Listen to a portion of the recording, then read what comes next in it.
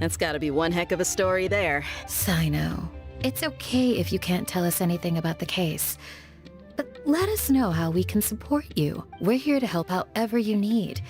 The more people we have working on this, the quicker we'll be able to find the person you seek. No, it's not that simple. If I'm right, he'll be doing everything he can to avoid us. We spoke with Zaha Hadid. From what she said, it's pretty clear that he wants to try and solve this on his own. It won't be easy trying to find him in the desert when he's deliberately trying to cover his tracks. Sounds like this is far more complex than we imagined. Still, if he started from Caravan Rebot, the chances are that his route took him past Aru village. You may as well ask if anyone there has seen him. My thanks to you both. Once this is resolved, I will find a way to repay you. Come on. No need to get all serious. Just buy a round of drinks next time we're all in the city or something. That's a deal. All right. So, you all set? Yes, we'll handle it from here. Thank you again for your help. I don't take it for granted. All right. Then we'll leave you to it. Just remember, if you change your mind and need some reinforcements, we'll be here. And don't think you'd be imposing. You can depend on us. Don't worry, we'll keep him out of trouble.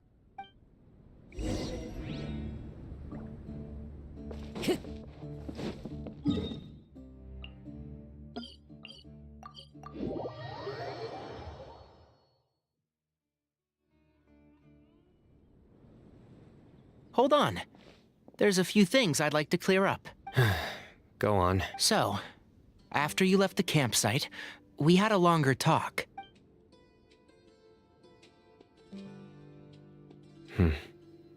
Clearly, we've only scratched the surface of the Temple of Silence question. It doesn't surprise me at all that the one in the academia is a fake. Do you have any connection with the Temple of Silence? I do. I trust you're all aware of the spirit that gives me my power. Hermanubis, the original founder of the Temple of Silence.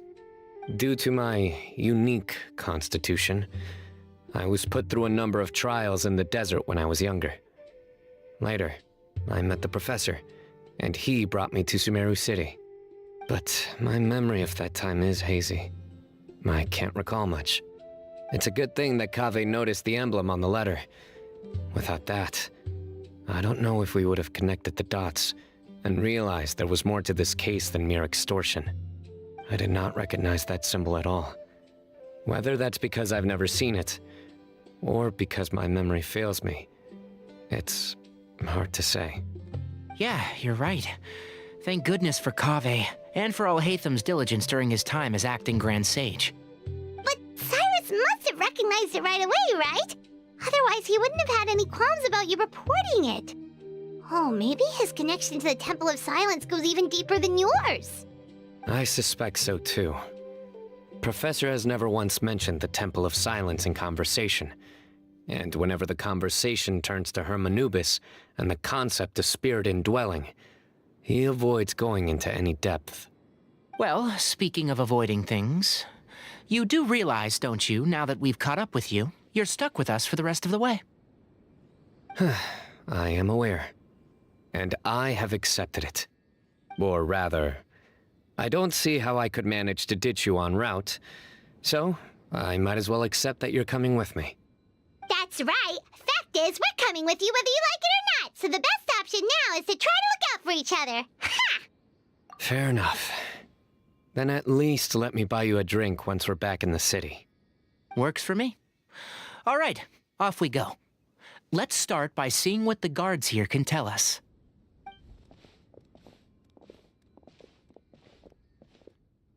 Hello. Mahamatra Sino? I'm looking for someone. So I'd like to confirm any recent foot traffic in and out of Aru village. A man matching that description passed by Aru village not too long ago. He stopped by to load up on food and water and feed his sumpter beast. Then he was on his way. Where was he going? Let me think. He took a seat by the entrance of the village for a while and had a brief chat with the person who came to deliver the water. He said he was headed... Somewhere near an oasis, but he didn't mention which one. Do you have a map? I can mark out the direction he was heading and the best routes to any nearby oases. I have one. Mark away. Great.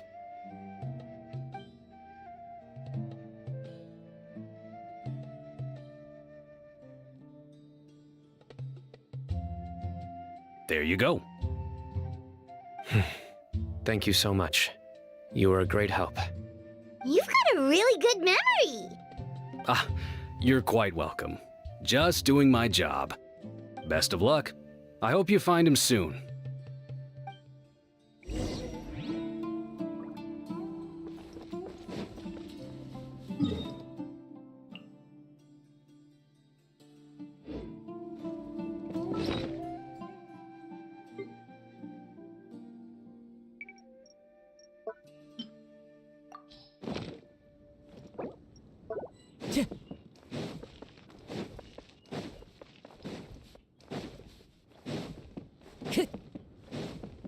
Time to go.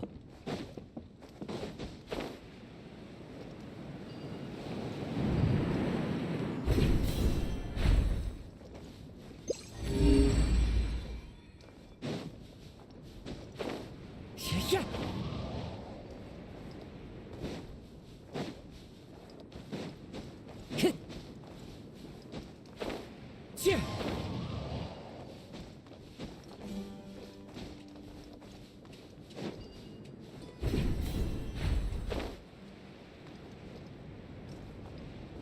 Yeah.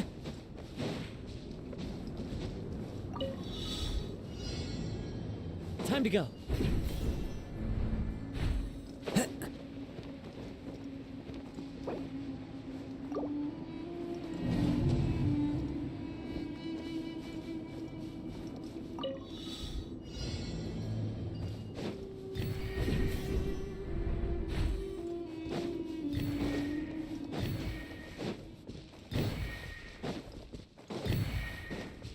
The wind knows me.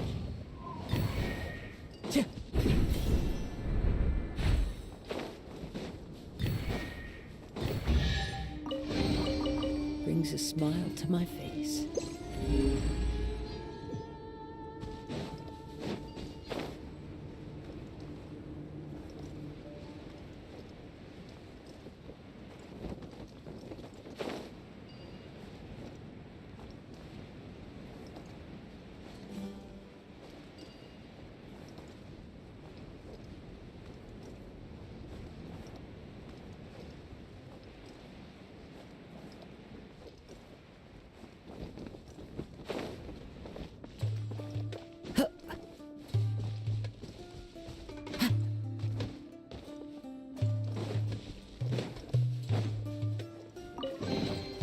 A fateful offering. Into the wind.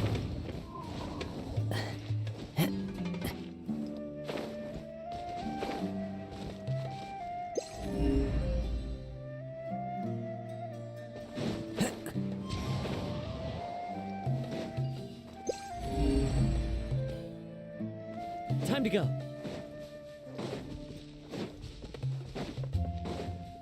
Wind Strider.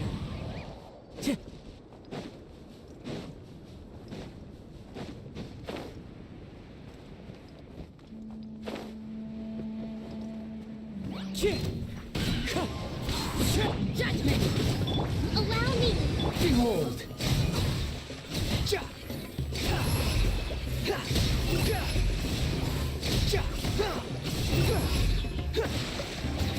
You can't run!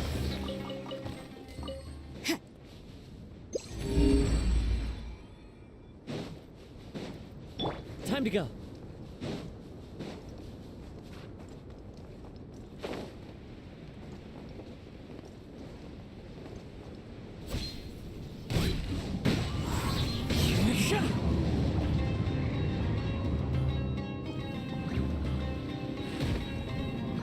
Wind Strider.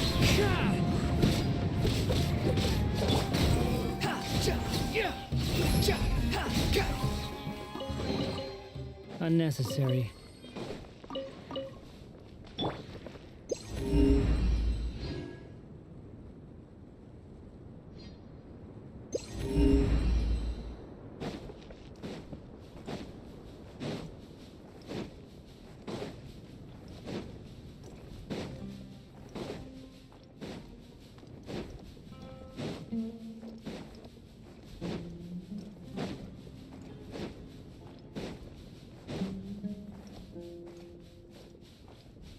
fellow gambler.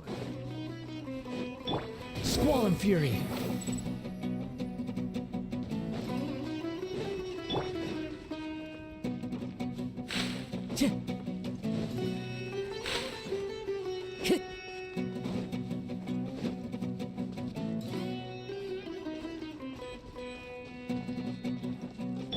Thrust and rebuild!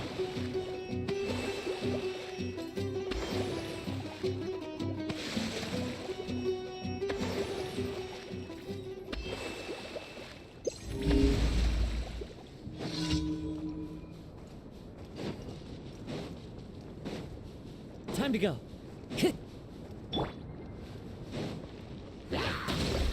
Judgment! The wind knows me. Behold!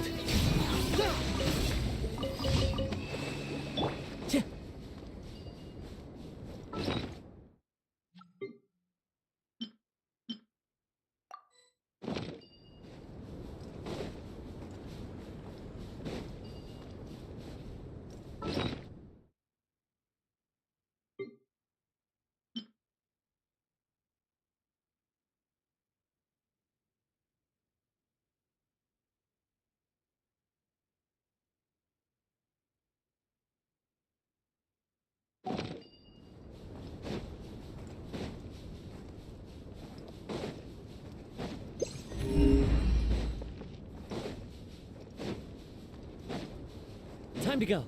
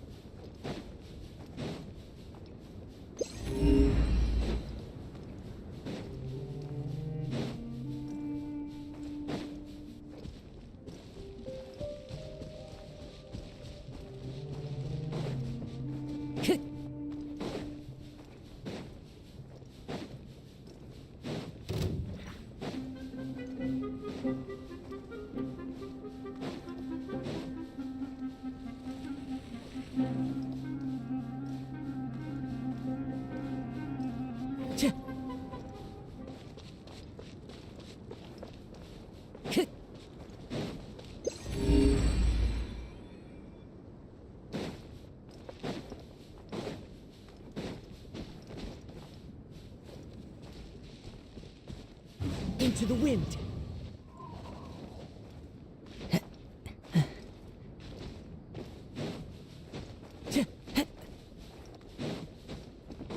You are not Allow me! You can't run! Squall and fury.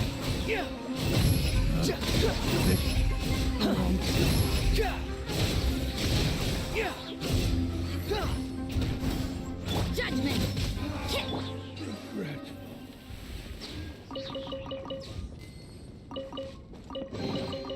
A fateful offering.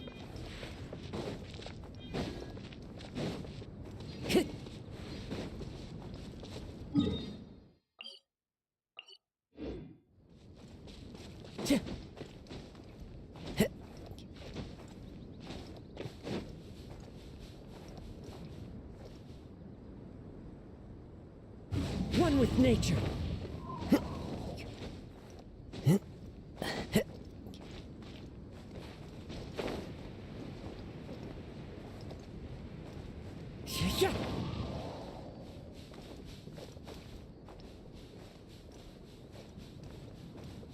The wind knows me.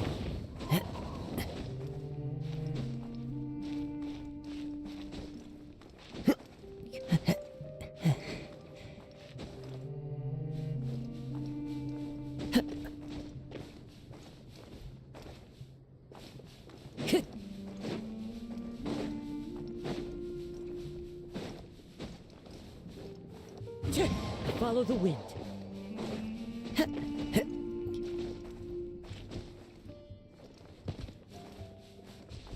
Into the wind.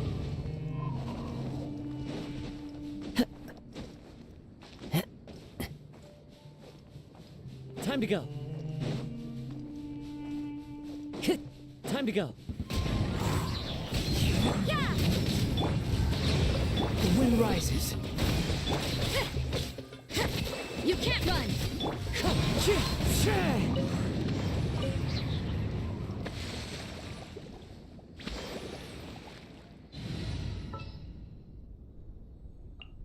Outrider Amber!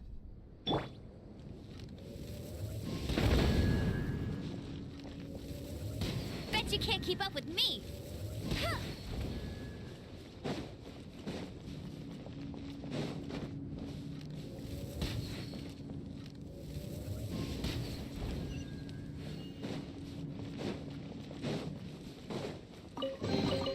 Another target tracked down by Outrider Amber.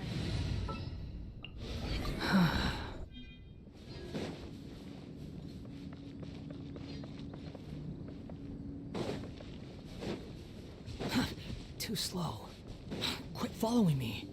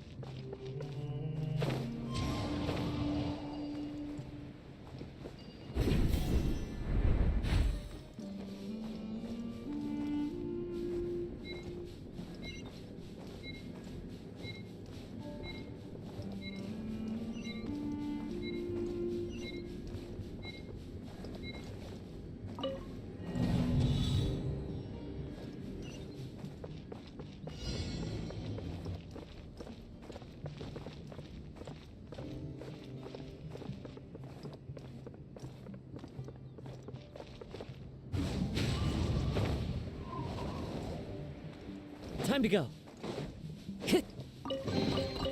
Who says there aren't benefits to a life of wandering?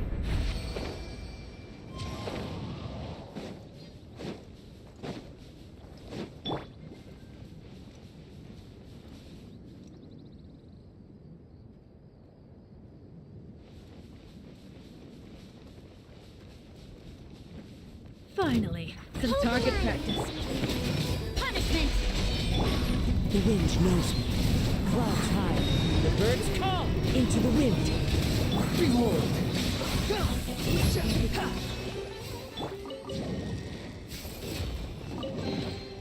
Who says there aren't benefits to a life of wandering?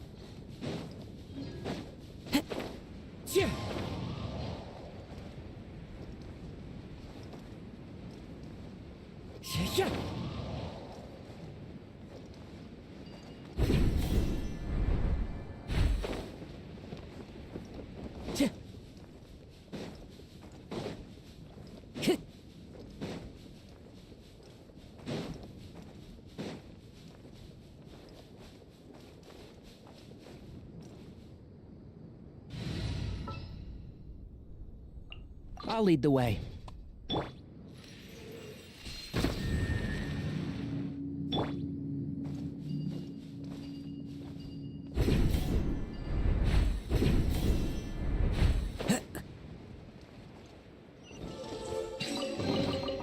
A fateful offering.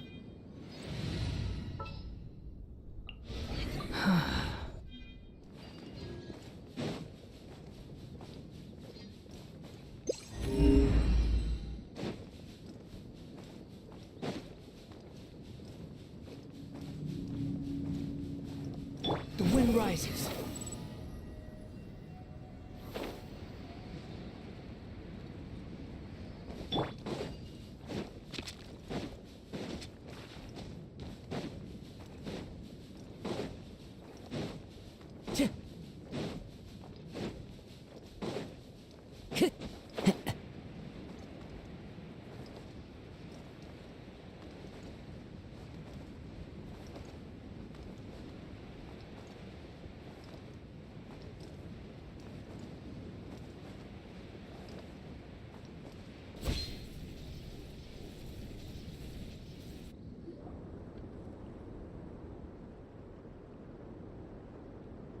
hold on. I see some people over there. Do you think it's safe to ask them what they know? Should be. I'll go. No. I'll do it. Huh? Why can't Sino go talk to them? What difference does it make? Given my background, appearance, and the way I dress, I might not be the most welcome visitor here. Just in case, it's probably better to let a more neutral party handle things.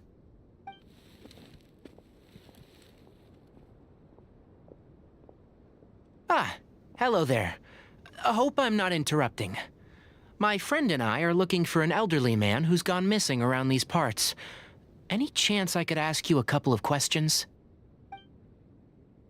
Oh, a missing person, huh? Sure.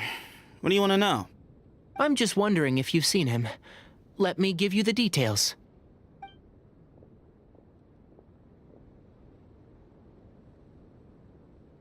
So, a silver-haired guy in a long robe, culture type with thoughtful eyes, and he's traveling alone. He'd stand out like a sore thumb around here. Yeah, sounds like the kind of guy we'd remember if we saw him. He's looking behind me.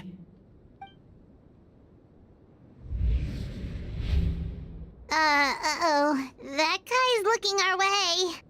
Your friend over there stands out a lot, too.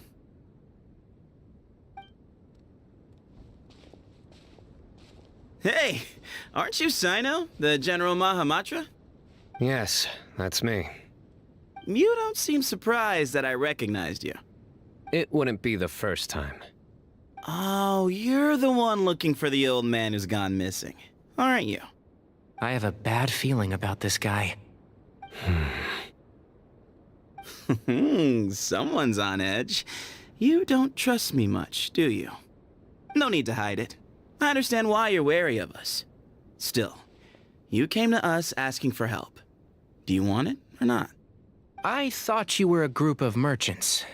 Seems I was mistaken. Your henchmen don't look like much, but something tells me they put up a better fight than most mercenaries. Hey, hear that, guys? You're my henchmen now. Suits me, as long as I get paid for it. Just cut to the chase already. I'm running out of patience. All right. Come with me. All of you. Don't you want to find your friend?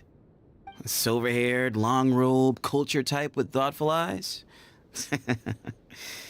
Sounds like there's a whole other side to Cyrus I didn't know about. So you know where he is? Just follow me. I'll take you to him.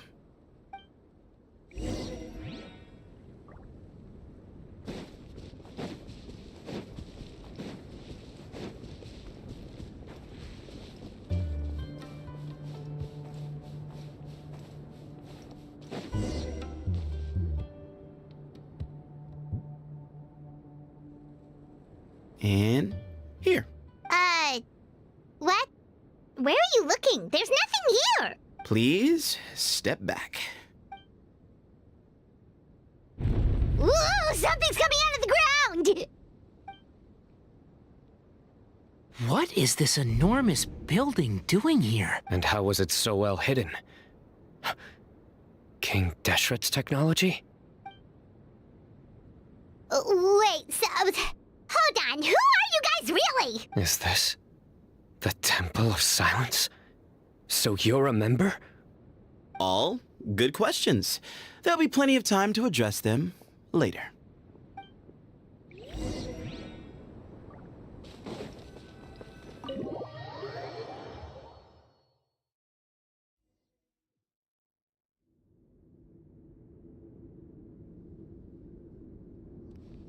This is not what Paimon was expecting to find in the desert, especially not hidden right next to an oasis.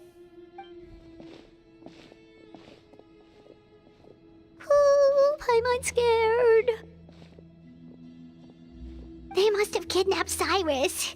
Do you think this is the guy Raka met in the tavern? What's wrong? Thinking about your professor? I just hope for your sake you haven't done anything you might regret. Me too. Hope I haven't done anything to incur your wrath.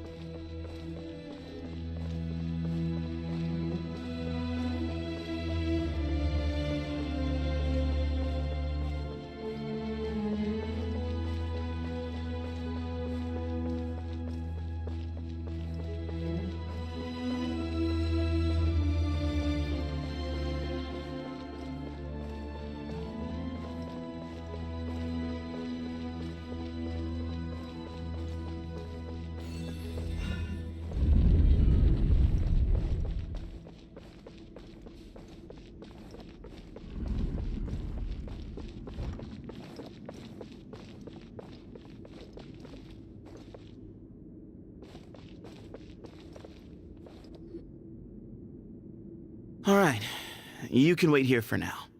I'll inform our leader that you've arrived at the Temple of Silence.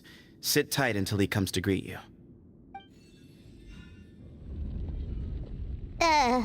So he's just gonna leave us here unattended?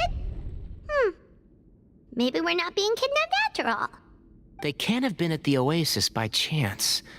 They were waiting for us. Whoever the leader is here, they were obviously counting on us showing up. So this is the Temple of Silence. After leaving the rainforest, they hid themselves here? Hey, look!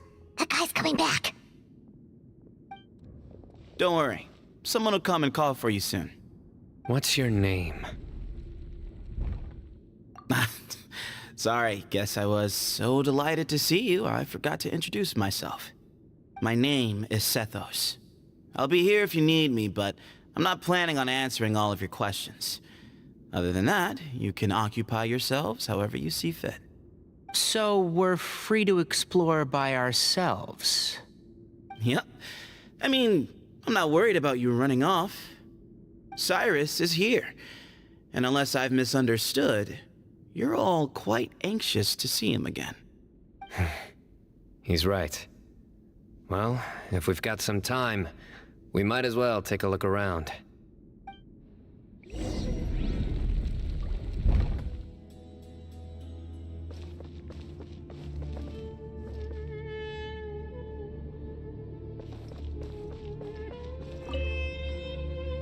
Hey, Sethos! Have you got some time to chat?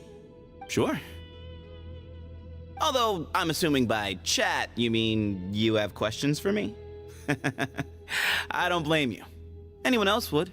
Not often. The Temple of Silence is a place of quiet and solitude. We don't get too many visitors. Yes, that was me. Although, tricked is a stretch. He was asking everyone in the tavern about ways to make some easy money. He insisted that nothing was off the table, even if it broke the law. So, I told him that Cyrus had embezzled a large sum of mora from the desert. So you framed Cyrus for a crime that he did not commit? No. That's not entirely true. Let me jog your memory. The letter just said that he had uncovered Cyrus's secret. It didn't say what secret that was. Of course, Uraka was a great accomplice, really. Very cooperative with a little bit of wine in him. Did exactly what he was told. And not much of an original thinker, though. It doesn't surprise me that he struggles academically. Why did Cyrus leave for the desert as soon as he received the letter? You'll have to ask him that one yourself. Certain things I can't answer for him. I'm neither judging nor defending him. All you need to know is that he recognized our emblem, and it was his own choice to take the bait. What kind of question is that? He's the General Mahamatra. Everyone in Sumeru knows who he is. Right, but back at the Oasis, you can't have known who he was for sure, or you wouldn't have asked him. So, what we're really asking is, have you never seen him in person before? I've lived in the desert my whole life. Guess you could say I've never had the pleasure. Ugh, why does Paimon feel like this guy's not being straight with us? Come on, we've only just met. If I give you all the answers up front, you'll have nothing left to look forward to. Nope, not once. Really? I have no need to go there. Not when the taverns are full of the Urakas of this world. Besides, we're well aware of what goes on at that place. Spies? It's not as clandestine as that. The city gates are wide open. Anyone's free to walk in. You can find out all you need to know just by walking around town and hearing the word on the street.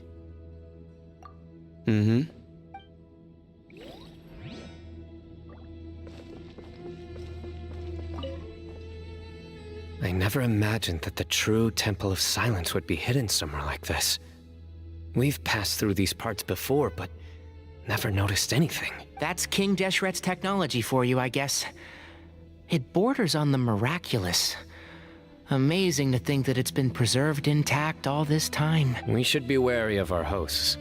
Still, at this point, we can be confident that the professor is safe and sound, so that's something.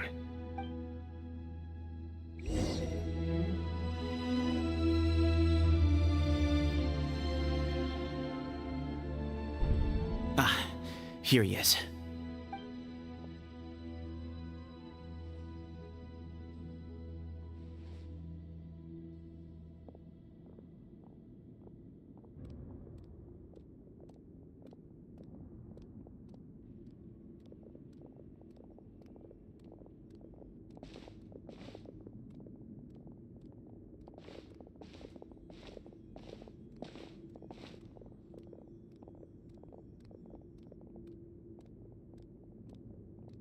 Grandfather, the person you wish to see is here. Well done, Sethos. Greetings, one and all. I am Ba Moon, the current leader of the Temple of Silence. I know why you are here, and I thank you for your patience. Bring him out. Professor! Cyrus, are you okay? Ah! Watch what you're doing! Oh, my apologies. We have no intention of causing you distress. But you must understand, Cyrus is of great importance to us. We had to find a way to bring him back to us. Cyrus owes me his life, and to the Temple of Silence, he owes a debt of gratitude. I let him go a long time ago, but now, the time has come to demand payment. I wanted to end my feud with this old bag of bones before you caught up with me, but you got here so quickly.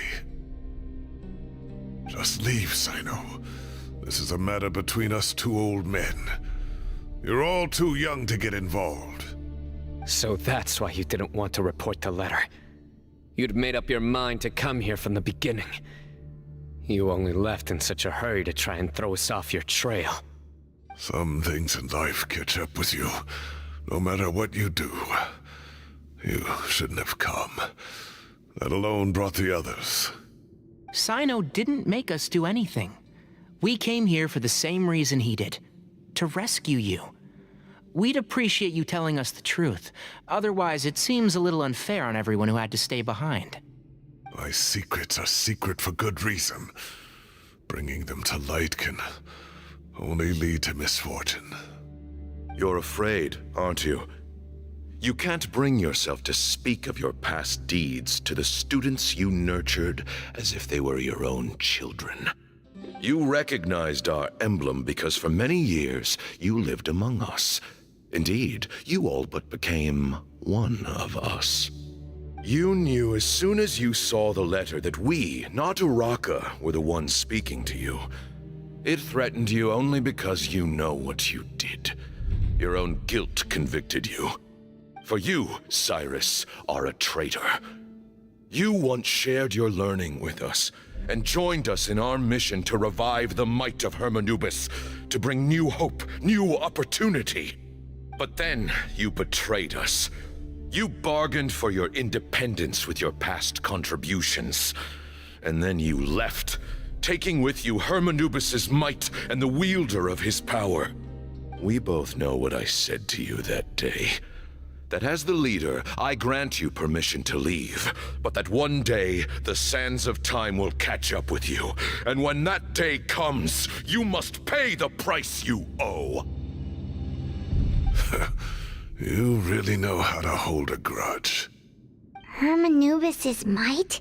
And the wielder of his power? Does he mean you? Professor, anything to say? The moon is right. I came here once before. He rescued me from the brink of death once, many years ago in the desert.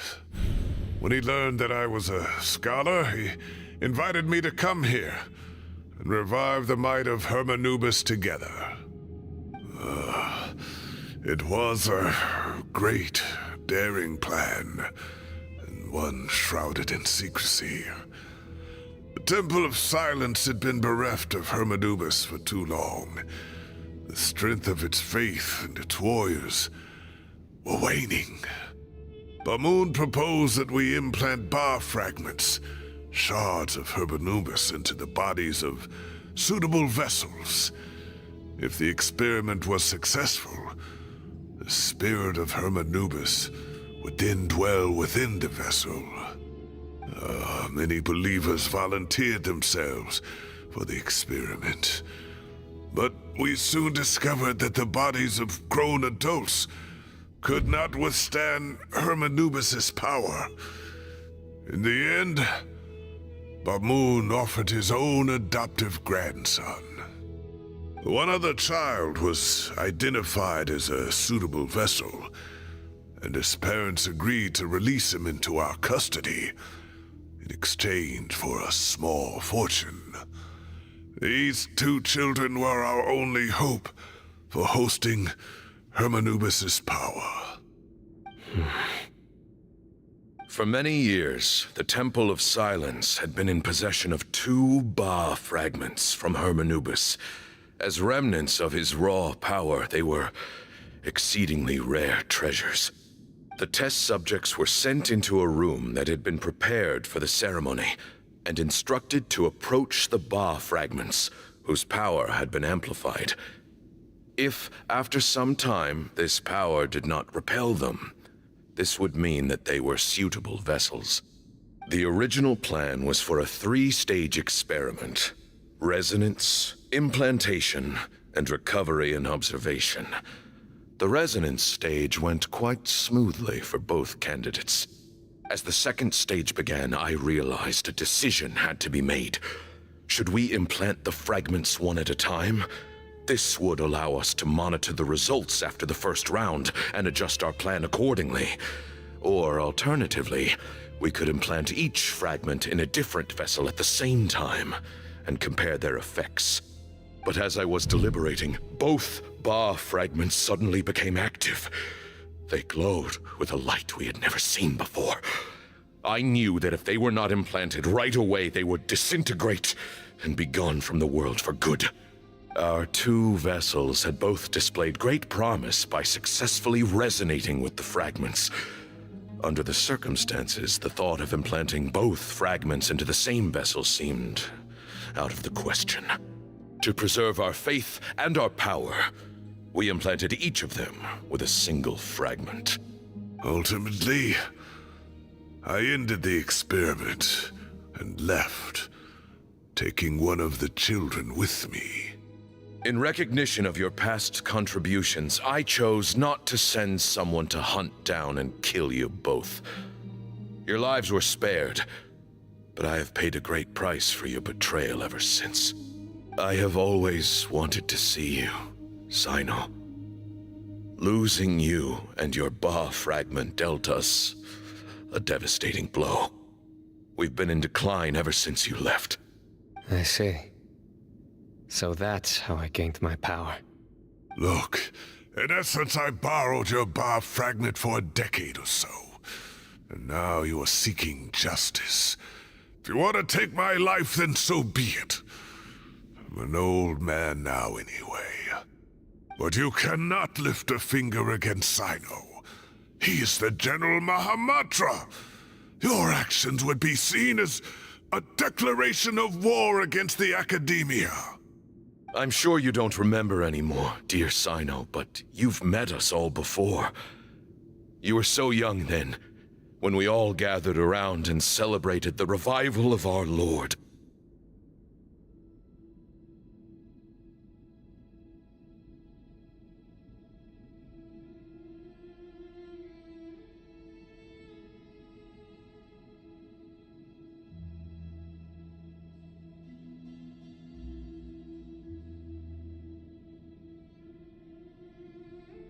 You and he, Sethos, you were our final hope. You'd like me to return my power? As a follower of Hermanubis, I have allowed this power to remain in the rainforest for far too long. Now, it is time to reclaim it. That power is not yours to reclaim. Sino was chosen by the gods. You cannot take what they have bestowed. You are wrong. Sino was chosen, but he was not the only one. My child, Sethos, has the same gift as he. So those are your terms for freeing the professor? Despise me all you want. My sins are my own. The Temple of Silence is an innocent party. It is because of my foolishness all those years ago that the Temple's glory has waned. And now I must take responsibility for the decision I made back then. So what you're saying is, the power of one Ba fragment is not enough? You're asking me to return the one in my possession, so it can be implanted in him instead? Divine power causes great suffering to those who wield it. How do you know that Sethos would be able to withstand it? He is no longer a small child. But regardless, this burden is ours to bear, and your objections mean little given that you turned your back on us long ago. Both my heart and mind are telling me that what you are proposing is a terrible idea. However... Don't listen to him, Sino. That power is no more yours to give than it is his to take. You have to understand. I know. But if this is a question of your freedom versus a fragment of power, then there is nothing to debate. Sorry to interrupt, but in my view, there are a number of contentions here that still need addressing. Say that Sino refuses to return his power, and you also refuse to release Cyrus. Then, we are at an impasse. I find it hard to believe that you went to all this effort without planning for that possibility. You're trying to gauge where we stand while keeping your remaining cards close to your chest. Well, my stance is, put the rest of your cards on the table. Then we can have a discussion. Wait, those ears... So, we have a descendant of the Valukashuna in our midst. Splendid! Fate smiles upon us after all. Everything we have longed for, Hermanubis will provide. Perhaps this very day we...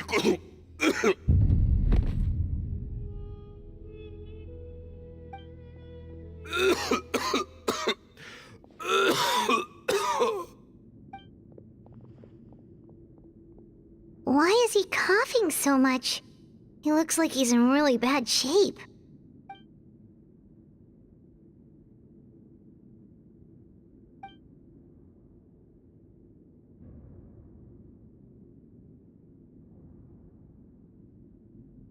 Pamoon, you... Take our leader back to his room. Sethos, you must... Grandfather, I know what you wish to say. Leave this in my hands. I don't like to drag out conversations, so I'll just cut to the chase. Had Cyrus not stopped the experiment all those years ago, the plan would most likely have been a success. The wisdom of Hermanubis would have been ours. Still, it's no use talking about what-ifs. We cannot change the past. I'm not like my grandfather. The Temple of Silence has a grand legacy and a sacred duty to fulfill. So it's somewhat inevitable for the leader to have an inflated sense of self. But I see things a little differently. I don't believe the temple has the same stature that it once did. Time has worn away at its prestige and changed things almost beyond recognition. So I'm not going to force your hand. You're all free to leave. Except for Cyrus. My grandfather gave him his chance once, and now I'm giving the rest of you yours. You have courage and wise judgment, kid. Reminds me a lot of Bamoon in his younger years. I truly wish that the temple would take an objective look at the academia of today. You've been to the city yourself. I'm sure you've seen that much has changed for the better, and things will only continue to improve. Why not consider cooperating with the academia once more? If you hadn't betrayed my grandfather, I might well be open to persuasion. But it's a bit too late for that now, Cyrus. Tainari made a good point earlier. He said there has to be more to your plan than this, and I agree. All you and Ba Moon are after is the Ba fragment. The professor will accept whatever fate you deem fit for him out of a sense of guilt. I am the one who has a choice to make. And that's how it was always going to be. Ultimately, you want to trade the Ba fragment for the professor, correct? I'm glad to see you're giving it some serious consideration. I won't forsake my professor, nor do I intend to run from a problem that I must face sooner or later. Give me one night to make my decision. That works.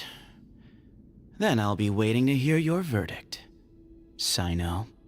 Oh, my grandfather still has a fair few things he wants to say to Cyrus, so I'll be escorting him back now.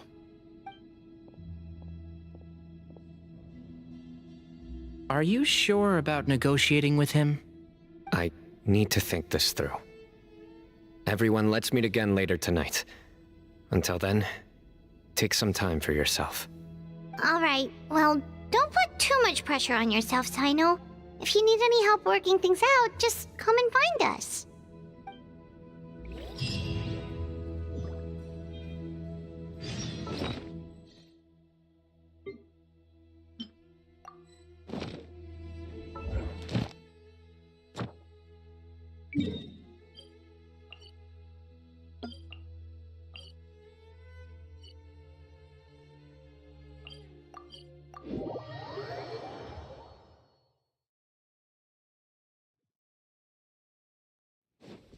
Behold!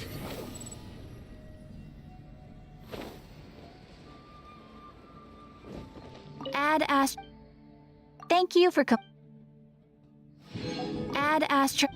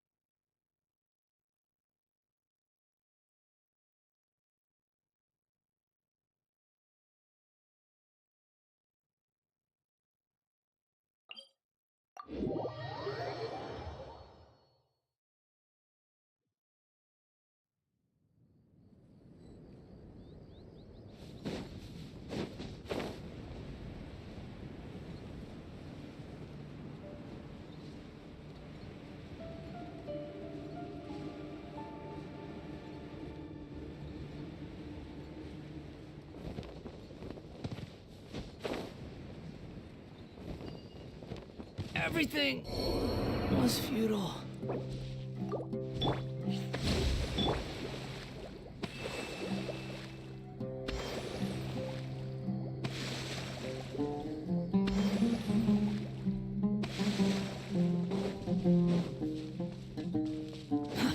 Too slow.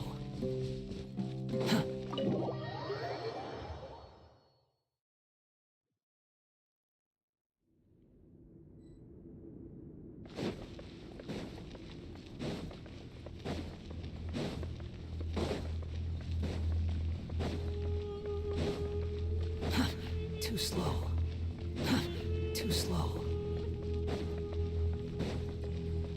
Quit following me. I've taken some time to reflect on this. If I had to guess, Professor Cyrus came to the desert knowing that he would almost certainly never return. He's a stubborn man who tends to double down when he feels strongly about something. We won't get anywhere trying to convince him to escape. I agree. My master Nephis says the same thing. Once Cyrus makes up his mind about something, he won't listen to reason. So that's one thing. A few other things come to mind too. You've heard all you need to hear about the Temple of Silence, so on that, I don't have anything to add. My own memories of this place are hazy though. Probably something to do with the overpowering presence of the Ba fragments. That might explain why I suffered from constant headaches and fevers as a child. I do remember having some fleeting moments of profound emotion when vague images would appear in my mind. But I don't recall much, only bits and pieces. I was still young then, and all I could understand was that there was a strong will inside my mind. Thinking back on it now, I suppose it was Hermanubis' way of trying to encourage me, even if we couldn't communicate. The power that came to inhabit my spirit was probably one of the cornerstones of their whole faith. So if the will and might of Hermanubis is a real, intangible thing, and they are its rightful worshippers, then... You're not gonna give in to their demands, are you? Surely there has to be another way!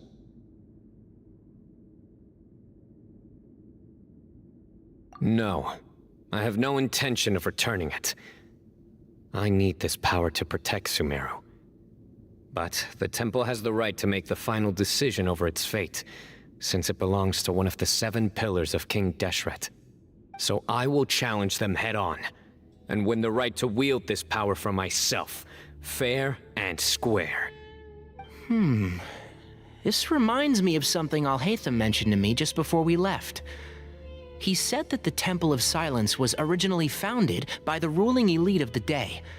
Traditionally, such organizations are bound by a strict and ancient code of nobility. Kaveh has made similar observations about the desert tribes from his work trips there. He says many of them have their own internal rules. They talk about the importance of never dishonoring their tribal bonds, or the rules laid down by their ancestors.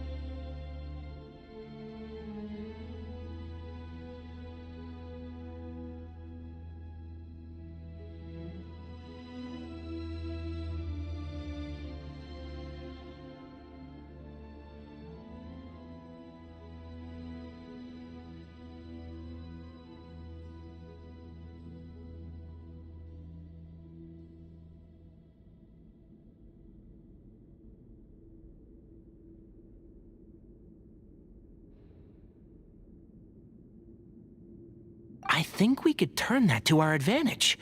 Go back to them with... Wow, and just like that, we've turned the tables on them. Looks like we have the same idea. Turn it back on them now while we still can, in terms that they cannot refuse. That's how we win this. Great. And I know just how to start the conversation. Let's go find Sethos. We'll tell him that I know a thing or two about medicine and would like to take a look at his grandfather's condition.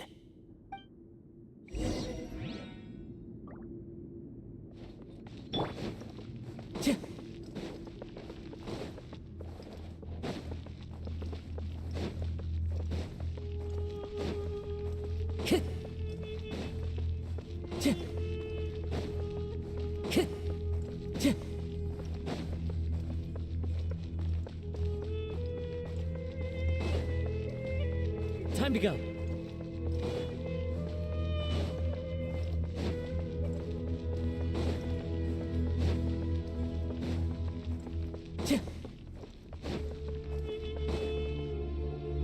Sethos, let's talk. Have you made up your mind? We'll get to that, but first, I have some degree of medical training, so I was wondering if you might let me take a look at your grandfather? I have no objections, although we do have our own doctors here. I doubt you'll be able to tell us anything we don't already know. Only one way to find out. Follow me. Keep your voices down. We don't want to disturb him.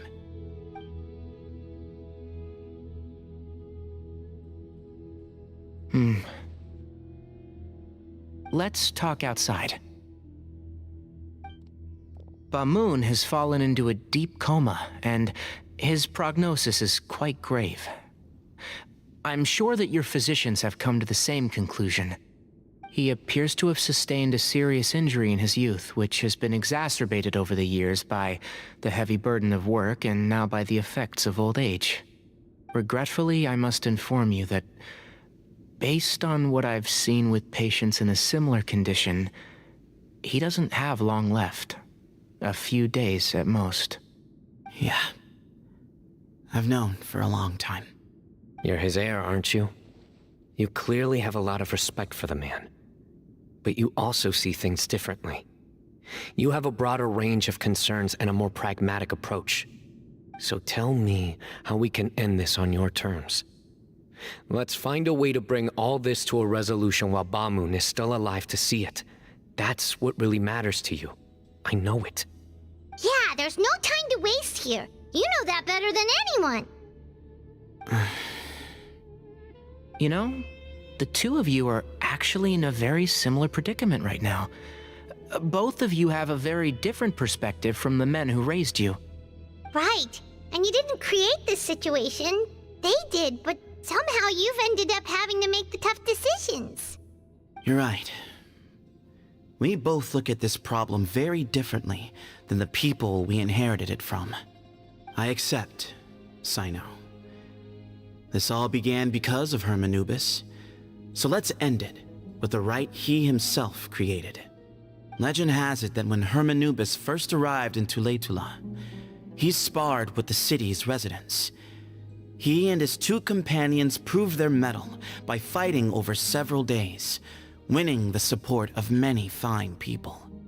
That group of supporters were some of the first members of the Temple of Silence, and the sparring matches were enshrined as one of our founding rites, the rite of duels.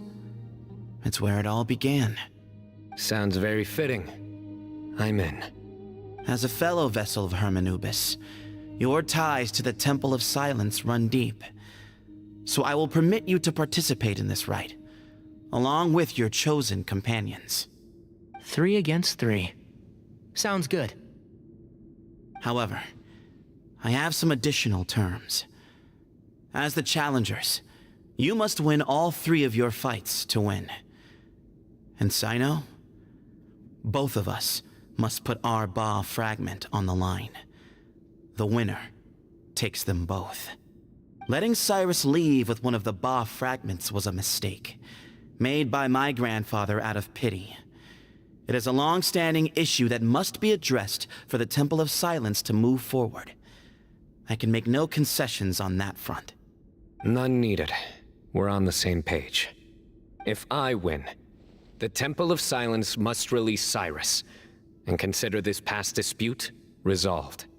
If you win, I'll return my power to you. It's a deal. Then let's meet at the ceremonial hall tomorrow evening, 8 o'clock.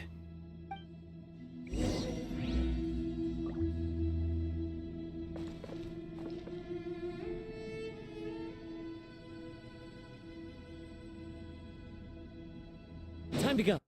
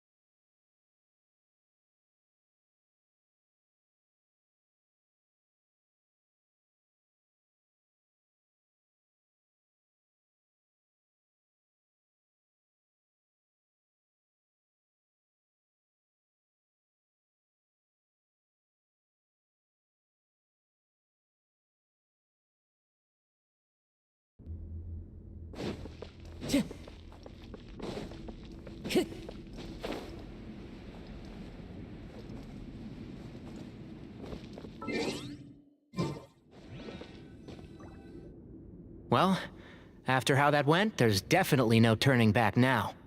There never was. Turning back hasn't been an option for me since the moment the professor slipped away to return to the desert. You have to win. You need this power, both as General Mahamatra and for yourself. Yeah, that's right! Besides, it stayed with you ever since you were a small child. Surely that's a sign it thinks of you as its rightful owner. Both as General Mahamatra and for myself. Yeah, when you put it that way. I've had to overcome a lot to tame this power and claim it for myself. Not everyone could have done that. Exactly! The Traveler and I will never lose. And neither shall I. The desert was home to an ancient and great civilization that, for a variety of reasons, fell out with the civilization of the rainforest. It's just as Dia said. Prejudice has pushed people apart. But there must be personal factors at work here too. I can't shake the feeling that Bamoon cares for many more things than he lets on. And I don't think that Sethos is any kind of villain. He's just doing what he thinks is best. Tomorrow, everything will be resolved.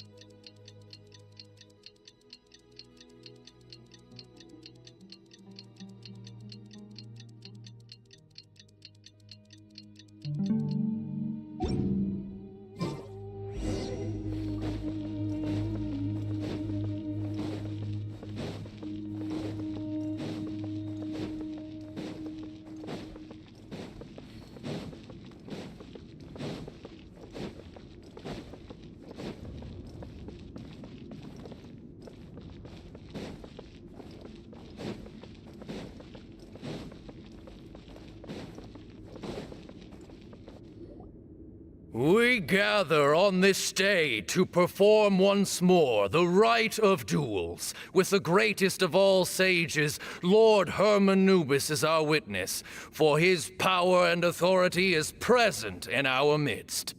This is our most sacred of ceremonies, and no disruption from the audience shall be tolerated. It is incumbent upon all to observe the duel with the utmost respect and reverence throughout the proceedings. Representing the Temple of Silence, the Defenders.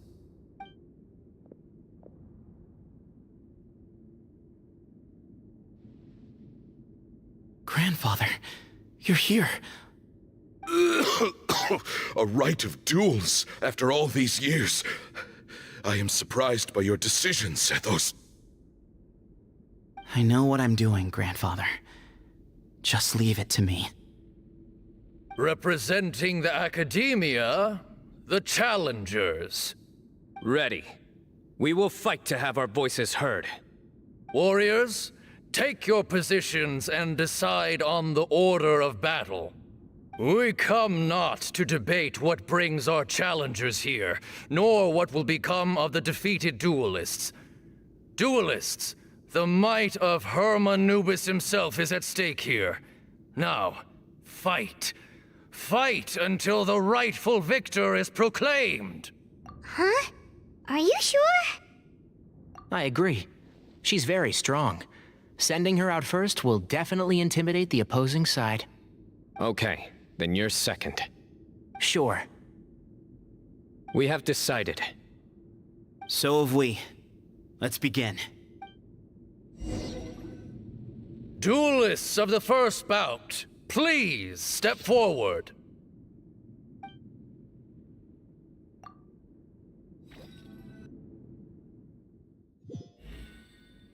Don't forget, safety first! Hey, you there! You better play nice with her, or Paimon will make you regret it! Little bit too much chatter from the audience over there. Hey!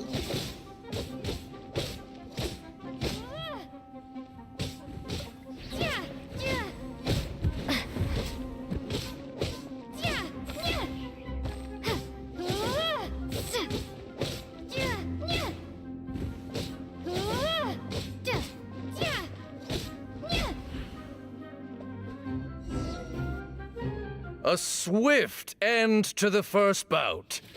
I now invite the duelists of the second bout to please step forward. When you're both ready, you may begin. Let's begin. Watch out! Go, Tiny He drank plenty of water before the bout, so he should be fine.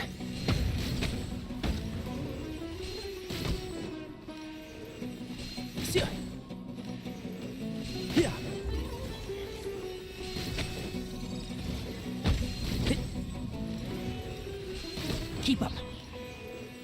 Rah. Sia.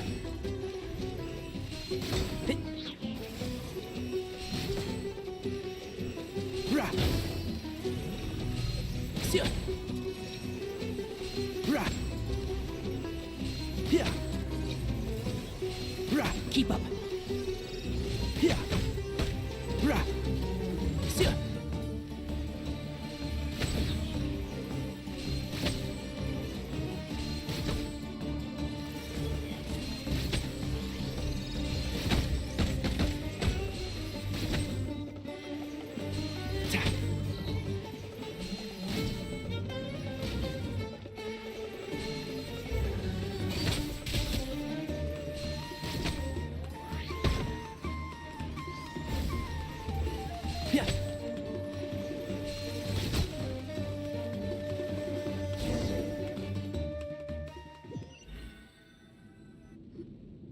Thus ends the second bout.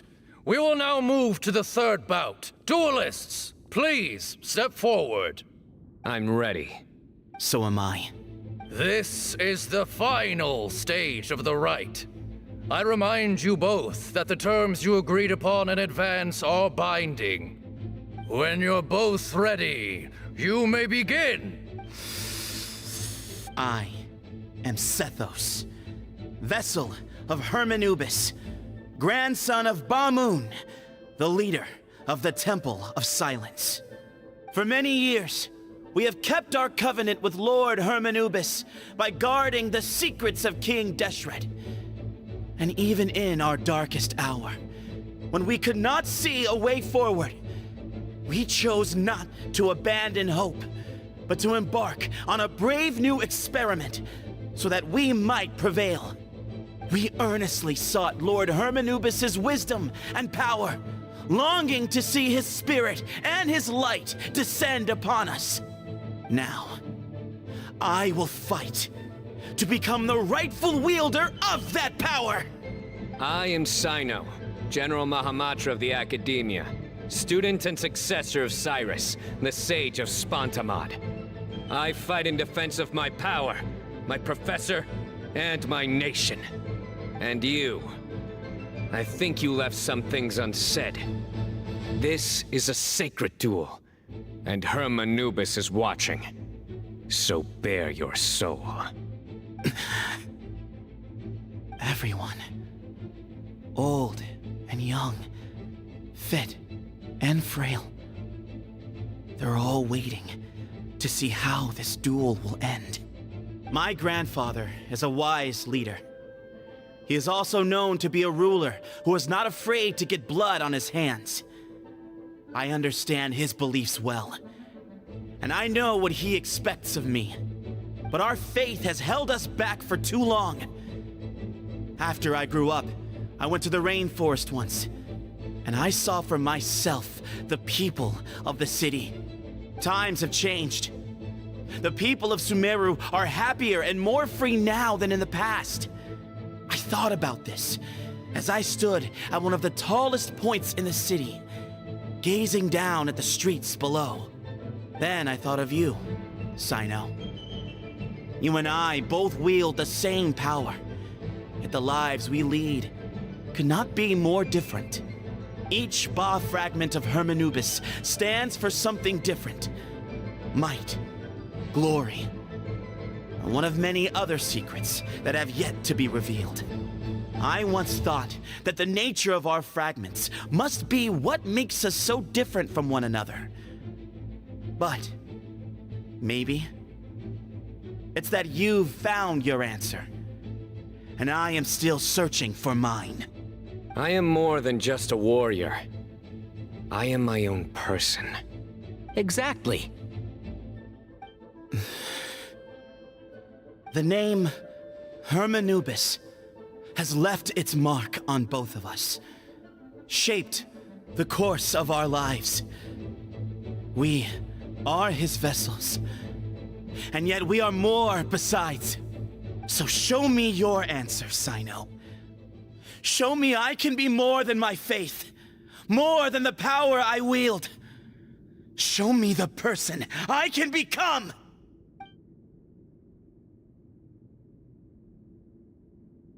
Bring it on!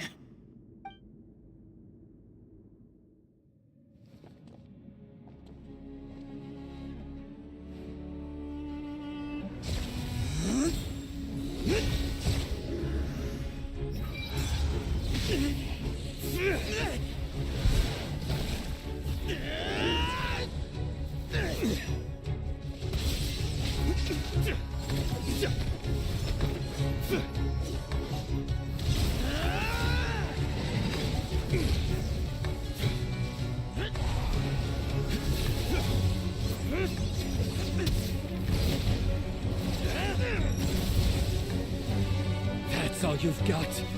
What happened to searching for your answer?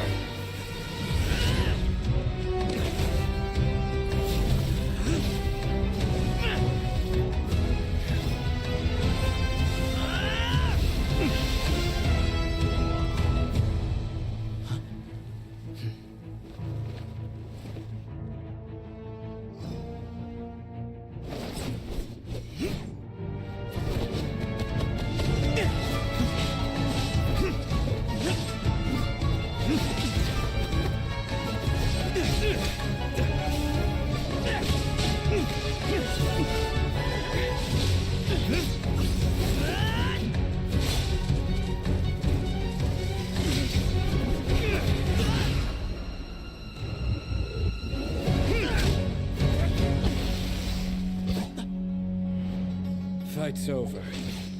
Do you yield? You won. Well then, looks like you found your answer.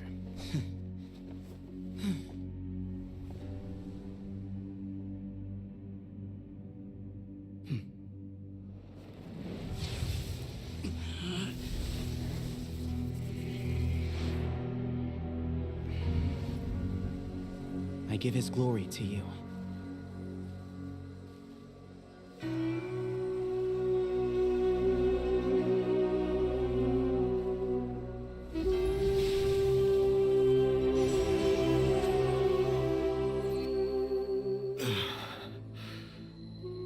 I've seen that light. That is the light of our Lord, the great Hermanubis, priest over all other priests. His spirit dwells within that lightning, and his will lives on. Once a warrior of Tynar, he emerged from the barren desert sands to serve the god king Al-Ahmar. After the death of the god king, Hermanubis gathered his followers and the Tynarian priests and led them to the city of Tule-Tula. There, they founded the Temple of Silence, and from that day forth, we became stewards of all knowledge that survived from King Deshret's civilization. Barely a century passed before war ravaged the desert. One by one, Eremite leaders took up arms against each other in battles that would devour what little remained of their civilization. Only the wise city of Tule-Tula was spared under the guiding hand of the Tynarians. But peace did not last. Coveting the knowledge of King Deshret, the beasts set their eyes on Tule-Tula. The king of Gurabad laid siege to the city and ordered the sages to surrender to him the Temple of Silence as proof of his victory. The ruling elite colluded with their oppressors, betraying the temple so as to hold on to their rule over the city. They declared that the knowledge guarded by the temple was the true cause of corruption. These were dark days, and we faced enemies on all sides. Our Lord had long since exhausted his strength, keeping the forbidden knowledge introduced by King Deshret at bay. To ensure the temple's continued survival, he broke his being into many pieces and began the ceremony of Hermanubis' legacy, bestowing his power upon his mortal followers. With this power, the temple was able to defeat the tyrant's army. Yet, we were not hailed as heroes. Strange and unfamiliar as this power was, it struck fear into the people's hearts and drove them to reject us. In the end, the people of the temple and the Tule Tula Tainarians left the city for good and made their way to the rainforest. What followed next was inevitable. The elite of Tule Tula fell and were decimated. War engulfed the desert. And we wandered from place to place, always in hiding, all the while keeping close watch over our secrets and staying true to our mission. Betrayal forced us out of the desert and into the forest. Then mistrust drove us from the forest into the desert once more. We have lived in exile for far, far too long. Yet, today, the Temple of Silence has borne witness to the glory of Hermanubis once more. Thank you.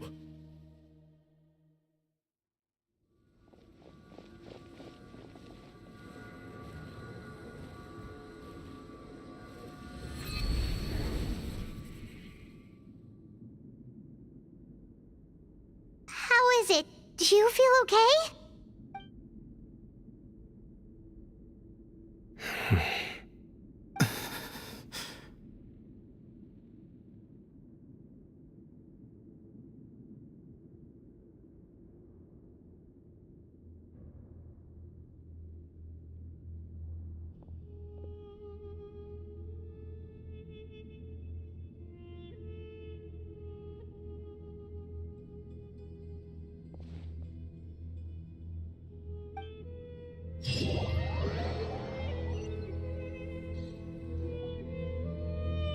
Grandfather.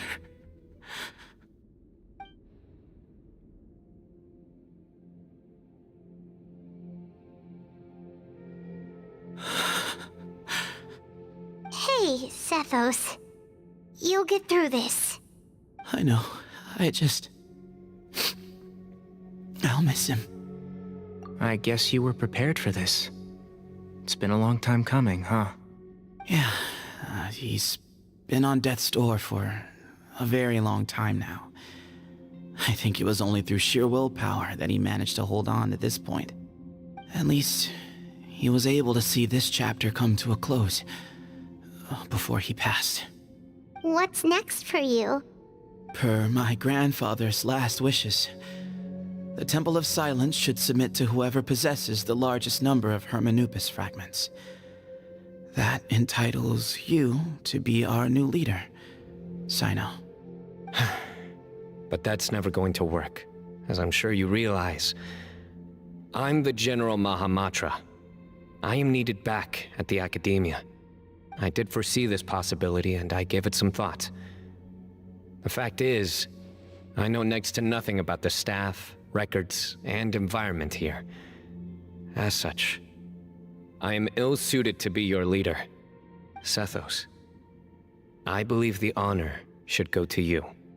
Were it not for this duel, or indeed if you had other intentions, the Ba fragments would most likely be in your hands by now. I'm sure Bamun never meant for anyone but you to be his successor. You really think so? I do. Still, I didn't think Bamun looked very surprised by the final result. Perhaps he had an inkling that this would be the way things end. Well, in any case, Since the Ba fragments are with me now, I guess I can call the shots. Sethos, I would like you to succeed Bamoon as the new leader of the Temple of Silence. You are more suited to the role than I, and I have complete faith that you will be an excellent leader. Just think of it as doing me a favor. But doesn't that render everything that we've been through up to now meaningless? No, it doesn't. This experience has allowed us to become friends, which means that the Academia and the Temple of Silence will become partners once more. That's a much bigger deal than you might think, Sethos. You said yourself, times have changed. You have to believe that things can change for the better here at the Temple too. I will try. To be honest, I couldn't have asked for a better outcome. Actually, part of me wonders whether Bamoon's intentions from the very beginning was just to create enough pressure to force us towards a duel. That way, no matter who won, one of us would have to surrender our Ba fragment, and the power of Hermanubis would be concentrated in one single person. Had you won, the Temple of Silence would have doubled its strength. And were I to win, he correctly anticipated that I wouldn't suddenly drop everything to become the leader of the temple, much less integrate the temple into the Academia by force. He knew that the temple's future would depend not just on the guidance of Hermanubis, but the support of the Academia too. So he made it his responsibility to ensure his successor would be free from the burdens of the past. His plan meant that whoever ended up succeeding him, they would have an easier time interacting with the Academia. With one single letter, he lured out the professor. No matter what happened after that, it would result in a net benefit to the temple. And here I thought the General Mahamatra wouldn't care for all these trivial details. You're absolutely right. Grandfather and I considered this from every angle. We had to find a way to mend our relationship with the Academia. In that sense, the right of duels was just a means to an end. Thank you for everything, Sino. As a gesture of our gratitude, to those that you and Lesser Lord Kusanali deem worthy, I will grant the honor of access to the Temple of Silence for their pursuit of knowledge. The Temple of Silence has a wealth of information on King Deshret's civilization, more than any other organization in existence today. In times when you need information that only we can provide, we will be here to support you. But you must be exceedingly careful with your selection of candidates, lest you lead humanity to repeat the same mistakes. By the way, Tainari, my grandfather was so happy to see you. You are a descendant of the Veluca Shuna, and we are the heirs to the will of Hermanubis. The story goes that King Deshret chose the sage Hermanubis from among the Tainarians and appointed him as his familiar. He went on to fight many valiant battles with his Tainarian companions. They always stood by each other, from the founding of the Temple of Silence to the fall of Tuletula. The Tainarians who left Tuletula joined their human counterparts in the rainforest. A few centuries later, when some of the group returned to the desert, many of the Tainarians chose to stay and put down roots in the rainforest. In all likelihood, those were your ancestors. How fascinating. My father once mentioned that I was named after the Tainarians, but I never knew that my forebears had such a history with the Temple of Silence. I like this story. By the way, has anyone seen Cyrus? Yes, Cyrus. You'll probably find him in my grandfather's room.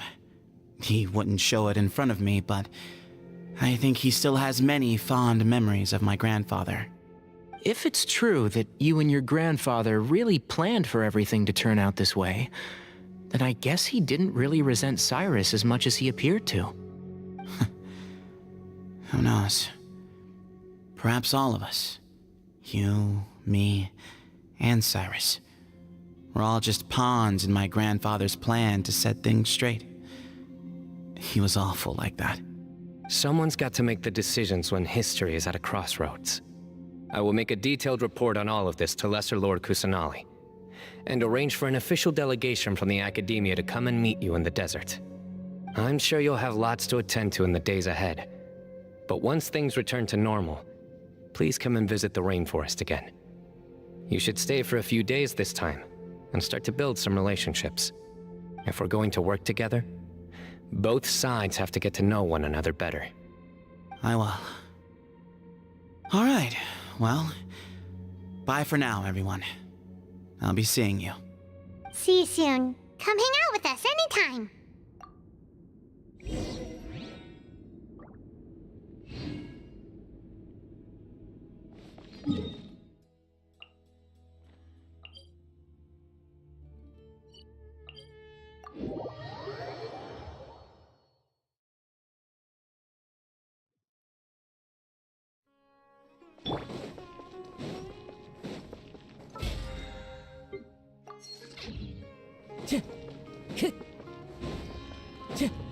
Time to go.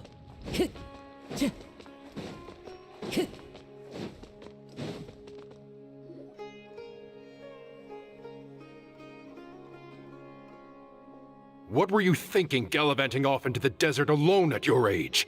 What if you take the bucket, You told not a soul what you were up to, designated nobody to handle your affairs, and left everyone scrambling frantically to try and figure out how on earth to clean up the colossal mess you'd made. Oh, please, will you stop your yelling? What other choice did I have? What do you mean, what other choice? Do you mean to tell me that after all your years of learning, and sagehood no less, the only idea you could conjure up in that white-haired walnut of yours was to shoot off into the unknown like some hot-headed 20-year-old adventurer? A one-man suicide mission, That's the best idea that one of the finest minds of a generation could come up with, is it? It astounds me that you survived the journey, and you're lucky that Ba Moon didn't finish you off when you arrived. All right, all right. Honestly, the way you're going off on me, it's like you wish you'd been there to lend him a hand. Does it mean nothing to you that I'm your colleague and former classmate? I've got nothing more to say. What's the point of berating an old bag of bones? What do you mean, bag of bones?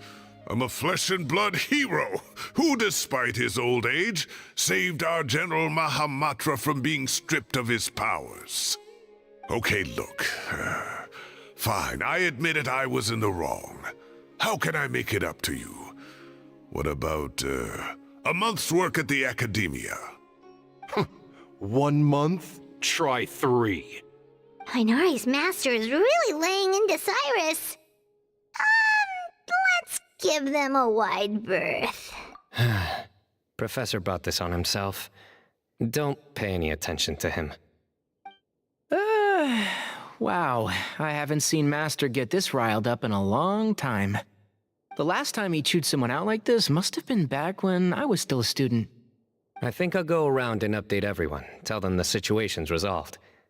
Want to come with me? We can go for dinner afterwards. My treat. You in? Makes sense. I'm in. Paimon's coming too! Let's go!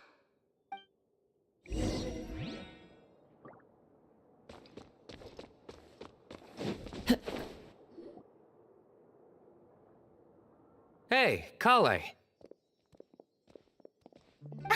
You're back! Well, look who we have here. Would you mind explaining to me what has been going on this past few days? I heard you all ran off into the desert and got embroiled in a major catastrophe. All taken care of. That does not answer my question. How could you be so careless? That goes for you as well. Yes, and you too. When you run into problems, you really ought to ask for help, you know? I've been around the block. Don't you think it would have made sense to involve me? And let's not forget, I know the desert like the back of my hand. Now would not be a good time to attempt to argue with Farazan. You're right. Mm-hmm. It's not the first time that I've had to talk to you about this sort of thing either. You need to learn that there are times when the right thing to do is get a more experienced member of staff involved. Do I make myself clear? Because if you don't, Kale, please do something. He's giving me the signal. All right, guess it's time to play my ace in the hole. Say, Madame Farazan, I can see you're pretty upset. But, I was just wondering, remember that time you offered to give me a tour of the academia? Does that offer still stand? Huh? Wait, did I hear that right? Kale, you remember? Wonderful. Well, of course the offer still stands. Come on. Madame Farozan will show you around the old classrooms.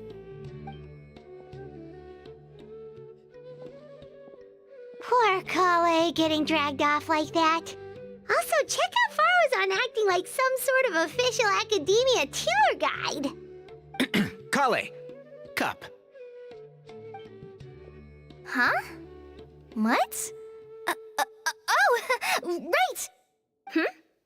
What do you mean, cup? You need a cup. I can get you a cup. Oh, it's nothing. Just Master's way of reminding me to stay hydrated while I'm out and about.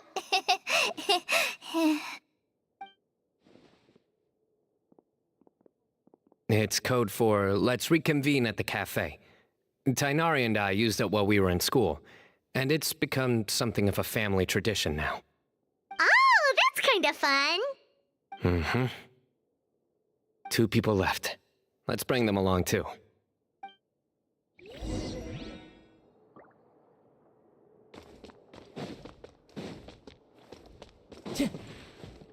One with nature.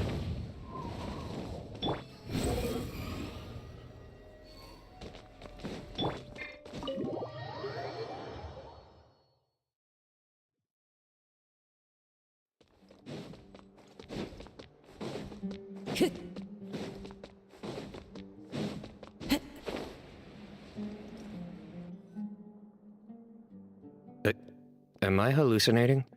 Or do I see Kaveh and Alhaitham engaged in diligent studying?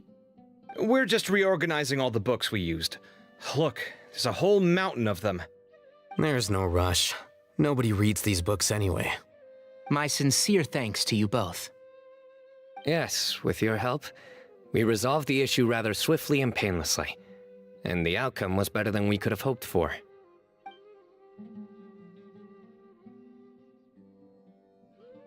I see. The Temple of Silence resorted to rather unique means of self-preservation. It explains how they managed to remain hidden for so many years. And it sounds like they managed to preserve a whole load of ancient documents as well. I'd love to go check those out if I ever had the chance. That day will come.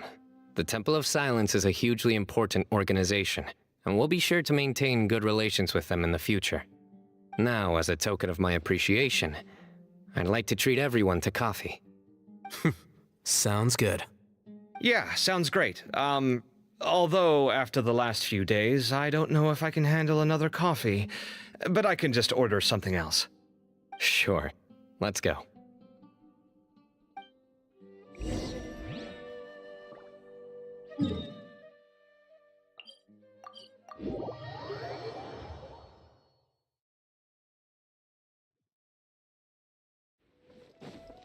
Time to go. Into the wind. I follow the wind.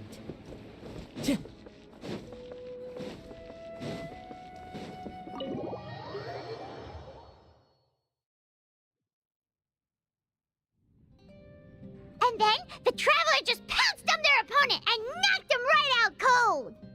Then there was Tainari. He put up an amazing fight too. We ended up winning all 3 bouts. Whoa! Part of me wishes I'd been there to see it, but I'd have been biting my nails off worrying about you guys. A truly edifying account of the events. Bereft of detail, but it has livened up the room all the same. Hey, Paimon included all the juicy details. The Traveler just pounced and then waved their sword like this, then spun around and blocked. Despite winning 3 bouts in a row, you still ceded the position of leader to him. That's very dignified of you, Sino. Of course. Being dignified comes with being a true champion. I got to be a champion too for once. I've not sparred much with desert folk before. It was a pretty unique experience. Yeah! Huge place! It felt like something right out of an epic poem! Imagine this. It was like there was... Maybe save that one for later, Paimon. Dessert's here.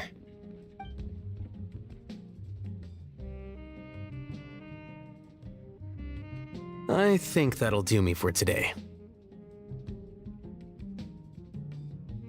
Shall we stop off at the House of Dana again before heading home?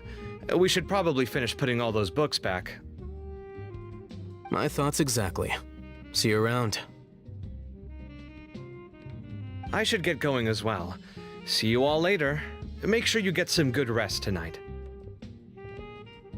I need to go say thanks to the Core 30 for their help. Also, Sir Nephis says he wanted to introduce me to some of the Academia's work processes. So, I gotta dash too. Kale's come a long way. She's much more confident at dealing with other people these days. Everyone's a work in progress. You never stop learning. Yeah, true.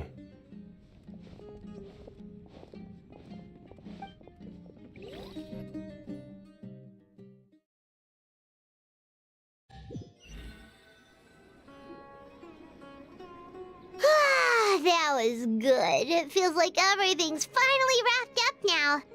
Life is all about these moments when you can finally relax and hang out with good friends after a job well done. And also, those desserts Sino got, they were really good. Paimon definitely needs more of those in the future. Do you three have anything planned for the rest of the day? If not, would you come somewhere with me? That's a secret for now. Wouldn't want to spoil the surprise. Okay, I think I can guess what you're talking about. It'll definitely be a nice surprise. Well, now Paimon's curious! Come on, let's go!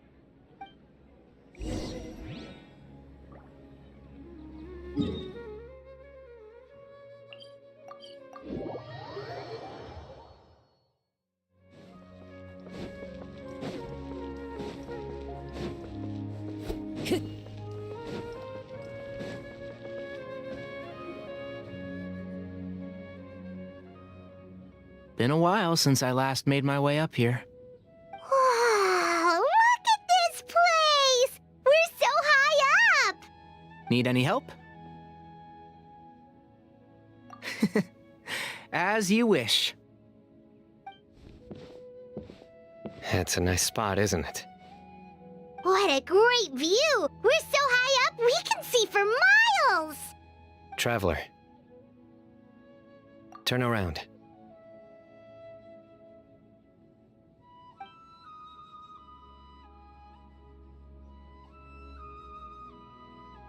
This is my secret base. Somewhere I only bring my best friends. When I was a student, I used to slip away and climb up here all the time, just to clear my head. I was quite young then, and hadn't made too many friends yet. Back then, I had a lot of the same questions that Sethos was asking.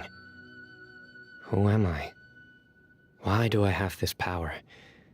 And what should I be fighting for?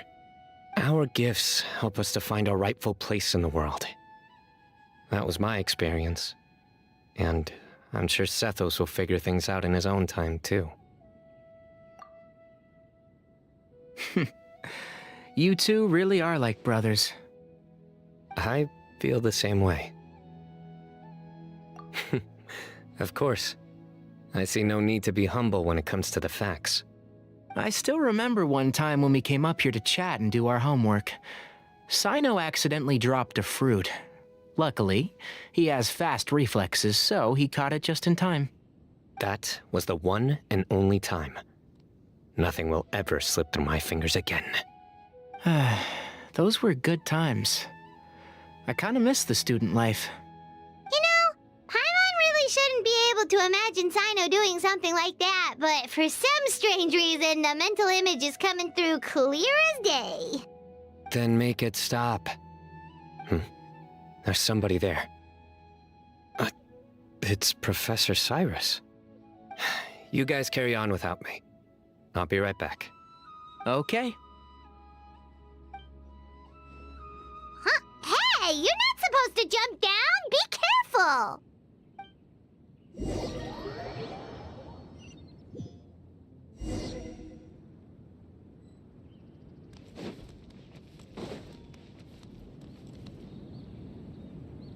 Oh, my days. I can't believe how stupid I look in this one. Professor, what are you muttering to yourself about? Sino, just the man I'm looking for. Guess what I found in some old notebooks? Some old photos? Can you believe it? This notebook was just sitting in a pile of odds and ends in the sage's office. I must have forgotten to take it with me, and no one's touched it since. It was still right there. I was at the Academia earlier to discuss my workload with Nephis. I swung by the old office to have a look around and just happened to cross it. Oh, time flies. Look how tiny you are in this picture. Still a kid. You look quite young yourself in that one. Ah, it's this one. I remember that. Lisa took it, didn't she? Yep. Looks like her work, all right. Who else could have found just the right angle to make me look so unbelievably hideous? And this one. Looks like we're both dozing off. Oh, cheeky girl. Taking secret photos of us without our knowledge. Is there something you'd like to say to me, Professor? Like what? Like, these are good photos, aren't they? Hey, at moments like this, I hardly know where to begin. I can't pretend I'm a good person. Bamoon had every reason to despise me. And well, so do you if you feel the same way. Don't be ridiculous, you old codger. Is that not what you wanted me to say? Oh, I've dreamt of that place many times after leaving the desert. Sometimes I've dreamed that I was doing a search with them again. And other times, I dream of the day they saved my life. Oh, it was one of the happiest times of my life.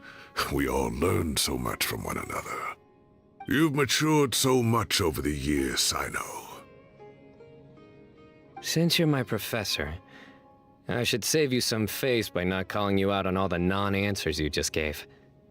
So, I will do the right thing and keep my mouth shut. Good thinking. Take your own advice next time. Seriously, why bully an old man like me? I thought heroes were supposed to be gracious. Hey, wait, how did I not notice this one earlier? Lisa strikes again. Just how many did she take? Look how cute you were when you were little. I remember how well-mannered you were back then, too. Yeah, and look how serious and professional you used to be. Oh, I can't compete with you anymore. First you get better than me at the deadpan jokes, and now you're besting me at those little quips, too. Don't say that. I still have a lot of respect for you. That's more like it. Hey, what would you say to meeting up with Lisa again sometime? I'd like that. Let's find a time and pay her a visit in Mondstadt.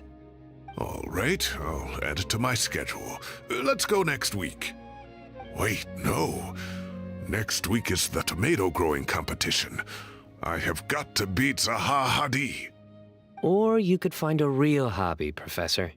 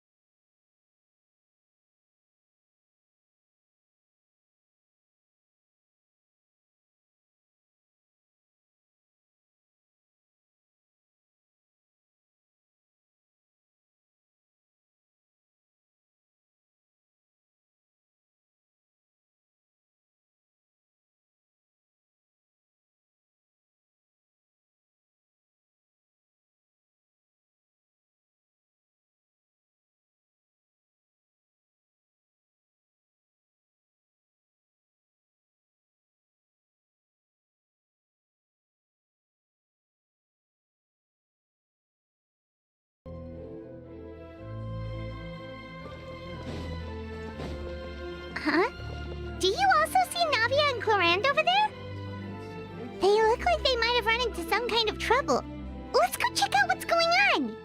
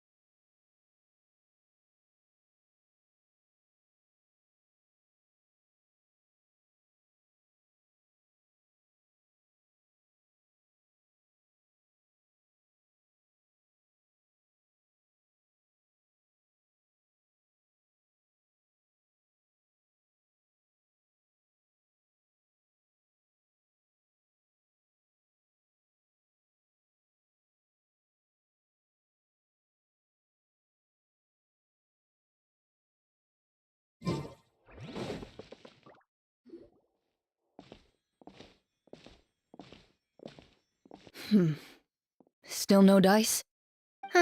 Not at all. And I've asked pretty much everyone in the court of Fontaine already. Lynette's ears drooped as soon as she heard that we'd have to be out and about for days on end. And Fremine, he hid himself under his helmet as soon as he realized there'd be people around that he didn't know. What about Chiori and Charlotte? I feel like both of them would be more than up to it. I've asked them already, but they're both pretty busy right now. I just gave the members of the Spina a few days off, too, so I don't want to bother them either. This is getting pretty difficult. Navia, Cloran, what's up? Oh my. Well, if it isn't my dear partners. How are you all doing? Huh. Navia? Huh? Oh, you mean... Yep, this is our chance. Do you need our help with something? Oh, precisely.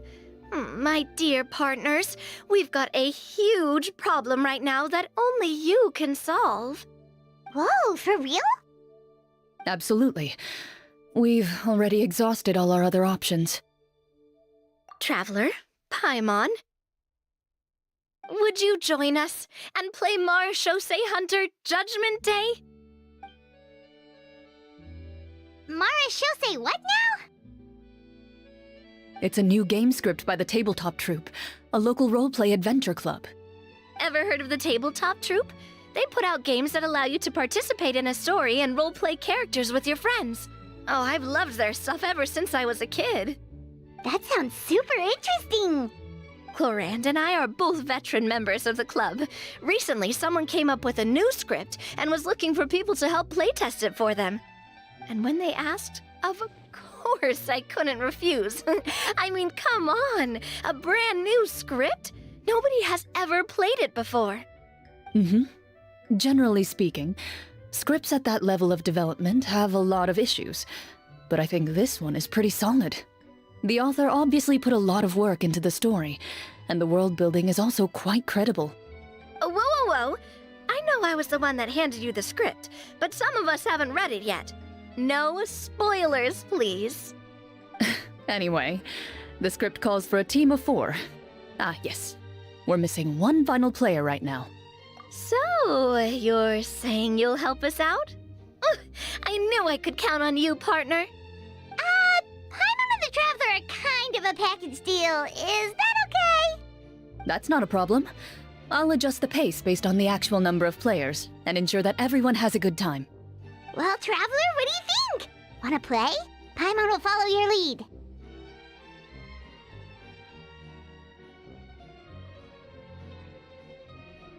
Well, that solves our problem. You have our thanks. Woohoo! I'll go grab the script manager from the club right away. The script manager? Didn't you just say that you gave Cloran the script? The club introduced a completely new kind of gameplay for the script. In this iteration, the Game Master's version of the script is incomplete. The script manager provides the next part of the script only after players have completed the current list of objectives. On top of that, in order to increase player immersion, the club has created some of the story's sets and scenes in real life. We'll only know where we should go once the script manager reveals the starting location. Wow, you're right! Whoever wrote this script really did put in a lot of work. And it's got a real healthy amount of suspense, right? I mean, even the GM doesn't know how the story will end. I look forward to experiencing it with you all. Why don't you go meet up with the others first? They should all be waiting at Chioria Boutique. I'll come over with the script manager as soon as I find them. Sounds good. Remember to always watch where you're going, and don't rush. You say that like I'm 6 years old or something. Let me think. What kind of character should I play this time? I just hope you'll pick up some useful skills this time. Oh, and stop trying to persuade every animal you come across.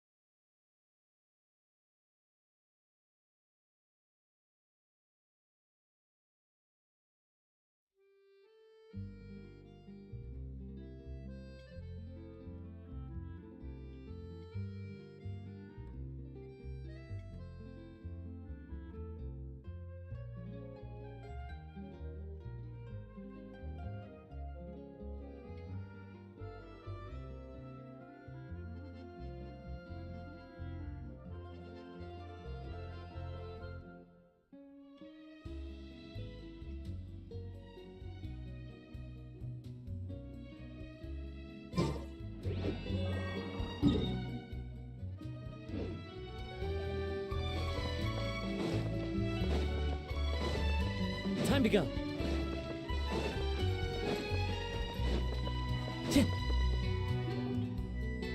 Oh, sorry to keep you waiting. Ah, you're back! Huh? And you've got the Traveler and Paimon with you too! What a pleasant surprise. I assume you'll be joining us for the game then? Linny, Farina! Paimon didn't know you were playing too! Are you also members of the tabletop troupe? I'm more of a casual member, if anything. I haven't taken part in many formal club activities. Lynette, Fremine, and I play something similar at the Hotel Bouffe Tété sometimes, but I'm usually the GM. Still, I'm sure it'll be fun being a player for the first time. I'm looking forward to it. Well, I'm not a member of the club at all.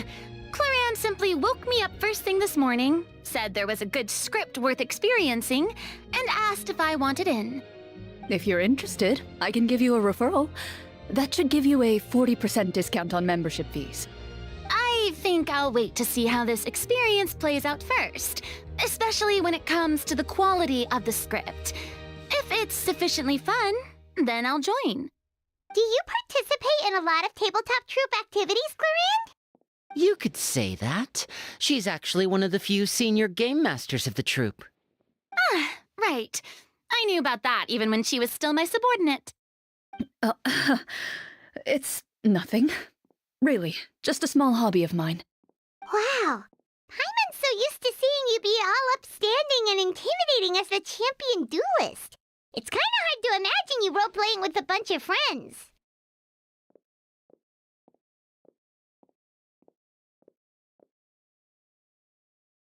Surely you jest. I would never intentionally make things difficult for my players. I maintain a clear boundary between my professional and personal lives. The me you see at court represents the law and order of Fontaine. I put all personal feelings to the side and grant a fair duel to all who seek to defend their honor. But in my personal life, I'm just an ordinary person. Someone who feels anger and sadness, just like everyone else. Well, you say that, but for all the time I've known you, I don't think I've ever seen you cry. I've seen you get angry, sure, but now I'm wondering whether you were actually mad or if it just looked that way from the outside. I was probably in work mode during those times. Is that so? Well, in any case, I just feel like even in your personal life, you don't get emotional very often. So you want to see me cry? That might be a little difficult. A show of anger, though, that might be something I could accomplish. No, that's not what I meant.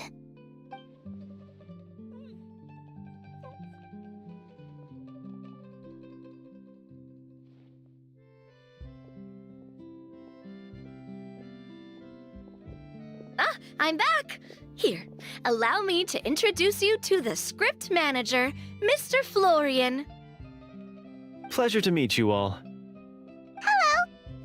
Wait, are you a champion duelist too, Mr. Florian? Oh, no. This is just the costume provided by the club. I occasionally play a few of the roles in my scripts. That sounds like a lot of work. It's nothing. It's the least we can do to give the players a more immersive experience. Anyway, allow me to give you a brief introduction of the script. This script was adapted from the real history of the Marechaussee Hunters. You all will play the role of hunters from a bygone era and resolve a series of events unfolding in the capital. Paimon's not super familiar with the history of the Marechaussee Hunters. Is that a problem? Oh, no problem at all. I can give you a brief rundown. So, basically, Marechaussee Hunters were people who dedicated themselves to hunting monsters and protecting the city by using a special swordsmanship technique passed down over generations. Their story can be traced back to the ancient Remurian dynasty, as well as the first hunter, Cassiodor. But I'll leave the finer details for you to seek out and discover later. Mm-hmm. And I'll provide additional commentary as the story progresses. In that case, brave hunters, are you ready to set out on an unknown adventure? Whoa, just one sentence and it's like we're in the story already! Aha! I see many a determined gaze before me. Very well. Head over to this location and begin your heroic journey. So, as we follow the story, it leads us to specific scenes? Ooh, sounds pretty innovative. What does the message in the envelope say? It's the exact location of the scene, as well as the formal permission to use the venue. Huh, seems like they have everything prepared. Please check all your belongings, everyone, and make sure you haven't forgotten anything. Once you're ready, please follow me to the designated location. Sounds good. Hunter Squad, move out!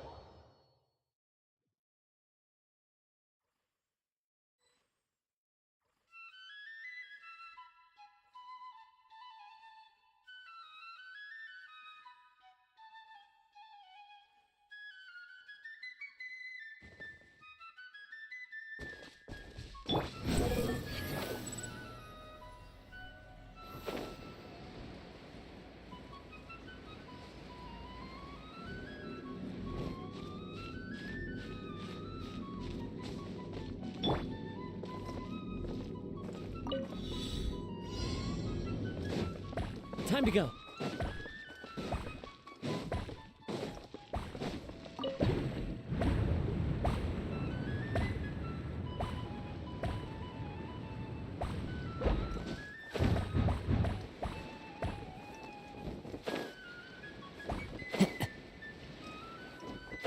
Yeah.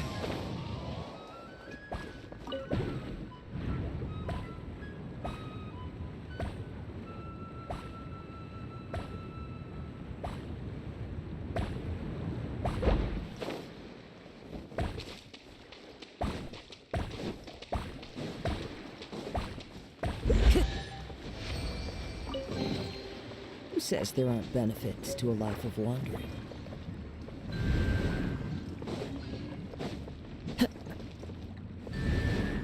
Time to go.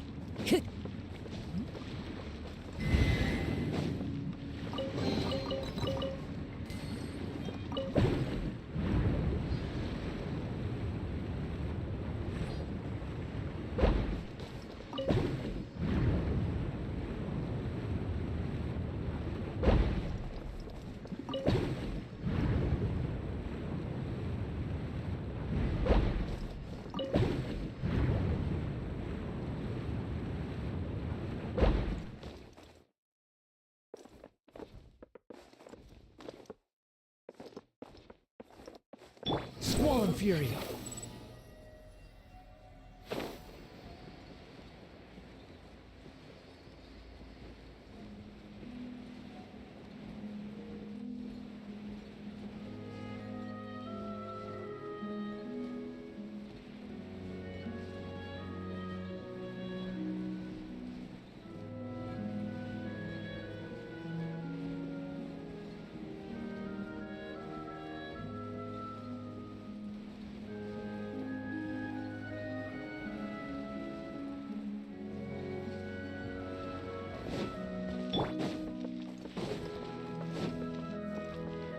One with nature.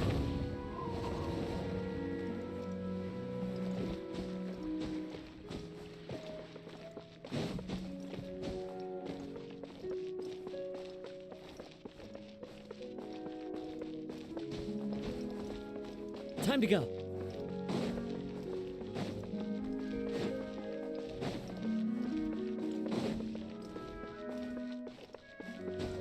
Yeah.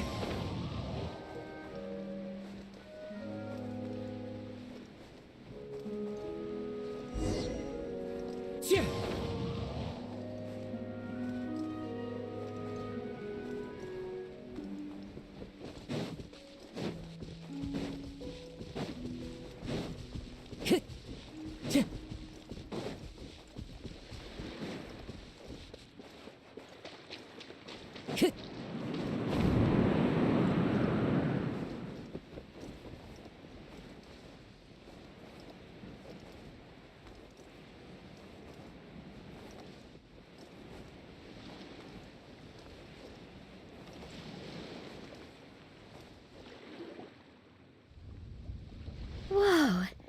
They really have thought of everything. Even the Fatometer is here and ready to go for us. The Fatometer? What's that? It's a card that's used to determine action success or failure. We'll need to use it when we try to use certain skills. And what about all the dessert and tea? Is that for us as well? That's what the message said. Really? That's so nice. It feels just like a tea party with friends. Those snacks have Paimon's name written all over them. I think you might be more of a snack hunter than a Marashose hunter, Paimon. Snack hunter Paimon reported for duty. If there are delicious snacks to be found, Paimon will track down every last one. The desserts are great. But I'm still looking forward to the story more than anything. Very fair. Then, let us begin. First, please pick up the blank character cards in front of you, and write down your name and profession. You can find an abbreviated version of the rules printed on the back of your character card. If you have any questions, feel free to ask me. In this story, everyone is a Marashose hunter. To reflect this, the club has prepared a small badge for everyone. Ooh, nice! As hunters, you have proficiency in swordsmanship and fighting by default, so there's no need to allocate any additional skill points to those areas. Swordsmanship? So there's a fighting part to all of this? Paimon's not sure she can do all that on her own. Maybe Paimon can just stick with you? Why don't you share a character card then? The Traveler will be the Marashose hunter, and you can be her little floating assistant. Kinda like in real life. So, for the name, do I fill it out with the name of my character? Yep. It can be any name you like. You can use your real name too if you want. I do that whenever I get too lazy to think of a new name. Oh, so it would be like experiencing a different life, but still as yourself. In that case, I think I'll continue to use the name Linny then. Next up is the skill sheet. You have a limited amount of skill points that you can use to learn a number of skills. The more points you invest in a particular skill, the easier it will be to pass associated checks. I'll take persuasion and investigation. Those are must-haves when it comes to missions like these. Oh, those skills sound like they'd be useful for gathering intelligence. Good idea, Navia. Just as expected of a veteran player. So should we also take those skills then? Not necessarily. Since we're working together as a team, we could leave the negotiations to Navia and use our skill points to pick up other useful skills. For example, I think I'll take stealth and sleight of hand. That will give us more options if we run into any situations we can't negotiate our way out of. Oh, interesting. I wasn't thinking about it like that. I suppose it's not so different from an acting troupe. Everyone has their own role to play. Let me see. I'll take art and performance. I'm not quite sure what use they'll be, but I'm not as knowledgeable about the other skills, and I'm not too confident I'd be able to roleplay them well. Well, that leaves us. What do you want to learn, Traveler?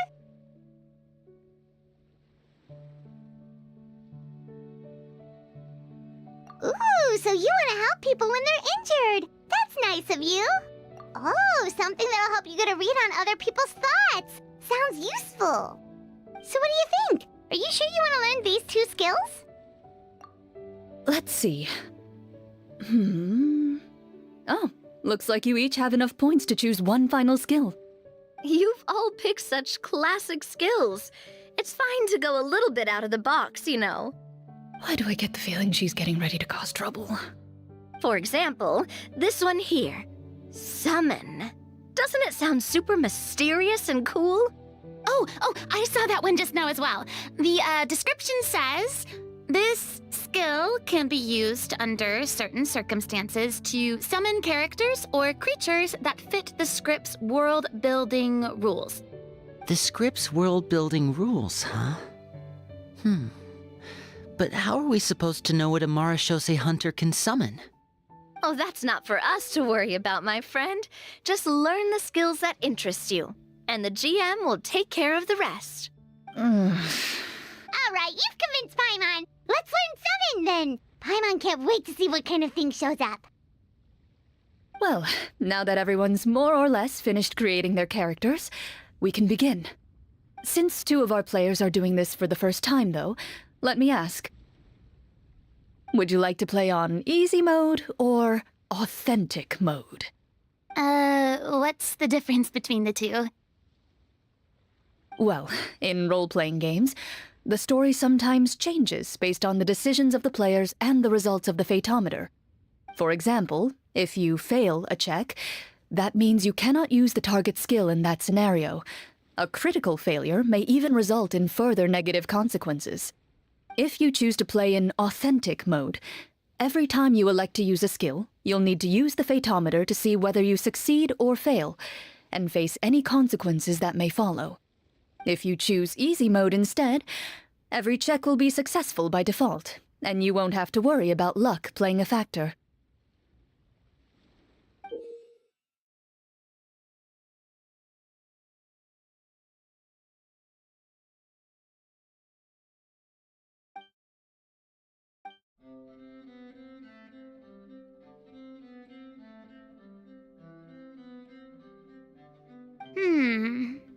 Given that I'd like to focus on the story, I suppose I should pick easy mode. I'd feel bad if I brought the team down by failing my checks. Huh? Oh, come on. Don't worry about that. RNG is the life games. I'm going with authentic mode for sure. Never knowing what you might have to overcome.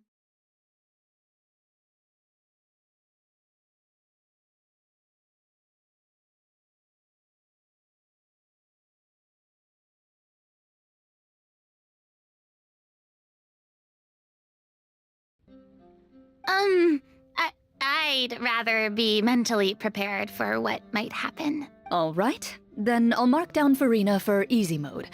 All her checks will be successful by default. As usual, Navia and Linny will play on authentic mode. What about you, dear partner? How would you like to play? Are you sure? Trust me, you'll see the beauty of RNG. Honestly, I don't think Clorand would make things too difficult for us no matter what the Fatometer says. Isn't that right, Clorand? No promises. That wasn't super reassuring. Well, anyway, enough talk. Let's get started. I want to experience at least a good chunk of the story today.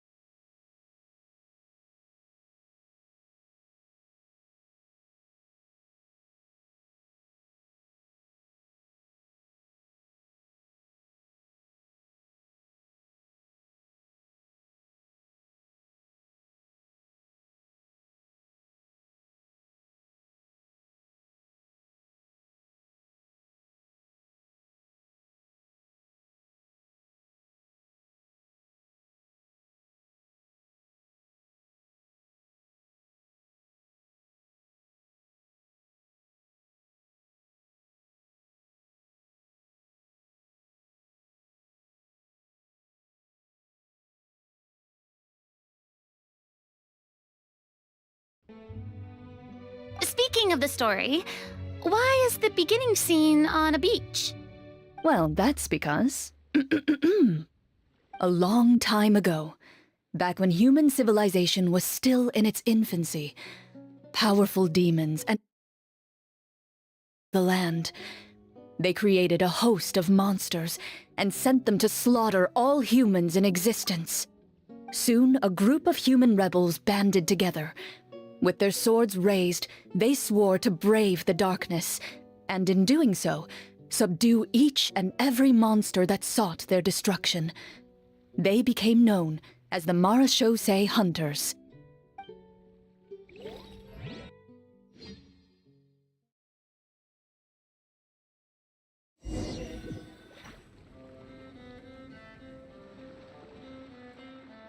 Sometime later, as a member of the Marechaussee Hunters, you receive a commission. Following the address provided on the message, you take a boat and arrive at this strange city. As you inhale, you can taste the slightly salty air of the docks as you begin to survey your surroundings. There aren't many people in the vicinity, but you do take note of a few others who, like you, seem to be sizing up this place. Your eyes meet, and you realize these people are fellow Marechaussee Hunters, likely led to this location after receiving the same commission as you. You're all Marechaussee Hunters too, right? Allow me to introduce myself. The name's Navia, monster hunter by trade and helpful neighborhood businesswoman on the side. What say you to traveling together? We can help each other out on the road. Okay, count me in. My name is Linny. I've been wandering since I was little and picked up a few less than legal tricks along the way. I was adopted by a Marechaussee hunter and later chose to follow in his footsteps. Is this where you introduce your character to everyone? It sounds like they've done this dozens of times. My name is Farina, and, I grew up in a noble family. I always had a strong interest in performance and the arts. Even though I'm a Marechaussee hunter, what I really want is to be a performing artiste. Hey, that's really cool. You can do it, Farina. That's exactly how it's done. Paimon is Paimon, a good friend and companion to this Marechaussee hunter right here. I've been studying medicine ever since I was a child. I want to do my part to eradicate these monsters and use what I've learned to heal others.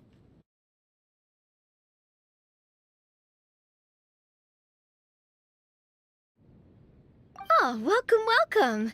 When we face the monsters, I'll make sure to charge in front to give everyone some cover. You can take care of the healing at the back. You open your envelopes at the same time. The message reads, "To the honorable and trustworthy Marechaussee Hunters, our kingdom is currently facing a grave crisis. The lands outside the capital have been overtaken by monsters, and our people are being led astray by forces of wickedness. We beseech you, please help us resolve this crisis and return peace and stability to our home." Huh. The layout of this city looks super familiar. It kinda reminds Paimon of Mondstadt! The scriptwriter must have used a real-world city as a reference when coming up with the map. As experienced hunters, the layout of the city reminds you of places once traveled. You recall the sight of tree-lined streets and the gentle tranquility of days gone by. Yet, as you regard the city in front of you, it appears to be little more than an empty shell. Its hollow gates are open to you, beckoning you to come forth and bring salvation back to the town. I carefully read every line of the letter and turn my attention to the signatures at the bottom. Who issued this commission to us? You see a long string of unfamiliar names. It would seem that many of the residents of the city issued this commission together. They sensed that things were not right within the kingdom and sent a distress signal to the outside world. In that case, why don't we take a walk around the city and see if we can learn anything from the local residents? Oh, good idea. We might be able to get some leads on the monsters and bad guys we're after. You look up and see a tavern nearby. It appears to be open for the day. Why don't we go check out that tavern? If the novels I've read are anything to go by, taverns are usually full of information.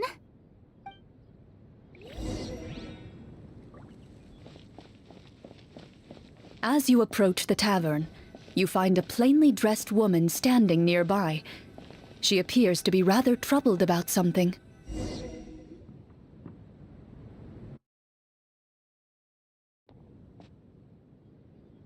Greetings, friend. Lovely weather we're having.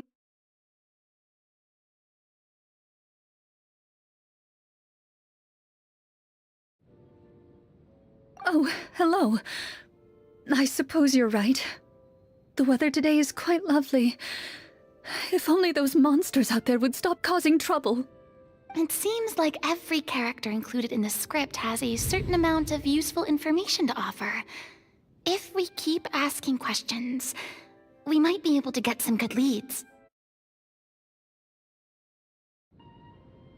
Oh, come now, don't be sad. Life is all about optimism. Oh, that reminds me. What did you have for breakfast this morning? Huh? I don't think that's the kind of question we're supposed to ask. Nothing turns a frown upside down like good food. How about some macarons? I could make you some. You didn't even take cooking as one of your skill proficiencies. That's not necessary, miss. Excuse me for saying this, but you don't really look like a chef. Besides, I'm not really a fan of sweets. So you're someone who barely smiles and doesn't like sweets. You're really starting to remind me of this one friend of mine. Hey! Did she just... me? Glorianne must have broke character for a second. This isn't getting us anywhere. Traveler, maybe you can think of something.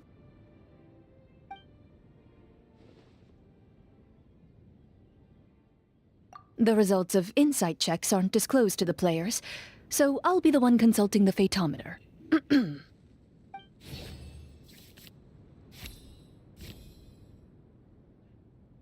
You recall all the lessons you've learned in your time and begin to carefully observe the woman's mannerisms.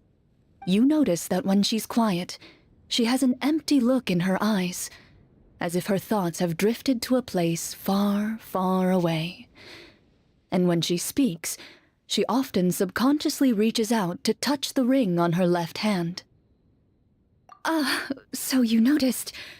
That's a little embarrassing. A horde of monsters suddenly appeared near the capital recently, so all the guards were dispatched to fight them.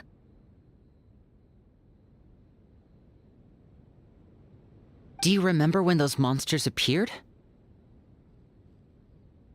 I'm not completely sure. All I know is that my husband was dispatched to fight them 3 days ago. Do you know where he was sent? It all happened so fast. When we said our goodbyes, he couldn't even tell me where they were sending him. You have our thanks, friend. We'll find and defeat those monsters as soon as possible. We sincerely hope your husband will be able to return to your side soon.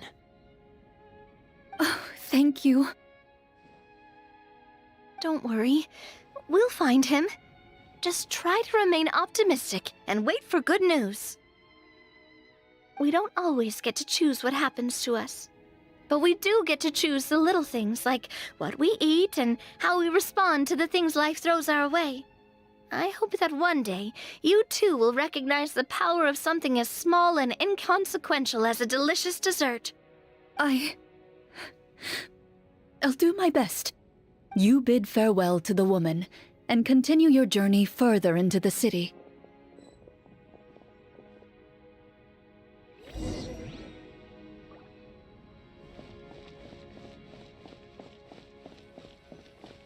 As you venture further into the city, the streets appear largely empty.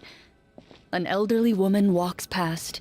You see her shake her head as she puts away her wrinkled wallet.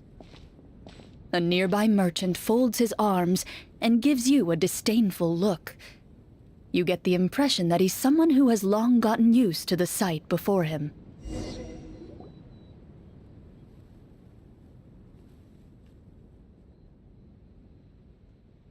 Although he doesn't seem very friendly, merchants are usually a good source of information, right? Pardon me, sir. I'd like to ask a question if I may. That depends. How much are you willing to pay? How about this much? What do you take me for? Some lowly beggar?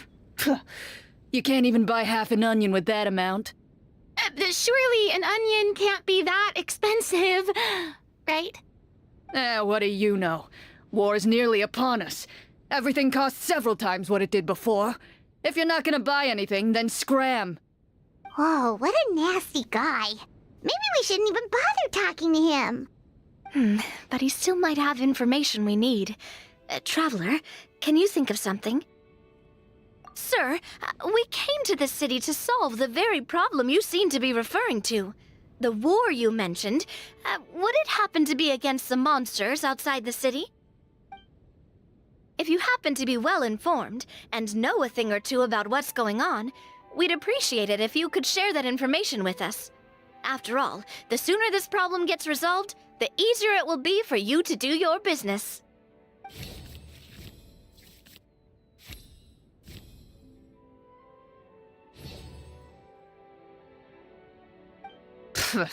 Well, things are basically as you said, young lady.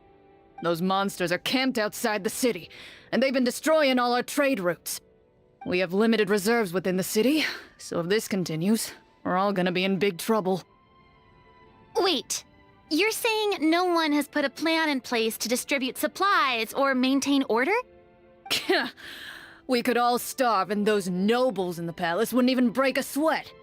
Who knows? Maybe they've been in cahoots with the monsters all along. That is concerning. All right. That's all the information you need, right? Off with you now. I've still got business to do. You know, if you smiled a little more, you'd definitely get more business. And I bet that would make your life just a little bit sweeter. I'm not saying it's guaranteed to work. It's just a tip.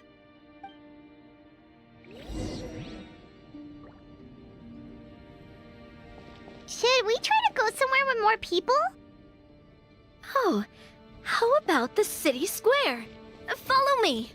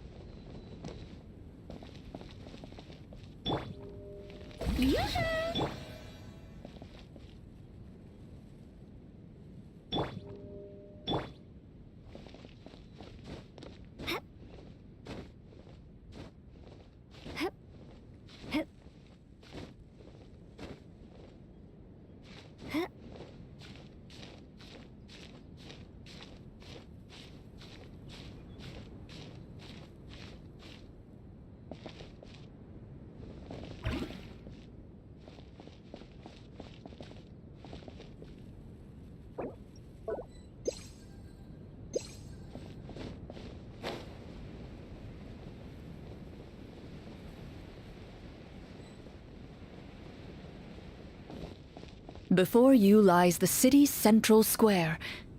You see a man with a slightly anxious look on his face, pacing back and forth, his head hanging low. He doesn't seem to notice your approach. Still immersed in his own thoughts, he shakes his head and lets out a long sigh. This guy seems promising enough. Maybe I can get some information out of him. Hello, sir. Is there anything I can do to help you? Wait, you're...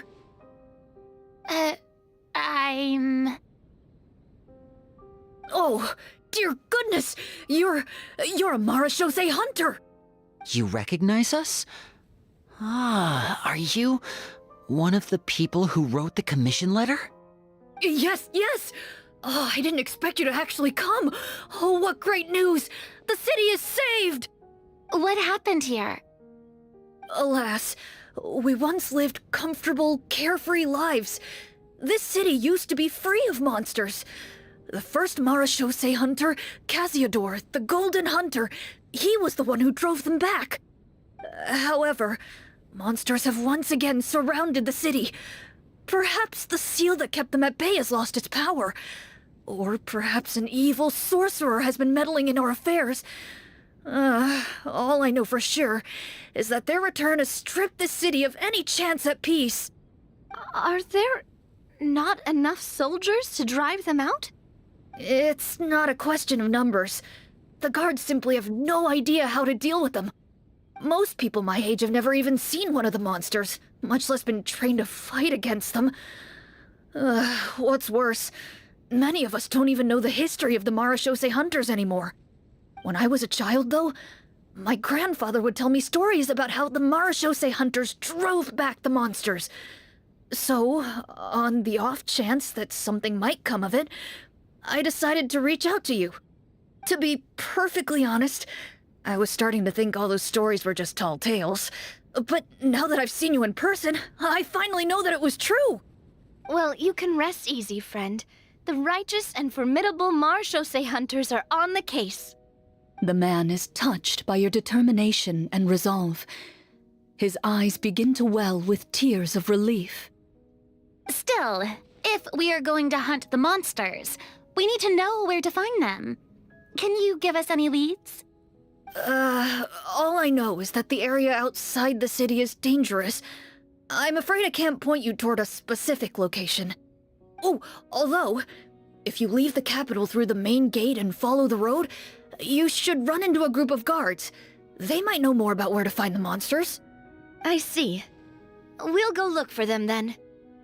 All right, be careful. Oh, and one last thing. The monsters outside the city are just part of the problem. There are evil sorcerers inside the city as well, so be on your guard. They're actively working with the monsters, and have corrupted the court ministers with malicious magic. They're the reason why, even inside the city, everything has been a giant mess. Even one of our kindest ministers has turned into a boorish and unreasonable figure, interested in nothing but enacting laws that exploit the people. Who knows how much longer we'll be able to go on like this. Talk about being stuck between a rock and a hard place. I feel bad for him. Maybe we should try to cheer him up? Huh? Like, now? Is this really the right time? I appreciate your kindness, but for now, it's more important to focus on the crisis at hand. Brave hunters, I leave the future of this kingdom to you.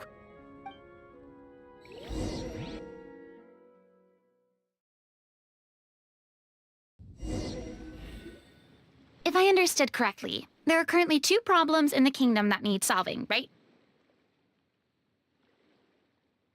Exactly.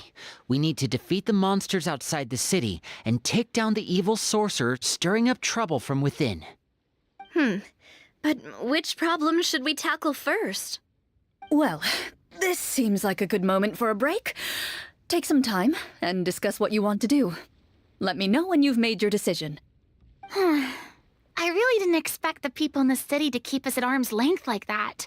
I totally thought the hunters would be treated like heroes.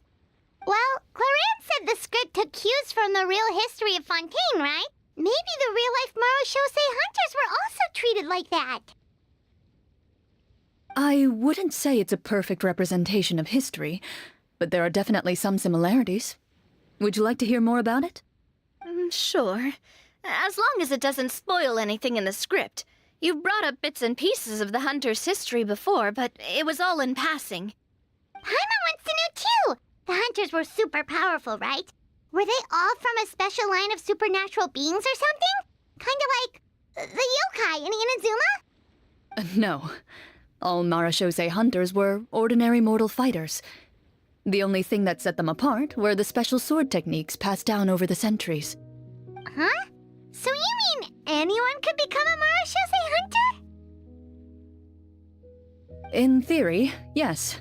All you would need to do is survive the rigorous training and master the swordsmanship techniques required to fight the monsters. Still, most people dropped out at the early stages, and others called it quits the minute they saw a monster in person. To become a hunter, you must be strong in both body and mind. What kind of monsters did the hunters fight exactly? Oh, and the evil sorcerer the script mentions. Did they exist in real life too? The land of Fontaine once played host to an ancient dynasty known as Remuria.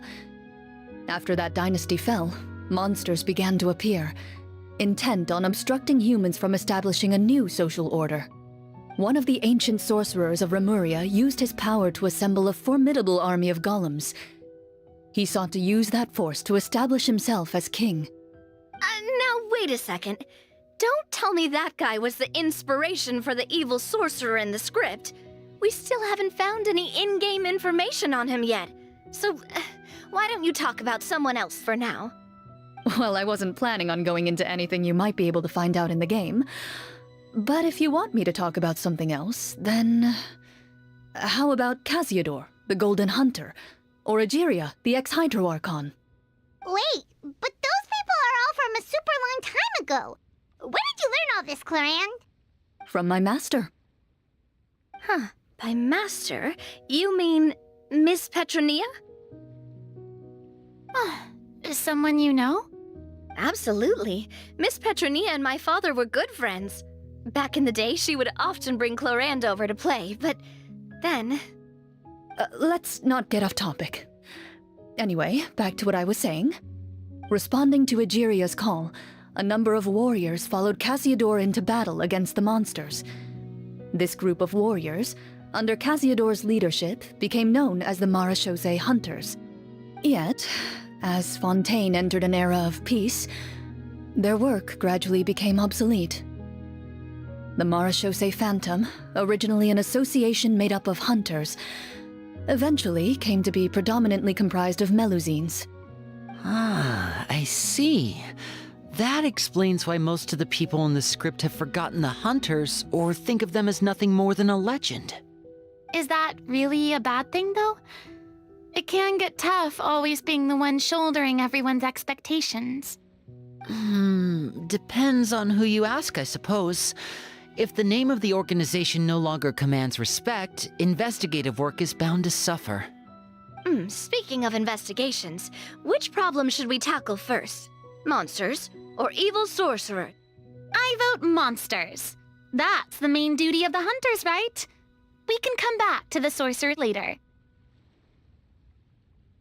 Well said, Miss Farina. Plus, if the sorcerers really are the masterminds behind this whole thing, defeating the monsters could give us some clues on their intentions as well. What about you, partner? What do you think?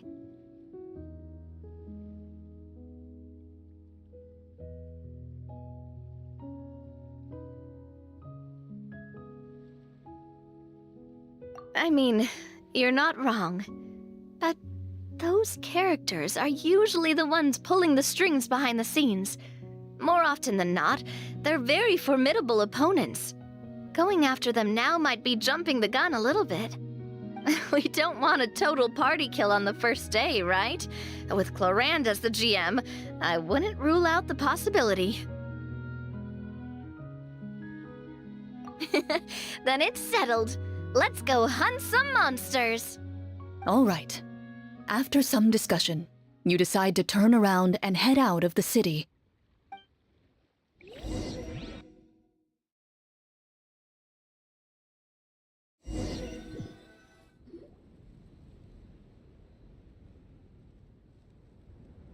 Let's take a look around, like that guy said.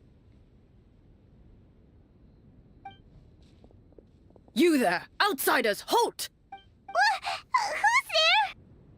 An armored man approaches you. He has a tall, muscular build and a determined expression in his eyes. Just one look, and you can tell he's fought in his fair share of battles. Although he's trying his best to conceal his current state, his uneven gait and the sweat dripping down his forehead make it obvious that he's been wounded and is in serious pain. I'm the captain of the guard. I saw you sneaking around the city earlier, so I'll only ask this once. State your purpose, or it's off to the dungeons for the lot of you. Wow, it's been a while since someone's been this suspicious of us. I said talk, not whisper between yourselves. Have you ever heard of the Marchese Hunters? Marachose hunters? Ha! That fairy tale, you mean? What, you expect me to believe you're one of them?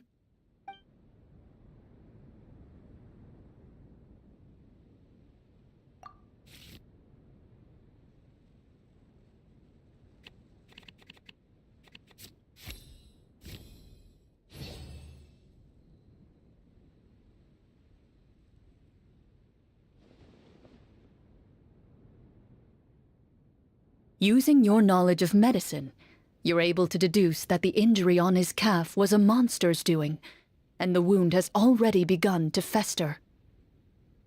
As you check him over, he looks at you with suspicion and retracts his injured leg further back. I'm a doctor by trade. Please let me redress your wound. You don't have to suffer like this. The man appears somewhat disgruntled at having been exposed, but soon relents and raises his leg for you to take a better look. He allows you to apply a poultice of specialized medicine to the wound, and it appears to bring him much relief. The tension in his brow eases. Oh, right. Guess you lot might actually be real Marachose hunters after all. In any case, you've successfully treated my wound. So, what do you want to know?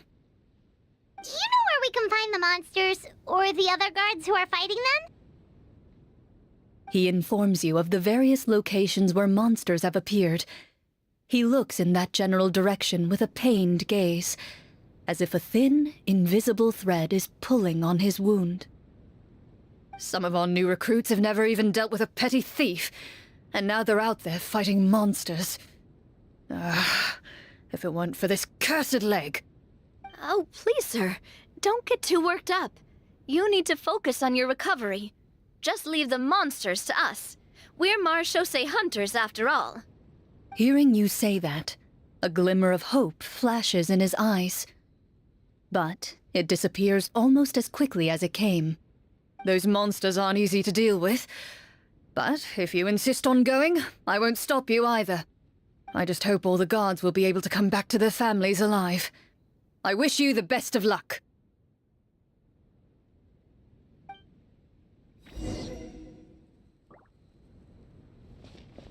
Based on what the captain said, the monsters should be right up ahead. Let's go. Hopefully we're not too late.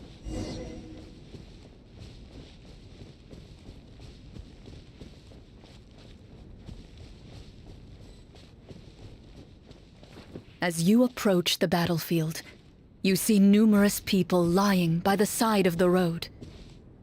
They appear to be dressed like guards. Their faces are filled with desperation and terror. Some are screaming and cursing in vain, as if still trying to banish the monstrosities they saw from their minds.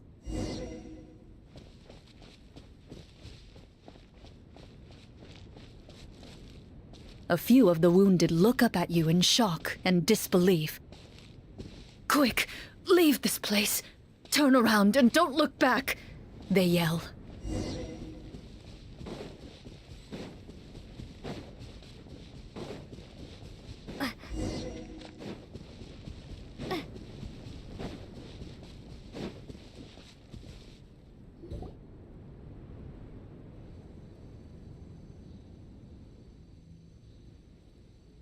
This is the place he mentioned, right? You see broken iron swords scattered all around you, and downed trees riddled with terrifying claw marks. All the signs point to one thing. A truly devastating battle just took place here. Be on your guard, everyone. The monsters might still be around. Before you can finish your sentence, you hear rustling sounds from the surrounding bushes. The monsters have emerged. They close in on you without fear. You get the impression that, in their bloodthirsty eyes, you're just another meal for them to devour. A little help here! This thing wants to eat Paimon! Your battle round begins now.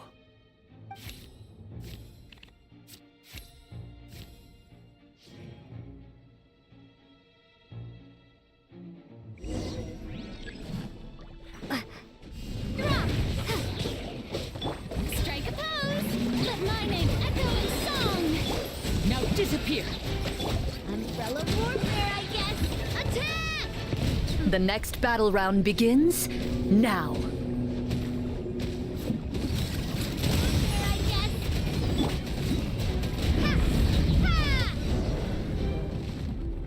The monsters let out a terrifying roar of anger and resentment before dissipating into thin air. Oh, thank goodness it's over. We're lucky the Marashose Hunter class came with all those preset skill points. Otherwise, we would have been in some real trouble. I never knew the Fatometer even determines the amount of damage you inflict. If you get unlucky, isn't it just game over right then and there? That's part of the fun. The uncertainty of fate is what gives these games their appeal. Just as you begin to celebrate your victory, a suspicious lump on the ground catches your attention. A suspicious lump? Wait, could it be the thing that appears after every battle? I walk up to it, crouch down, and begin to carefully examine it. I've still got my right glove on, so it should be fine for me to touch it, right? As you investigate the mound, you discover that the exposed portion appears to be made of wood. It was previously obscured by the large form of the monsters. With the monsters gone, the small protrusion now awaits your discovery, poking out of the ground like a shy flower bud. Whoa, it's a treasure chest!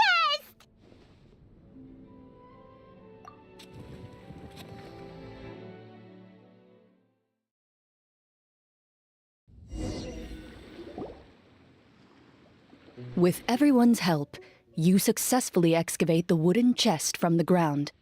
Even without opening it, you can tell from the mora and jewels scattered around the chest that it must contain quite the fortune. Makes sense. We worked hard for this. Let's open it and we can share what's inside! I can understand your excitement, Paimon, but think about it. Doesn't it seem like there are people out there who need this treasure more than us? Yeah. Think about all the people suffering in the capital, or all those guards who got hurt fighting the monsters. Wouldn't it be better if we gave the treasure to them? Wait, is that how it works? Paimon thought since we were the ones to dig it up, we could just take it for ourselves. Well, let's put it this way. Any decision you make during a role-playing game can impact the future course of the story. But would the people really believe us? It's hard enough for us to prove we're Marashose hunters. What if they think we procured the treasure illegally? They might get even more suspicious of us. That's definitely something we should consider. Maybe we can come up with an explanation in advance. Well, if donating it could cause that much trouble, why don't we use it to buy some gear and fill up on good food? Then we'll be ready to fight even more bad guys. Looks like you're facing a difficult choice once again. Well, it's getting late. Why don't we call it a day for now? Wow! Where did the time go? I'm not sure if it's because I'm having so much fun with you all or because the story is particularly enticing, but I feel like I could almost keep going. Hear, hear. Ooh, how about we play through the night? I'm not sure I'll have enough energy for that. Yeah, that won't work for me either. Lynette will give me an earful if I get home too late. I understand how you feel, Navia, but we have to change venues for the next part of the story anyway. Huh? Another location? Mm-hmm. There's a special note for the GM at the end of this section that says to proceed to an indoor set for the next part of the script. Whoa! They really pulled out all the stops for this new script. Well, even if we end the game for the day, we can still stay a little longer and hear Cloran finish her story, right? Paimon wants to hear more about the history of the Hunters.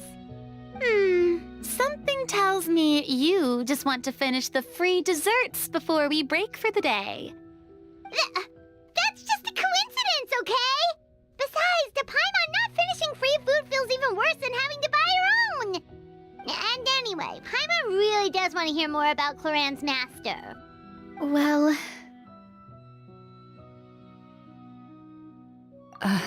It's nothing. I appreciate the concern, but it's all in the past. It won't do any harm to share these things now.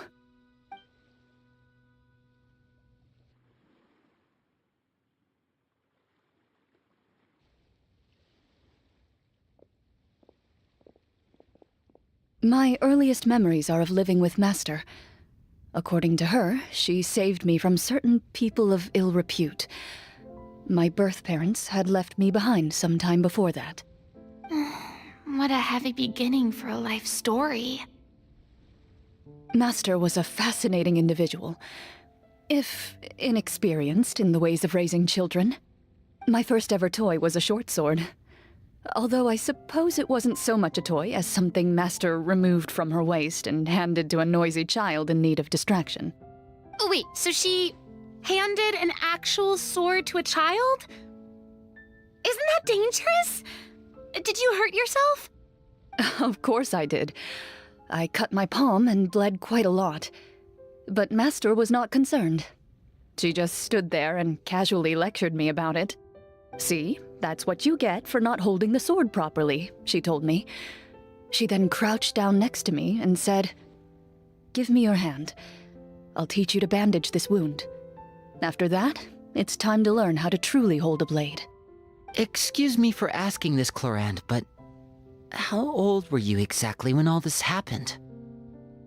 Probably around, 3, give or take. 3? Isn't that when most kids are still struggling to hold a fork?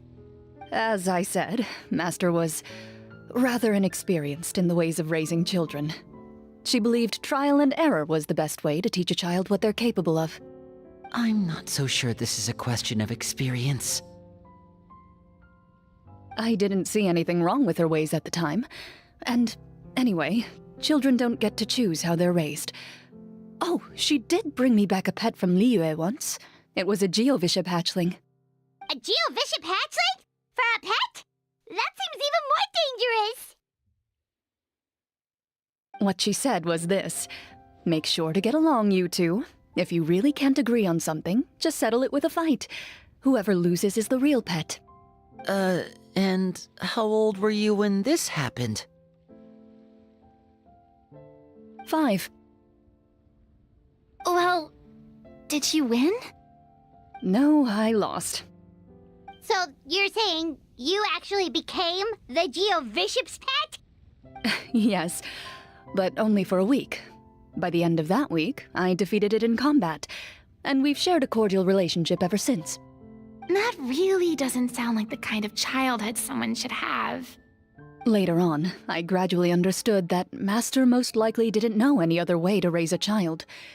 She was a Marachose hunter, but I never heard her bring up her own parents.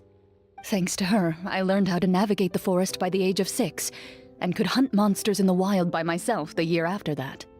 Even though the training she subjected me to was strict, she always made sure to take me traveling when she had the time. We met many of her friends during those days. That was also how I met Mr. Callis and his family. I still remember the first time we met.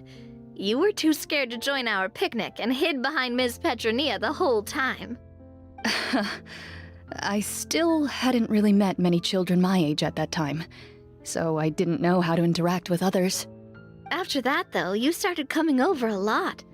You loved challenging people to shooting competitions, remember? I don't think many members of the Spina ever beat you in one of those. I had a lot of fun during those days. I enjoyed them too.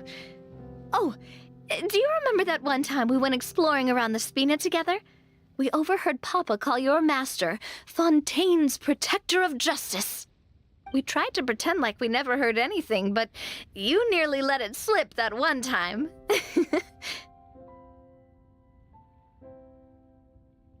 Protector of Justice? Oh, wait, you mean that vigilante hero from 20 years ago? The one who is always active at night? Yep, that would be her. She often would put on a black cloak and go out at night. I never knew where she went or what she was doing. Until, like Navia said, we overheard the truth from Mr. Callis that night. 20 years ago, huh? I still remember the guards leaving all kinds of witness reports about her on Nervalette's desk.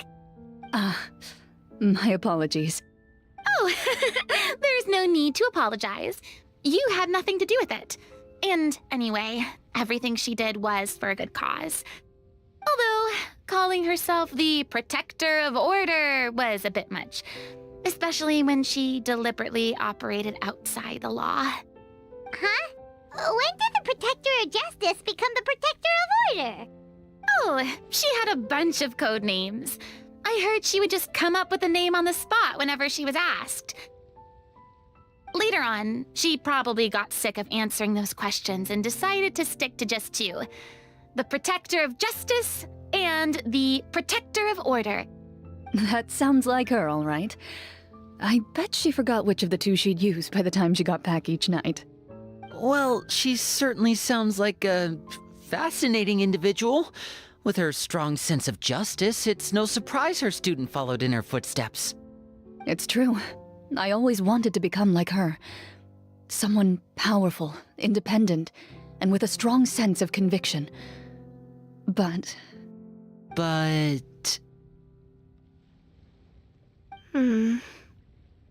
She suddenly disappeared the night I turned 10 years old.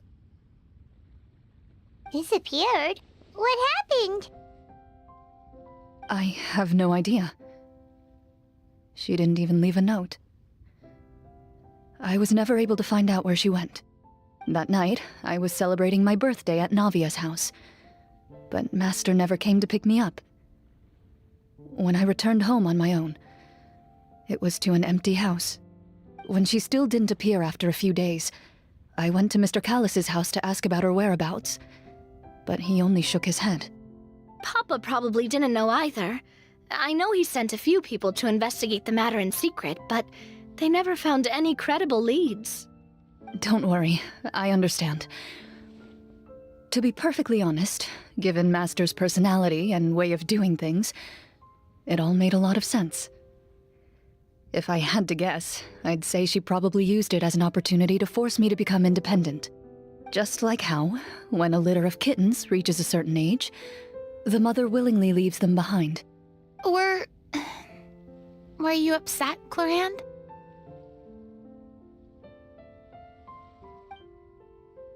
I was at first, but not anymore. I don't believe Master would suddenly disappear for no reason. There must have been something she just had to do. Well, despite everything, you still managed to follow in her footsteps and become the greatest champion duelist in all of Fontaine.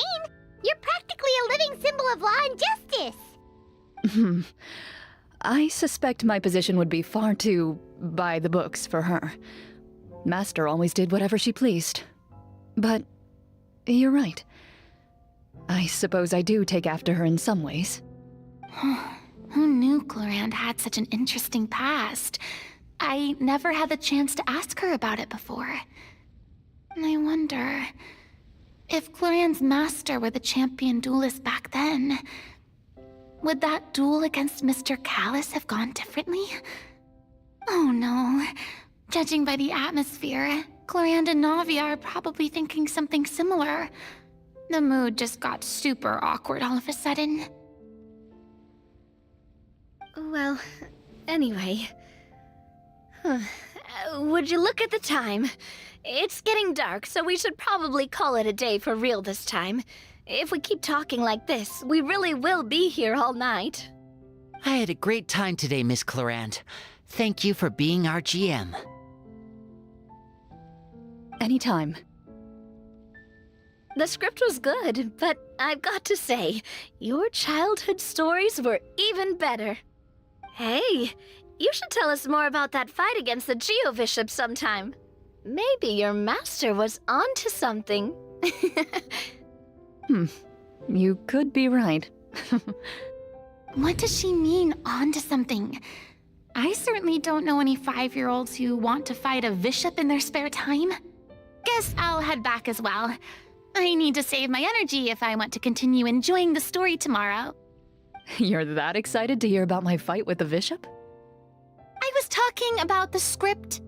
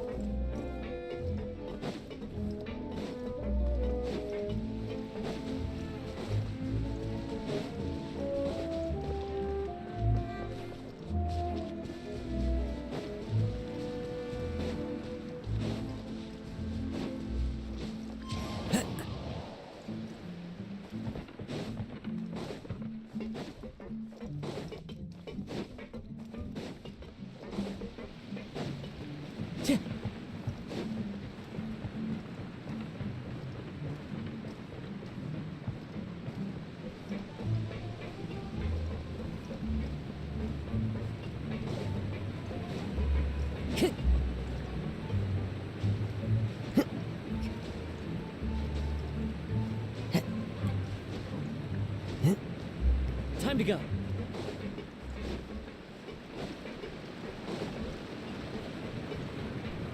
Into the wind.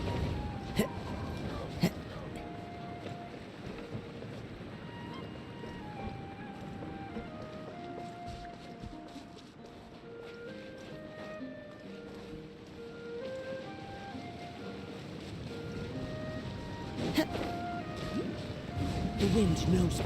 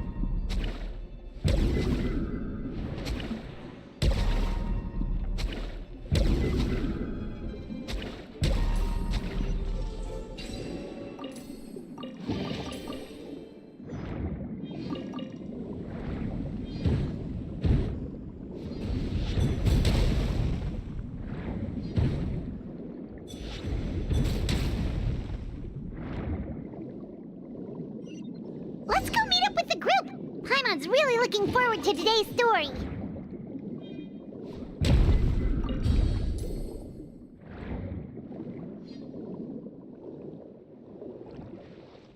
Yeah.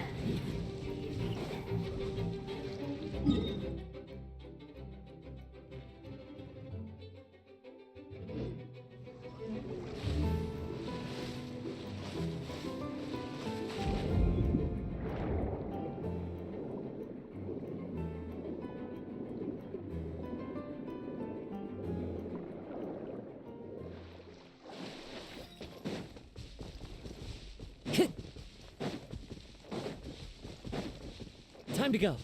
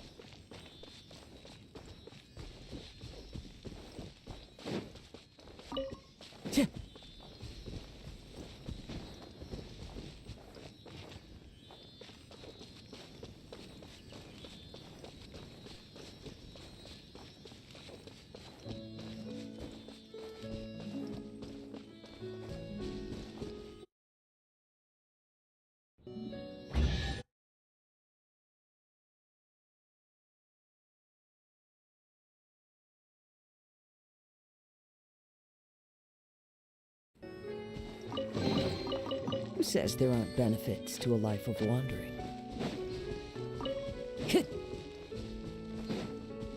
Time to go.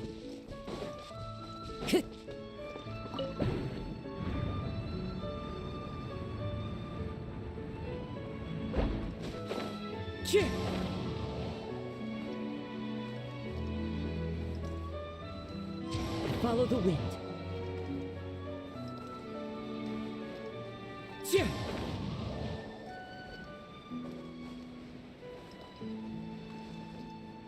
Yeah.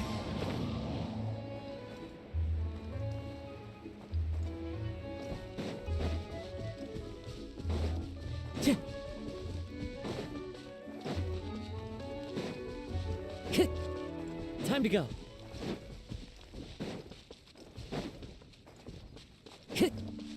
Time to go.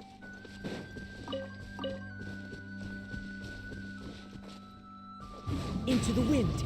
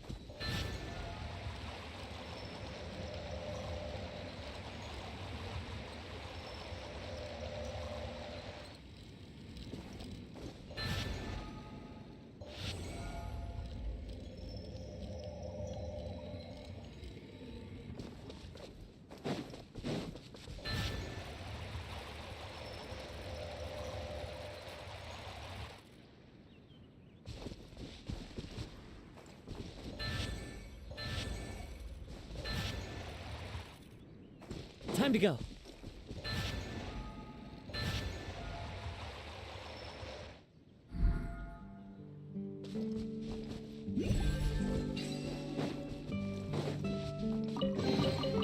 Brings a smile to my face.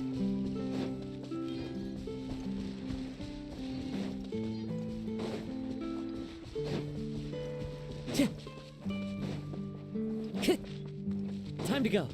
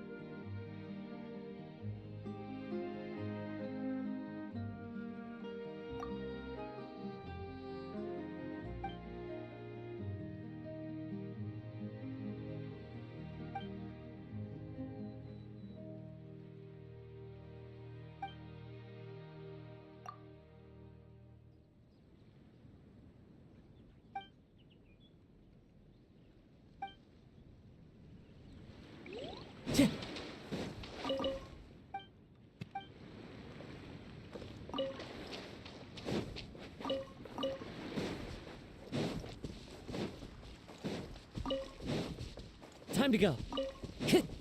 Time to go. Time to go.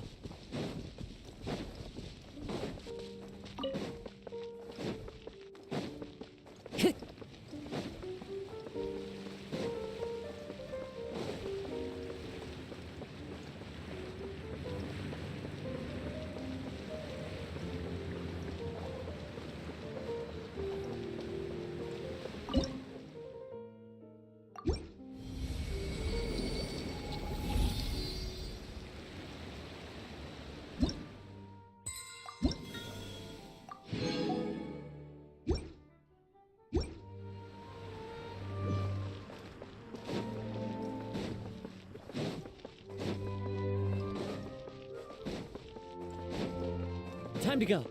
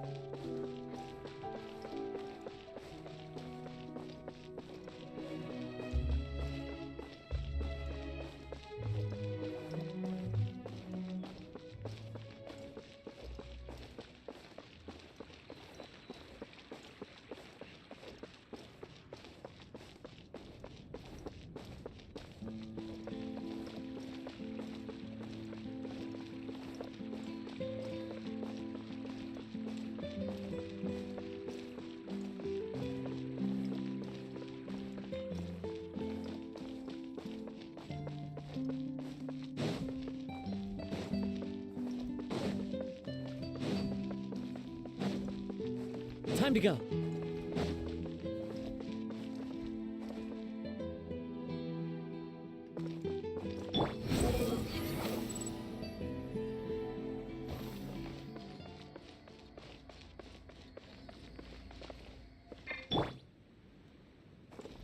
One with nature.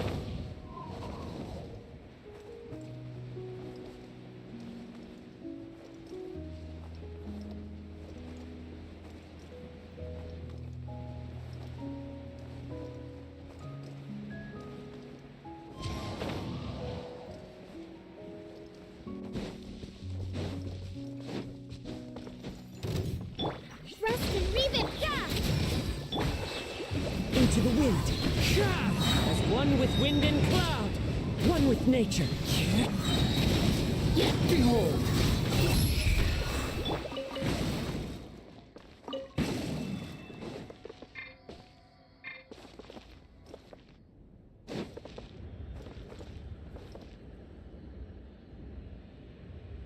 Into the wind.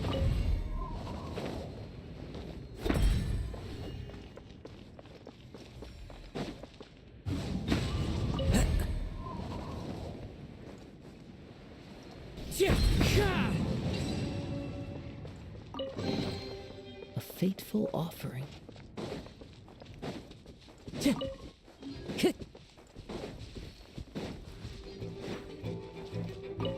Time to go.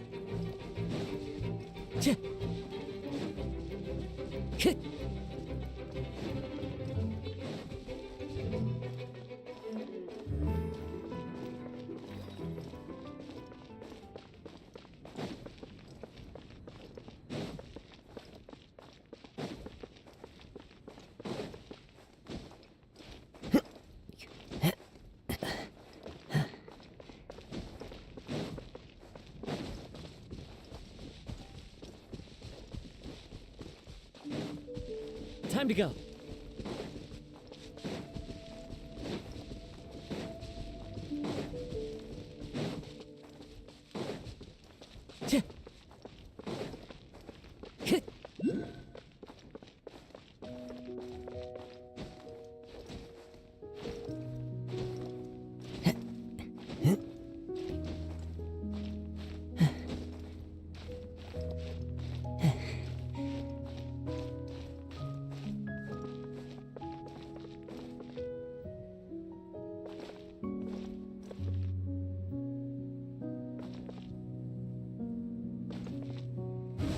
with nature.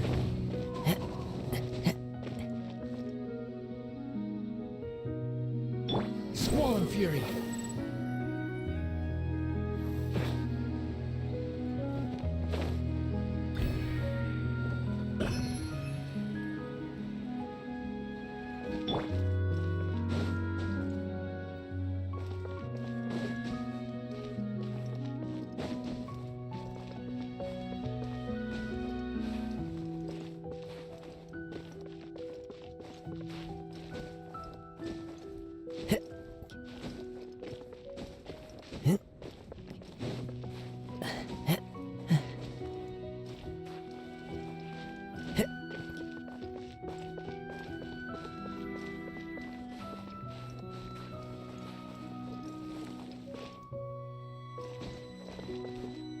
Into the wind.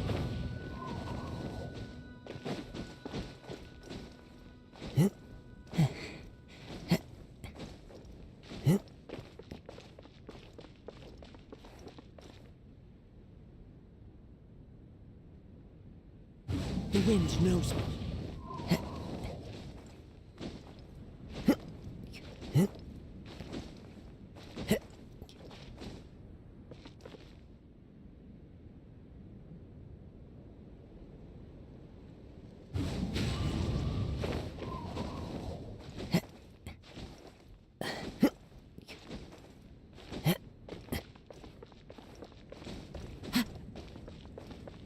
Into the wind.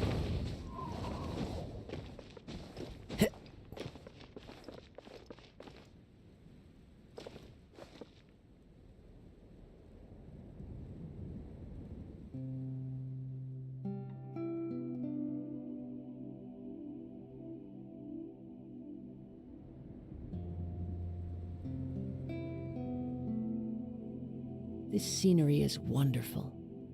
Surely enough to convince anyone to become a wanderer.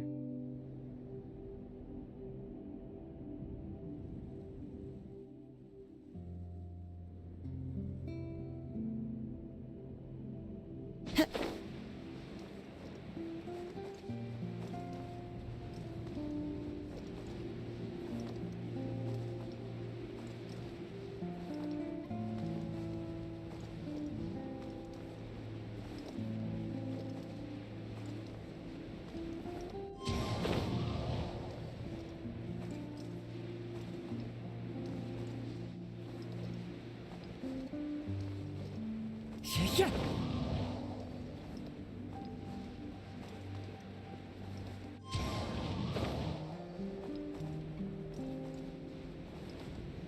Yeah.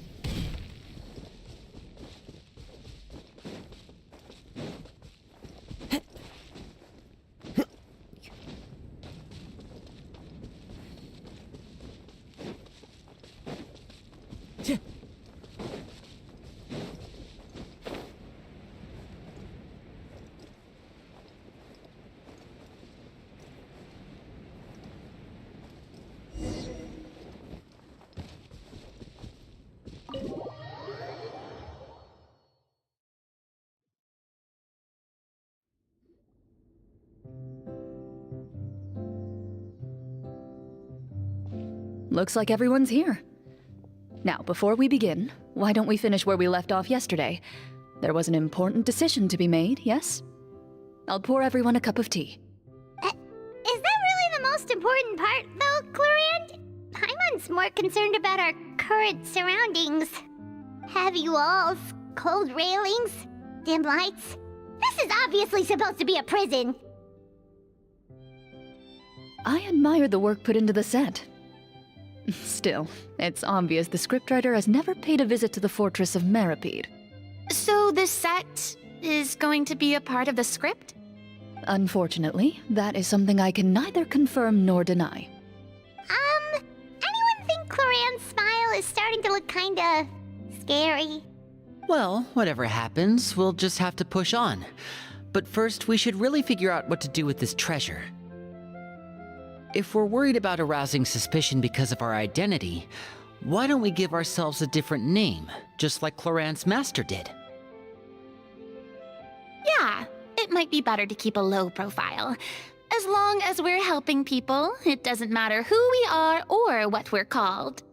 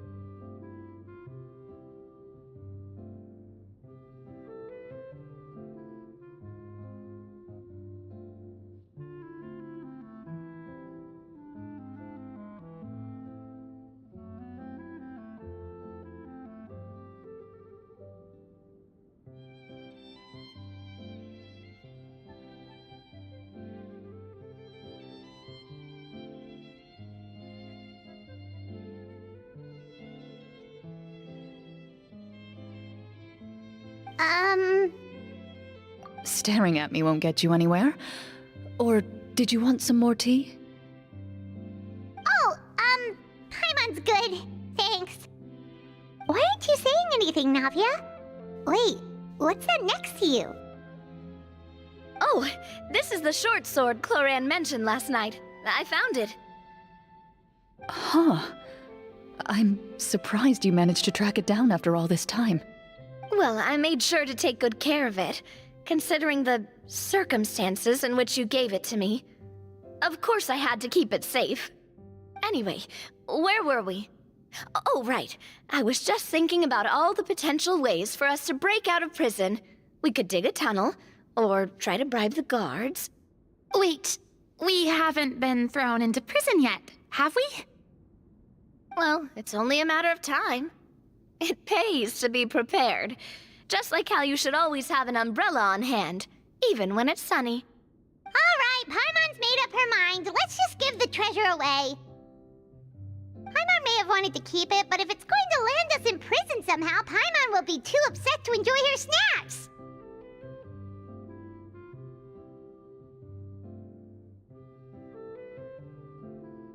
So, you've reached an agreement? All right then, we can continue with the story. Oh, and we'll collect all the scattered pieces of treasure on the ground as well. All right. You collect the treasure and make your way back to the capital with your bag of loot in hand.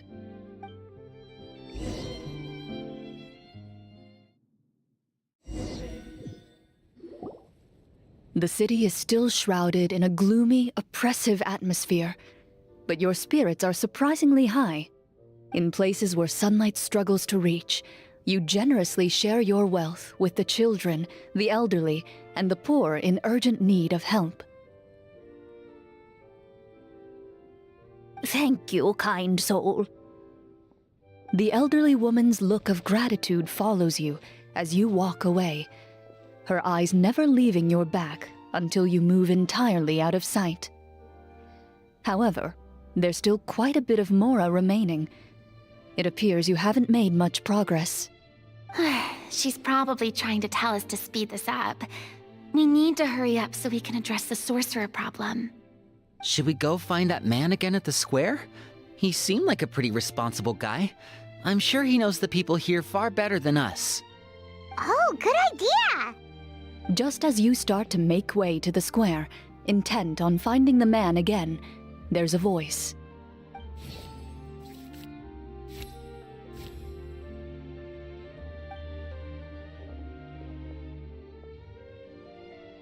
Please wait, distinguished guests. Several strange guards suddenly call out to you. They run forward to meet you and proceed to politely pay their respects. Greetings, gentlemen. Are we being invited for afternoon tea? Surely you jest, my lady. That would not be our place. It is His Excellency the King who requests to meet with you. Please come with us.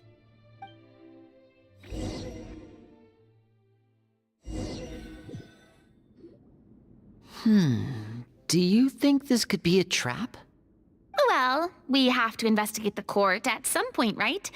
Meeting the king himself would be a fantastic opportunity to do that. I say we go for it.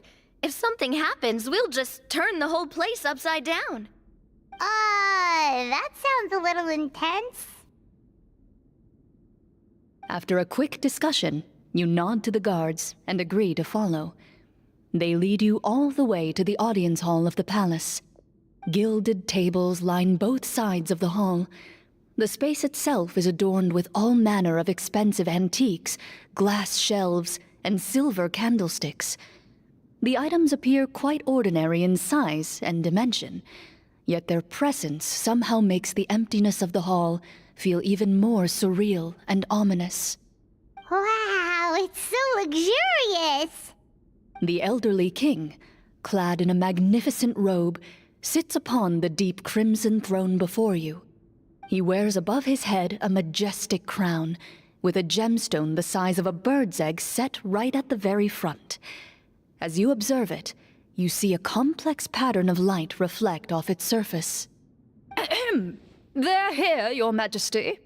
A man dressed in dark clothes, likely a minister, shields his mouth with his hands and bends down to whisper a few words to the king. After a moment, he lowers his hands and stands back up. His gaze shifts to fixate on your group, but he does not move from his place at the king's side. The king does not appear entirely aware of his surroundings. The man by his side, though. We should keep a close eye on him. The king remains still and says nothing. The minister is the one who speaks. Esteemed guests, allow me to thank you for coming to our faraway kingdom. Unfortunately, His Majesty the King finds himself quite exhausted from work. So please allow me, his Prime Minister, to welcome you in his stead. I've heard tell that your group, the Marechaussee Hunters, used your exceptional ability with the sword to repel the monsters near the capital. Such a great deed deserves to be rewarded. However, seeing that I was not fortunate enough to observe such a feat with my own eyes, you'll forgive me for seeking to verify the truth by speaking to you myself. Well, we've got nothing to hide. You brought us here to talk, right? So we'll just explain what happened.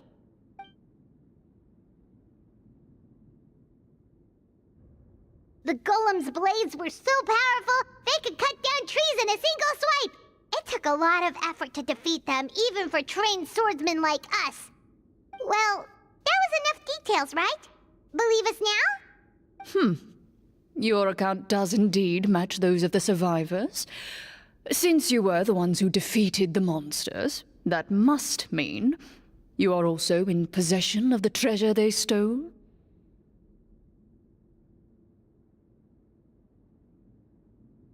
Well, we did take the treasure, but... How did he know about the treasure? Then I must ask that you return it at once. It belongs to the kingdom. Wait, but didn't you just say that our great deed deserved a reward? Shouldn't the treasure be considered a part of that? Yes, that was indeed what I said. But you seem to have forgotten a very important distinction. Only that which is freely given by the king can be considered a reward.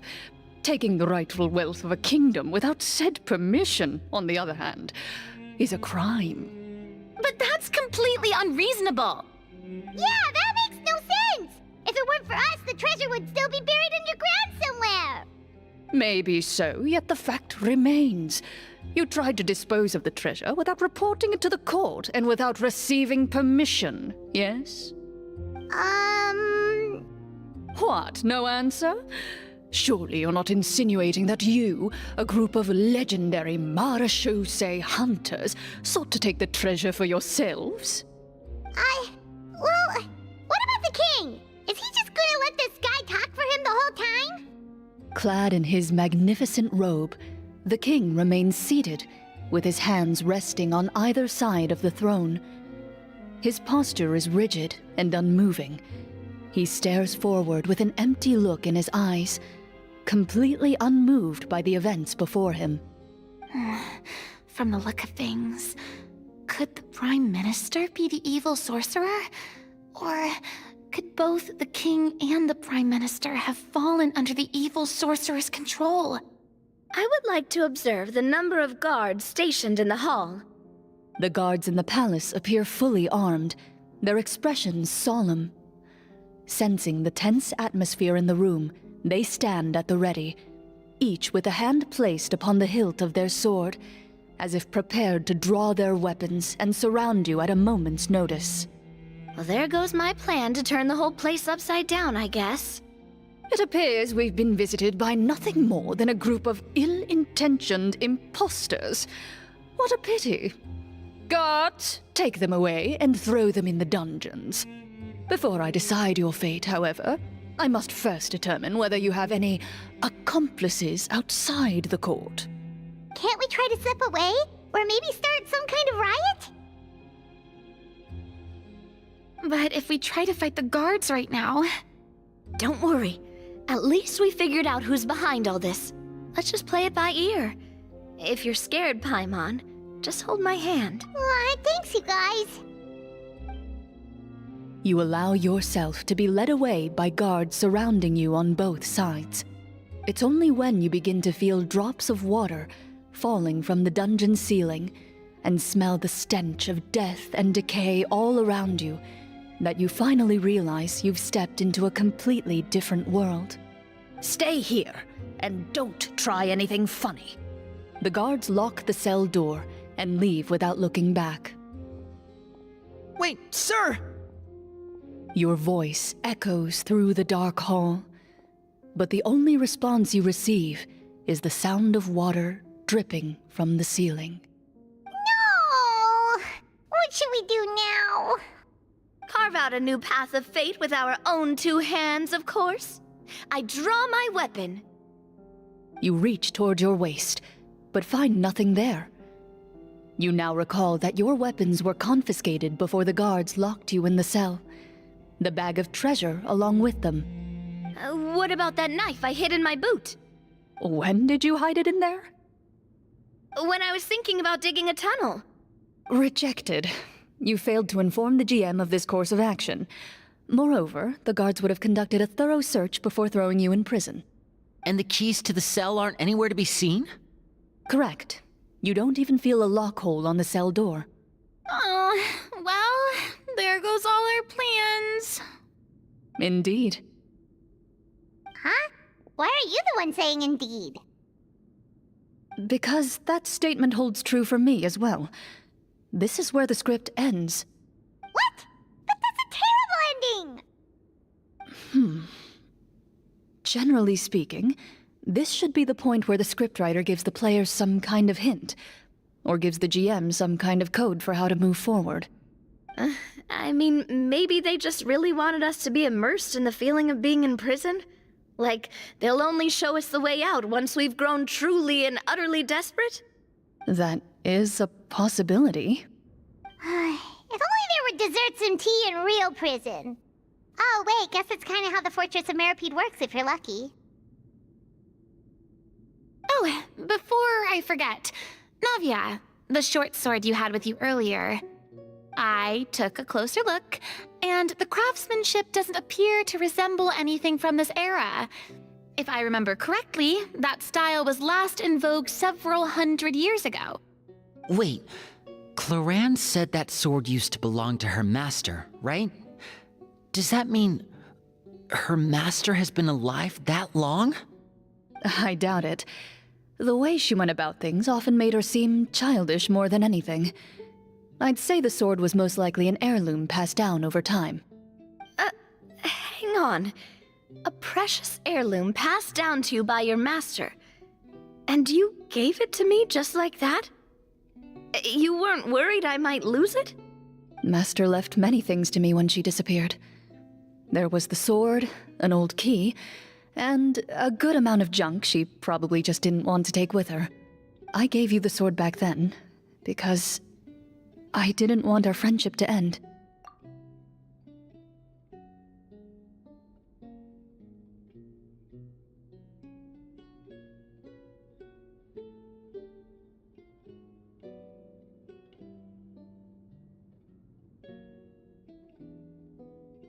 Wait, when did this happen exactly?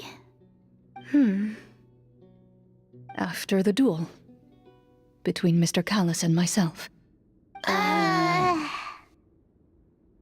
Before that, Clorand would have meals with us and even stay over at the Spina some days.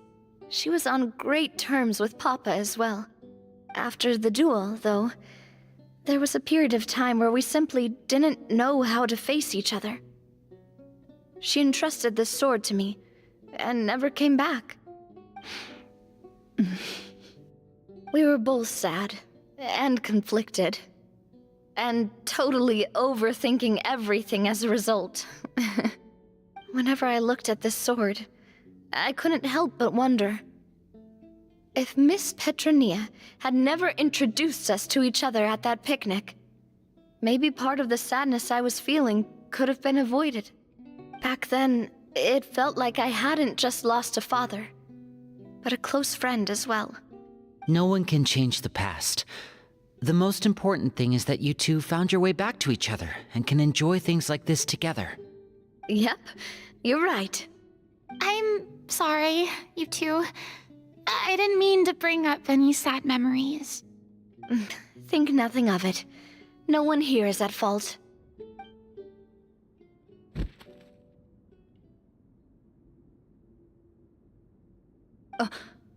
Huh?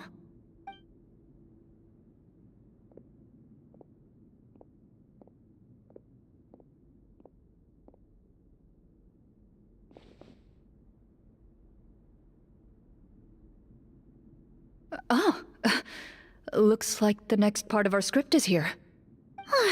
Perfect timing. The situation was really starting to get desperate. And not just because of the prison thing. From Cloran's face, Paimon really can't tell if it's good news or bad news.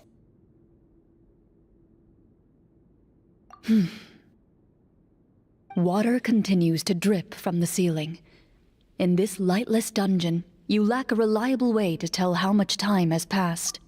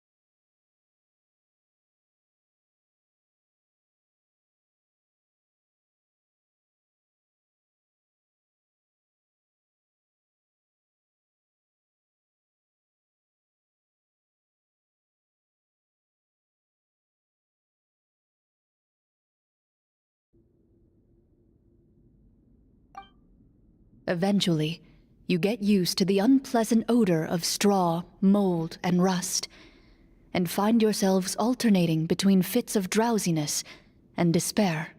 Suddenly, you hear footsteps outside the door. Heads up, everyone. Someone's coming. Gather close, everyone, and keep your voice down.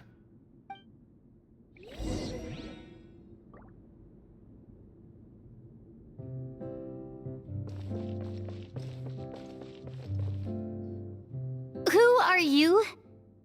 I work as a guard in these dungeons, but my true identity is the same as your own. I'm also a Marashose hunter. Huh? Shh! I've already sent away the other guards, but if we make too much noise... I understand, but how can we be sure we can trust you?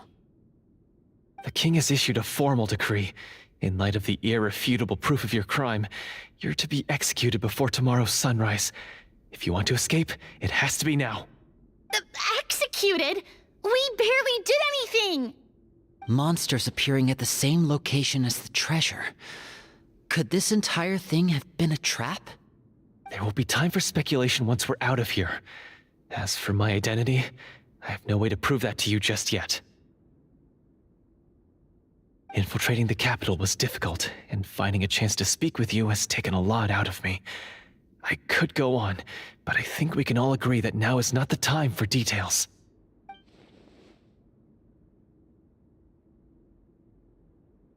Have you seen our weapons anywhere, sir? Don't worry, I brought them with me. They're just behind the door. Still, these weapons alone won't be enough to defeat the true enemy behind the scenes. His faction is too powerful.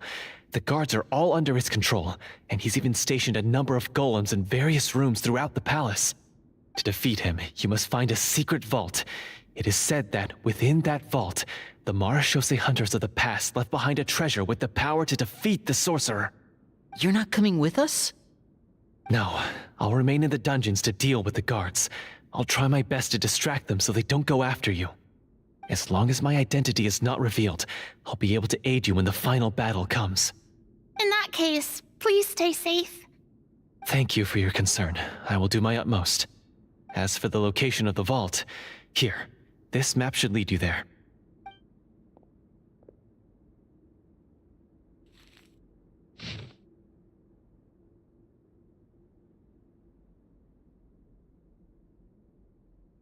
Got it.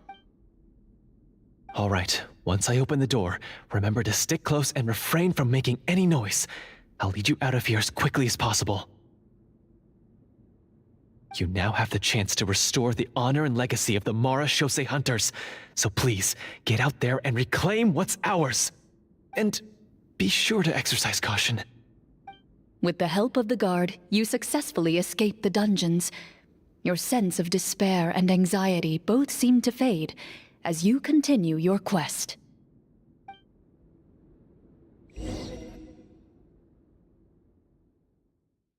Wait, we didn't get to use our skills at all while we were in prison. Who knows when we're gonna get the chance to use that cool summon spell? That is a pity, but we can only continue to move forward.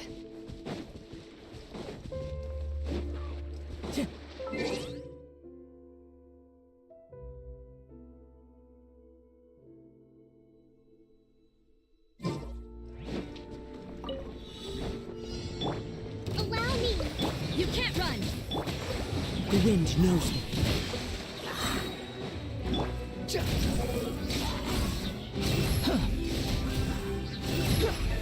You're dead!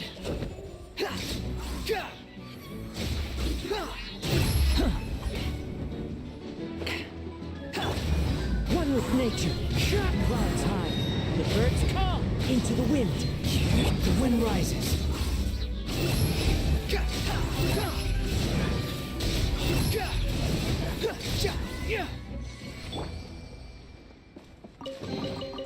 Who says there aren't benefits to a life of wandering?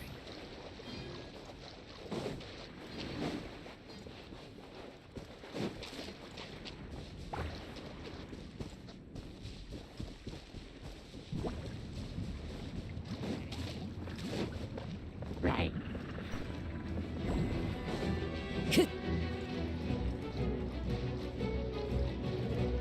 Time to go.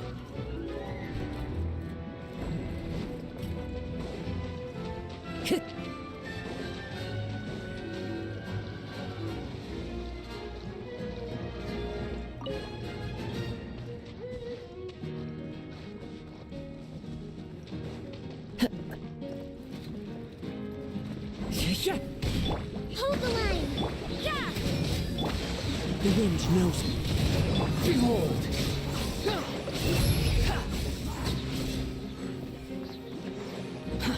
Too slow.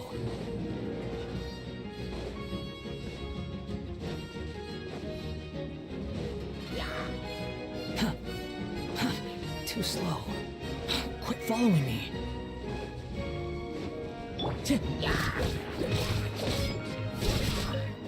Time to go. Rest and remit! Shiver! Into the wind. Fallen leaves. Adorn my night. One with nature.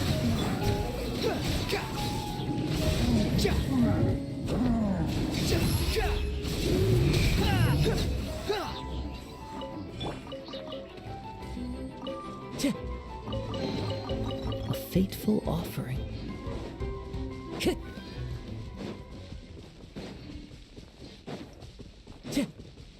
Time to go.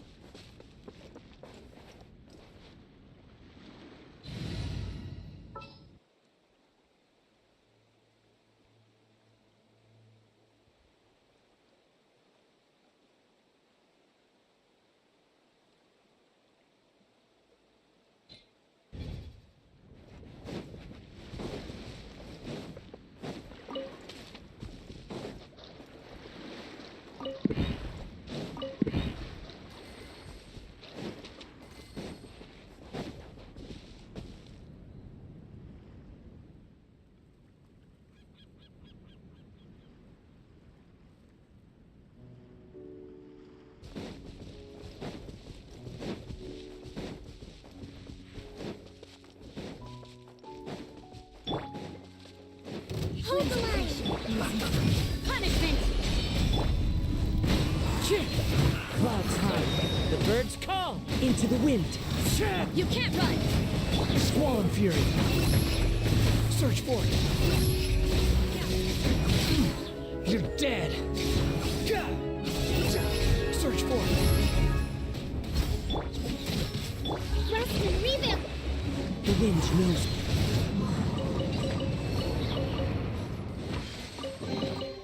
A fateful offering.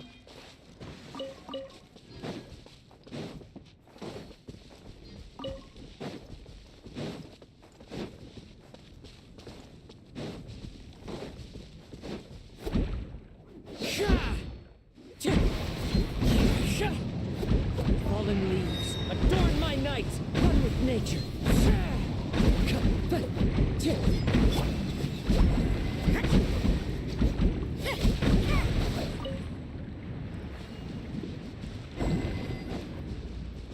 Allow me!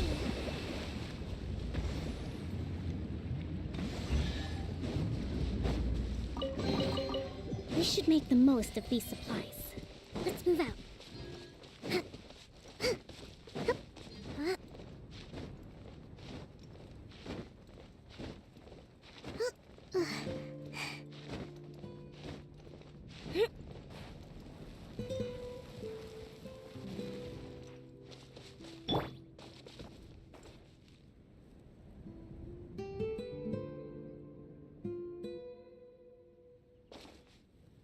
The wind knows me.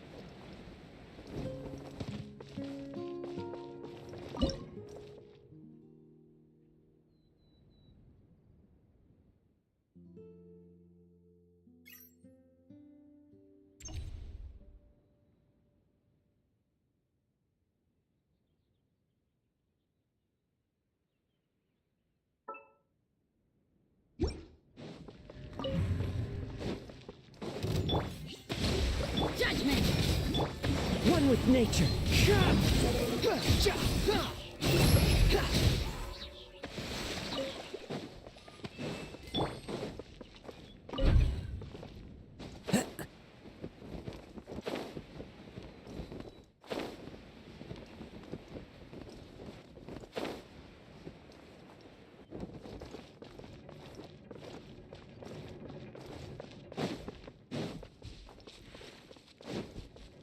Time to go.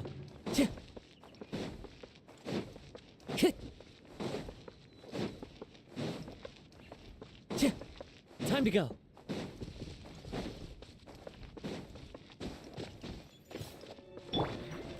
Preston, revamp! You can't run! Into the wind. Search for it.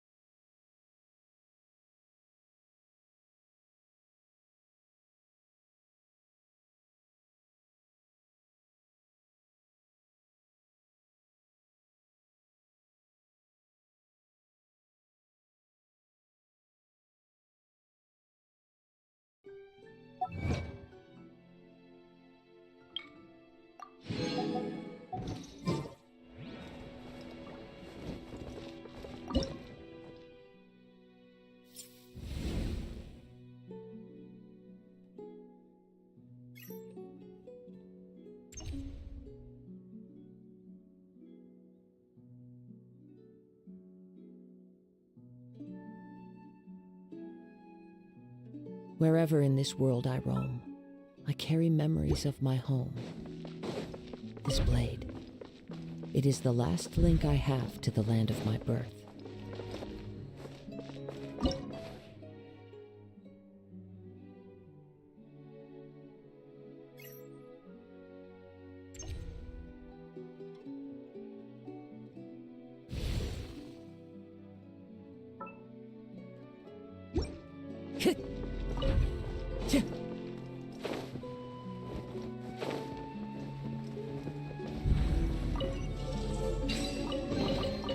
Brings a smile to my face.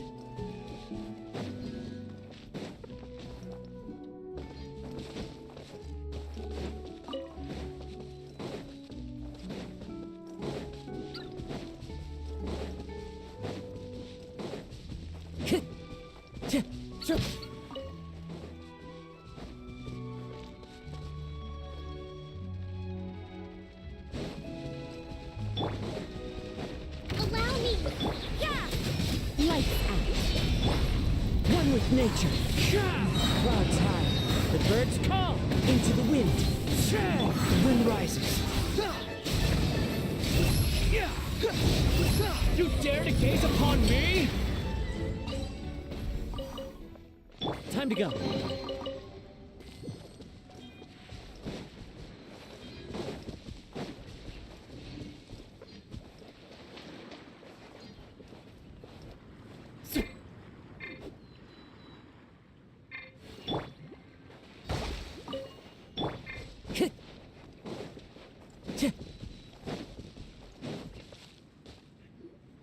This should be the place marked on the map. This bit of rock certainly looks suspicious. Well, I'd say an investigation's in order then. Plus, if all else fails, we can just blow it up. Wow, you really meant that! Before you lies a serene stretch of open water, its surface shimmering a brilliant shade of sapphire blue. Well, guess this means it's time for a swim!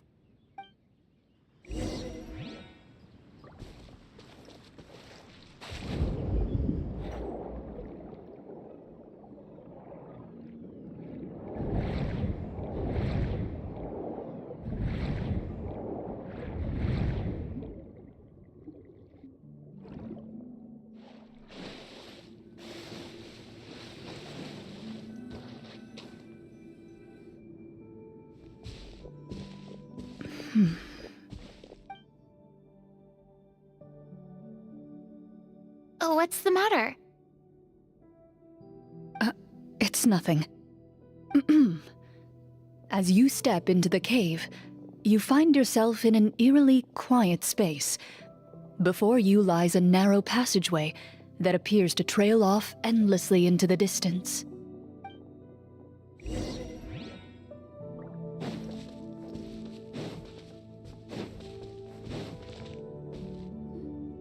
Wow, this must be where the treasure is hidden! But this door is blocking our way in.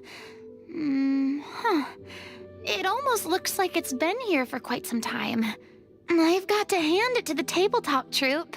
They really went all out with the props. Huh. What have we got down here? A kind of mechanism connected to the door? It looks like we might have to arrange it into a certain pattern. A pattern on a stone door. That's something Master mentioned before. Is something wrong, Clarant? After a long, difficult journey, you finally arrive at the location indicated by your map. It appears to be an ancient site of some sort, where treasure likely awaits. Your surroundings are exceedingly quiet and serene, as if the secret that slumbers here has never once been disturbed. If you listen closely, you can almost convince yourself you can hear the sound of its calm, gentle breathing. That description makes Paimon feel kinda bad for disturbing this place. We're doing this for the sake of the people, to free them from the evil sorcerer. I say it's time for this treasure to once again see the light of day. Linny's right. We need to keep going. The future of the kingdom depends on it.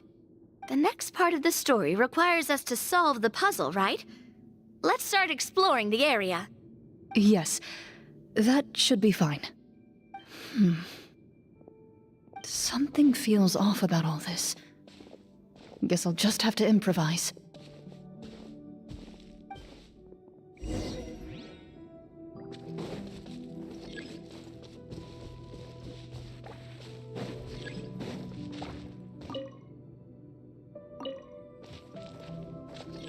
Time to go.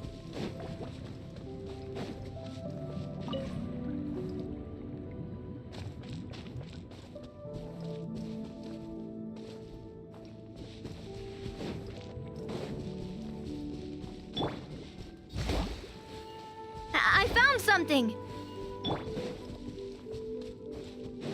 Found something here, too.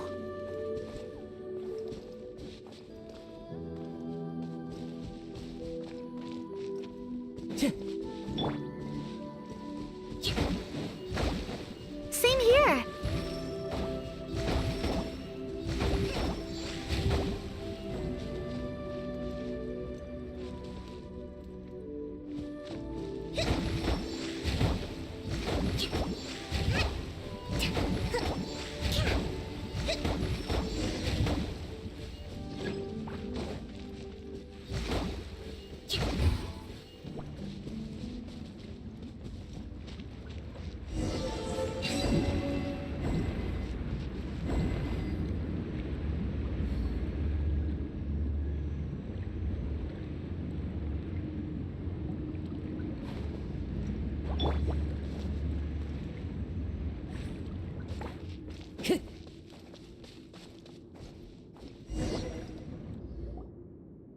It worked! Something just appeared.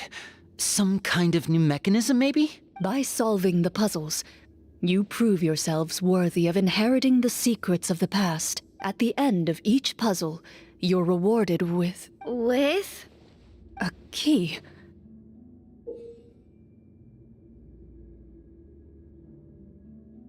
Oh, it must be the key to the big door.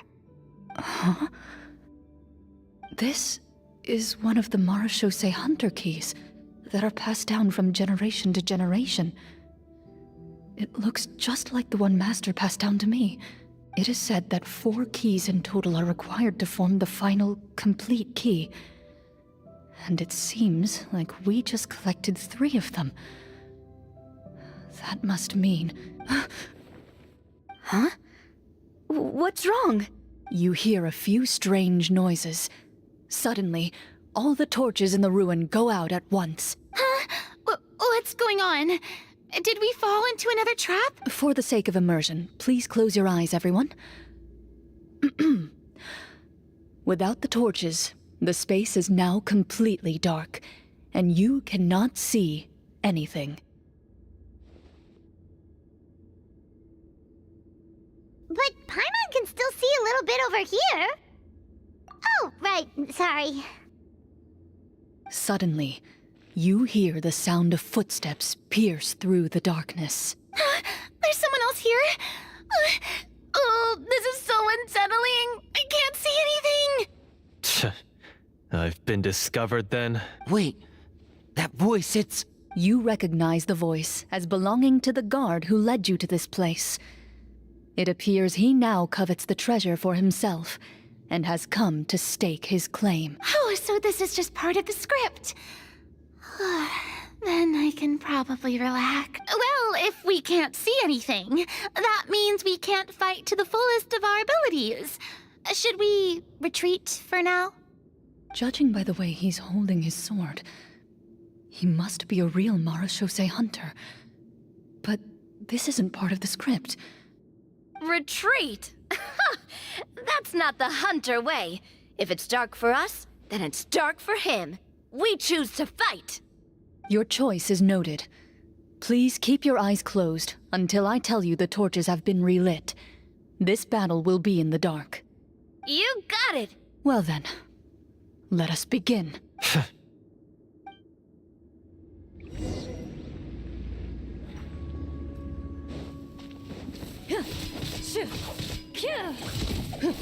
I'd like to try to hit him with my sword.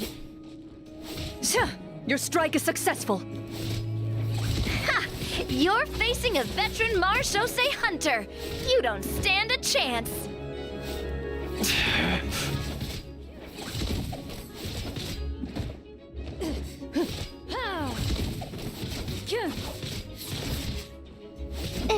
Is he still standing?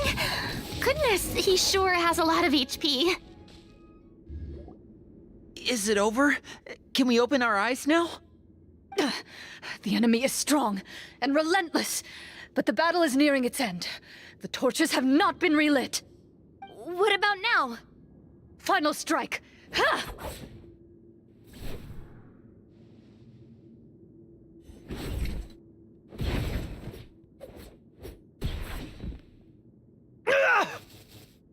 Oh, well, did we get him? Glorian? Warm fire flickers across the walls once more. Your vision is now clear. In an impressive display of courage, the four of you successfully defeat the uninvited guest. That look in his eyes. It's like he became an entirely different person as soon as I defeated him. Huh? Mr. Florian? Oh, wait. We're supposed to be role-playing. I should stay in character. Speak your name, guard. Why did you lead us here just to betray us? Is this treasure really more important to you than bringing peace to the kingdom? What kingdom? What peace? Those were nothing but... I, Florian, am a true Marashose hunter, descended from hunters of ages past. So he's also using his real name. Or, wait, was that the name of his character from the very beginning? Then I'm even more confused. If you truly are a Marashose hunter, shouldn't you want to help us just like you said before? Shouldn't we fight together for the sake of the people? What do you know? In this day and age, there's no glory to be had as a Marashose hunter. What's that supposed to mean? My skills were passed down to me by my father. We lived a life of obscurity in the remote wilderness. Still, he devoted everything he had to being a Marashose hunter. And what did he get in return? A life of poverty and pain. In a world that forgot all about him. When he died, not a single person came to mourn his passing. The Marashose hunters were the ones who saved this city. We're heroes. We deserved more recognition and respect than this. Is he talking about how no one in the capital seems to remember the hunters and their legacy? I didn't expect the script to contain this level of social criticism. So that's why you want to take the treasure for yourself? You feel like you're owed fame and wealth? If you already knew where the treasure was located, why didn't you just come down here and take it? Because I still needed the final key. Only a true Marashose hunter is capable of passing through this final door. As someone who sought to hurt others for his own gain, Florian lost that right long ago. Okay, but what is this treasure anyway? We've got all the keys, right? So can we just go in and take a look? You're sure you want to go in? We've been talking about it for so long. Of course we want to see what's inside. And we've already defeated Florian, right? So he won't try to take it from us anymore. Pesky brats. Watch yourself. Then let's open the door together. All right. Your choice of action is confirmed.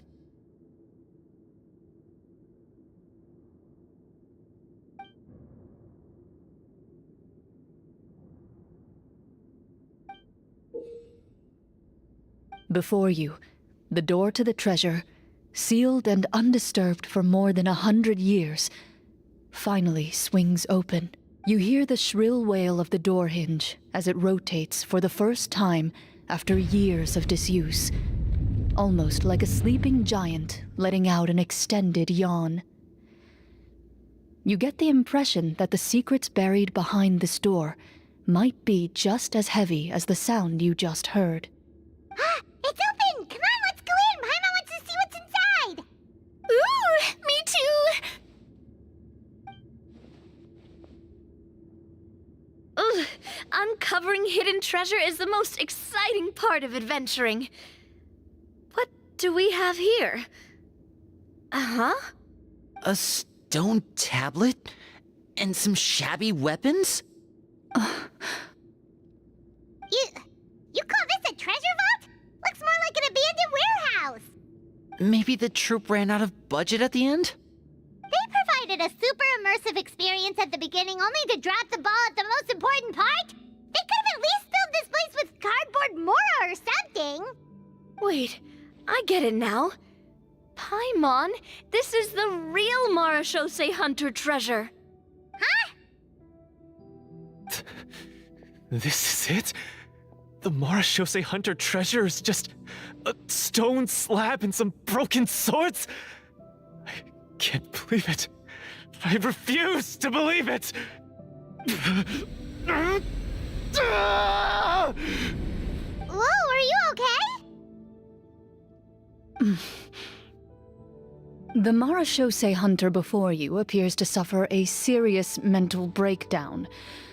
He needs to leave the room for a moment to collect himself. One of you seems to understand the significance of the treasure already. If the rest of you wish to follow suit, you may remain here in the meantime and explore your surroundings.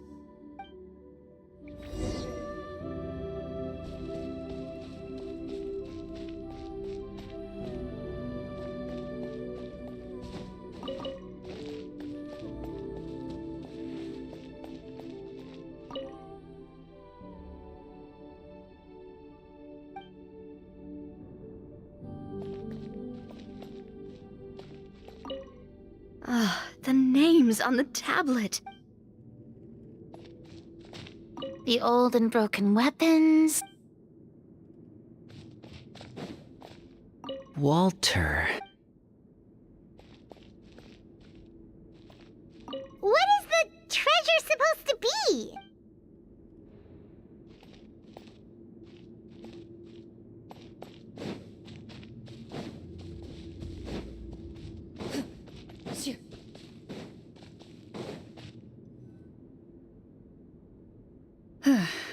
So, how are you doing?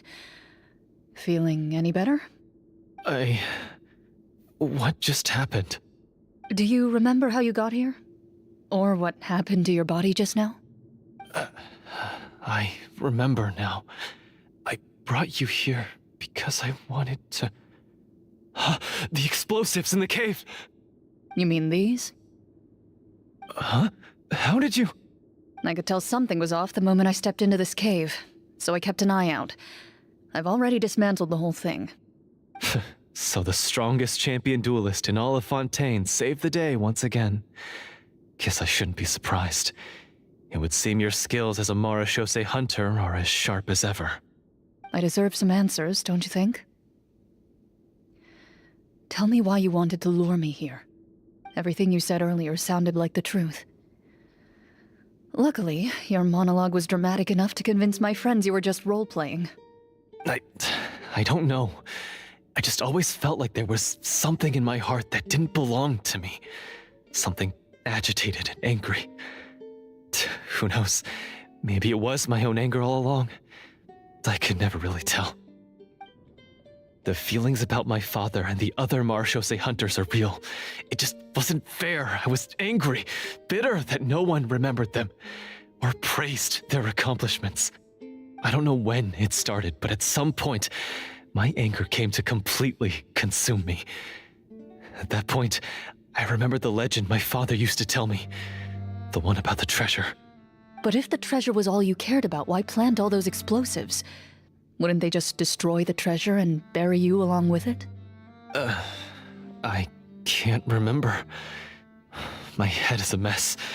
It felt like there was this voice telling me to eliminate the hunters, but now it's gone. From your description, I suspect you were dealing with a devorator. A devorator? Oh, your master, your father, I mean, never talked about it? It was a kind of monster that was active several centuries ago. No, I've heard of it. I'm just not sure why you suddenly... Wait, it can't be. The seal! The seal? My family has served as Marechaussee hunters for many generations. But the title and swordsmanship weren't the only things passed down over our line. There was a seal as well. My father instructed me to always watch over that seal and maintain it regularly. He said it had been passed down over a truly ancient age, and protecting it was our clan's most important duty. But I neglected that duty after he died. I finally decided to come down and check on it one day, and that's where my memories become fuzzy. The Devorator would be a formidable adversary for any mortal being, even ones as capable as the Hunters. If you lacked the power to completely destroy it, you could easily fall prey to its influence and corruption. In light of this, some Marechaussee hunters chose to seal the Devorator away, in the hopes that a permanent solution would come with the passage of time. I heard it has the power to amplify the obsessions and desires in people's hearts, to the point where they overtake you entirely. It would seem I'm not just lacking in skill with a blade, but in mental fortitude as well. And yet, you were able to retrieve 3 of the 4 keys. If I remember correctly, each was entrusted to a respected and capable hunter. How did you manage it? One of them belonged to my father. The second I stole from a different hunter. And the third... was one that I snatched while the person was on the way home from the tavern. I nearly died in that alley. I know just how strong you are. It's as clear as day to everyone in Fontaine. I observed you from dusk to dawn, but could never find any opportunity to sneak up on you. I never even saw you drink a single glass of liquor. The only way I could think to obtain that last key was to lure you here using your hobby, and then... Oh, I get it now. That monster, it wanted to bury you here alongside the treasure. I won't comment on anything else, but the script was good. Well, I did pour my heart and soul into it. The stories my father used to tell me about the glory of the heroic Marechaussee hunters and how they came to be forgotten. It's more than just a story. Huh? You're proud to be a hunter. You're still holding onto that part of yourself, no matter how small. I have done so many despicable things. I have nothing to be proud of. Then explain the purpose of the evil sorcerer in your story. Huh? Isn't he the true antagonist? The one who sought nothing but his own gain, and used the people as pawns to attain it? In your heart of hearts, He was the one you truly wanted to defeat. But I've already tainted my sword. I no longer have any right to... Wake up, Florian. Remember how you introduced yourself earlier. Do you really think the hunters acted out of a desire for honor and glory? Or to be loved and acknowledged by the people? What did your father teach you about our order? You do not wield your sword for yourself, but to protect those you serve. There's nothing special about a blade.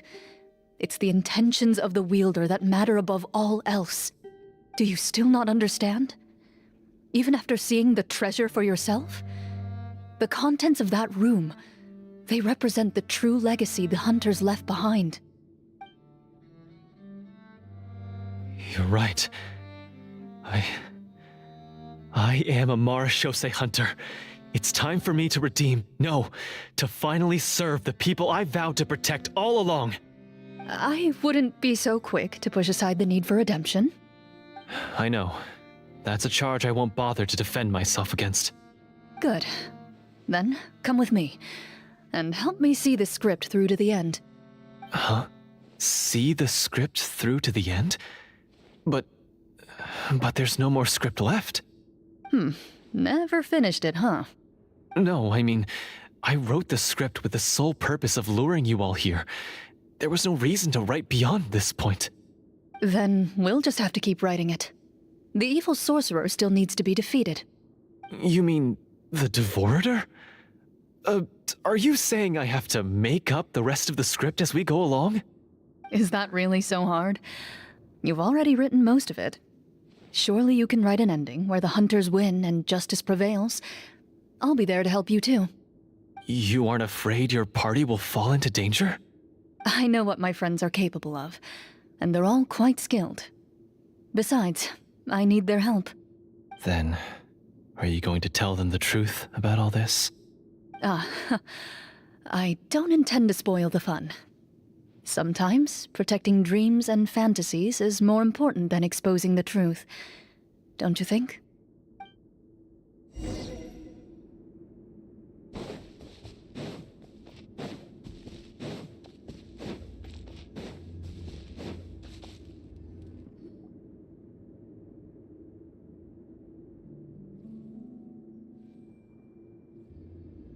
They're back! That took a while. Ahem!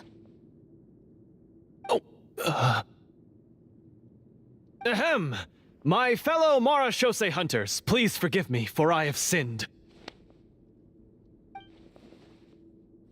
Tone it down. Sorry. After crossing swords with you and witnessing your courage in battle, I've rediscovered my true self and regained my pride as a Marashose hunter. Oh, do I smell a redemption arc? I confess, I was brainwashed by the evil sorcerer. He asked me to lure you here so he could bury you in this cave. That little... Wait, you're saying all of that wasn't you, but the evil sorcerer? That's right. He's adept at manipulating the hearts and minds of the people. I fell under his influence because I did not possess a strong enough sense of will. Huh. And how are you going to prove that you're a changed man? We're not going to fall for the same trap twice. To be perfectly honest, I only came to my senses after seeing the treasure. It reminded me of my father's past teachings. The treasure was actually... The names of all the Marashose hunters from ages past and their weapons? Wait, you already know? Of course. Don't underestimate a veteran role-player's exploration skills. Oh wait, I mean Marashose hunter Navia's exploration skills. We just finished reading through the content of the stone tablet. That tablet recorded the lives of some fascinating people. For example, this Marashose hunter called Est. She inherited the responsibilities of the Golden Hunter and passed judgment on many people. But in private, she had a very easygoing personality. Her favorite pastime was singing and dancing with her friends, And she was said to have a beautiful voice. So, she was just like you. Oh, you really think so? Well, when you put it that way, I suppose I also have a few things in common with this Walter. Working as an executioner, he supposedly used a countless number of tricks to confound his enemies in battle. Oh, if only I could have seen the feats of magic he pulled off back then. Their lives were all so exciting. You could write so many cool books about their accomplishments. How could they have all been forgotten? Because they chose to be. To hunt monsters that only appear in the shadows, you must also operate in the dark. To be a Marechaussee hunter is to willingly give up on wealth and fame. Then this stone tablet must have been left behind by their companions. That's right. Few Marechaussee hunters ever revealed their identity to the public. They always protected the city from the shadows. The only time they spoke of their accomplishments would be at night, when they gathered with their fellow hunters in front of the bonfire to share stories of the monsters slain by their hand. So, this tablet was created not so that the hunters would be remembered by the people, but so that they would be remembered by each other. No wonder this place was so well hidden. You regard the stone tablet in solemn silence.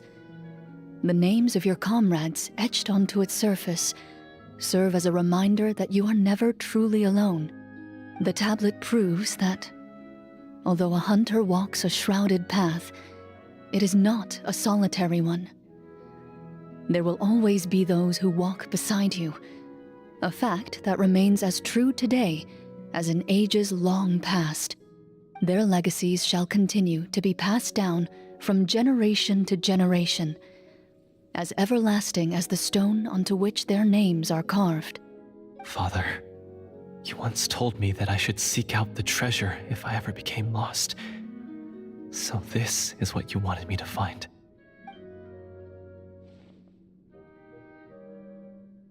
Thank you, my friend. You are very kind. I implore you, everyone, please give me a chance to make up for all I've done. Allow me to fight alongside you and defeat the evil sorcerer that threatens the peace and prosperity of everyone in this kingdom. Well, I say we let you join. Sounds good to me too. Everyone makes mistakes. What matters is what you do to make up for them. I have no objections, but Mr. Florian, do you even know how to defeat the evil sorcerer? When he took over my mind, I gained some insight into his thoughts. Every time I thought of the treasure, he reacted with a strong sense of fear. Huh? He's afraid of the treasure? But there's nothing here except some broken weapons and the stone tablet. What if the secret's hidden inside these weapons? GM, permission to investigate.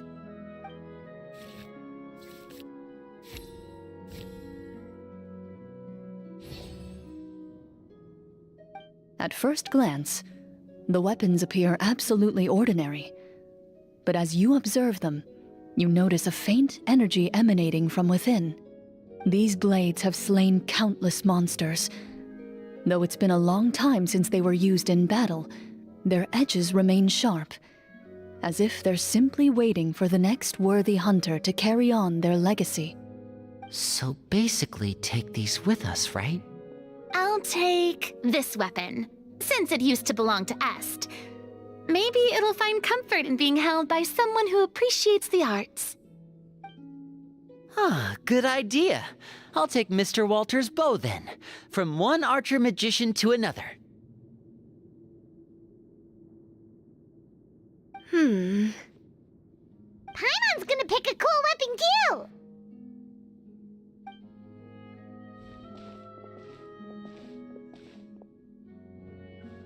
As you grip your weapons, you can almost feel the will of past hunters coursing through your being. It's a feeling of courage, determination, a silent vow passed down from generation to generation that says, eradicate the monsters, no matter the cost.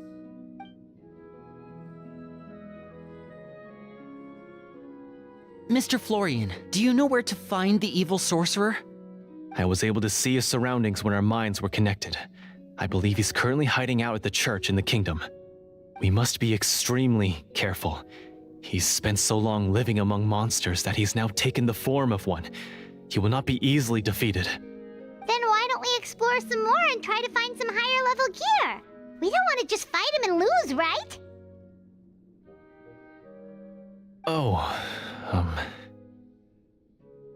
No, we have to strike now. He was greatly weakened when I managed to break out of his control. If we let him rest, he might have time to escape. I agree with Mr. Florian. We've got to act while we have the advantage. Don't forget, the people of the capital are counting on us. Yeah, now that we've got a plan, there's no point in waiting. The longer this drags on, the worse it will be for everybody. Yes, that's what's called... Yes, that's exactly right. Alright, you've persuaded Paimon. Mr. Florian, please lead the way. Of course. Follow me. He had to set up so many scenes today, and now he has to join in for this last part. I really don't envy his job. Finally, you decide to slay the evil sorcerer and bring peace back to the kingdom once and for all. As you walk away, you feel the gaze of the stone tablet at your back, as if all the hunters of the past are wishing you success in the battle ahead and awaiting your triumphant return.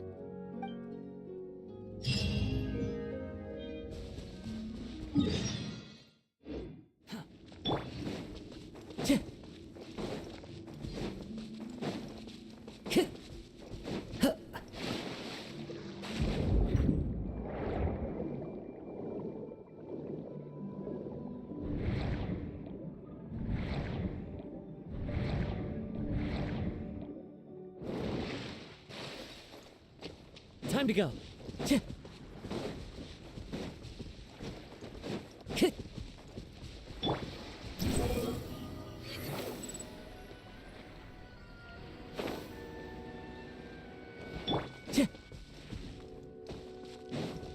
Time to go.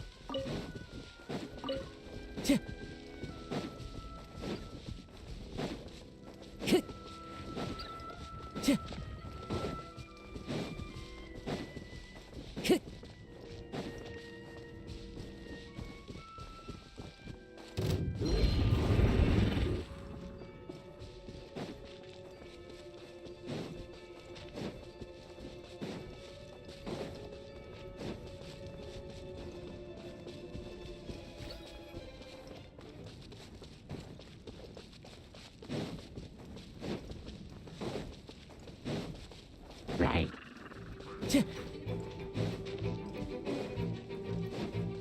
Time to go.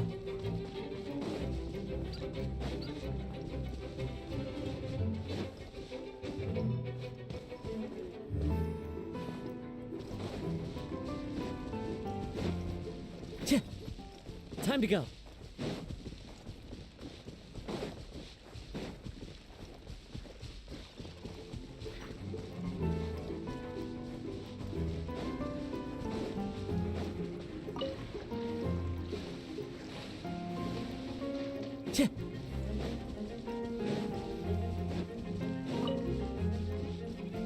The wind knows me.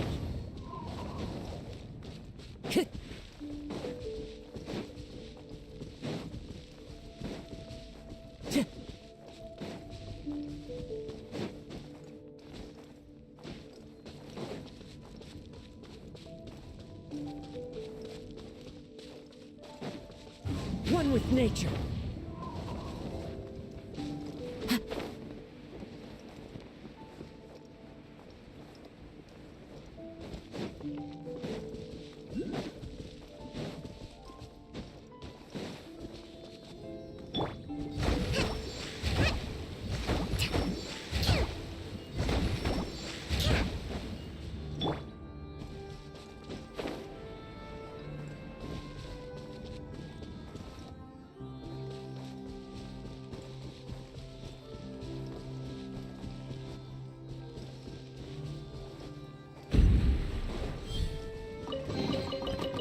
fateful offering.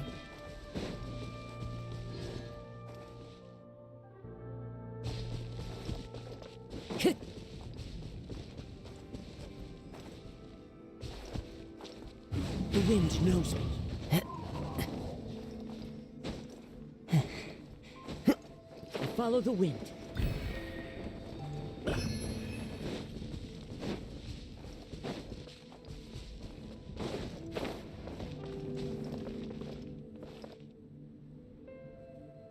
One with nature.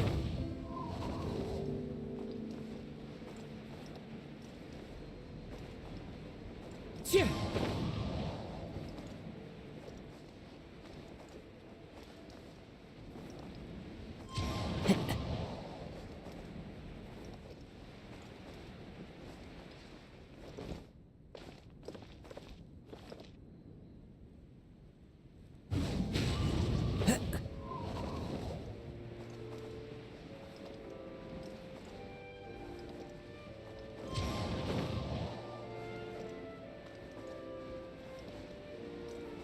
Yeah.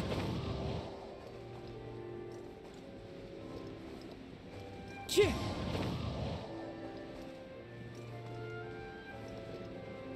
Yeah.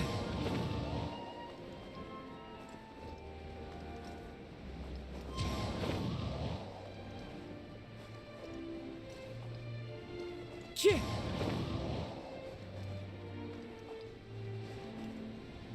Yeah. I follow the wind. Yeah.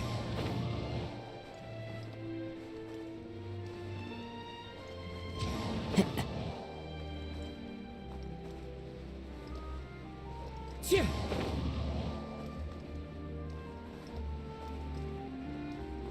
Yeah.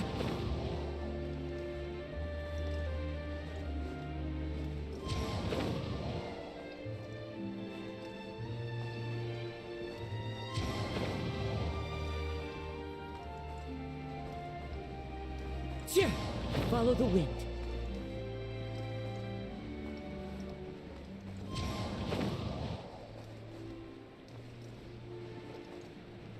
Yeah.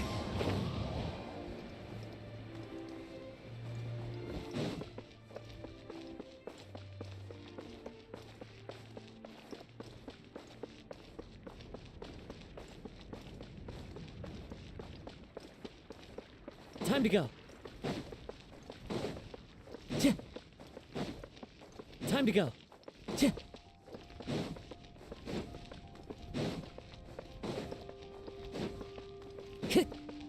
Time to go.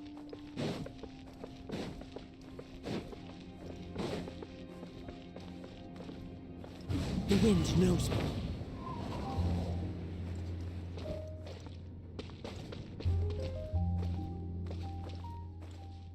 Behold!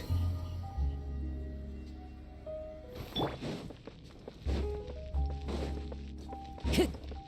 Yeah.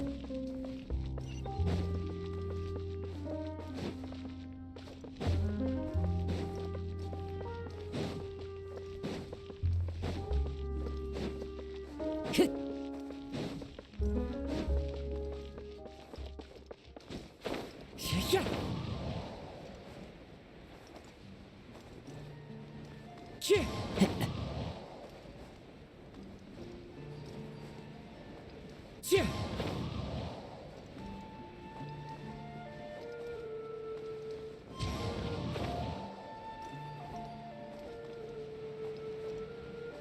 Yeah.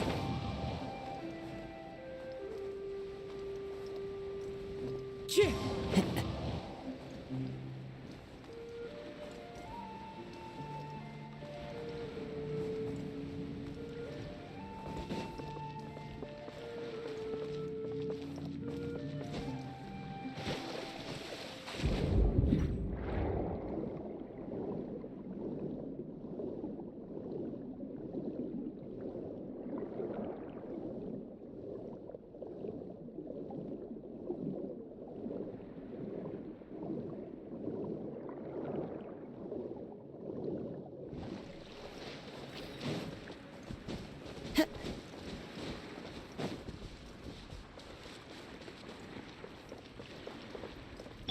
Swollen Fury.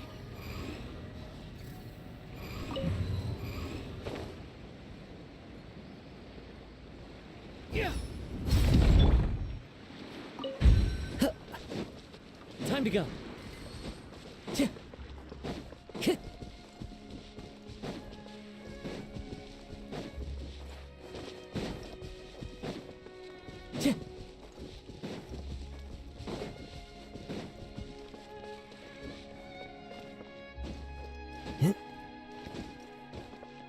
Time to go.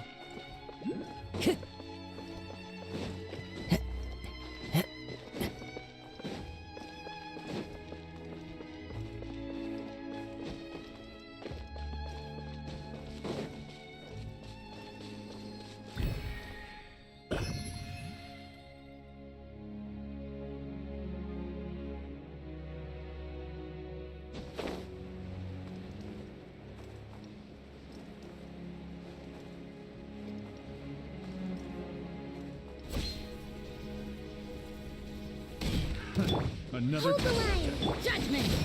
They're open! Into the wind!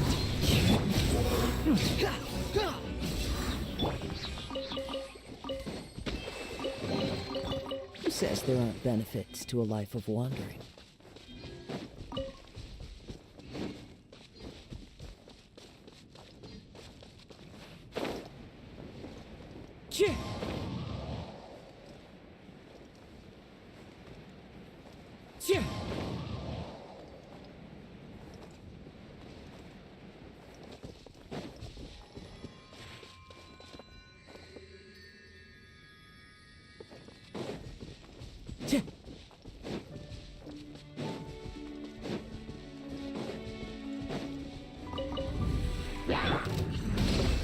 You can't run! Shiver! The wind knows me. Judgment! Fallen leaves, adorn my night, one with nature. The wind rises.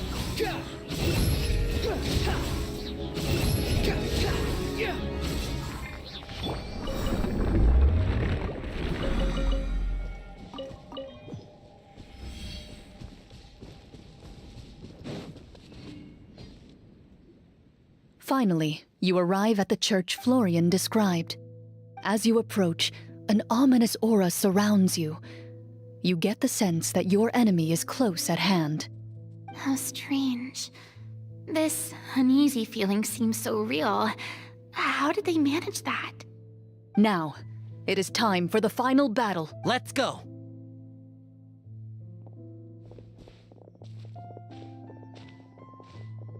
Florian, wait. What's wrong? I think you should wait outside. You've already been corrupted by the Devorator once. I don't think it's a good idea for you to be this close. If it corrupts you again, it's possible you might take on a new form entirely. That's exactly why I have to go. Why I should be at the very front.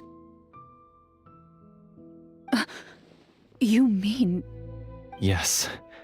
I intend to lure it into my body. That's too risky. If things get out of hand, I might have to kill you. Do you understand how dangerous this is? I understand, but if I do this, you'll have a clear and visible target.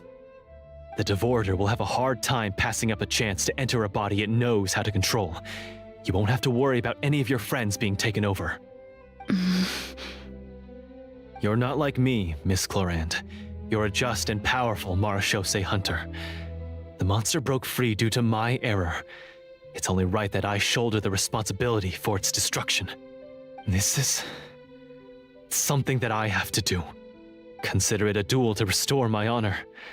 My only request is that you give it your all.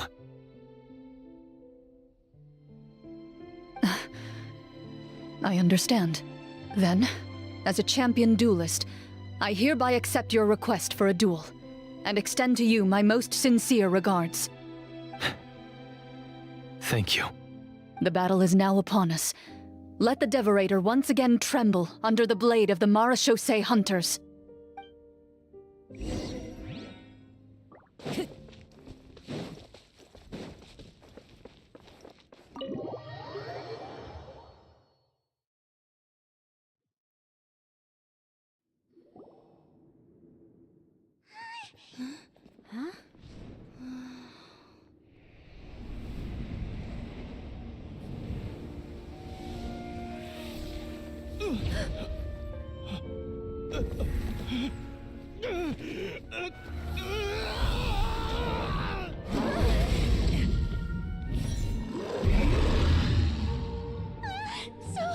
So lifelike.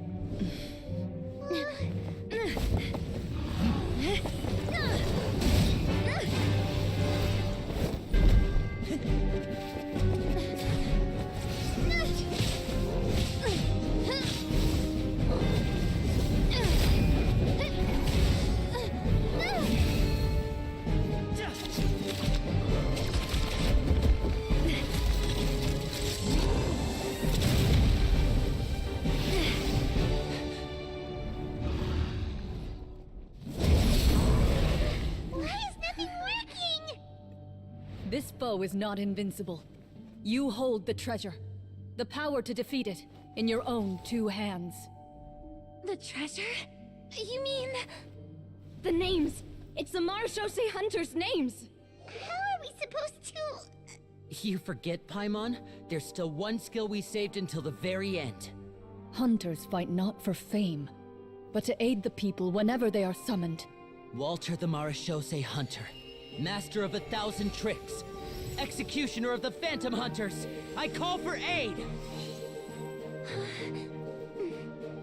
Est, the Marechaussee Hunter, inheritor of Cassiodor's will, judge of the Shadow Hunters. Answer my call!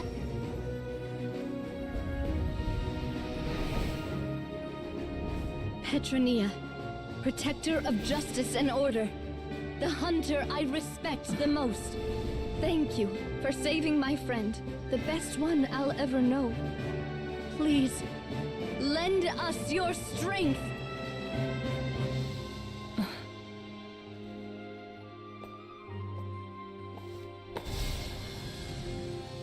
We have come to answer your summons.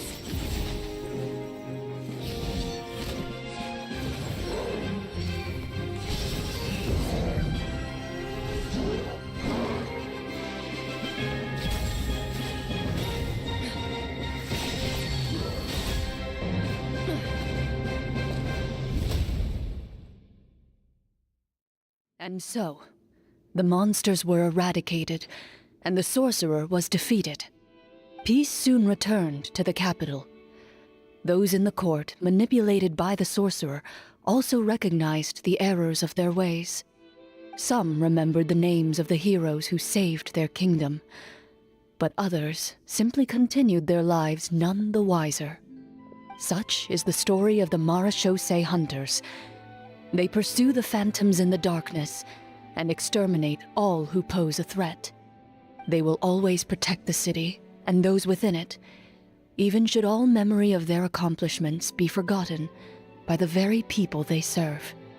I'm assuming we've finally reached the end of the script. Yes, you've reached one of the better endings. It's a pretty solid story overall. I thought it was just an ordinary adventure at first, but the further we got into it, the more impressed I became with the production and the plot. That final battle especially. All the effects were super realistic.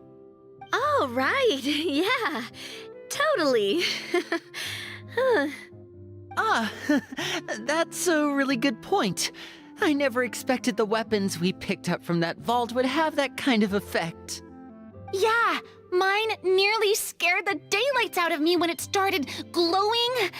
I took a good look at it after we got out, but I don't think it ever lit up again. Oh, we should probably give these props back, right? I'll just leave mine here. Did you have a good time? Of course.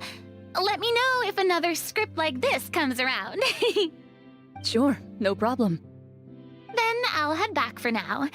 I think I need some time to fully digest everything that just happened. Once Mr. Florian is awake, please pass on my regards to him. He must be extremely exhausted to have passed out cold like that. You're right. He's had a lot to deal with. Well, see you all some other time. Toodaloo!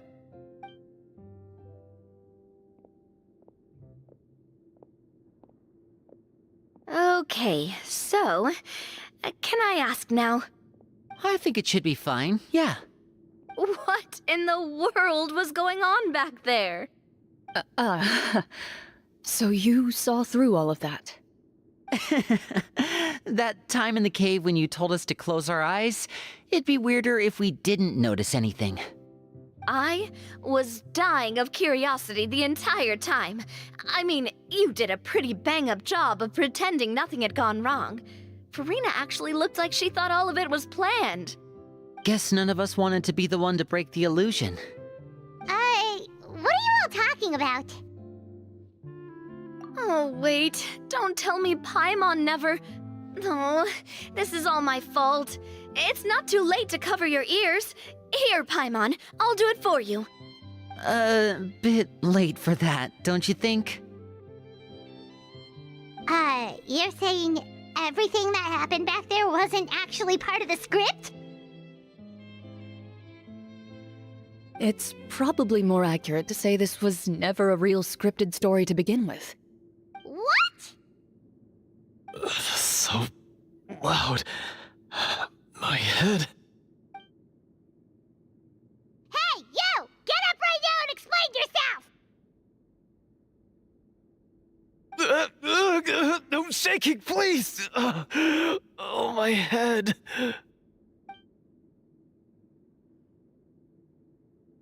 Did Paimon just hear that right? You guys made up that whole last part on the spot? It's not nice to lie to people, but Paimon's gotta admit, that was a really good story, Florian. Oh, and nice improvisation, Florian! Yeah, it was like watching a magician improvise a spectacular magic trick after forgetting an important prop. If Paimon knew something was wrong with that vault, she would have floated straight in the opposite direction. Everything was under control. As if you've ever described a situation as being out of control. I'm pretty sure any situation you consider to be easy to handle would scare a reasonable person half to death. Guess I'm just used to it. You must run into a lot of unexpected situations then. That explains why you're so good at coming up with things on the spot. As for you, Florian... I know there's no excuse for what I did. I'll turn myself into the guards at once, confess my crimes, and accept any punishment that comes my way. I would say you've already suffered more than enough. What? You may have been blinded by fame and fortune in the beginning, but your actions during the final battle had proven you to be a true Marechaussee hunter. You'll be far more used to the city above ground than below. Your job as a hunter is more important. But... Of course, you'll still need to take the keys and pay a personal visit to the 2 hunters you wronged. Prepare to accept any terms they give you as well. Yes, of course. As far as I'm concerned, though, your showing in the duel was enough to prove your honor. Then I'll do exactly as you said. I'll go return those 2 keys right now. Thank you so much, everyone. I'll do my best to prove myself worthy of the second chance you've given me. I swear this on my name and honor as a Marechaussee hunter. Until we meet again, everyone.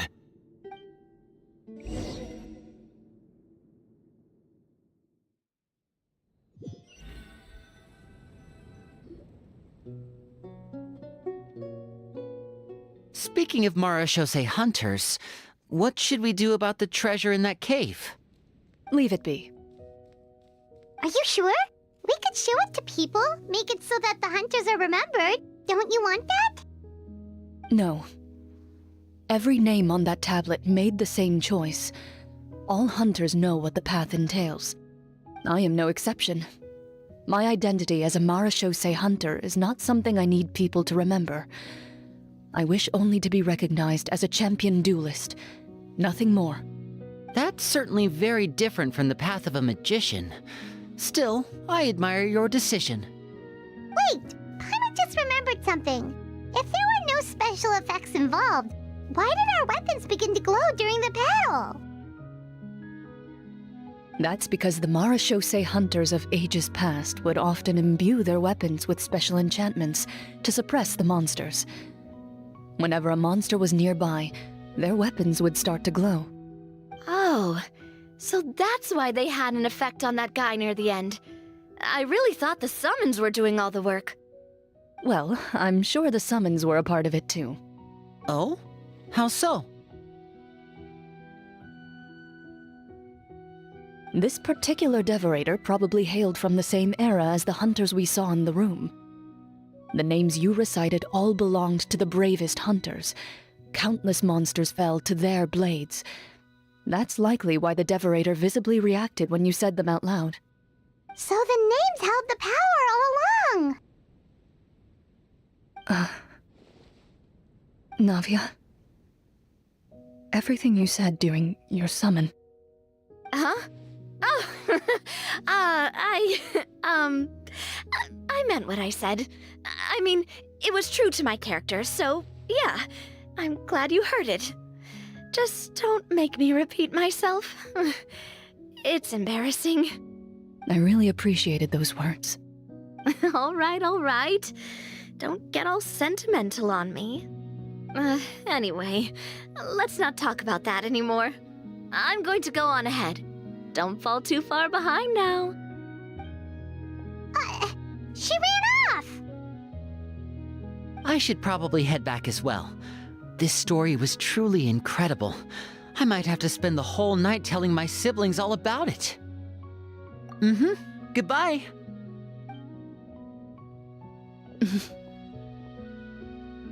Traveler, should your name and deeds be forgotten, what do you think the significance of your journey will be? I suppose the significance would be the journey itself and the world we helped create. There's still value in the time I shared with everyone here, in the things we were able to accomplish, even if no one remembers them. A great answer. I'll remember it. Me? The Marachose hunter says nothing in response to that question. Perhaps her answer lies in her silence. An unspoken vow left to echo through the night. The path she walks needs no explanation.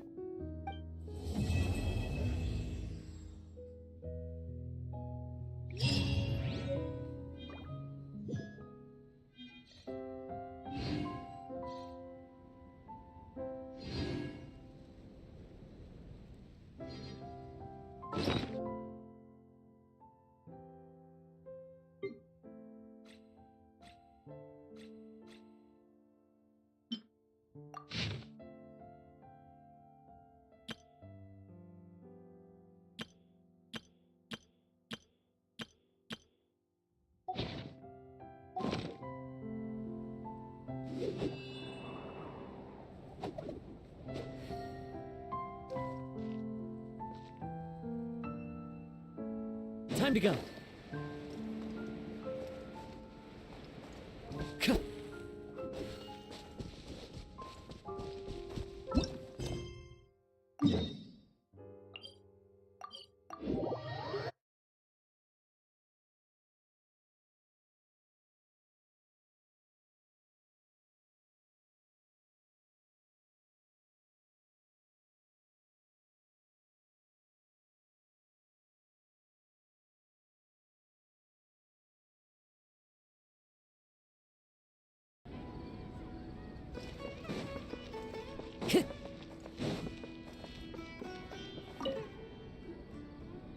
Perfect. It's you two. I have a commission here that has your names written all over it. In fact, I'd even go so far as to say you're the only ones for the job. The only ones for the job? Huh. If our help is really that important, it's probably some Archon class commission, right? The Adventurers Guild doesn't employ that kind of classification system. In fact, this commission is also probably not nearly as intimidating as what you're expecting. All it asks us to do is to find a missing person.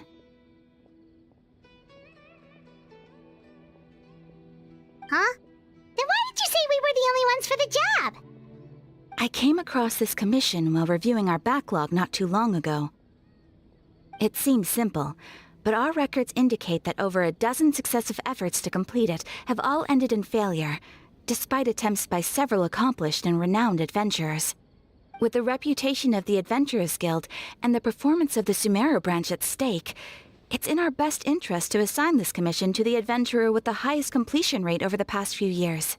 Well, that's us for sure.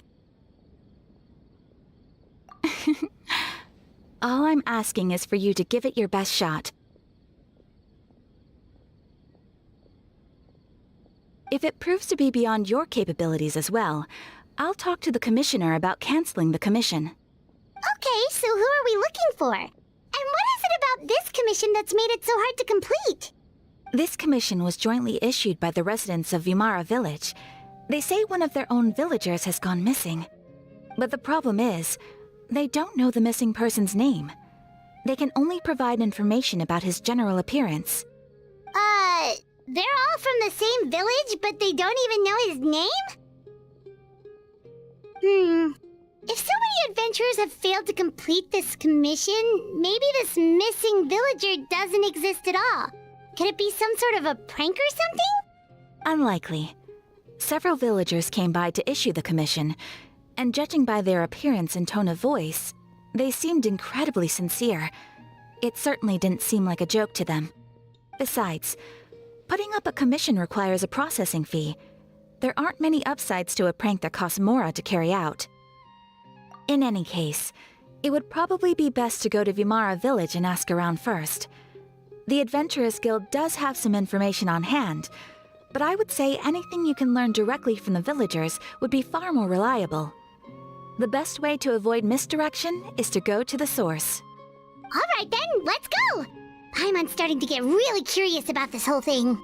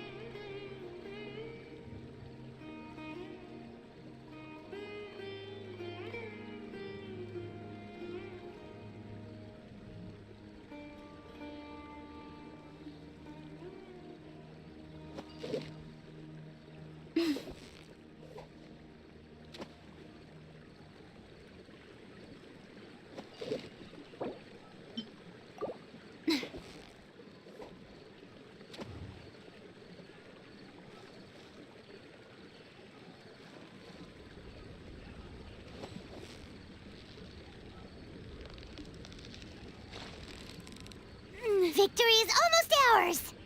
Whoa! Nice catch!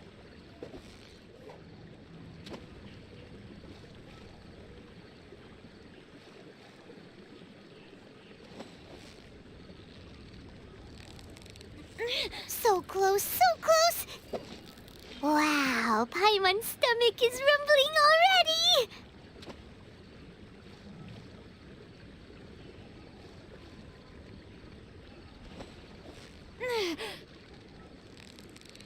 Steady now! It's the final stretch! Whew! That was a tough fight!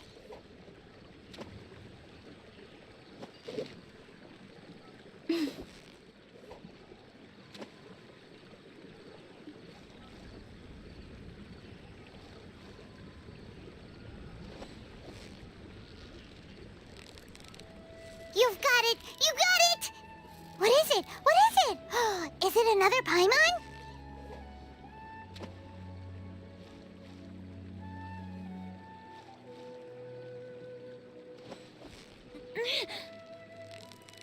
Yeah! You nearly got him! Whew! That was a tough fight!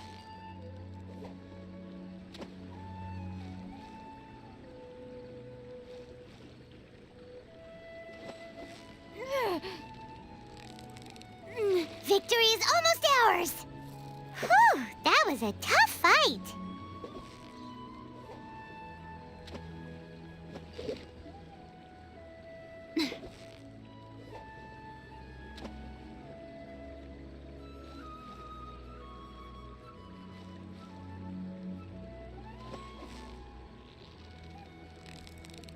You've got it! You got it! What is it? What is it? Is it another Paimon?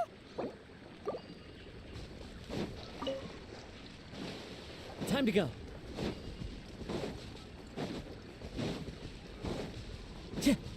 Time to go.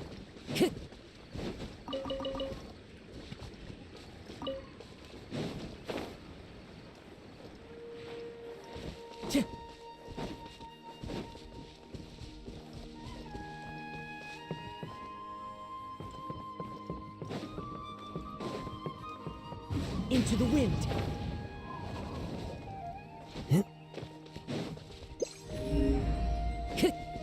Time to go.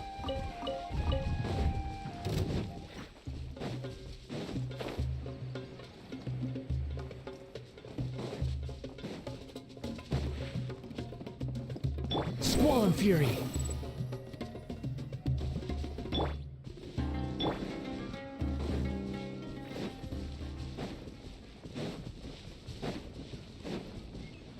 Quit following me.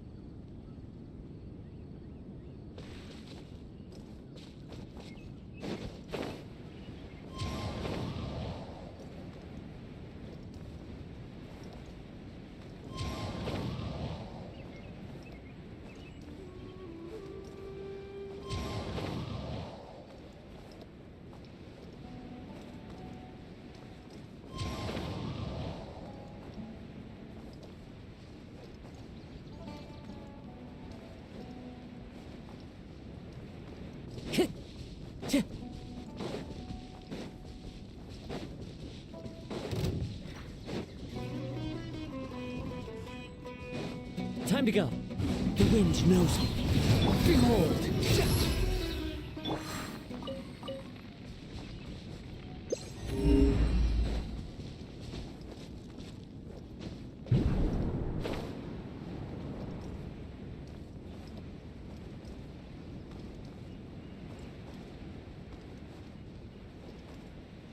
We made it to Vamara Village! Why don't we talk to some of the villagers to learn a little bit more about the missing guy? If this commission is really as challenging as Catherine made it out to be, we're gonna need to carry out a very detailed investigation.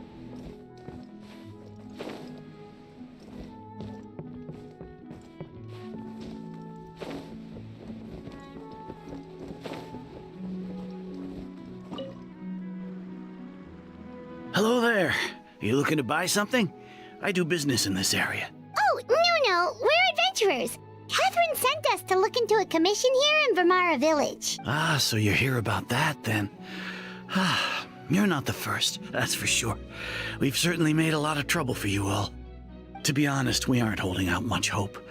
Many adventurers have made their way out here, confident they'd be able to help us, only to leave soon after with nothing to show for their efforts. We've pretty much had it up to here in questions, and the area around the village has practically been overturned in search of clues. But no one has been able to make any headway. So, this person we're looking for, what's his name? Where did he live? Does he have any relatives? I don't know. I really have no clue. I couldn't tell you. Okay, guess you are really sick of answering questions. I'm sorry, I didn't mean to sound short with you. I was actually just giving you my answer to your questions. I know it may seem like we don't have anything to offer by way of information, but I promise you, we all have a very strong impression of him. When you live in the same village as someone, you develop a lot of memories together, you know? We just don't know the specifics. Maybe we did at one point, but that information is long gone by now. At least that's what everyone in the village seems to think. We've all exchanged what we know, and that was the only logical conclusion. All right, specifics aside then, what kind of person was he? Young guy, in his early 20s probably. Incredibly kind sort of person, always willing to lend a helping hand. I'd chat with him when I didn't have any customers. I even saw him stick out his neck for others on more than one occasion. Very interesting guy, that one. Now that you've started talking about him, you don't seem nearly as down in the dumps as you did before. Seems like he left a pretty good impression on you. But of course, everyone in the village is pretty fond of him. We wouldn't have issued that commission otherwise. There aren't many young people like him nowadays, so genuine and pure. To think that he just up and disappeared one day. I just hope nothing bad happened. Could he have just moved away without telling anyone? No, he's not the type to leave without saying goodbye. And anyway, moving away without being seen by a single person in the village? There's no way he would have been able to manage that. Huh. All right, thanks for the information. We're gonna go ask around some more.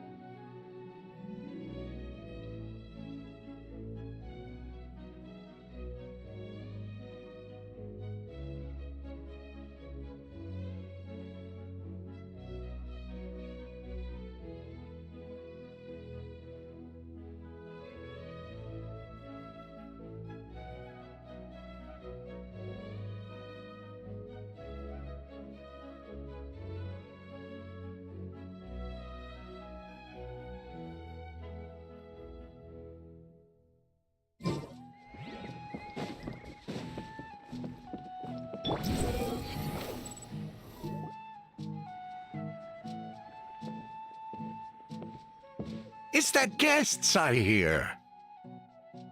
Hi, Grandpa Amadea! We're here to help you look for the guy that's gone missing. Ah, so that's what brings you to these parts. Coming all this way for our sake. That's so very kind of you. With your help, I trust that young man's case is in good hands. Could you tell us a bit about him? Of course. I'm happy to help any way I can. With my failing eyesight, I'm afraid I can't offer much about his appearance. But I do remember hearing the sound of his voice. Not recently, of course. That loss has left me feeling quite empty. I don't think his parents are still living in the village.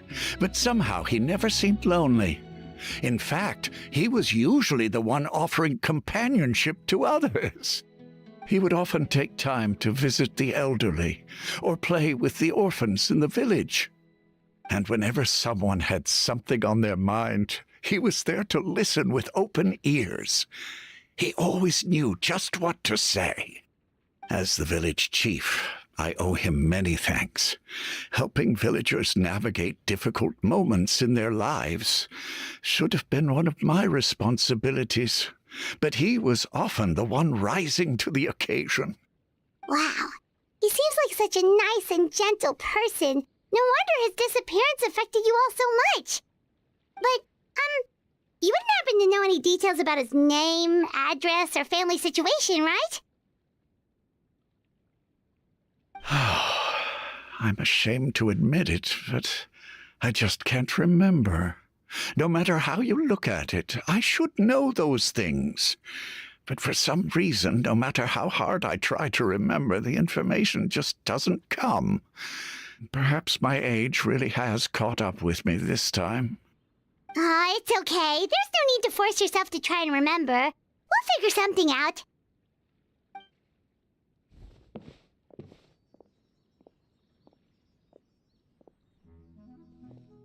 Well, Traveler, what do you think? Paimon thinks so too. Like, the name thing. It's so weird that no one remembers his name. And nobody has been able to tell us anything about his family or where he lived. It's like this guy's been erased from reality or something. Wait, so you're saying it's not that he's been erased, necessarily, but more like he never existed to begin with? Okay, Paimon's gonna need some time to process that one. Someone who only exists in people's memories?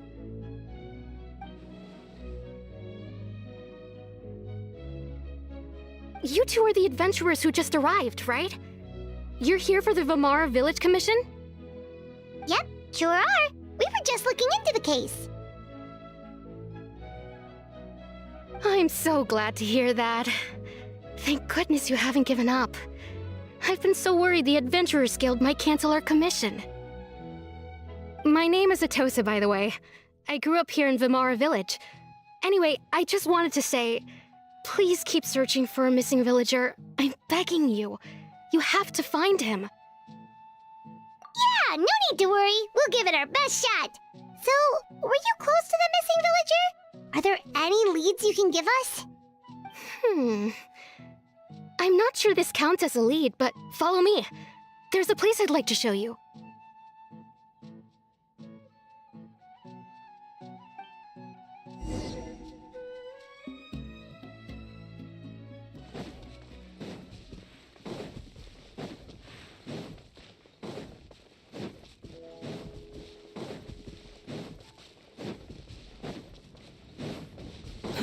Too slow. Quit following me.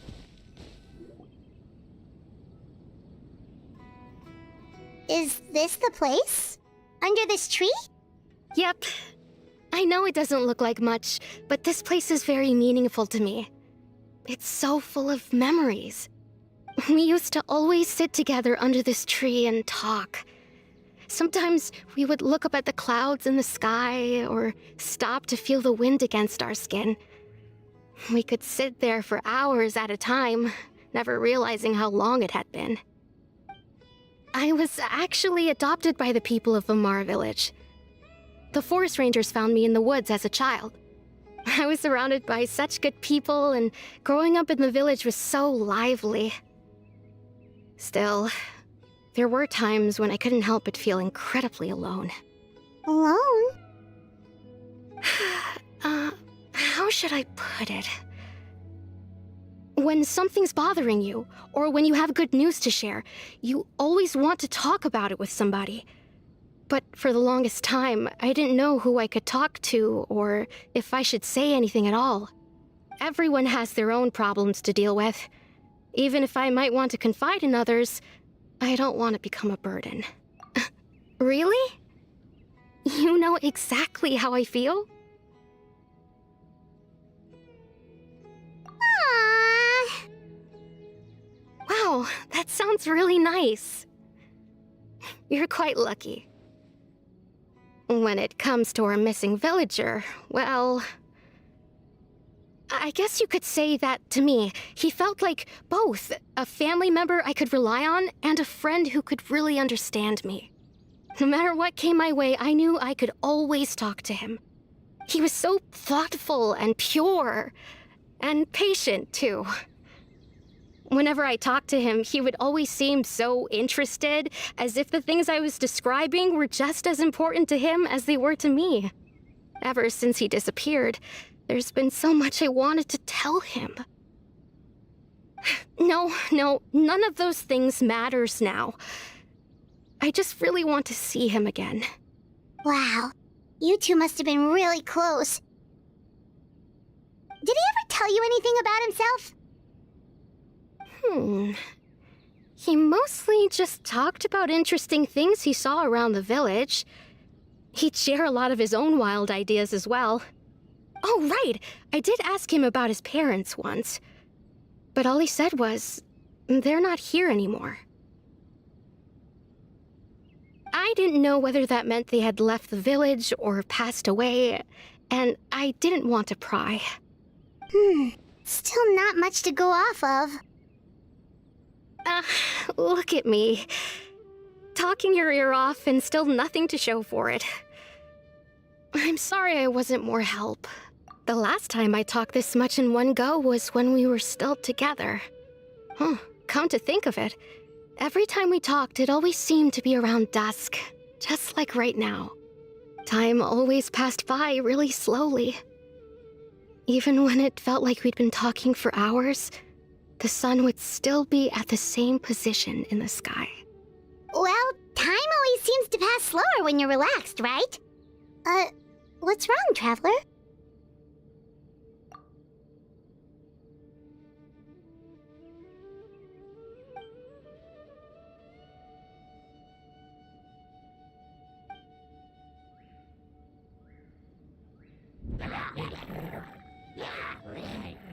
Hey, look at those hilichurls over there. Doesn't it seem like they're acting a little strange?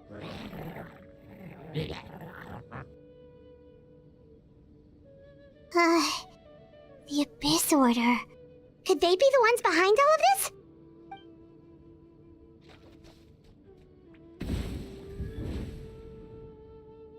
Uh-oh, we've been spotted! Quick, get ready to fight! Allow me! You can't run! Into the wind! Squall and Fury!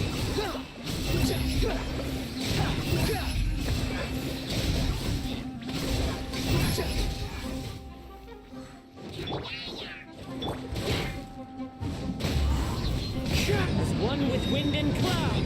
The wind knows me. Behold!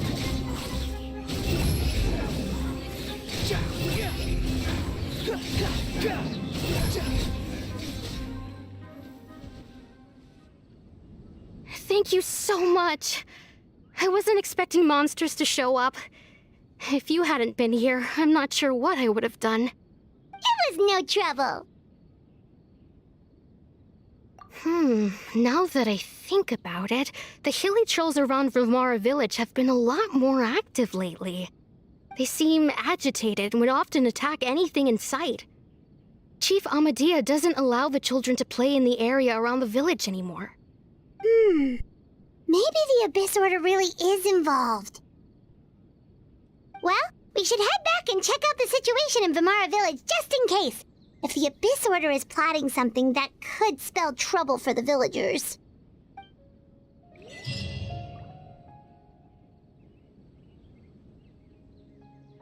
Wait a second. The person... It's Dainslev!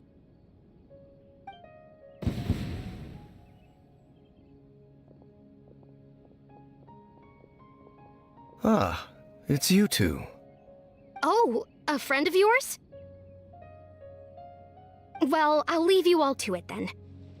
I should head back to the village and check up on Chief Amadea and the others anyway. See you later. Yep, see you later, Atosa!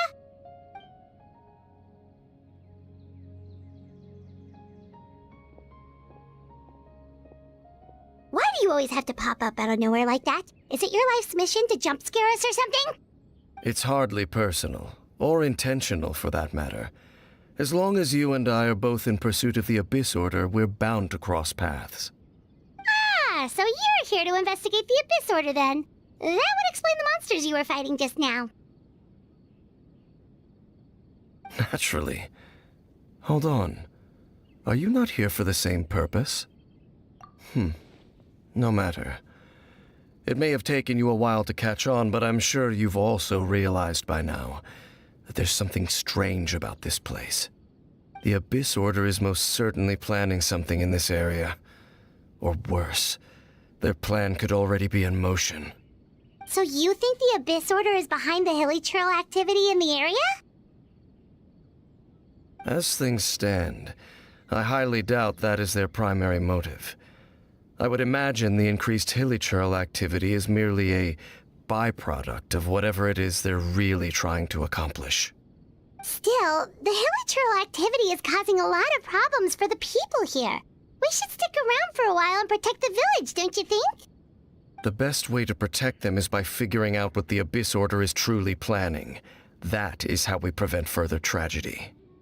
And you shall have them. I never intended to hide anything from you. Don't worry. There should be ample time to talk.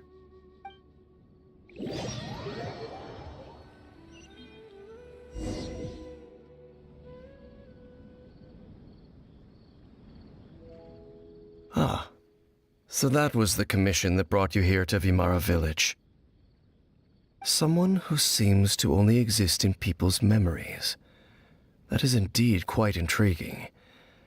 I would agree that it's unlikely you have a simple missing persons case on your hands. However, any possible connection to the Abyss Order is still unclear.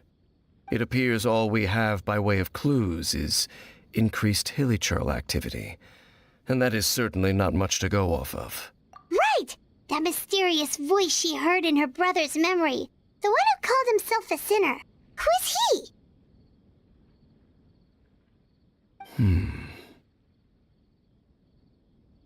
Traveler, let me ask you this. Do you believe your sibling to have betrayed you?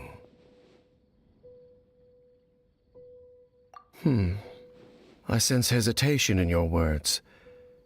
After all, you still haven't figured out the whole truth of what happened. There's still hope for the two of you to reconcile. Irreparable damage has not yet been done. The sinner you wish to know about, his situation is different. He and his fellow sinners have long betrayed me, and long betrayed their nation. His name is Vedrfolnir, the Visionary. I'm loath to admit it, but he is also my kin, my older brother. Your brother? There were 5 of them, the 5 sinners of Khanria. The wise Roptatir, the visionary Vedrfolnir, Gold Rhine-daughter, the foul Sertologi, and Rehir of Solnari, Rerir. No matter how eroded my memory may become, I will never forget their names. One day, I shall have my vengeance. Wait, some of those names sound really familiar. Rhine-daughter is the one who created Albedo. Sertologi is Skirk's master. And the one we just learned about, Dane's brother, Vetafolnir. If he was the voice of the sinner, then the one who inspired Clothar to create the Abyss Order was him. They were once people of great esteem in Khaenri'ah, those who carried the hopes of the nation. They were the best of their peers, outstanding in their respective fields. 6 of us, together. We should have been the ones to prevent the disaster, the ones to stop the Vinster King from continuing to rock the foundation of the world. Yet, deep within, the 5 of them craved something more. They could not resist the call of the Abyss, and divided among themselves a power that could destroy the world. So they became sinners, but also transcendent beings, each in possession of world-shattering power. And when the cataclysm occurred, not one of them stood up in defense of their nation. Not one came forward to prevent the tragedy, and for that, they shall never have my forgiveness. Indeed, if they are not stopped, the day is sure to come when they will also betray the entire world. Of course, as I said, I never intended to hide anything from you. So, Dane, what have you been looking into all this time? I've continued to investigate the questions surrounding the Loom of Fate. It's been quite some time since the initial operation was launched. By retrieving the eye of the first field tiller, we were able to stop part of their plan from coming to fruition. Oh, Paimon remembers! Weren't they going to use it to corrupt Osial and make a god or something? Indeed. However, it's obvious that was just some sort of technical experiment. The eye was integral to their plan, yet somehow, despite failing to obtain it, they've skipped the experimental phase and found some other way to keep moving forward. There are many signs pointing to that effect. Then what should we do? It's not too late, is it? Our most pressing concern is to determine the purpose of the Loom of Fate. From there, we'll be able to deduce the Abyss Order's true objective. Based on the intel I've gathered so far, I suspect the Loom of Fate is related to the ley lines in some way. The ley lines? Traveler, you were able to observe your siblings' memories last time, yes? I believe that was due to the fact that the ley lines in that area were unstable. My recent investigation has shown that Abyss Order activity in a particular area is usually followed by a series of issues with the ley lines. Wait, then our commission here in Vimara Village, the person who seems to exist only in people's memories, could it be connected?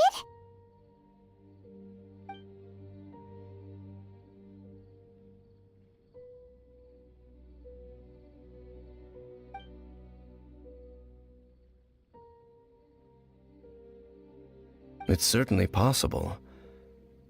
I'll join your investigation tomorrow.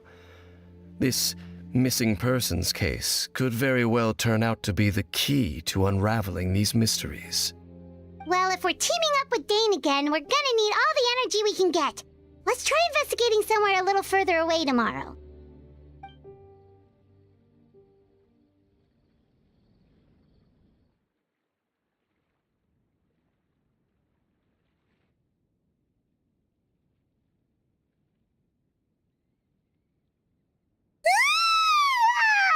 So tired. Paimon used way too much brain juice yesterday. It's all Dane's fault saying all that complicated stuff.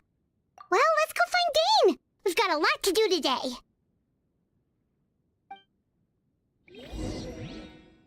This is a great place for a vacation.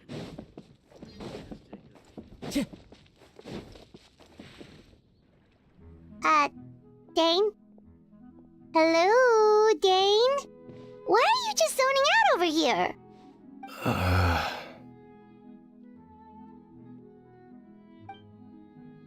Did something happen? The missing person from your commission. Could you describe them to me? Oh,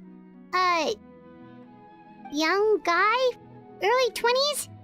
Seriously, Dane, what's going on? There appear to be certain memories in my mind that weren't there before. Memories of him. Maybe we just talked too much about him yesterday and you had a weird dream or something? No, it wasn't a dream. They're memories. Memories that suddenly appeared in my mind after I woke up. And I'm certain I've never met this person before. I remember handing him the eye of the first field tiller. What? Okay, so this missing person definitely has something to do with the Abyss Order then! Indeed. And it appears he possesses the ability to implant memories into the minds of others. Wait then. All the memories the villagers have of him, could they be fake too? Maybe they never knew him at all. But why would he do something like that? Whatever the Abyss Order is planning, an important truth has been revealed to us this morning. What sort of truth? That their goal is still to obtain the eye of the first field tiller. They haven't stopped searching for it. I am the only person who knows its location. Perhaps implanting that particular memory was an attempt to interfere with my mind in some way. Your concerns are not entirely unfounded. I don't believe the Abyss Order is capable of altering reality like that just yet. However, considering their single-minded pursuit of the eye, I would say an equal level of caution is in order on our part. Come with me. We must check whether the eye is still in our possession. Oh, so you're going to take us to where you hid it?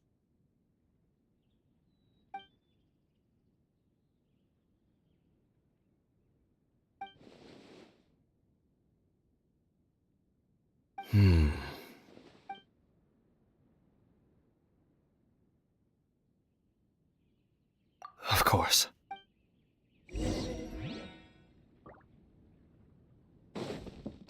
Time to go. Cheer.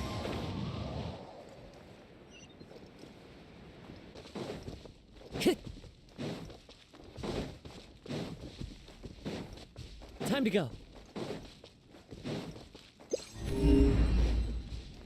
The wind rises.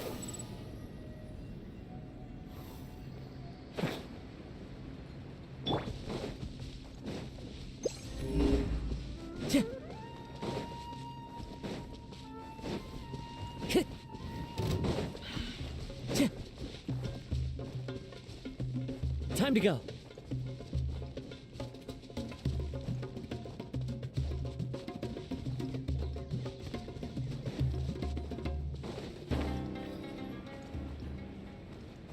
Yeah.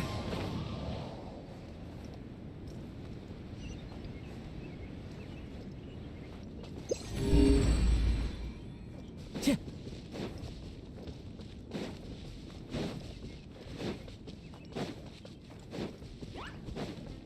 Time to go.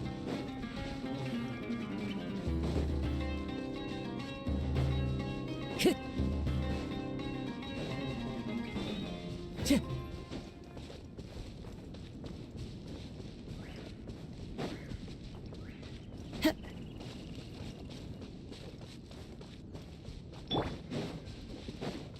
Rest and leave it! Punishment!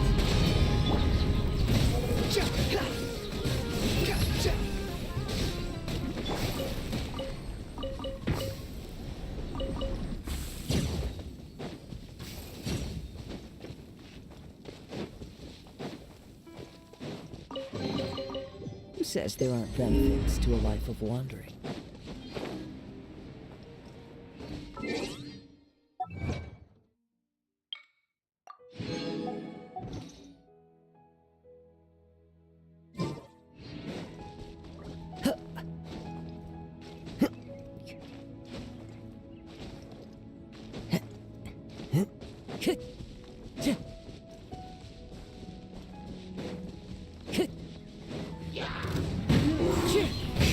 Squall and Fury. Upon the gale.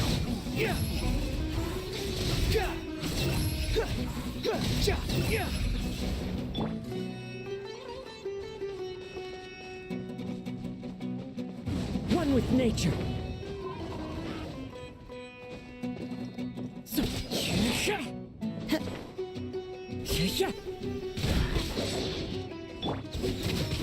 Behold!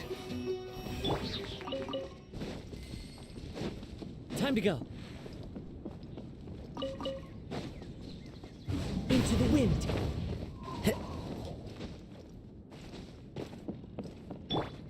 Hold the line!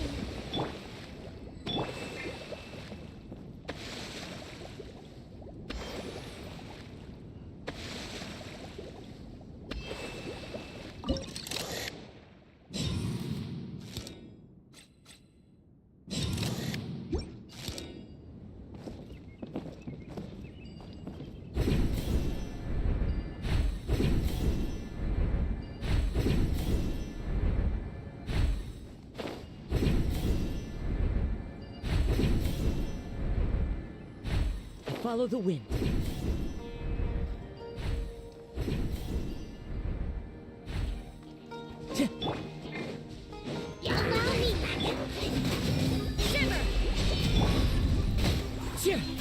Clouds high. The birds call. One with nature.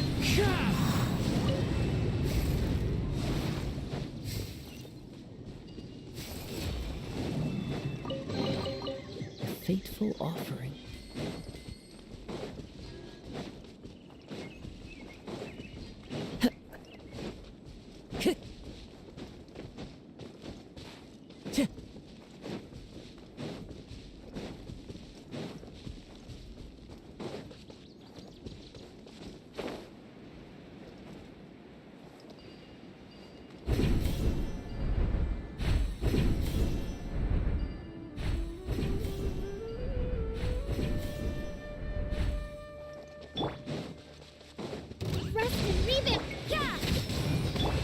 Into the wind.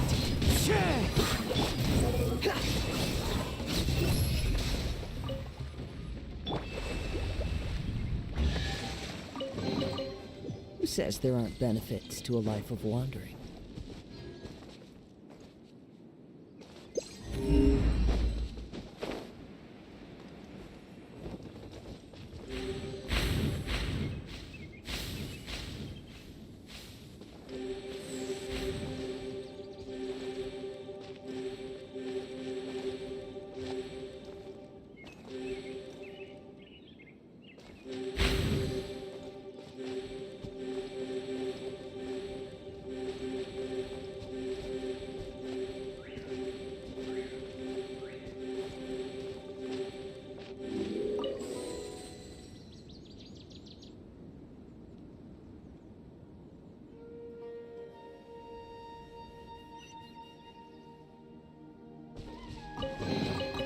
Who says there aren't benefits to a life of wandering?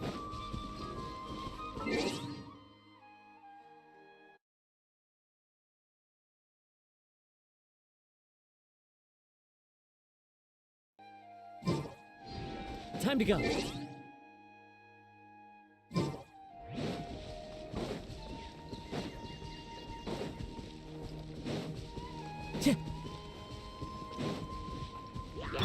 The wind rises.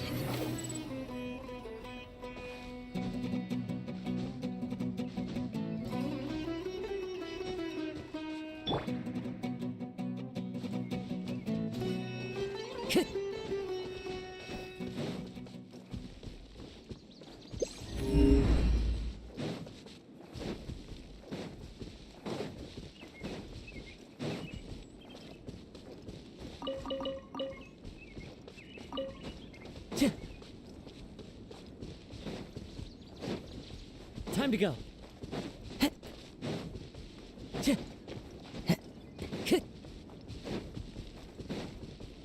Time to go.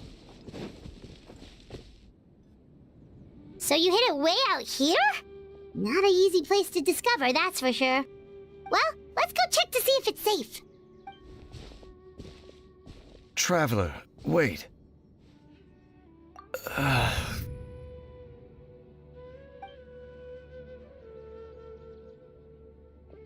We've no time to lose. Let's head inside.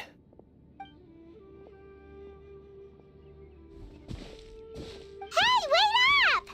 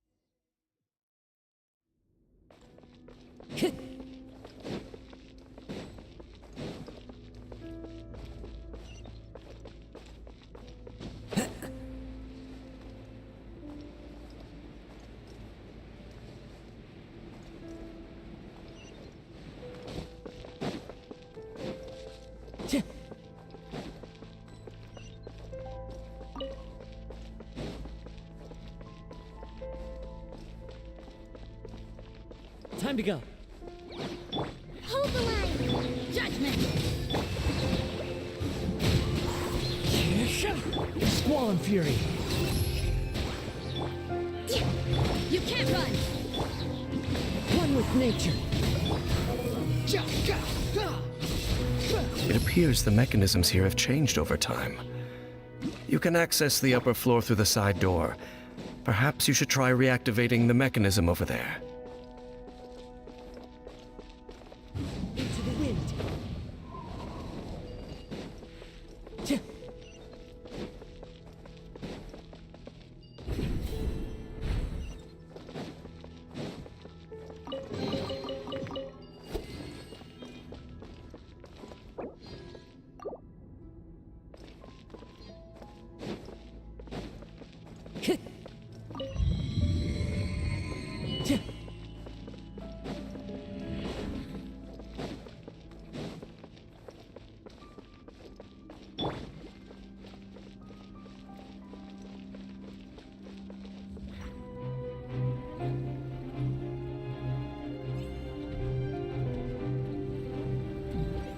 Rest and Reuben, yeah!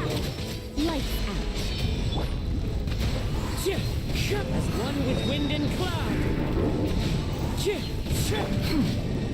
The wind rises.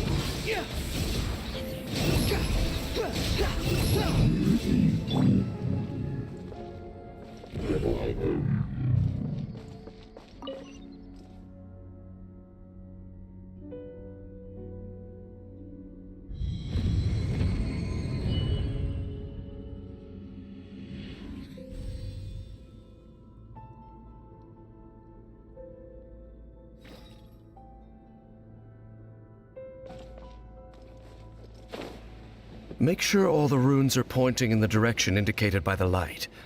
That should unlock the mechanism.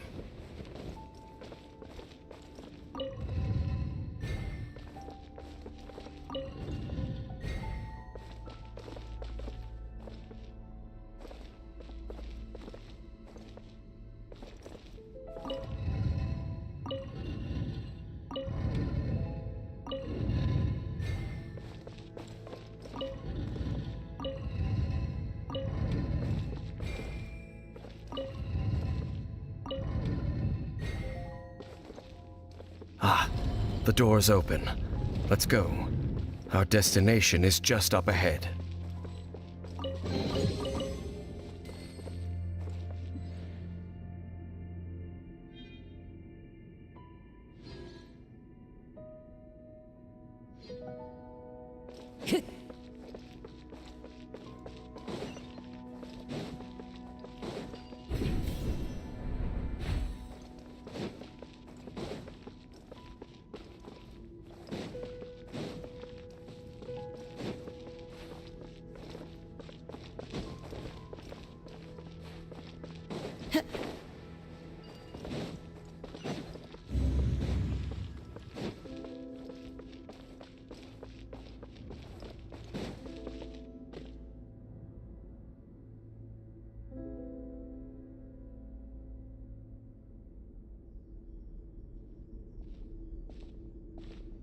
Looks like we can't go any further.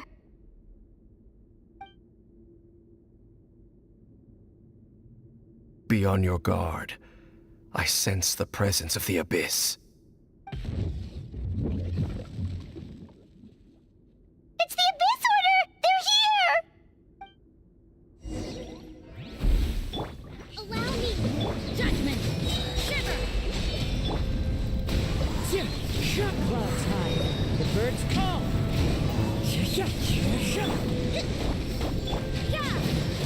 Squall Fury. Search for it. Hold the line! Punishment! One with nature. Fallen leaves, adorn my night. The wind knows me. Behold!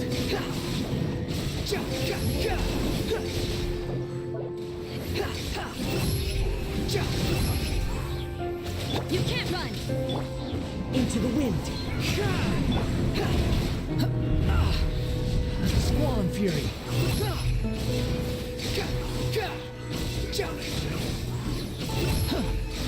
That's far enough.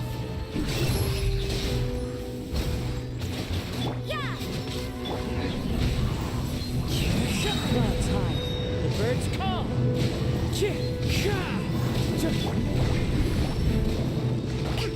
Billowing surge!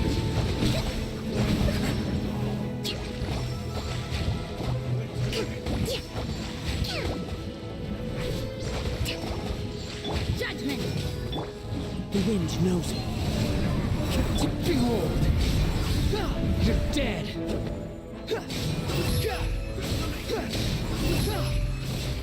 Know your place!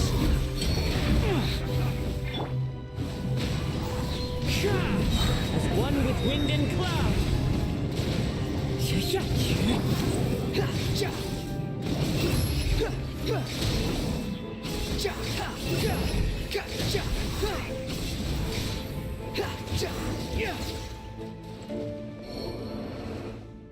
Just as I suspected. The false memories were a trap. The Abyss Order just wanted to follow us here. Now that they're in the vicinity, we should have a chance to see... Dane? What's wrong? Can you feel that? There's been a disturbance in the ley lines. It must be the work of the Abyss. Wow, you must be really sensitive to that sort of thing. Paimon doesn't feel it. You too. Do as I say. Use that mechanism over there and leave this place. The Abyss Order is putting something in motion. If you return to Vimara Village, I suspect you might finally have the opportunity to locate the missing villager. Just think of it as a way to divide and conquer.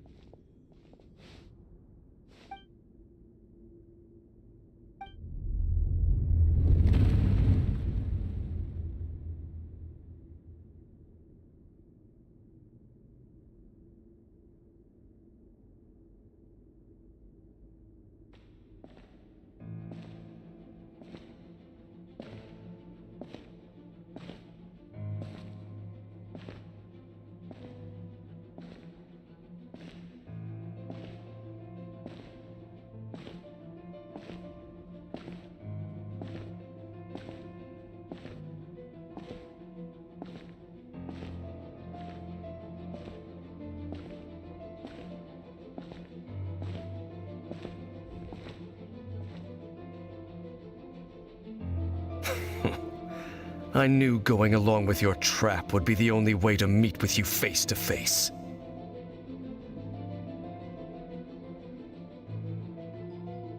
You risked your safety, and that of the Eye.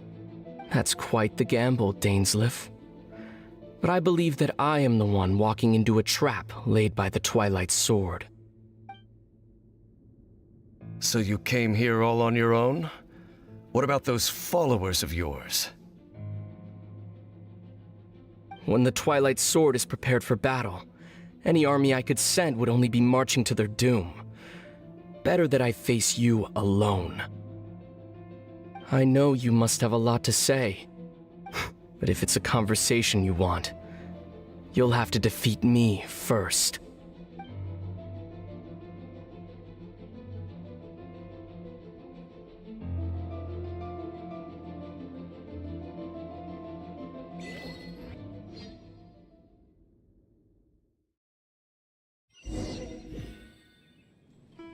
The Abyss Order's on the move! The ley lines are all out of whack! Hey, look at those hilichurls over there! Weren't they acting super agitated just a little while ago? Why are they so calm all of a sudden?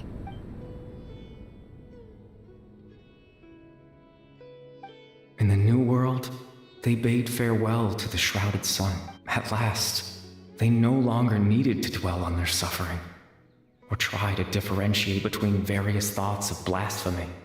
Such was the price they paid, and thus their souls became cleansed and pure. Did you hear that? What was that sound just now? It sounded so gentle.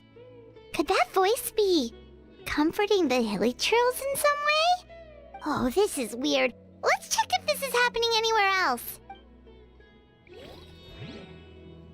We better hurry back to Vimara Village and see what's going on.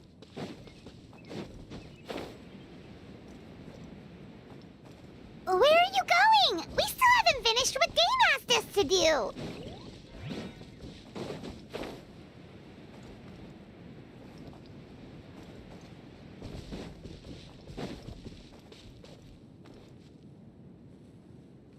Looks like the same thing is happening over here, too. The hilichurls are calm. You see, we're both still here. We've reclaimed an endless amount of time to love. Release your tears. You no longer need to hold back your sorrow.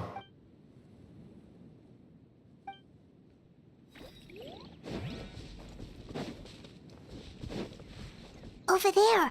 It looks like they're sleeping. In the end, he whispered softly, "Sleep well, Father. Sleep well, my beloved people. When you awake, that which differentiates us shall be no more." It almost sounds like a poem or some kind of story. Well, now that the hilichurls have calmed down, Vimara Village should be safe at least. Let's put this situation to the side for now. Dane said this might be our chance to find the missing villager, so we should head back to Vimara Village before it's too late.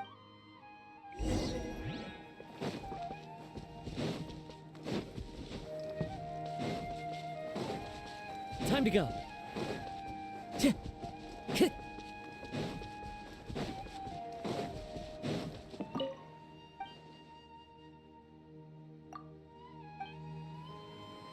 Time to go.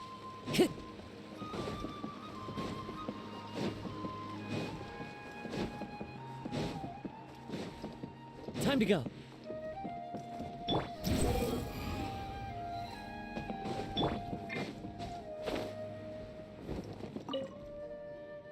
Grandpa Amadea, is everyone all right? The Abyss... The Abyss Order?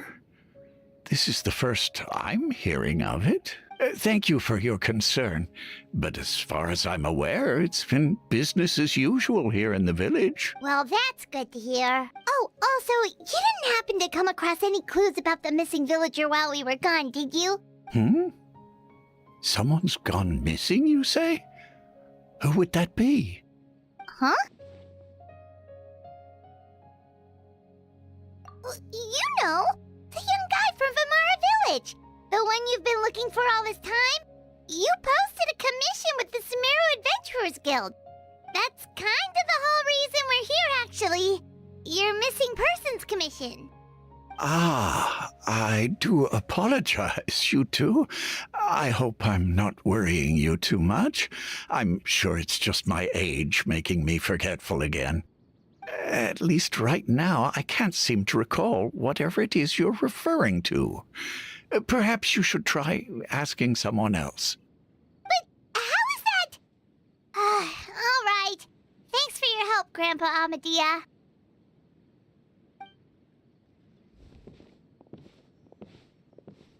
Something's definitely not right.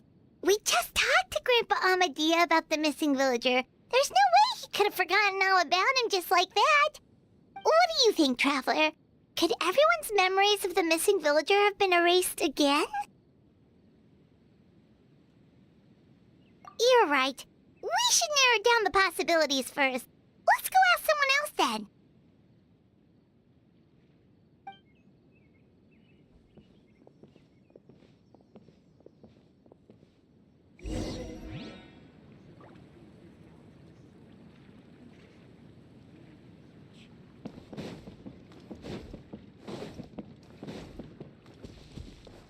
Into the wind. Time to go.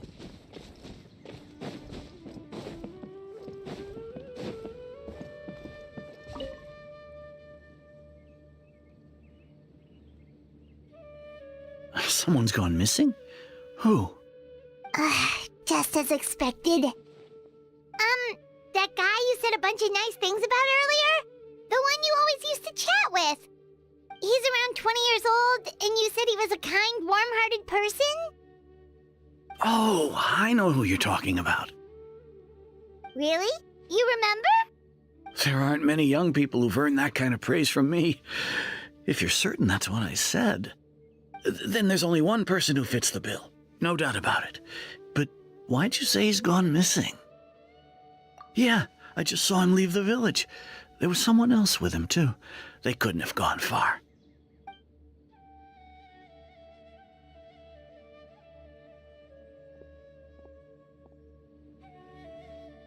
Strange. Bayram seems to remember him. And apparently he just saw him?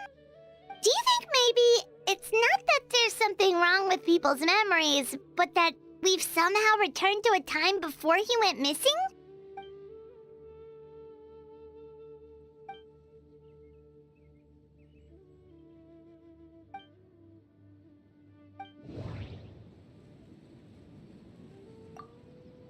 If we really did travel back to a time before he disappeared, that could explain why the villagers said he hadn't gone missing.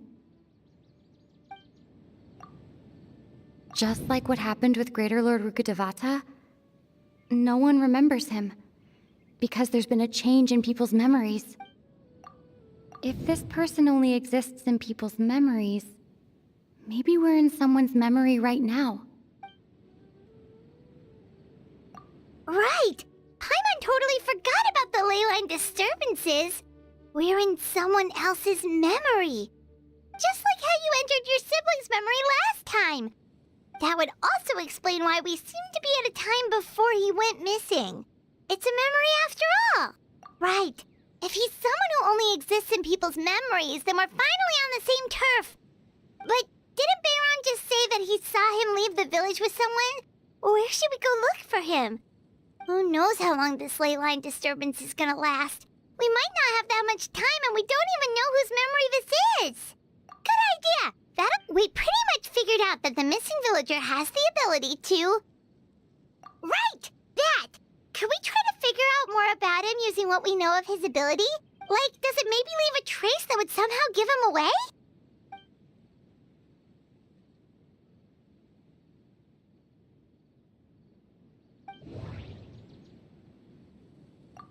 There's a difference between memories that arise from lived experiences and those that are implanted into the mind. Perhaps it has something to do with time. All the memories seem to be set in or near Vimara village, but I'm still not sure if they're restricted to this location.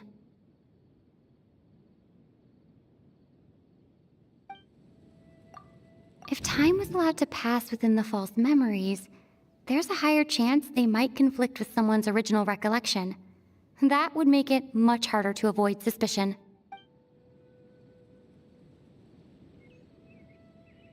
No wonder!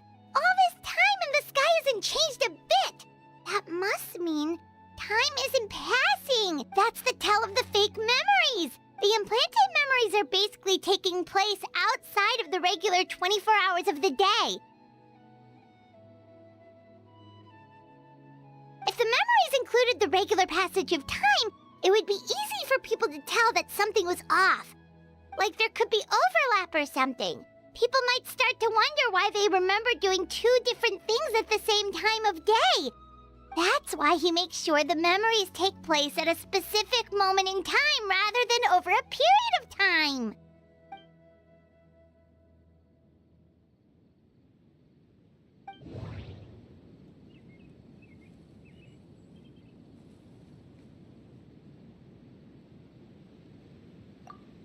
The color of the sky coincides with the moment in time she described.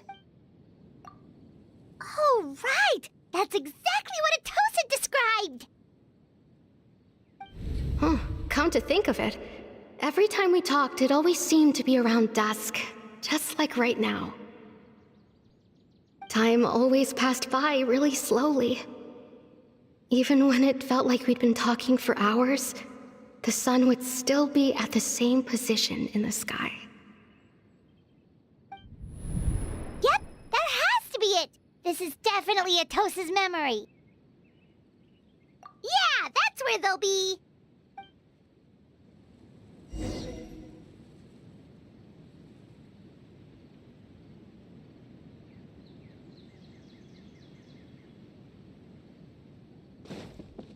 There's a lot of great stuff here. Time to go.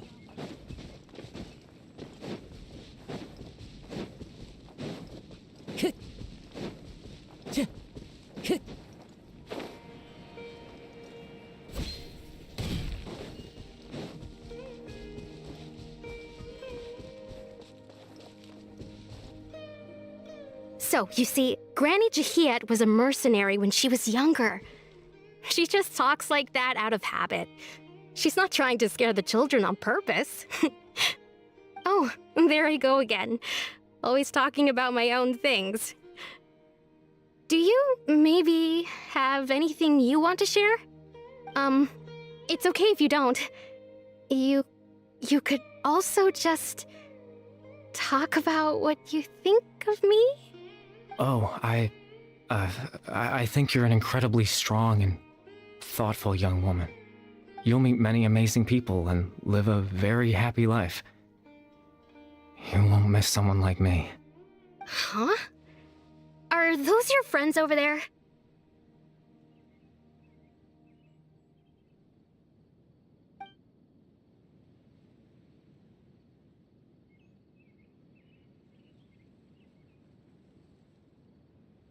Oh, right!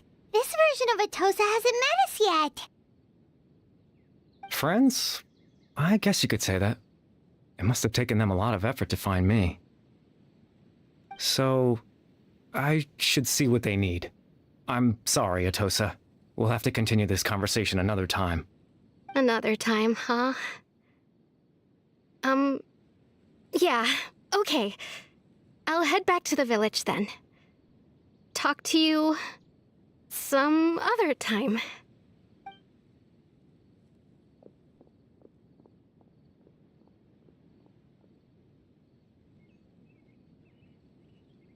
It's nice to see you, Traveler. I believe this is the first time we've met.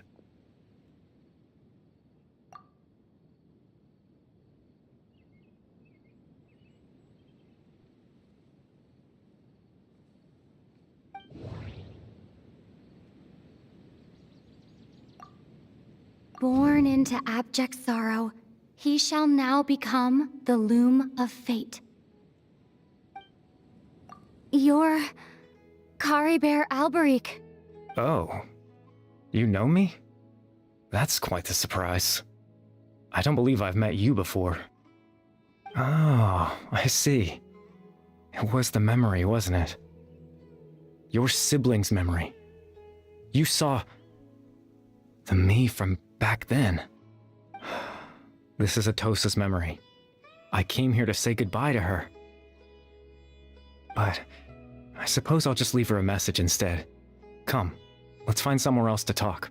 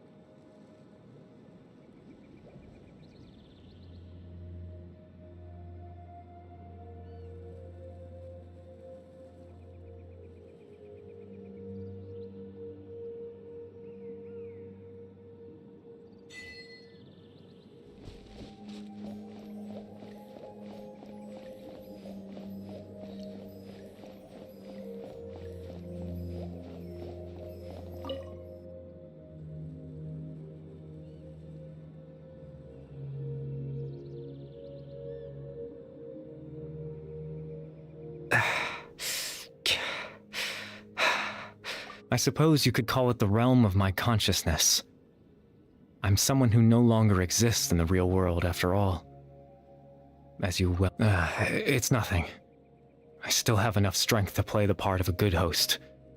I've always hoped that I'd get the chance to talk to you like this, and now, the time has finally arrived.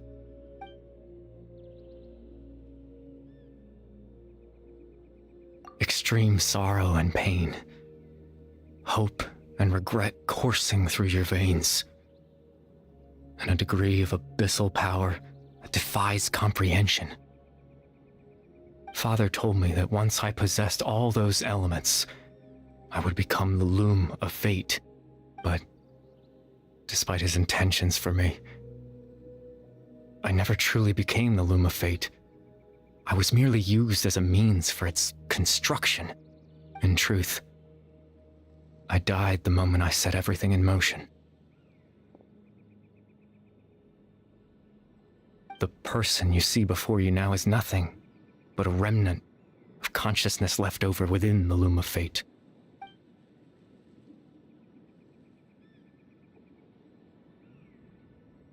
As for your question, the loom of fate is a device capable of weaving ley lines. In its primitive form, it can only be used to create and implant memories. But, as more of it is completed, its power becomes stronger and stronger, until finally, it has the power to weave real ley lines of its own. Once fully completed, the moment it gains the power to weave ley lines, it loses the lower level ability to influence memories. But it also becomes a tool that can change the entire world. Yes, I have the ability to control the loom in its semi-completed form.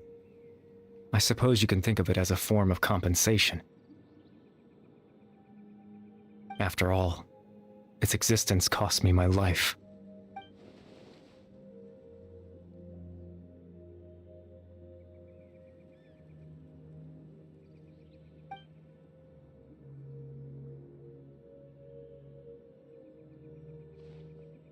Ah, that.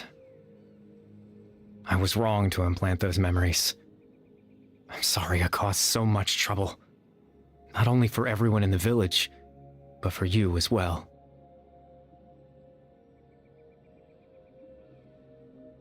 I just wanted them to feel like I once existed in this world. As if I had a chance at life.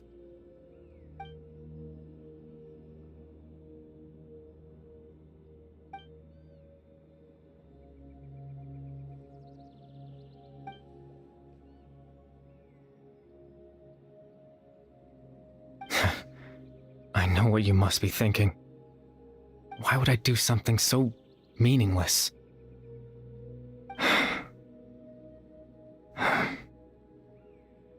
But I just couldn't accept it. I had to know what it would be like if I had my own life. What kind of person I would be. What other people would think of me.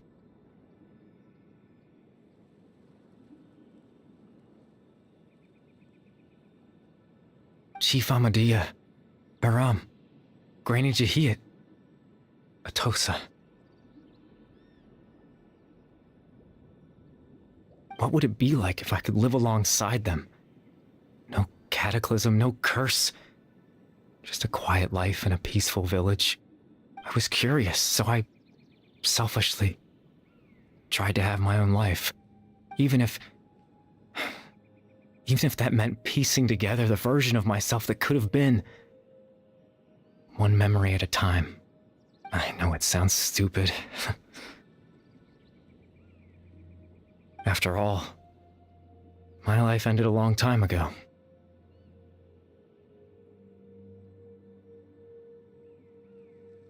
Any chance at living was stripped away from me when I was 8 years old. My consciousness left to mature in an illusory world of nothingness. Even the form you see before you was nothing but an invention based on my father's appearance. An imagined version of what I would look like if I had the chance to grow up.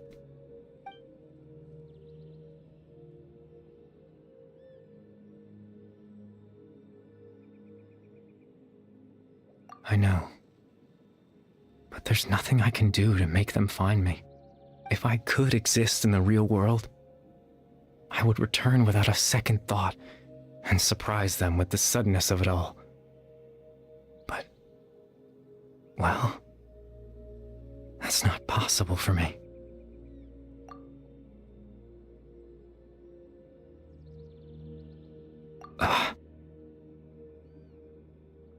I know.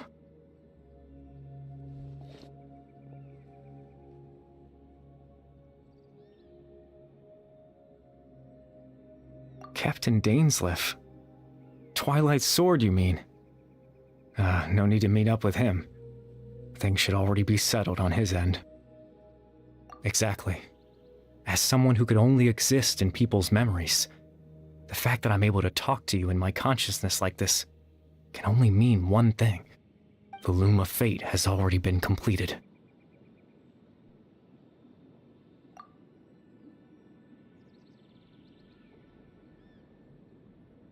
No need to worry about Captain Dainsleif. He's absolutely fine. The only reason he lost the eye was because I happened to guess exactly what he was planning. Captain Dainsleif has had the eye inside his body this whole time, hasn't he? His plan was to lure the Abyss Order to a false location, capitalizing on their pursuit of the eye in order to have the chance to confront the prince. He would then hand the eye to you and tell you to take it away from that location. That way, Captain Dainsleif could accomplish his own goal and ensure the safety of the eye all at once. A very thorough plan. That's right, because in his mind, he had given it to you already.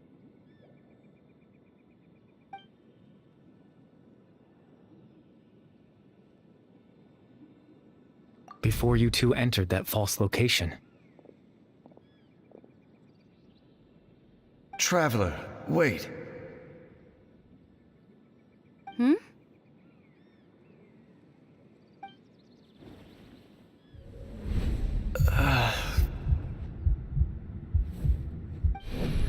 We've no time to lose. Let's head inside.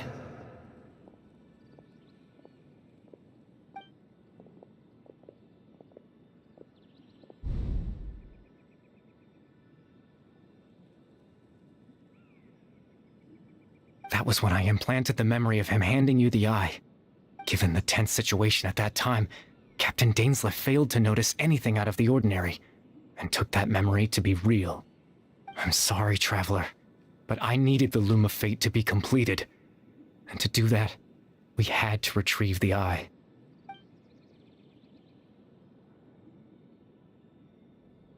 I promise I'm not trying to conceal anything from you, but I truly have no idea what the prince is planning. Tevat's ley line system is deeply entrenched in the planet. Creating new ley lines can neither replace nor extend the ones that already exist. In the face of everything they could be planning, I fear I'm too insignificant to even get a glimpse of the bigger picture. In any case, I had my own use for the Loom of Fate, and my goal, at least, has been achieved. You remember my father, don't you? Clotar Alberic. I believe you saw him in your sibling's memory. After he used the power of the Abyss to restore consciousness to my hilichurl form, I suffered from an indescribable level of mental anguish. To comfort me, my father told me a story, that this was a fairy tale world where I had to take on the form of a little monster. That story managed to dispel my fears, even if just for a moment. My goal was simple: to use the Loom of Fate in its near-completed form, when its ability to create memories was at its strongest, to implant a specific memory into the minds of the hilichurls. In that memory, I would tell them a story, just like my father did for me.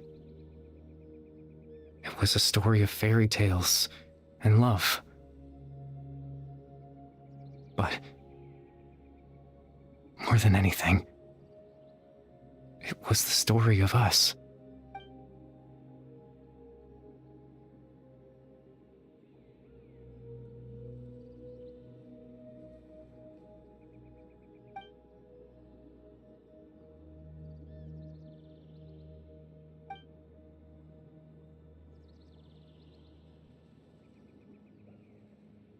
can't change the world.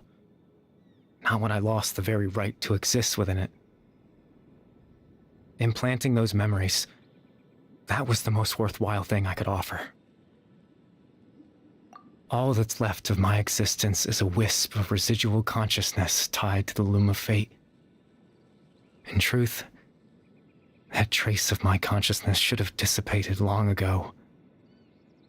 My goal was the one thing that allowed me to hold on all this time. But now, the bedtime story is finished. And it's finally time to rest.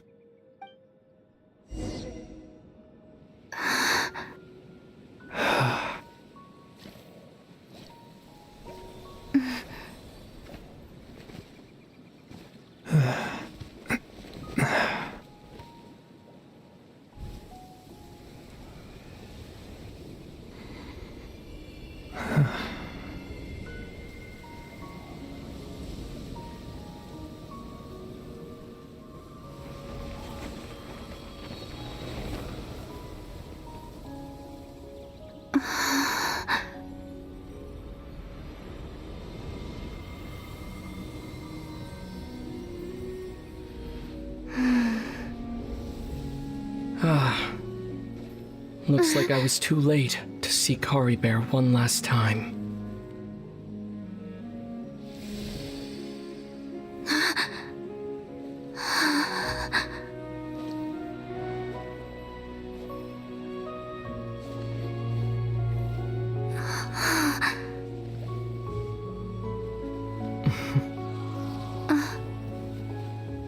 Kari Bear's consciousness is gone, and this space will soon disappear along with it. Neither of us belongs here. That's why we're not tangible. Were that not the case, I'd love to hug you too. Well, how about a conversation?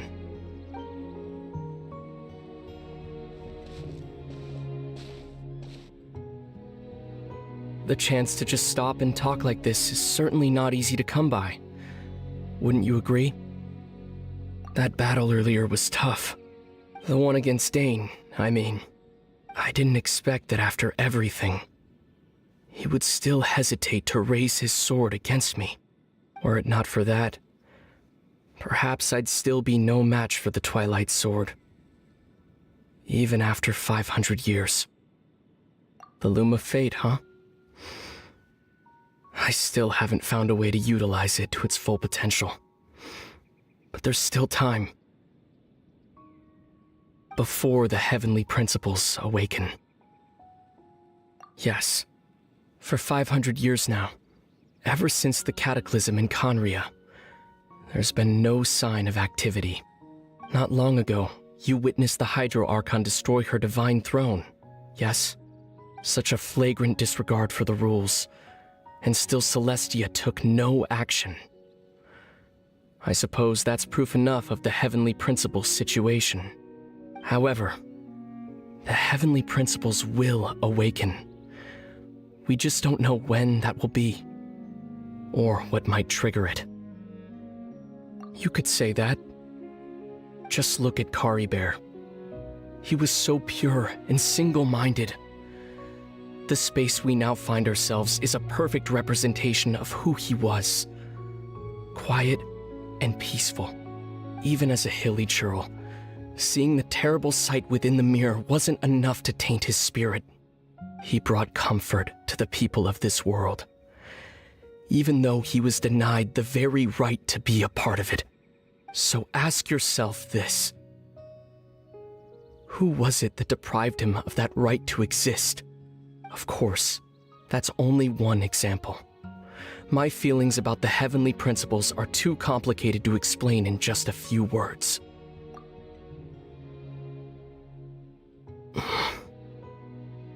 Lumine?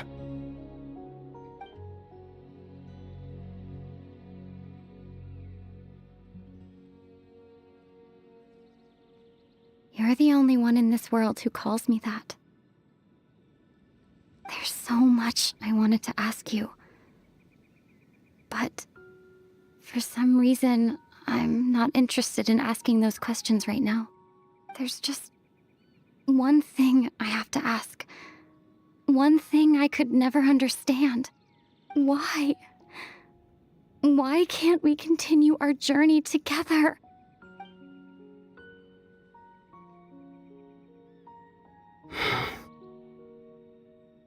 At the end of my journey, I arrived at a place known as the Sea of Flowers at the end. Do you remember? A long time ago, when we traveled between worlds together. You told me. You wanted to find a place in the universe where that one flower was in full bloom. To have a place like that suddenly appear before me? Well, would you think of that as a coincidence? You mean? I miss you too, Lumine. But as this war continues to rage, and as I continue to seek that final answer, I don't even know how to face myself sometimes. Let alone my own sister. What's going on? This space has lost its tether. I doubt it'll be able to exist much longer. In fact, aside from our ability to physically interact with each other, there's something else you should know about this space. With Caribert gone, we won't be able to remember anything that happened here. Everything in this space will be wiped from existence, including all memory of our reunion. You're only telling me this now?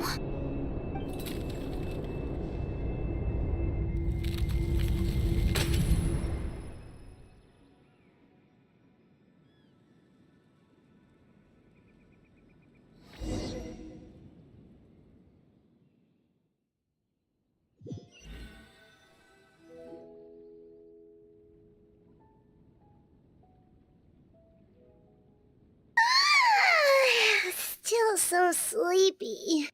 Paimon's head feels all fuzzy. Oh, Paimon woke up a little earlier than you, so Paimon will fill you in. The villagers said that they saw us sleeping near the village yesterday. They couldn't wake us up no matter how hard they tried, so they decided to just bring us back here.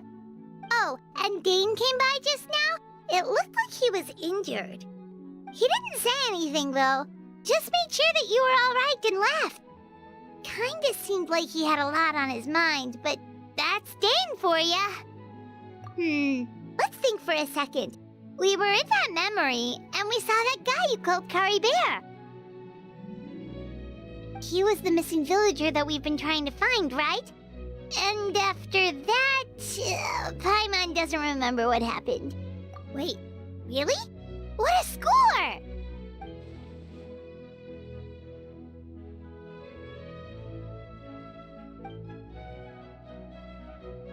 Well, what happened after that?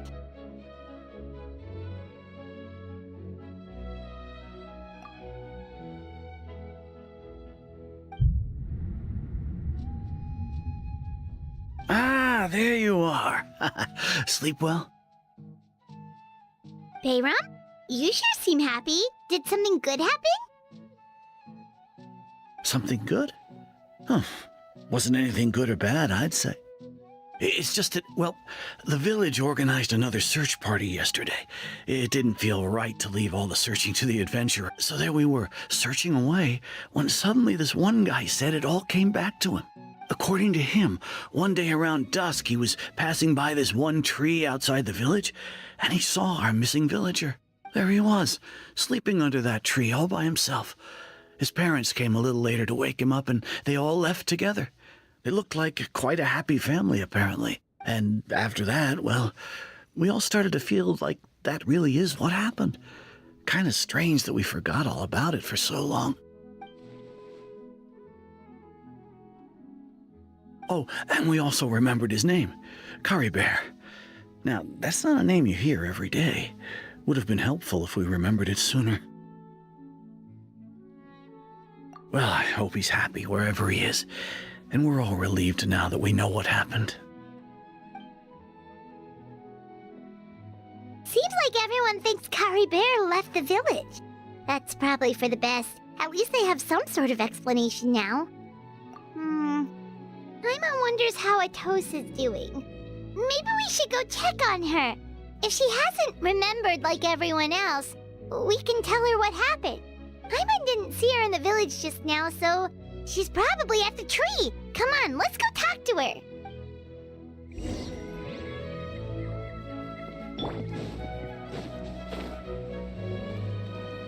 Time to go. Tch.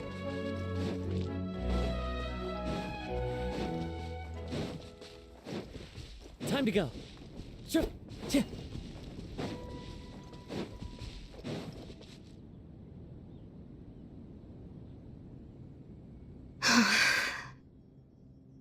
Atosa, how's it going? Oh, it's you two. I was just about to go looking for you. I wanted to thank you. I was part of the search party, so I remember what happened to Kari Bear now. Honestly, I just can't believe I forgot something so important.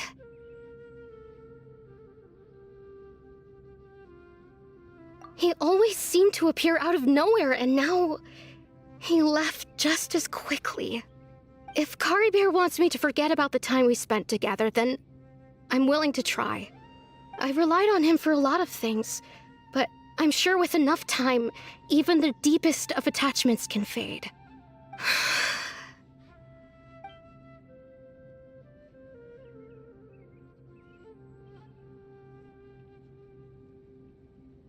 Okay, I'll admit, I'm just putting on a brave face.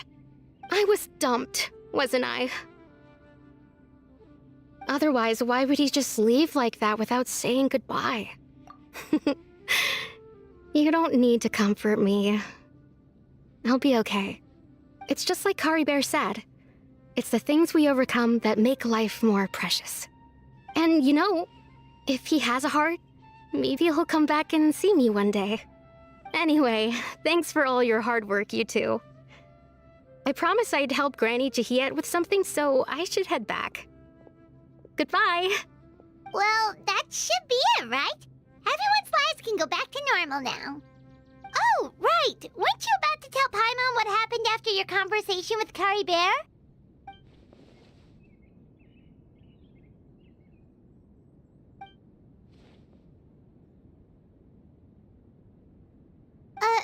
A picture? Where'd that come from? Let Paimon see.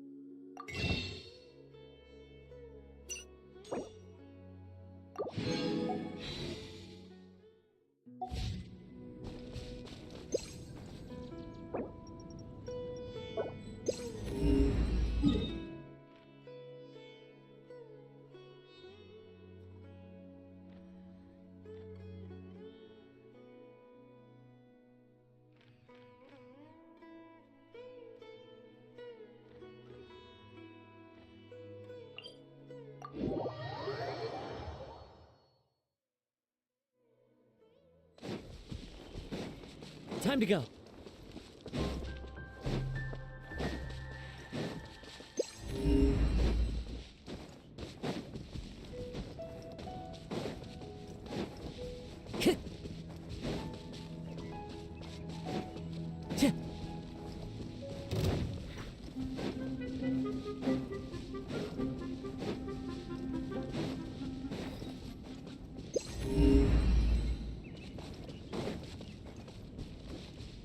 go.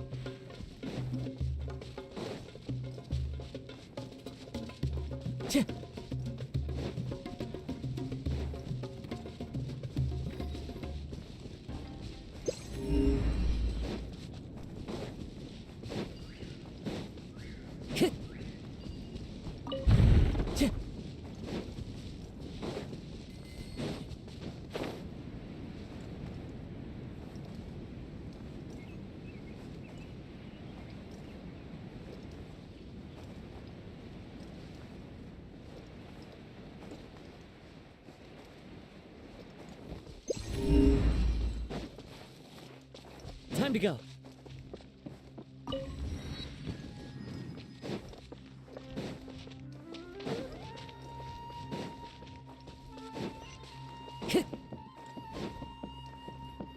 Time to go.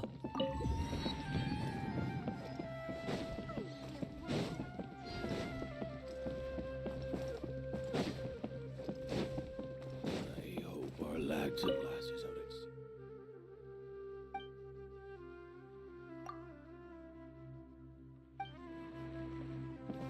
sea.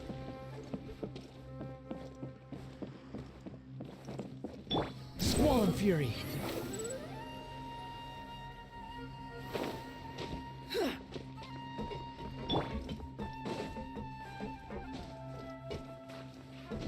I follow the wind.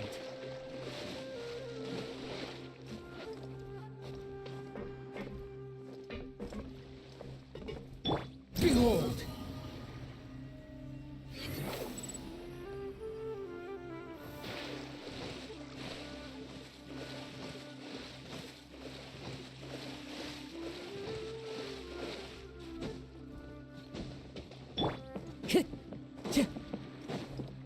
One with nature.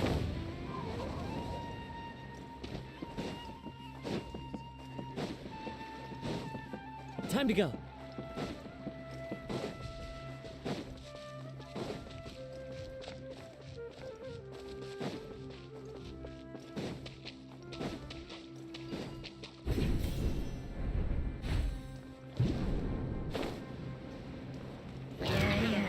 The wind knows me. The wind rises.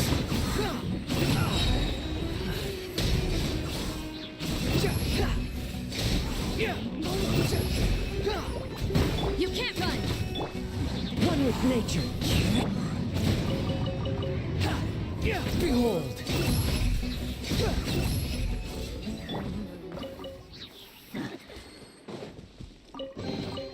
Brings a smile to my face.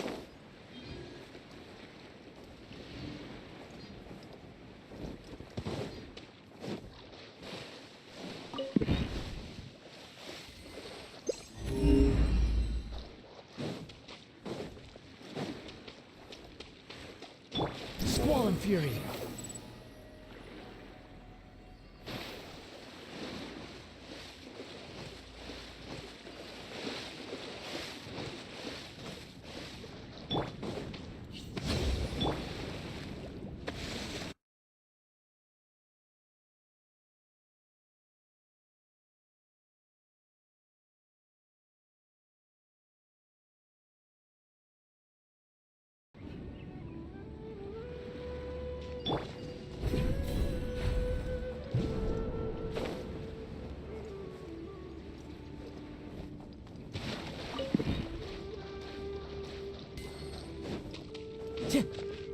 Time to go.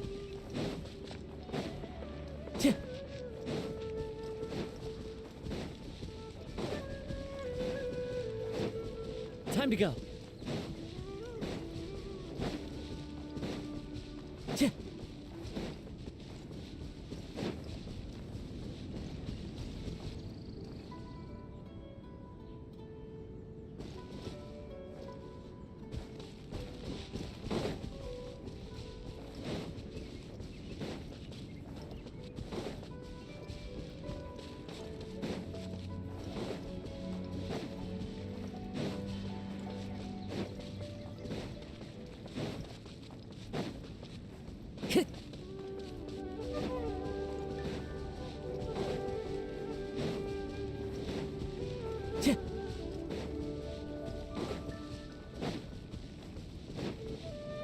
Time to go.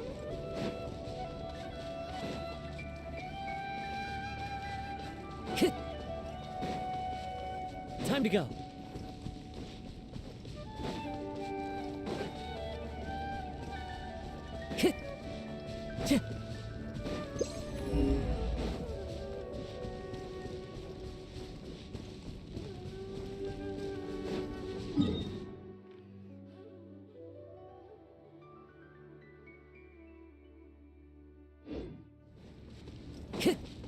Time to go.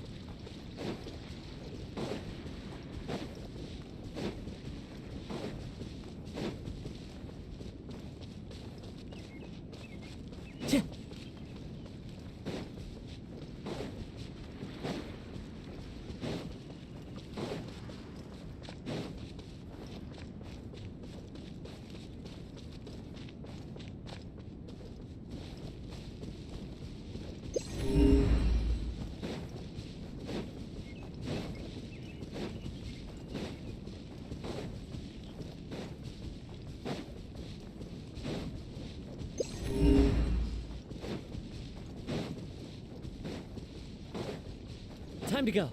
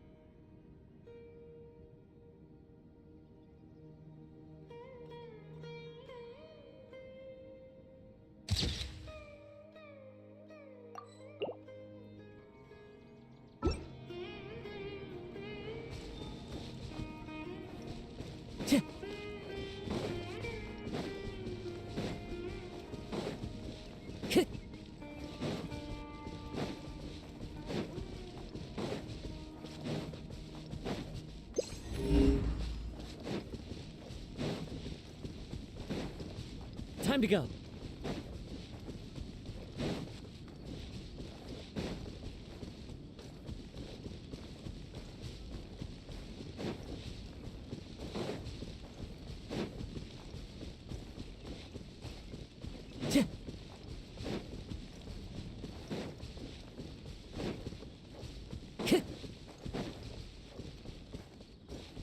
The wind knows me.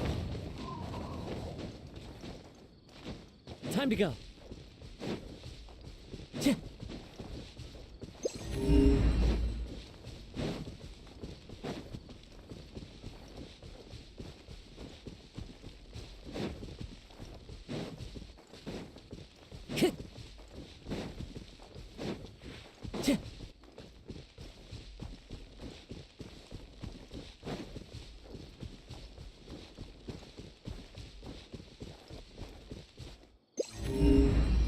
Into the wind.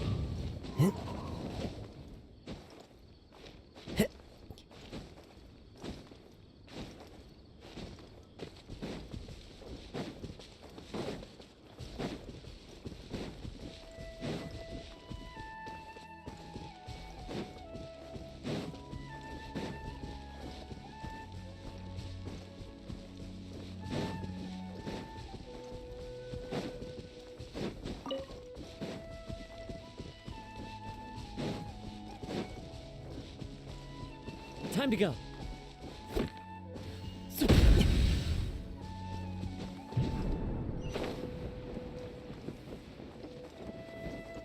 I follow the wind.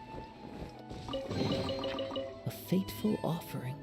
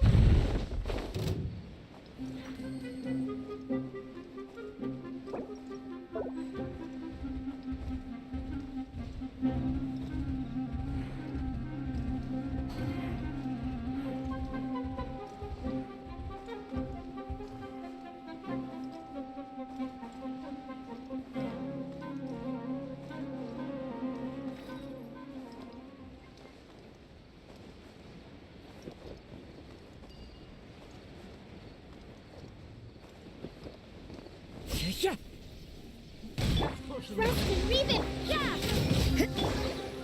One with nature. The wind rises.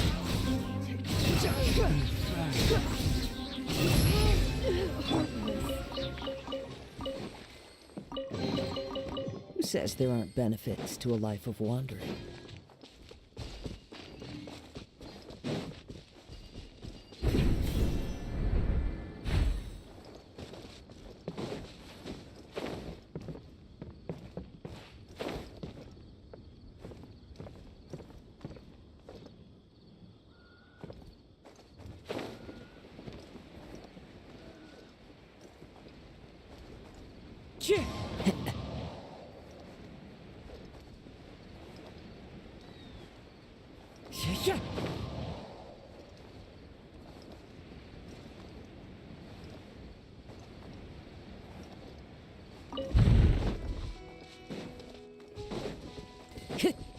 Time to go.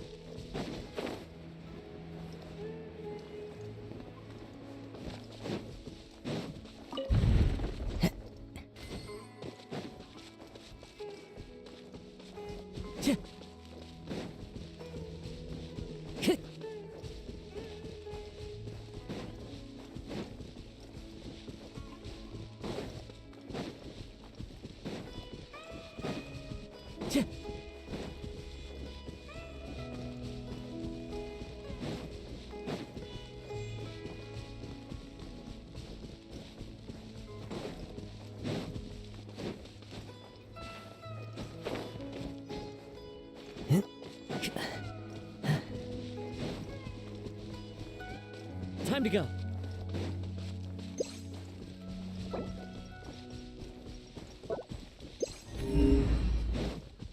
I follow the wind.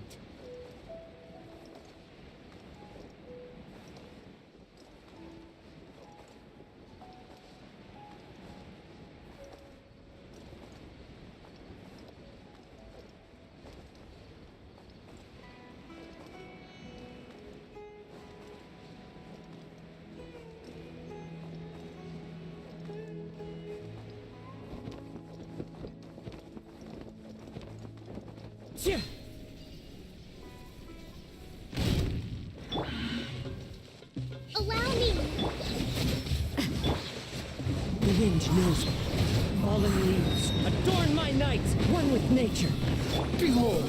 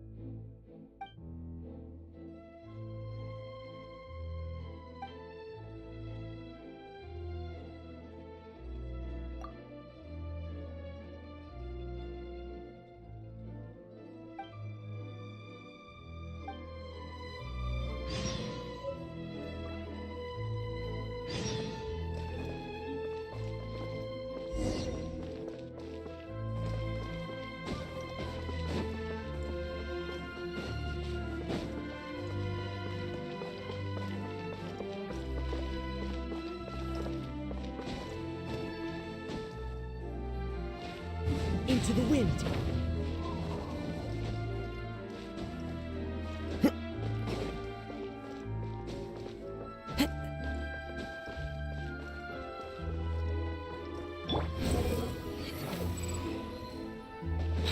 Follow.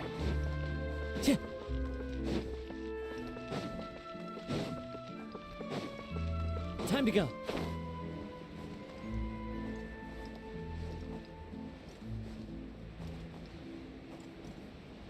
Cheer.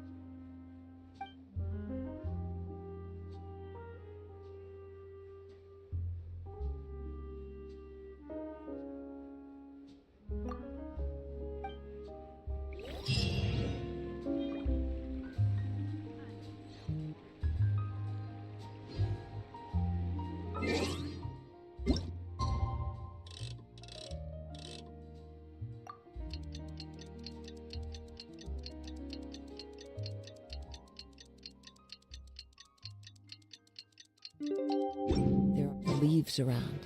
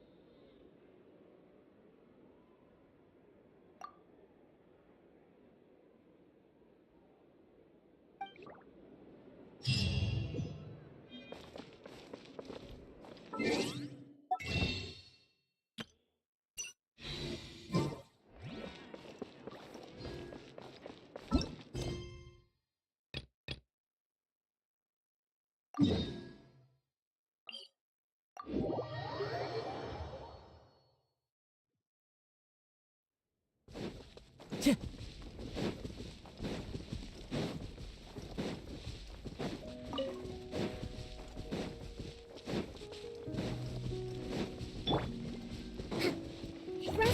it! You can't run! Shiver! The wind knows me.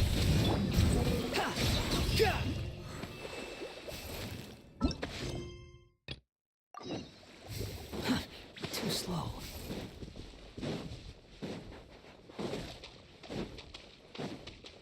Let's move out. Hold the line! Judgment! Into the wind. Squall and fury.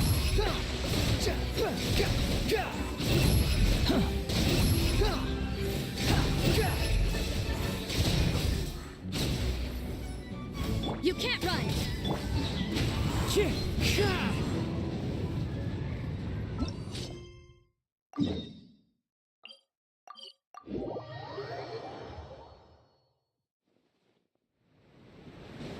Time to go.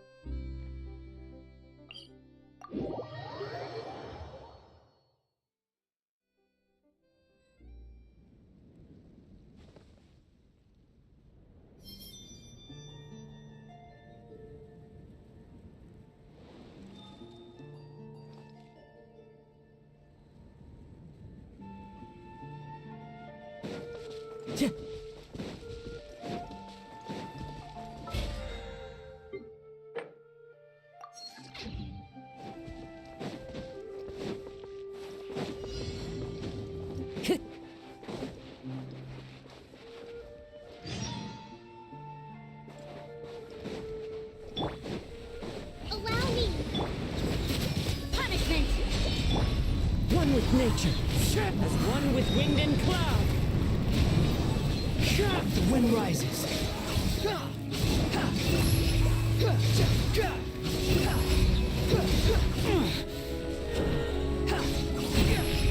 Bow your head.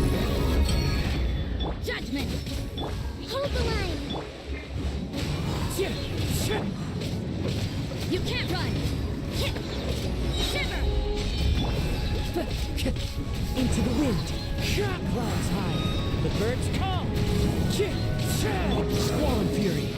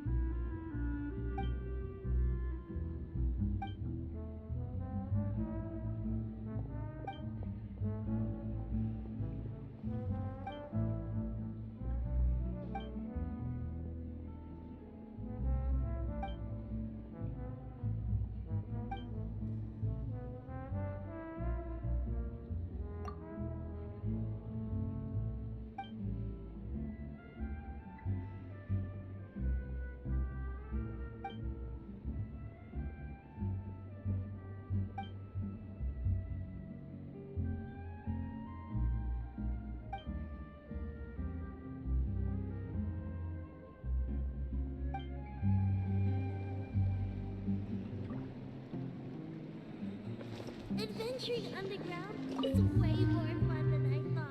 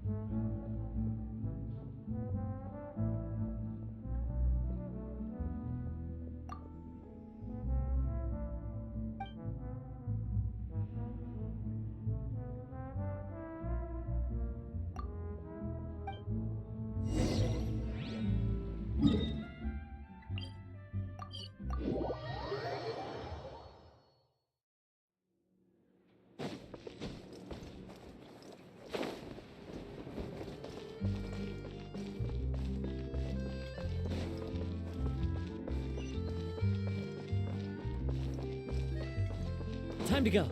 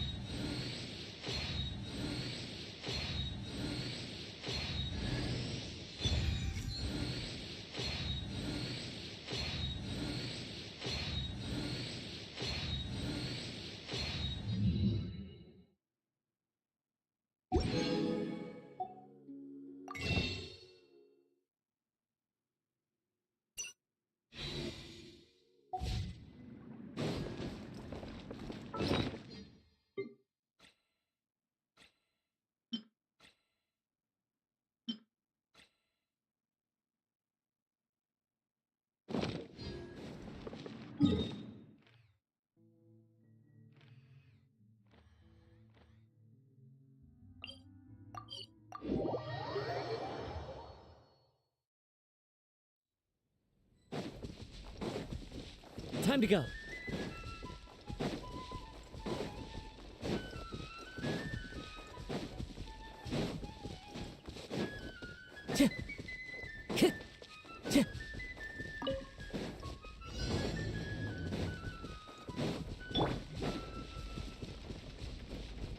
Trust and leave it, judgment!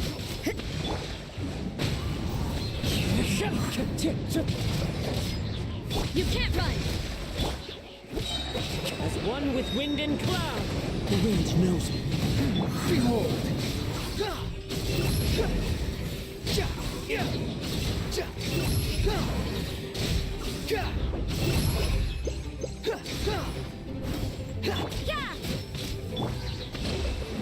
Lights out.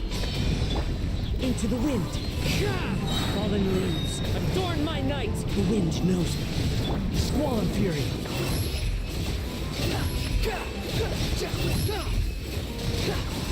That's far enough. Judgment! Allow me! One with nature.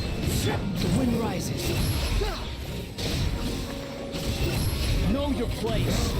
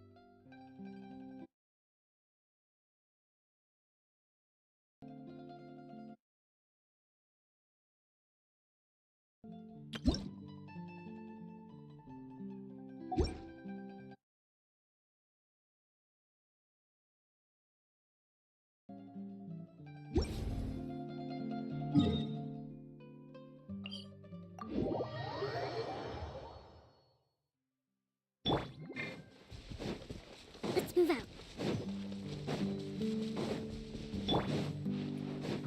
Yeah! Clouds high. The birds call. Judgment! Punishment! Squall and fury. Search for it.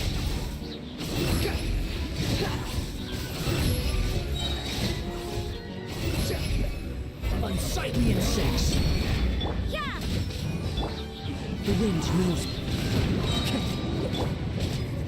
Yeah, you can't run! Lights out. As one with wind and cloud.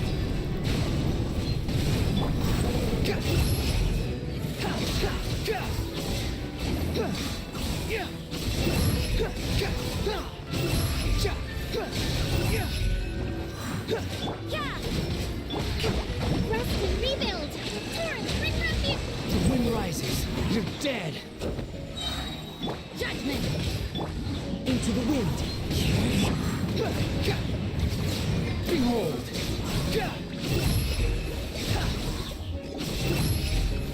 You dare to gaze upon me? You can't run!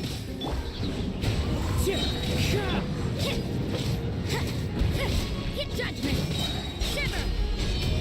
Clouds high. The birds call. The wind knows me.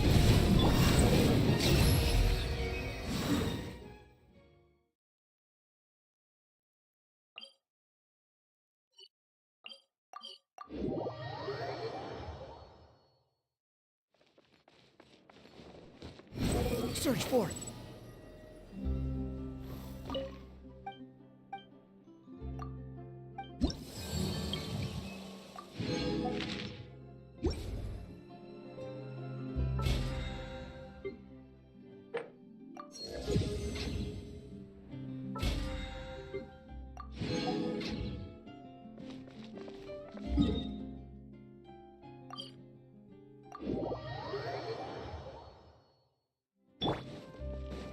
Add Astra.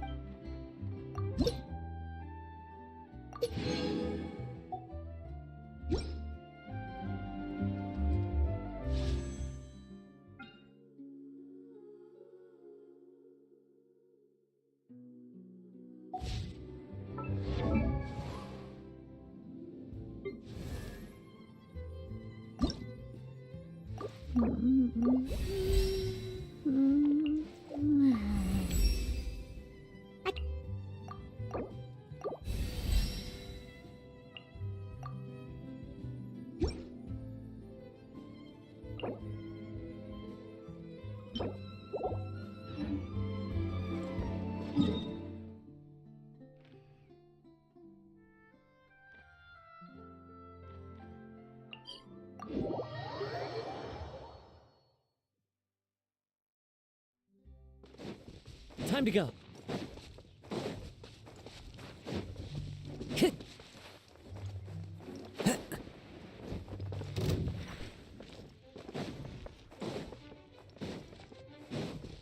Time to go.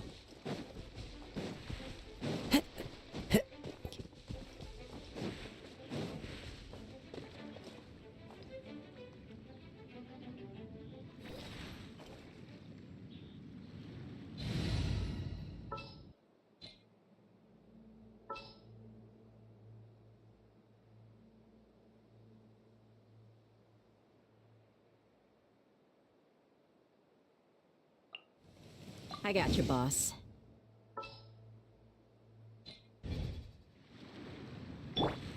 Allow me!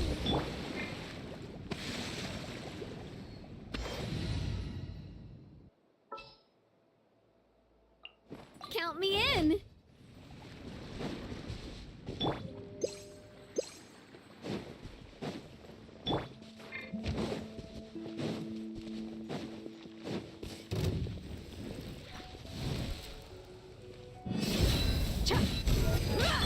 Watch out! Fire! Well, with rocks. The wind rises.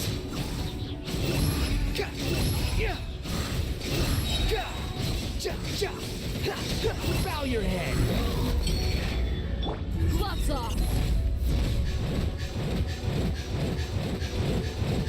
They got me good.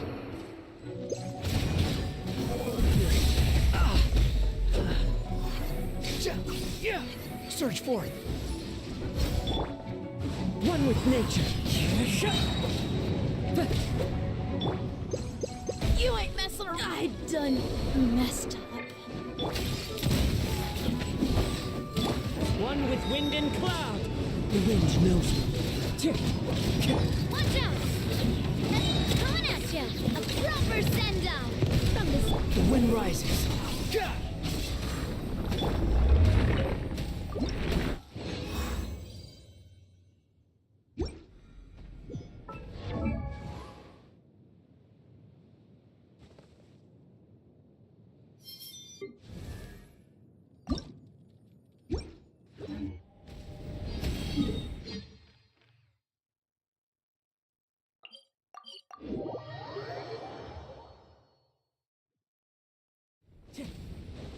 Follow the wind.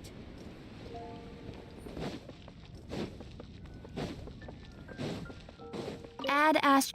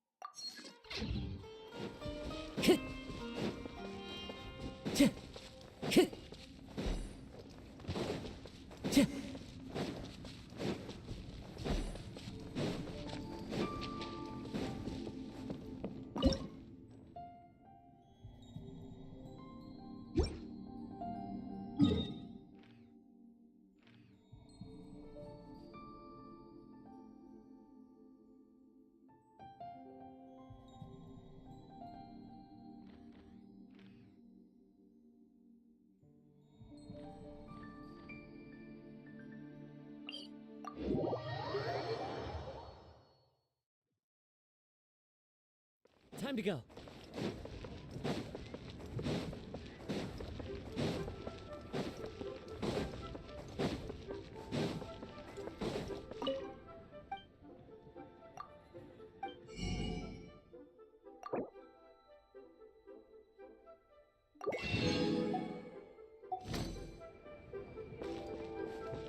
Buckle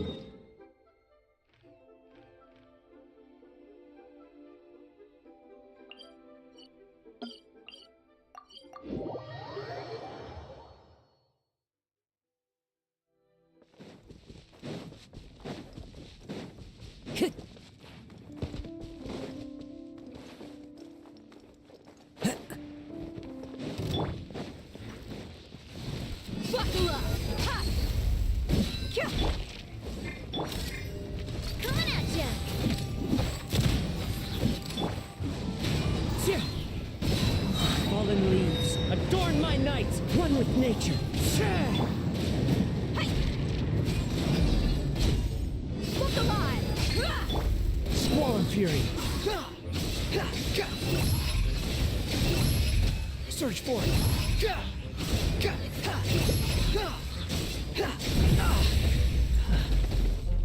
Coming at ya! A proper send-down! From the coming at ya! The wind knows me. Buckle up! Hi! Behold!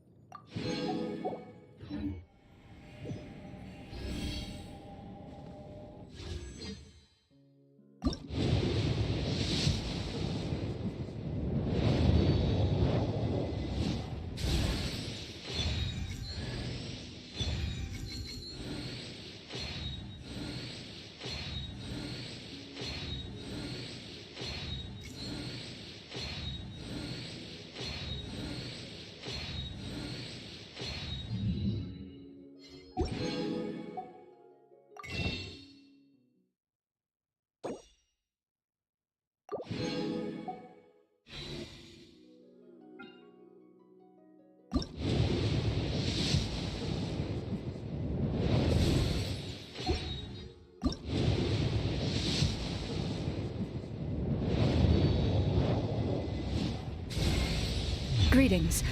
I am Clorand, a champion duelist of the court of Fontaine. If you wish to hire my services, please state the nature of your dispute. You may leave out any extraneous details. Those are no concern of mine.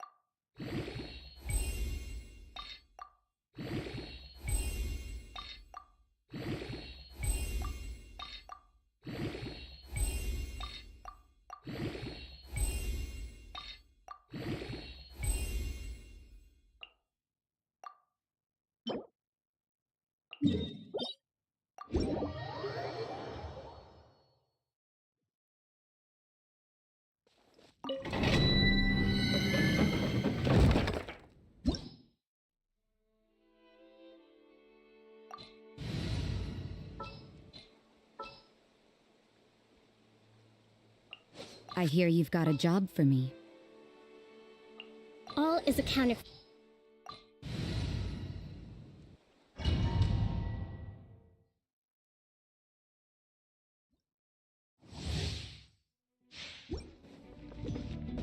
Trust and read it.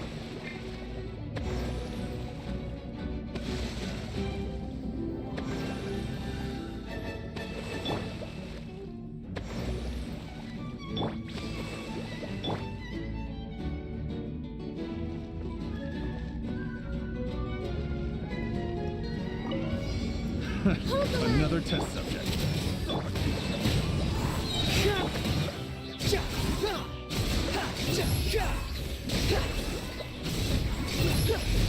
How amusing. Cry louder. Lights out. Allow me. One with nature. Clouds high. The birds come. Judgment. The wind rises.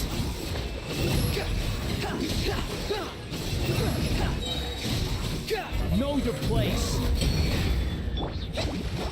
Hold the line. Shiver. Yeah. Into the wind. As one with wind and cloud. The wind knows me. Behold. Time to go.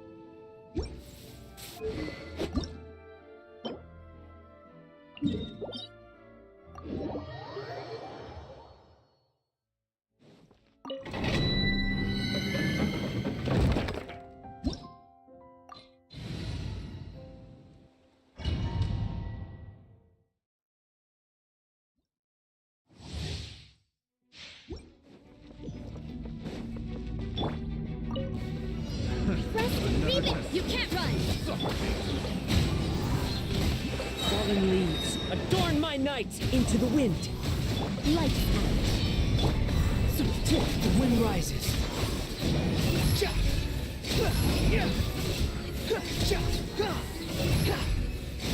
You dare to gaze upon me?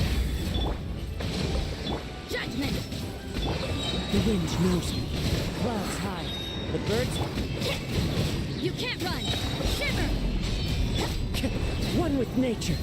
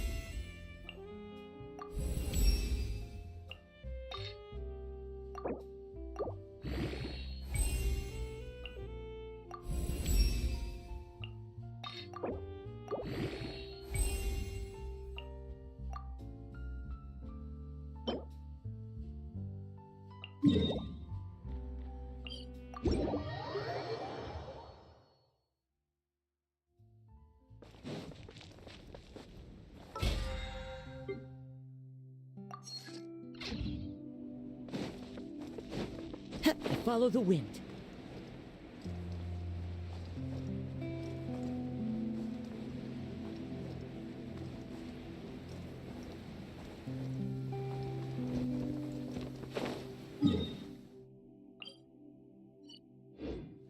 Taking a stroll in the middle.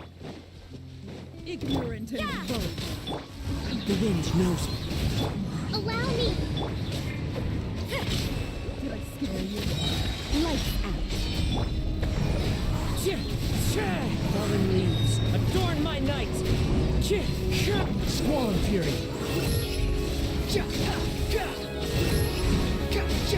You're dead! Unsightly insects! Judgment! Hold the line! One with nature!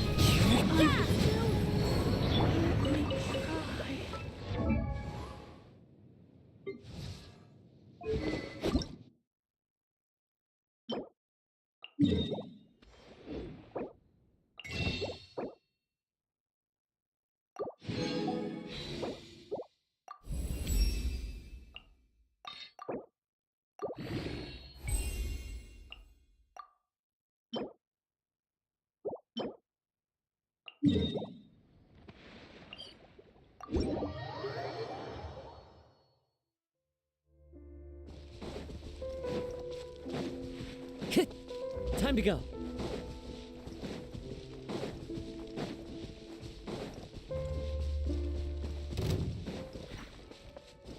Ignorant and vulgar. Please allow me! You can't run! Shiver! Clouds high. The birds call. The wind knows me.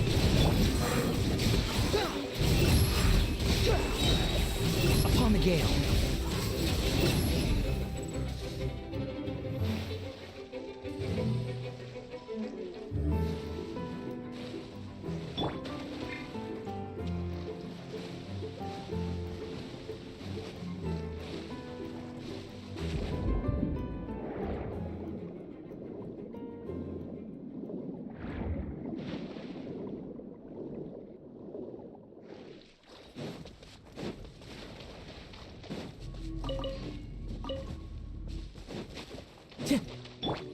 Another rude luck. Rest and reap it! Yeah! Punishment! One with nature. As one with wind and cloud.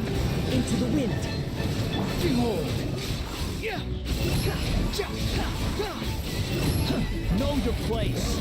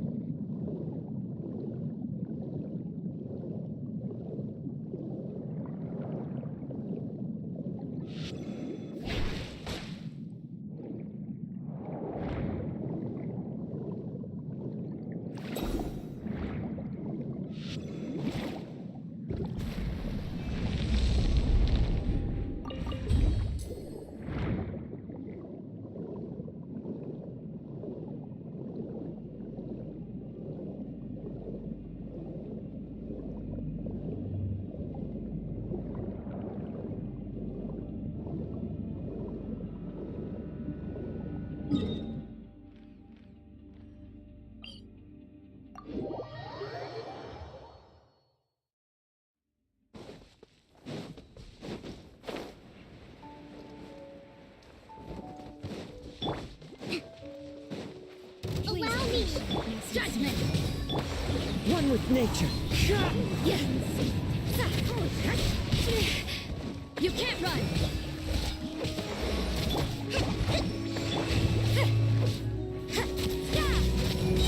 Lights out. Hold the line! Into the wind. Fallen leaves, adorn my night. The wind knows me. The wind rises.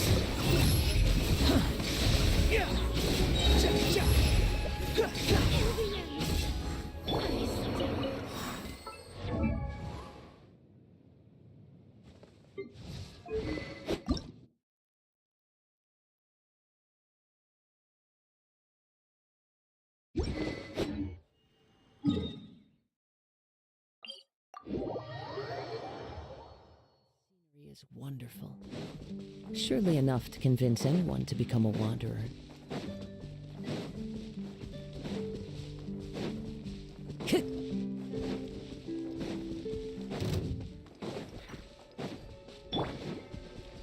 Allow me! Judgment! Punishment!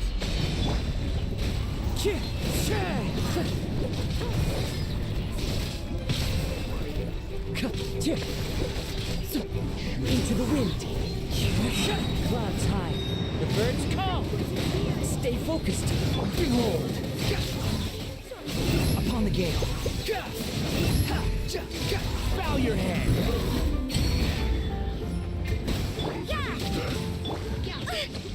Hold the line! You can't run! Shiver! One with nature. The wind rises.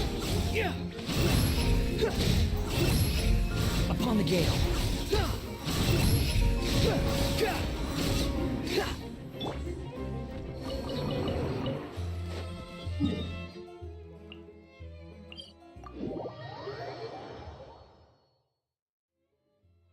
Time to go.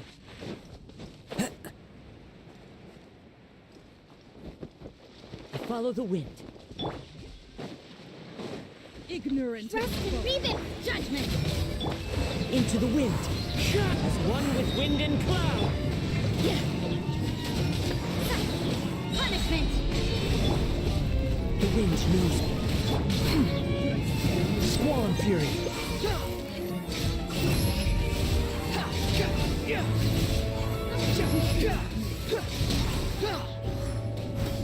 Allow me. You can't run. Into the wind.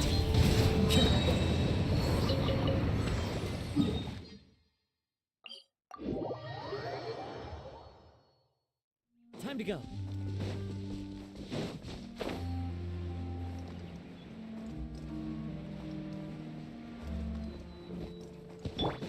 Please. Hold the line.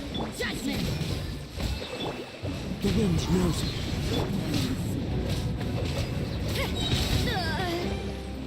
Lights out. One with nature. Fallen leaves, adorn my night. The wind knows me. Rest and rebuild.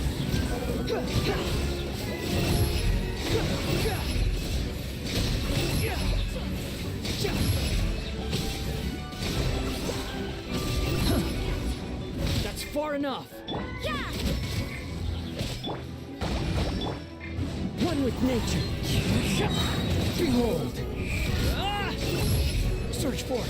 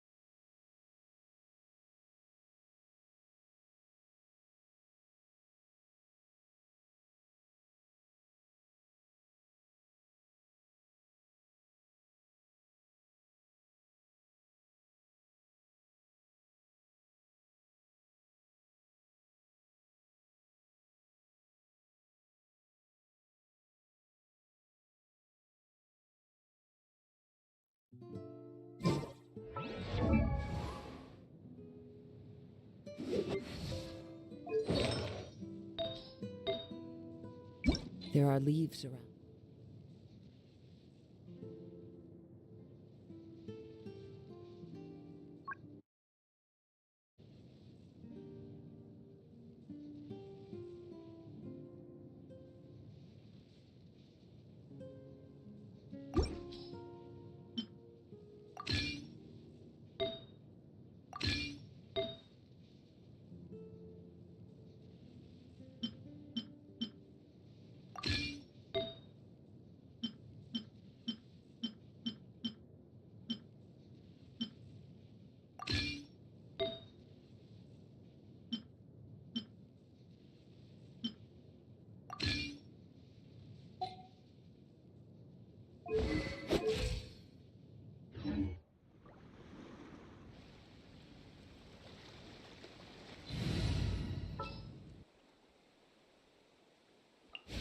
My blade will lead us.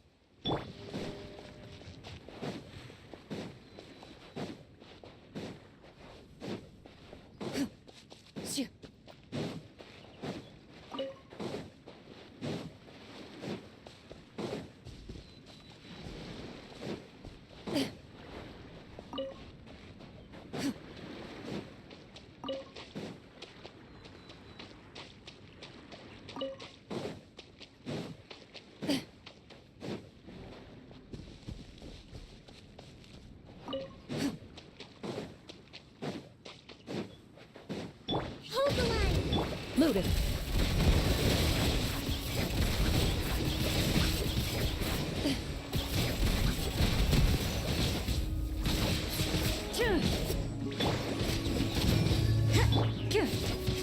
Ready.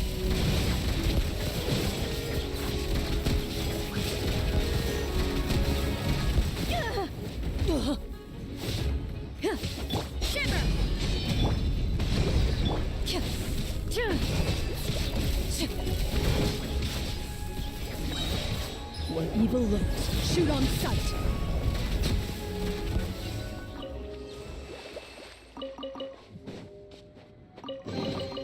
A stroke of good luck, and a very welcome one.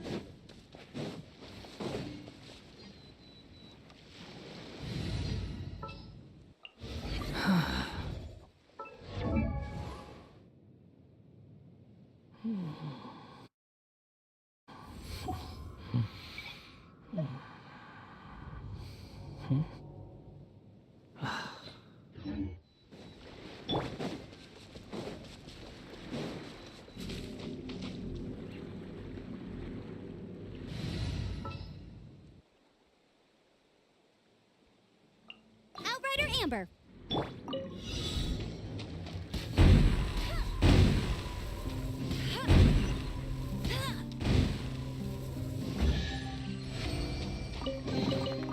Wow, these will come in handy. Are you sure to have...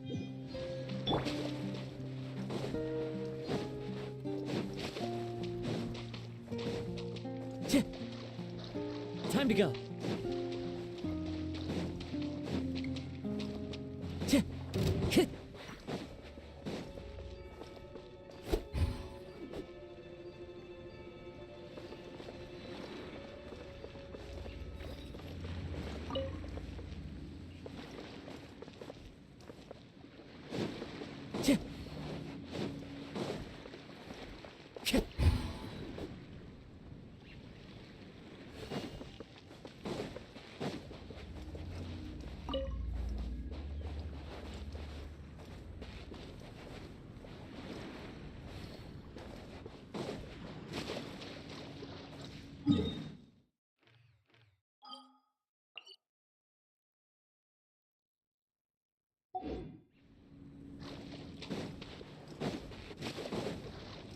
Time to go.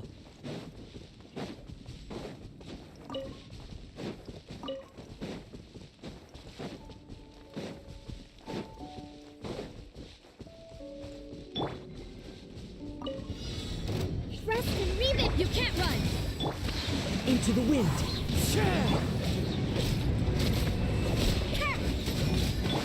Clouds high. The birds come. One with nature. How amusing. About the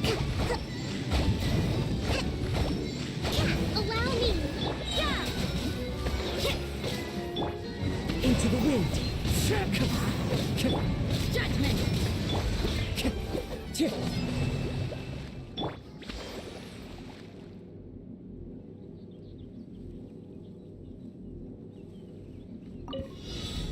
Thrust and revamp! You can't run! Punishment! The wind knows me. Fallen leaves, adorn my night! One with nature. The wind rises.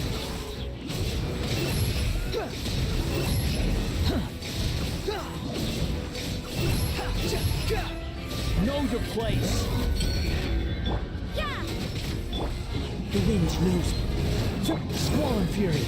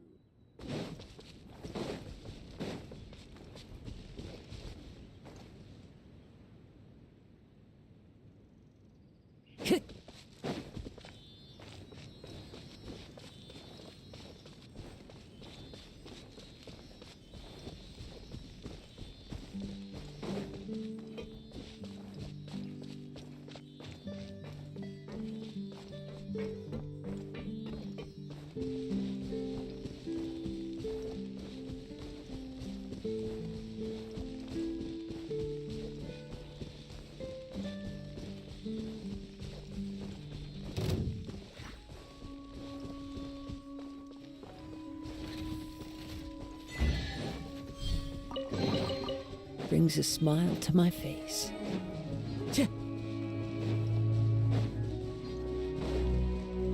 Time to go.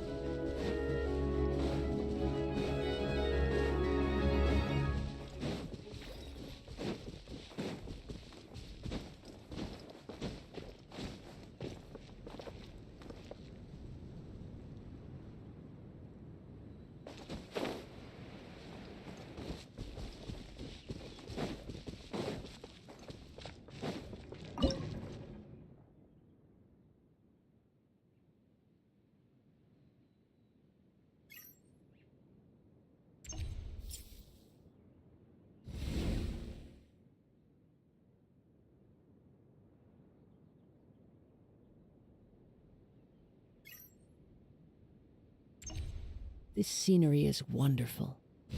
Surely enough to convince anyone to become a wanderer.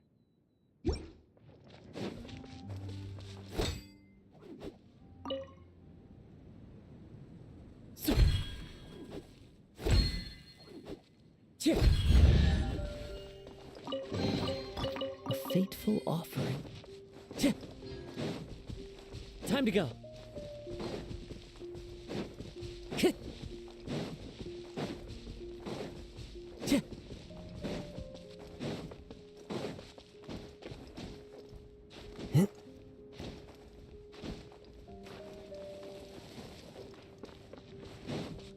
Time to go.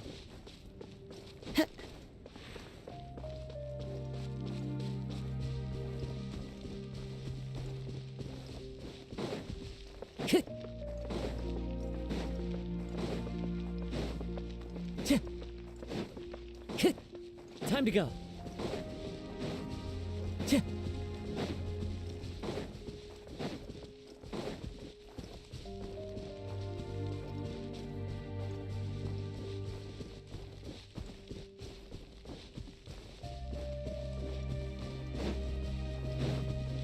Time to go.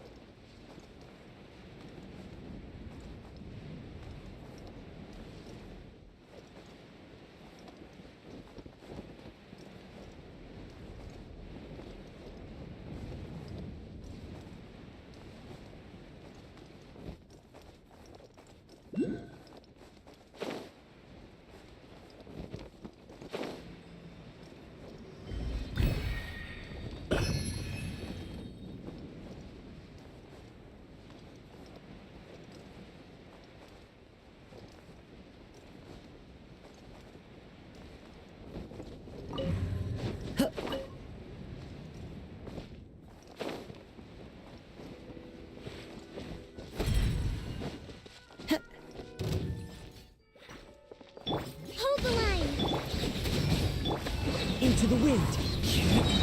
The wind rises.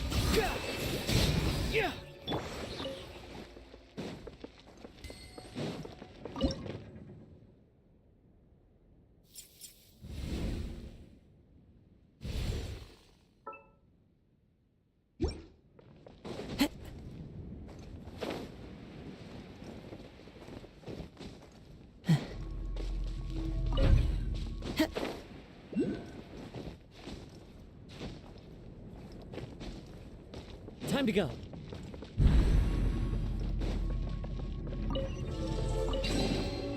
A fateful offering.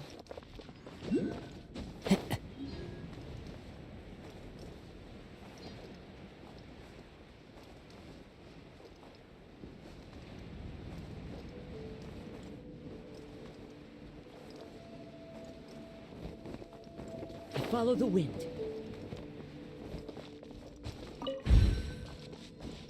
Behold!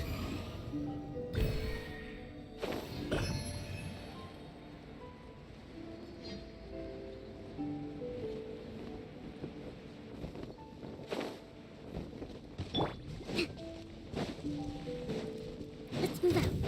Allow me! You can't run! Shiver! One with nature. As one with wind and cloud.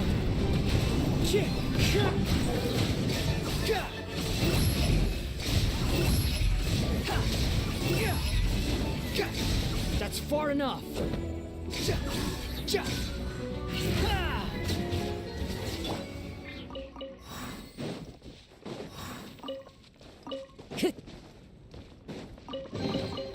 Brings a smile to my face.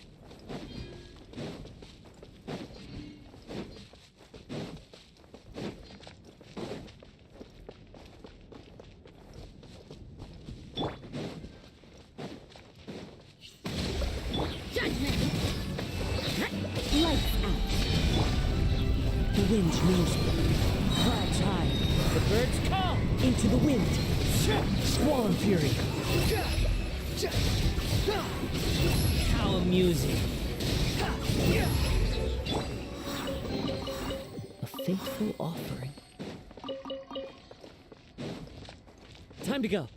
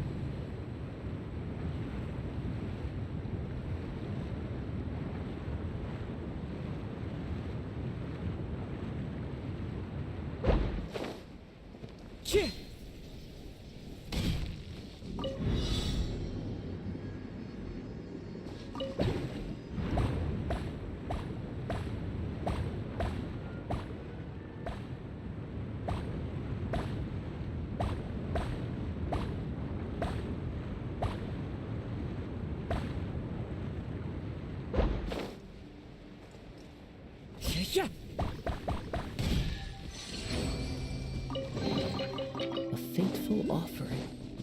Time to go.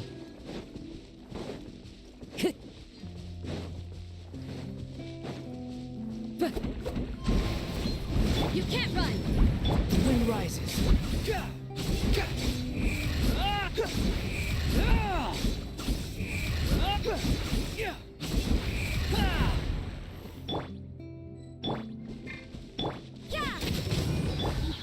One with nature. Squall and fury.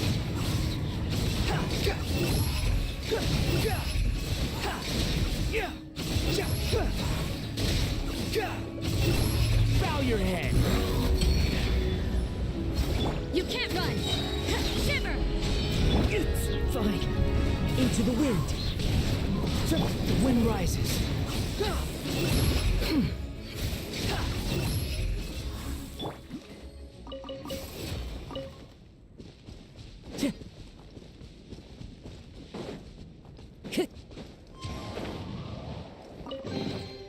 A fateful offering. Time to go.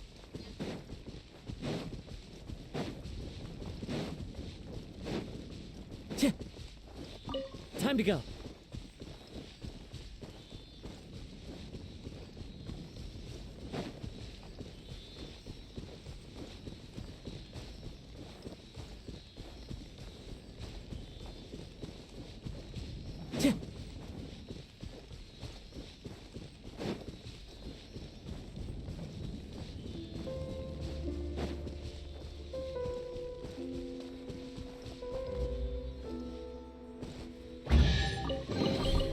Who says there aren't benefits to a life of wandering?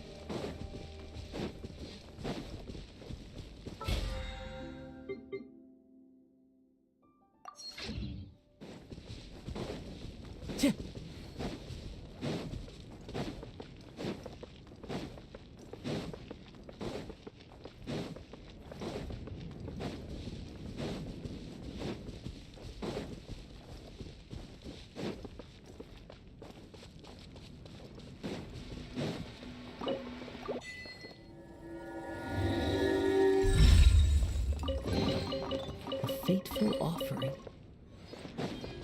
Time to go.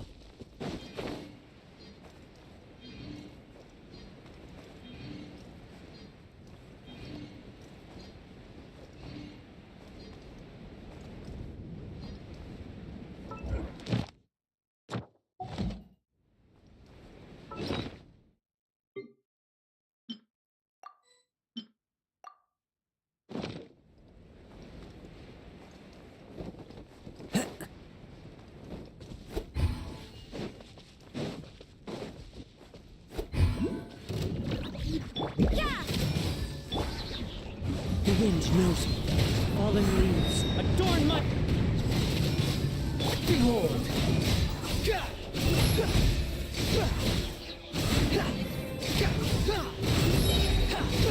You dare to gaze upon me?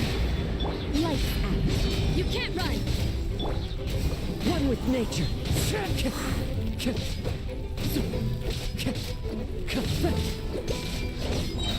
Wind straddling. Clouds high. The birds... The wind rises.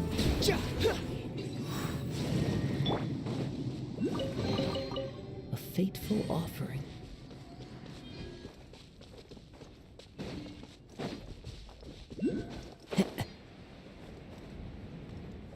Time to go. Upon the gale.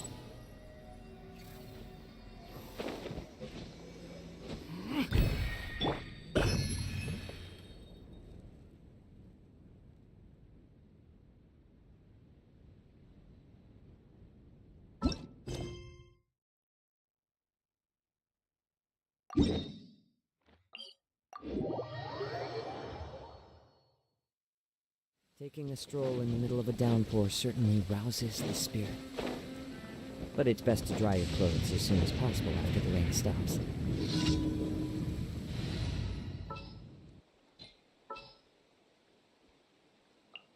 Need to hire a duelist?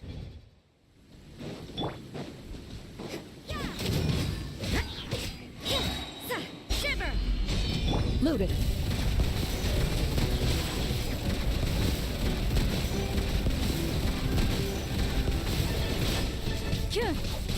Ready.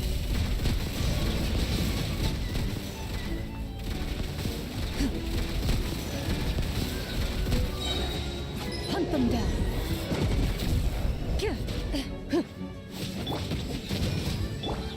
Into the wind. Behold.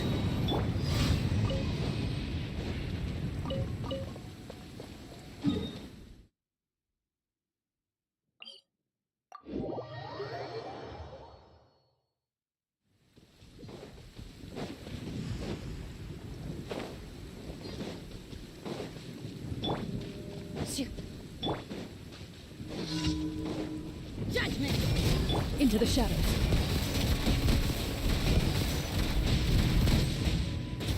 Time to finish this. You've cleared your way.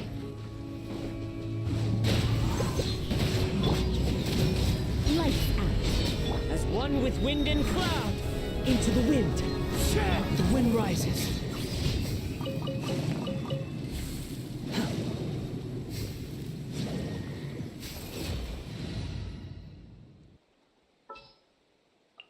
All is accounted for.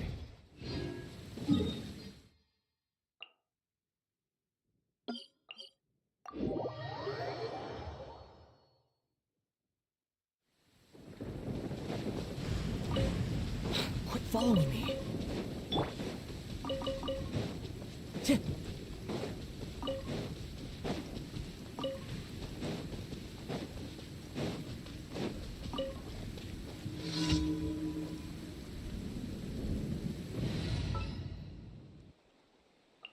Leave it to me!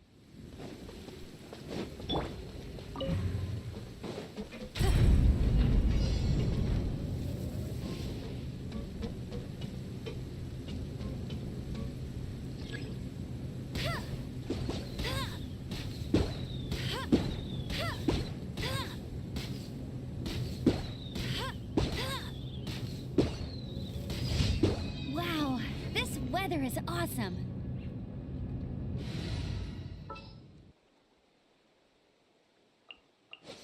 Sooner we're done, the better.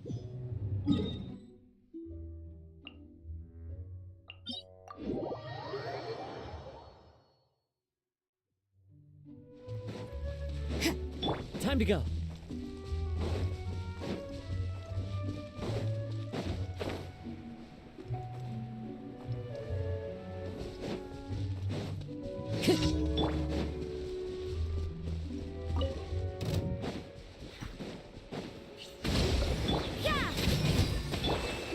The wind knows me.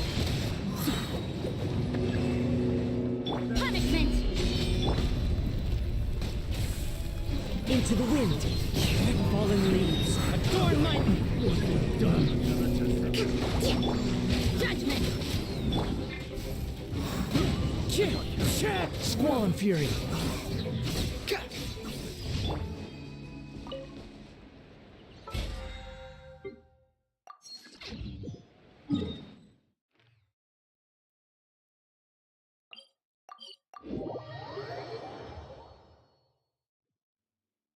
Time to go.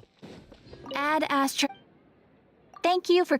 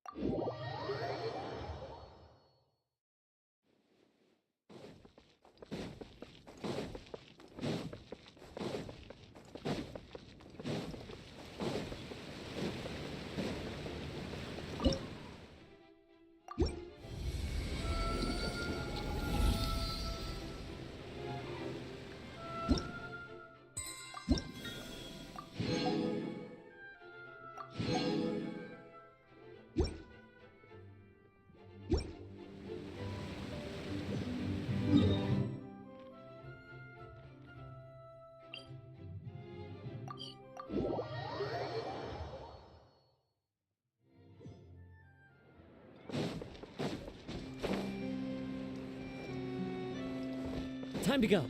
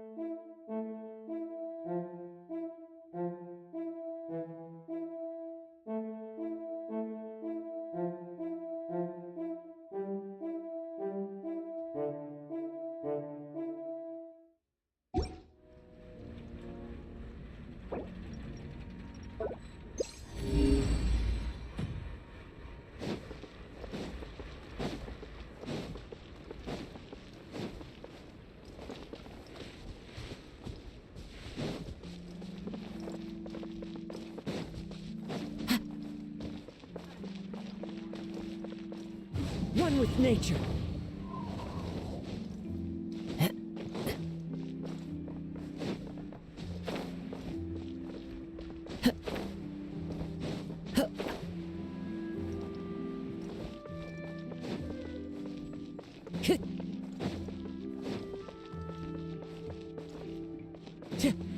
Time to go.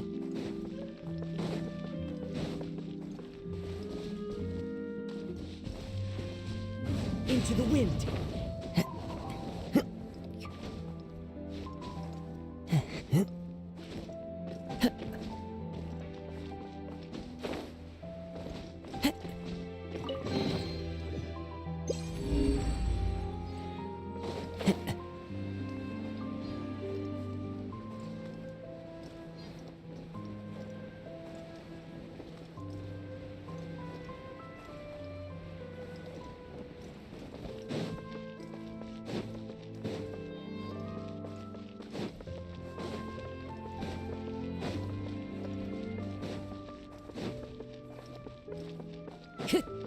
Time to go. Who says there aren't benefits to a life of wandering?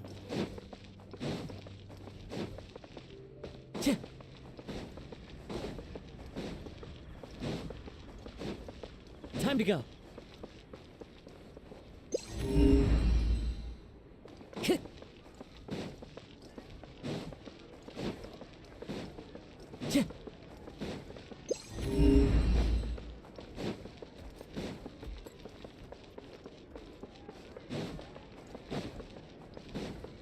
Time to go.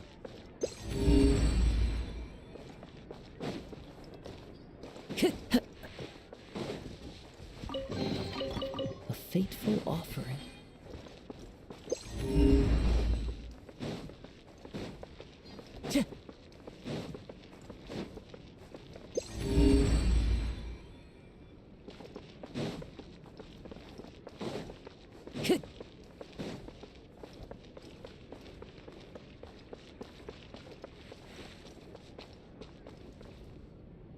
One with nature.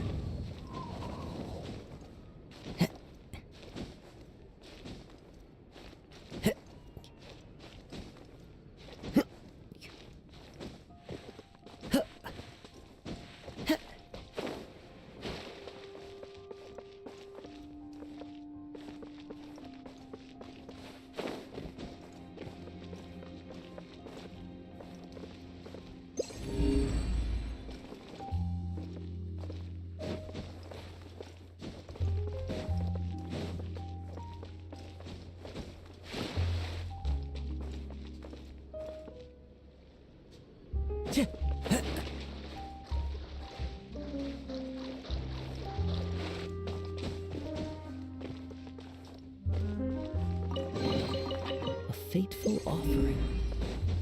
Follow the wind. Time to go.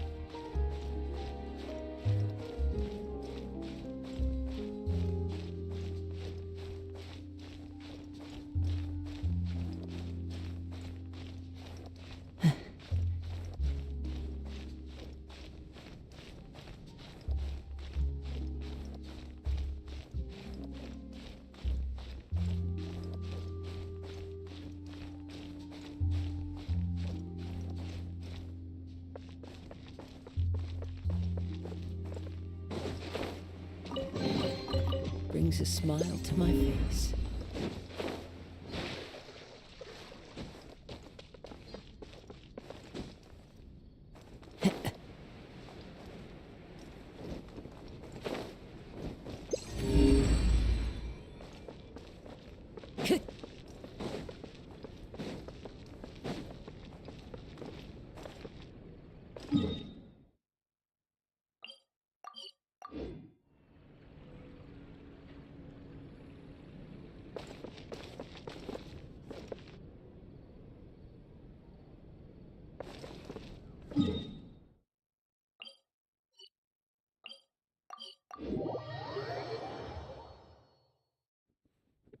Time to go.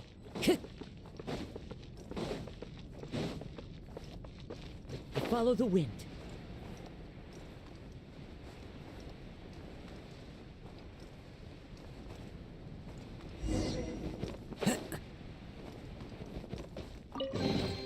A fate.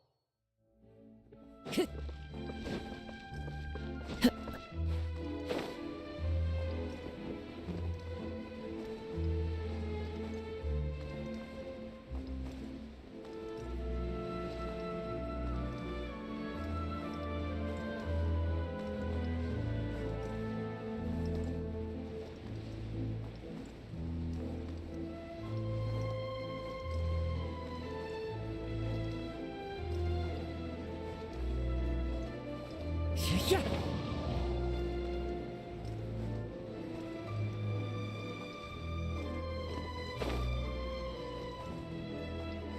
Time to go.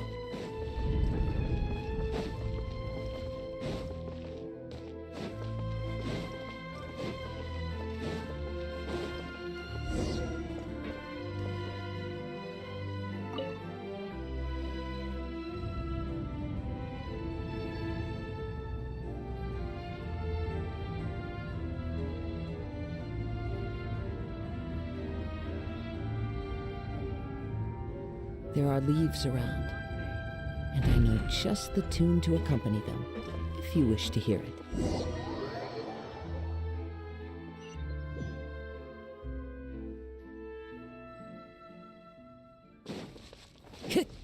Time to go.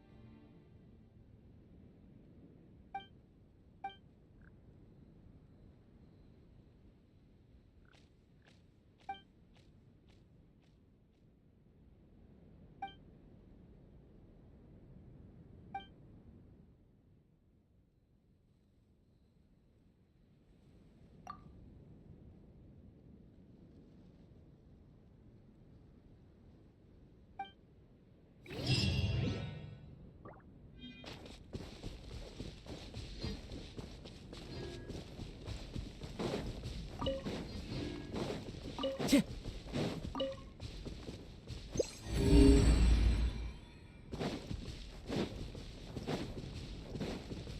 to go.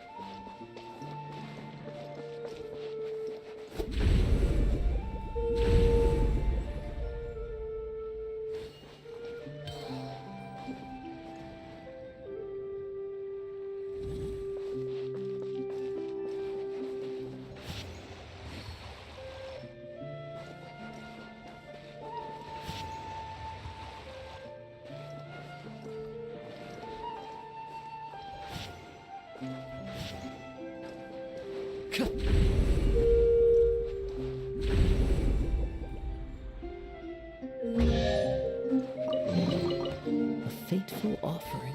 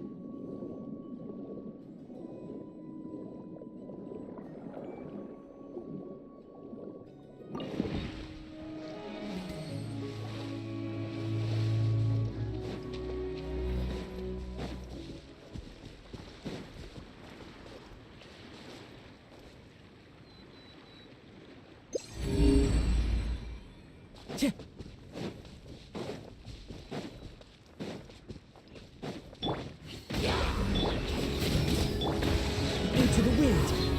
Behold!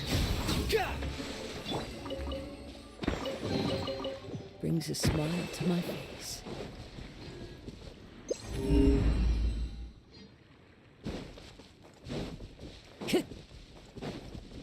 to go.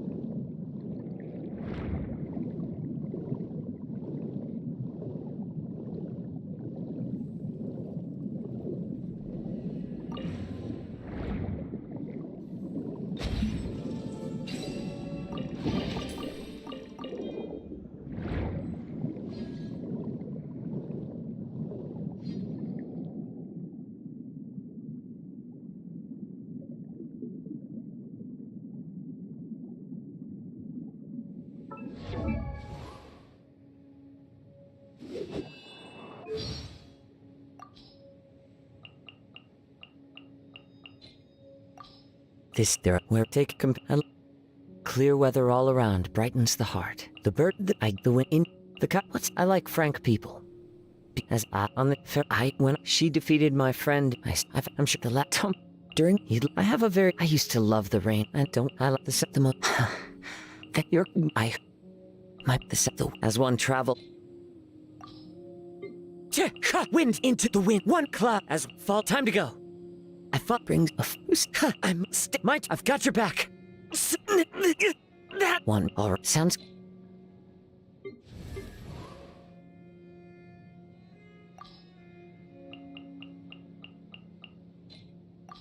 There's no need. You want your fundamentally right. I have finally another board. What a Paul. So although I look, well, she completely neglected her. Everyone that it's only she has a terrible. He's not a what you want. I want when I entered Irminsul. Huh? You and I'm. Do you have some? I'm no. You want a poison? Give like the you aren't. The wind behold squans crop out. No, you surge forth.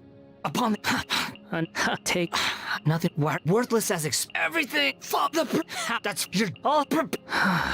This are you?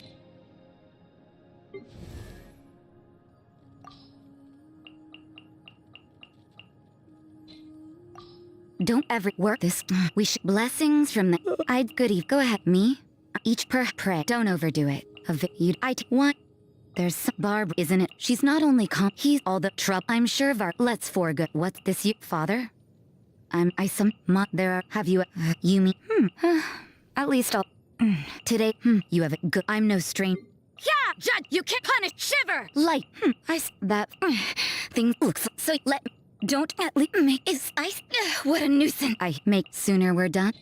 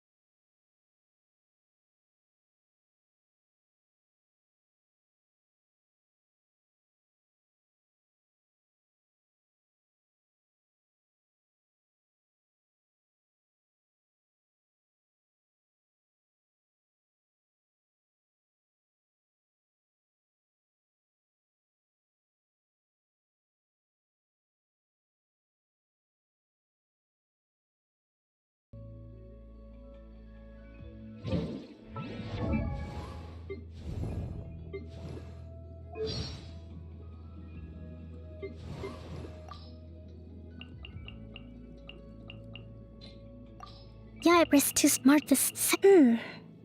Good night. My mother hid among Yaya Publishing House. The I have not. Cause initially I was astonished.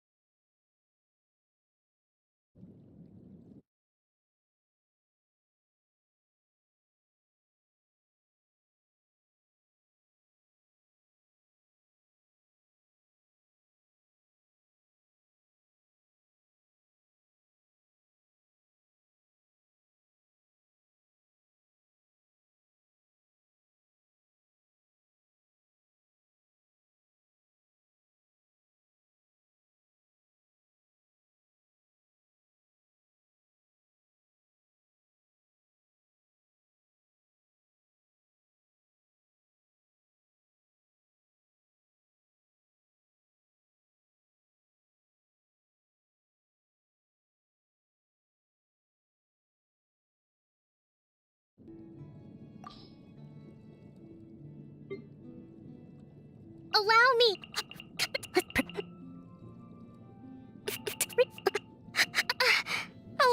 All is accounted for.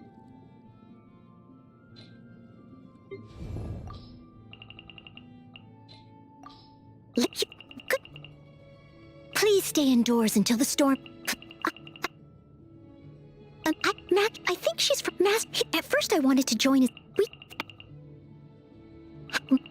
What is this new?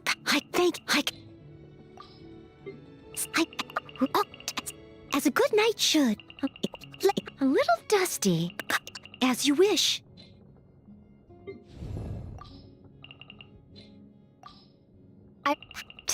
Paimon finds that. To think that the Geo-Arc... Klee's a really interesting kid. The Sleeper Tribe. Which do you like more? Have you ever...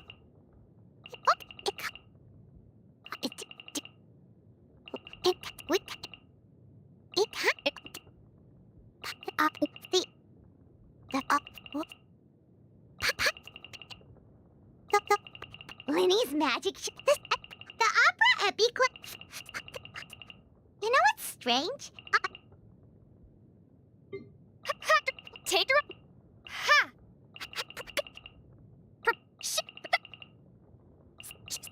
A reward on the road. There's still a long road.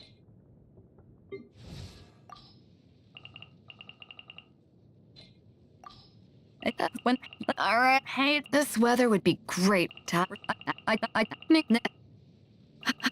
Before you step foot on, I like food with. If you can, you know, come. We're making after a prom.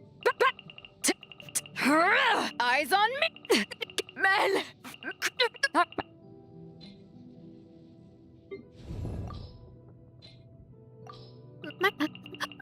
My hat.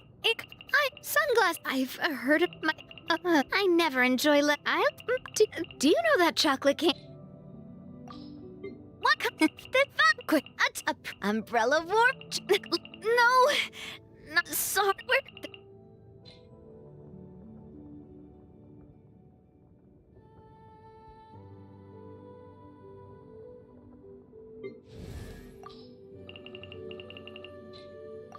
If you.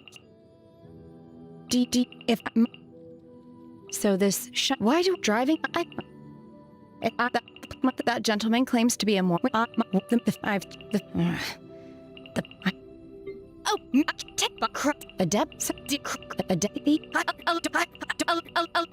escape. Understood. I will do.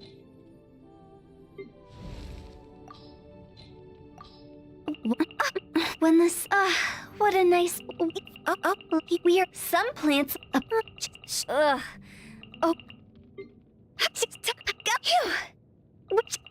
Take it easy. Good son.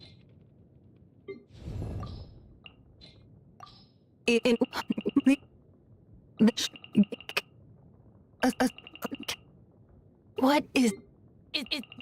Don't waste my time. Given the circum... Understood. Let's...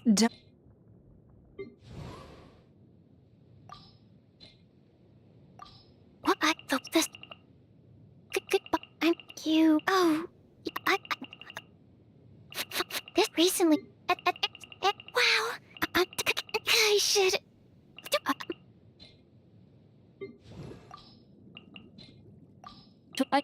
Only with my family. What's there aren't you? I would say we are with cooking skills as good as yours. There is a wait, no, my soul. Come, I may not. I am a minor. I have tread care. Come, may my fun. Come. I have divide. Come. May my final. Come. I have to shift for just.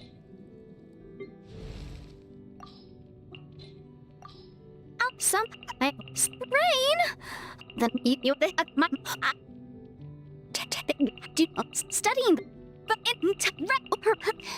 objection. Next time, be sure to make ready.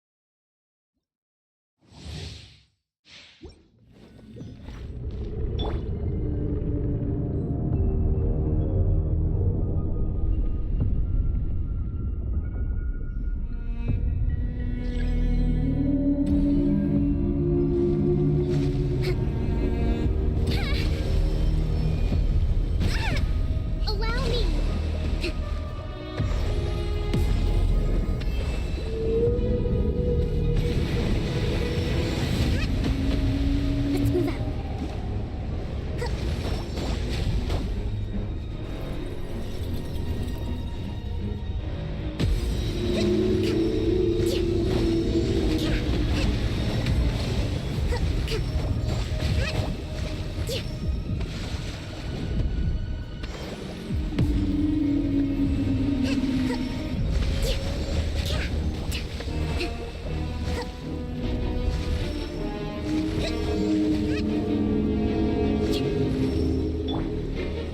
wind knows me. Judgment!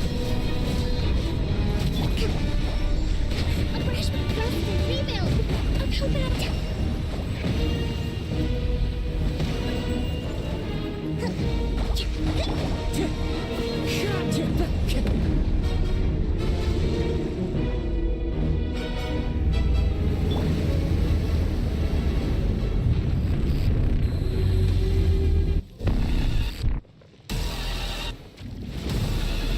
Allow me! Shiver! Into the wind. Clouds high. The birds call. The wind knows me. Billowing surge!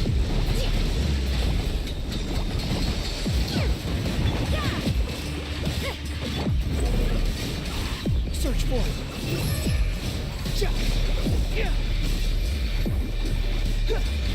Judgment!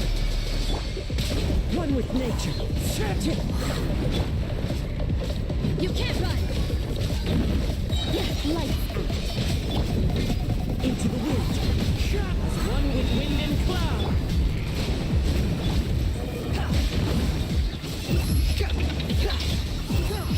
Upon the gale. Bow your head.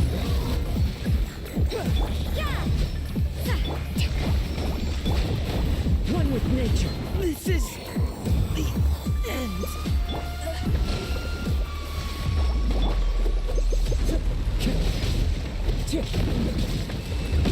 Into the wind.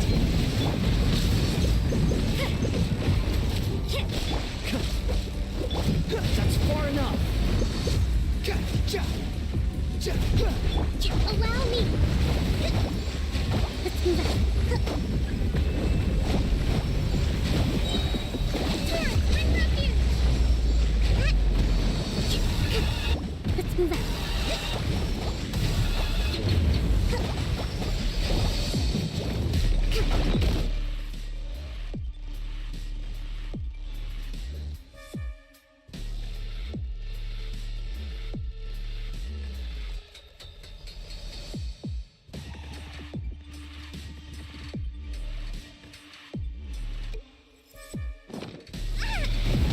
Fatigue is setting in.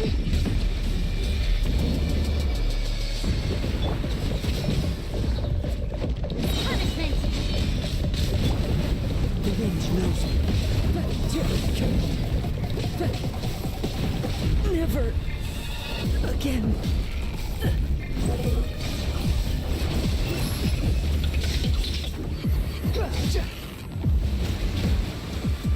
How amused.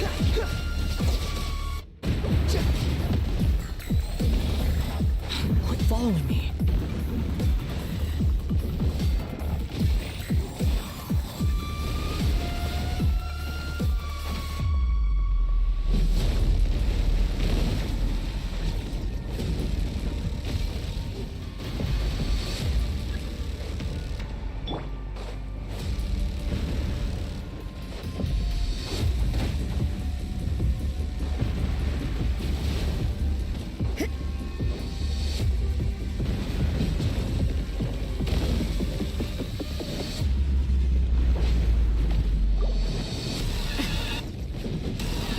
Looks like overtime today.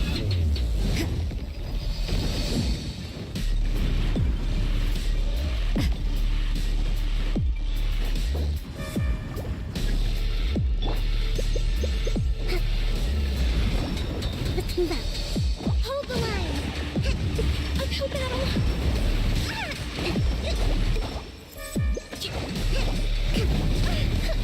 New strategy needed.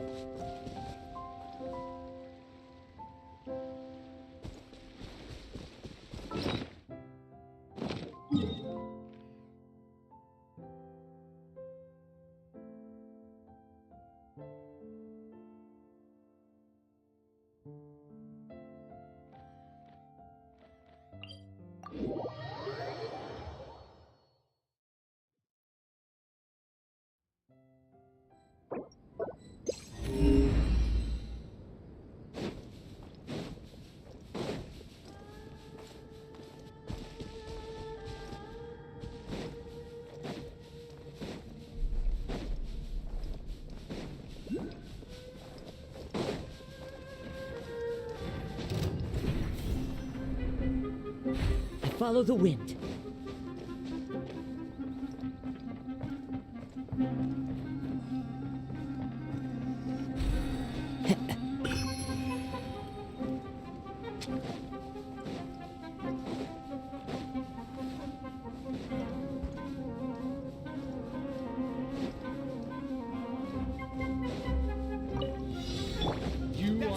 Press the rebound! You can't run! Into the wind. That hurt! Behold!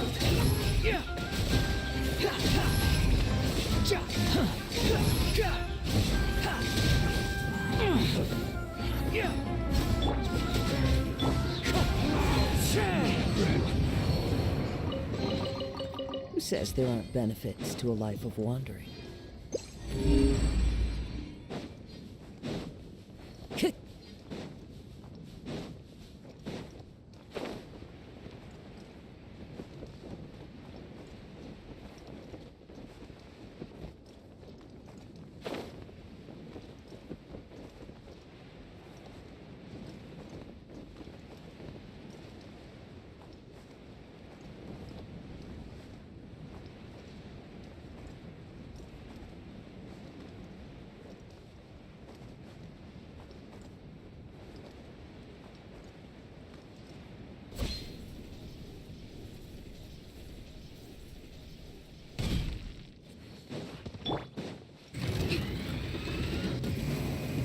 Allow me! Judgment! Shiver! The wind knows me. Fallen leaves, adorn my night, one with nature.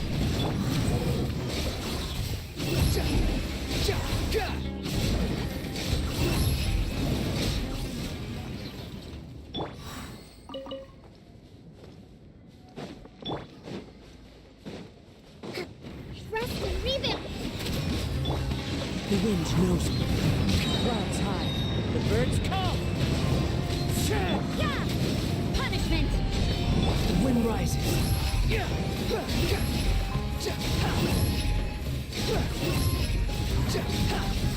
Know your place.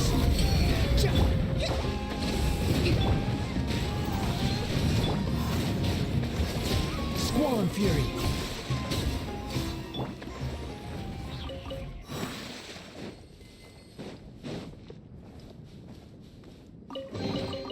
A fateful offering. Time to go.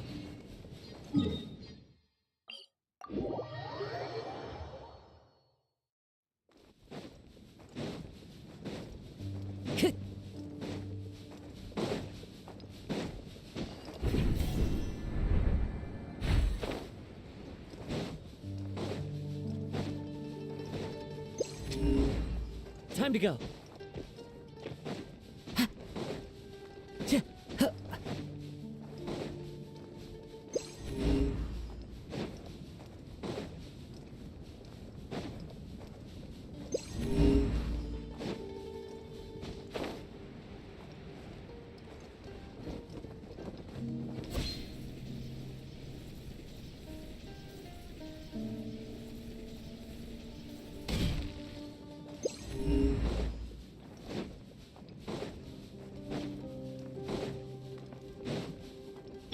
Hold the line!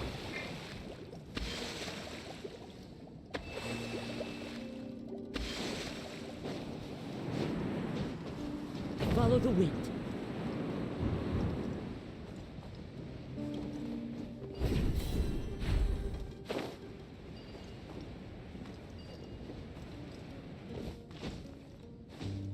Time to go.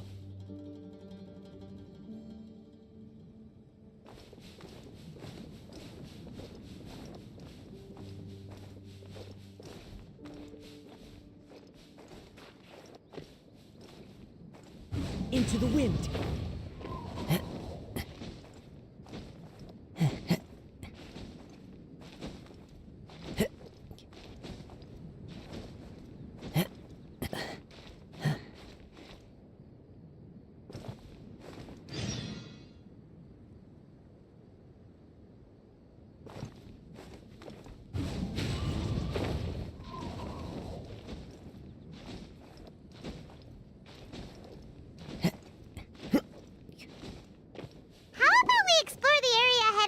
later.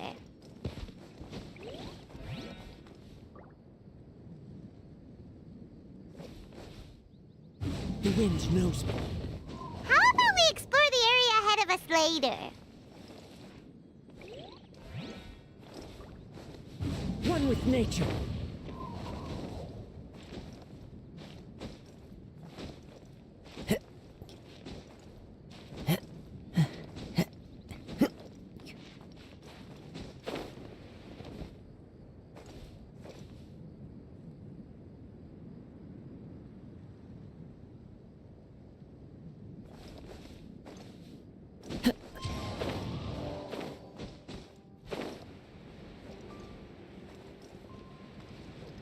Yeah.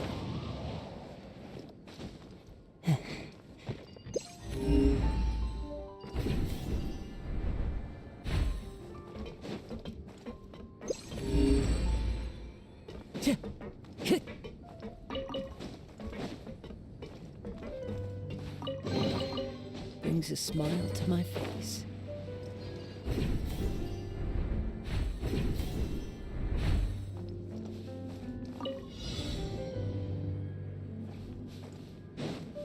Follow the wind.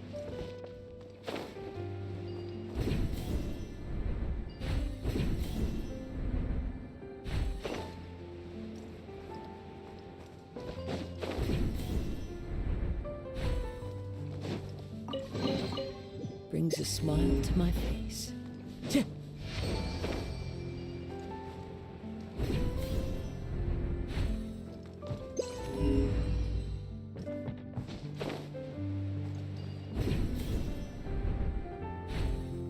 Time to go.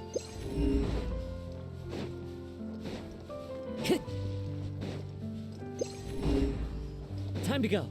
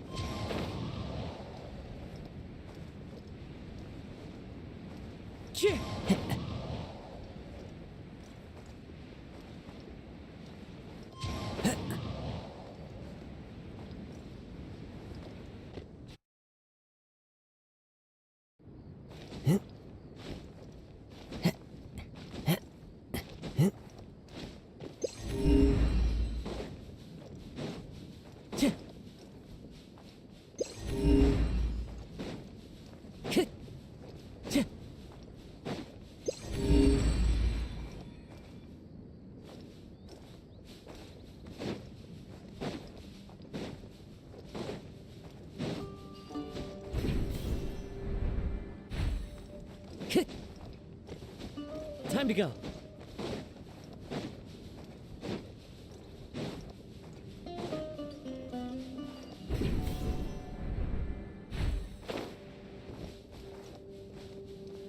Into the wind.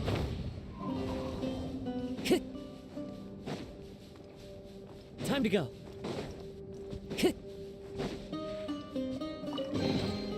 A fateful offering.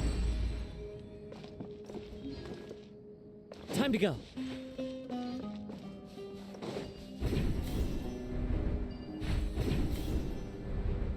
I follow the wind. Time to go. Rest and rebuild, judgment! Yeah! Yeah! Lights out. Fallen leaves, adorn my night! The wind knows me. Upon the gale. Yeah!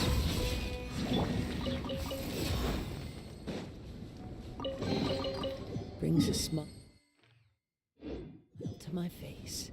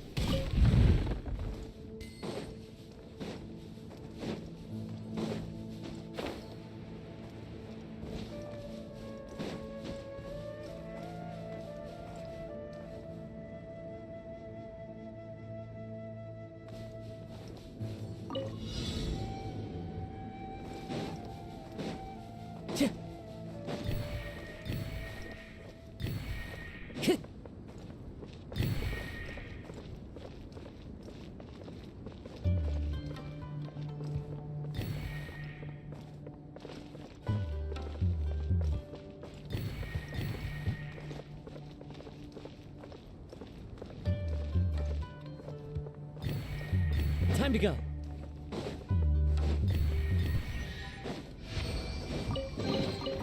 Who says there aren't benefits to a life of wandering?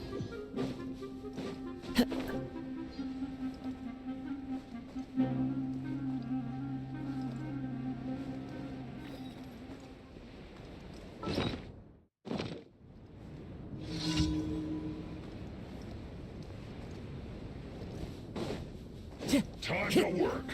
One with nature. You can't run! Into the wind. As one with wind and cloud. The wind knows me. Shiver! Behold!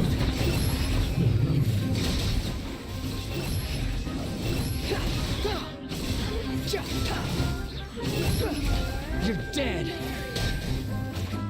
Judgment! Allow me! Into the wind! Squall and fury!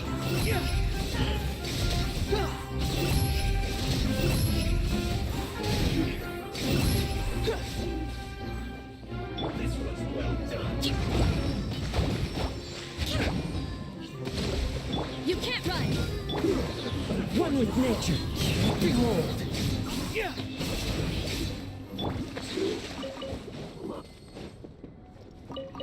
Time to go. Who says there aren't benefits to a life of wandering?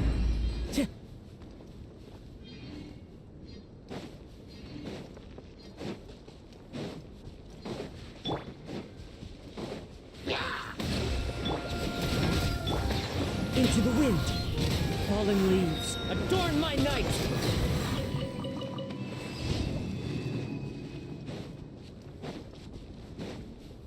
Time to go.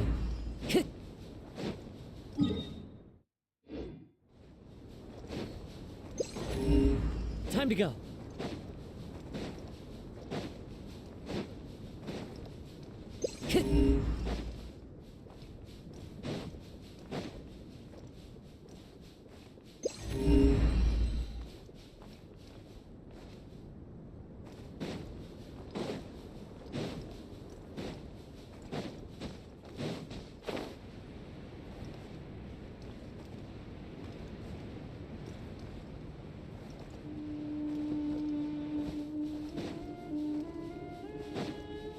Time to go.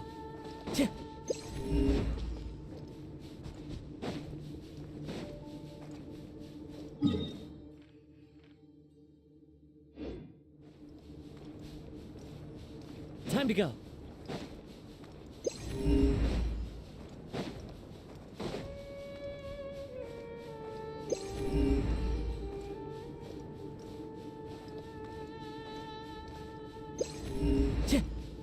Time to go.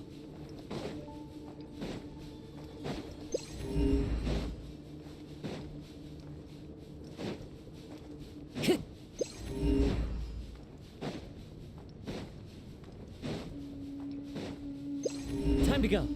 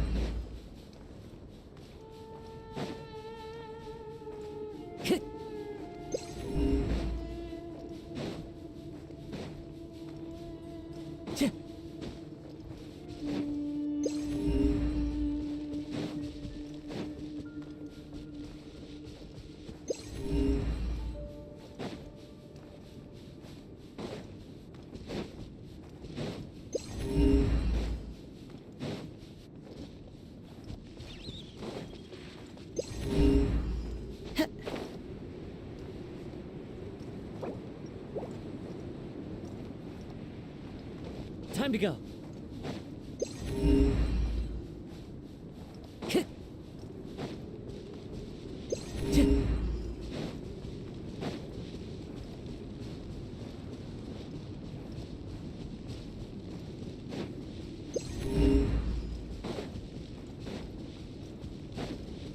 Time to go.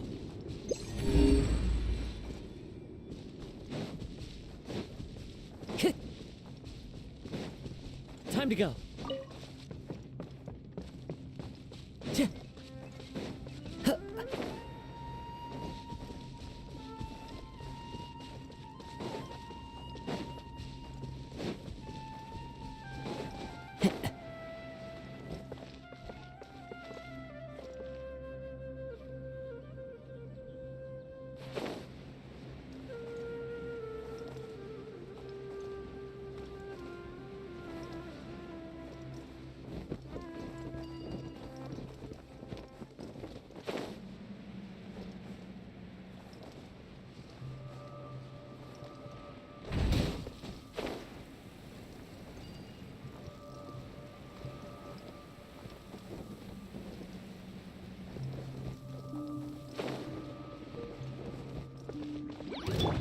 Rest and breathe it!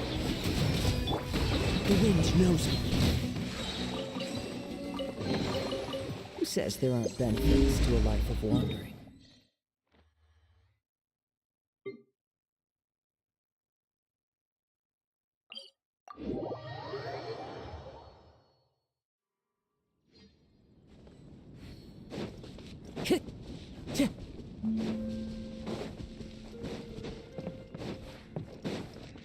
Time to go.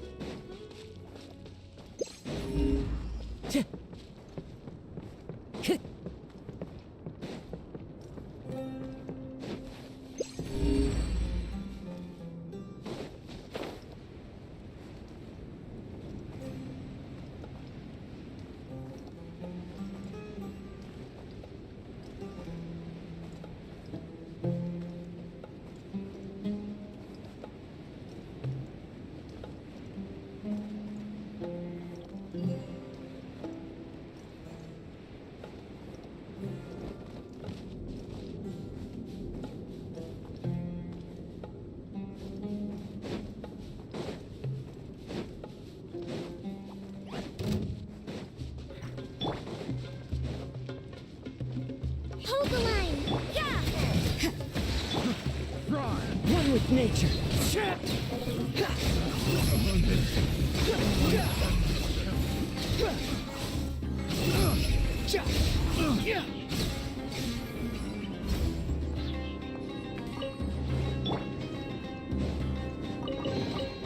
Brings a smile to my face. Time to go.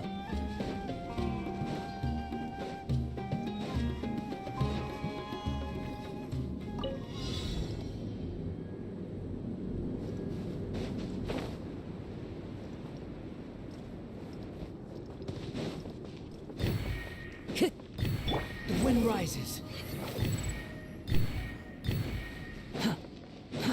Too slow.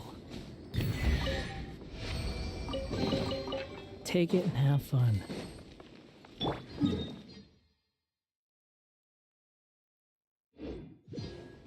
Time to go.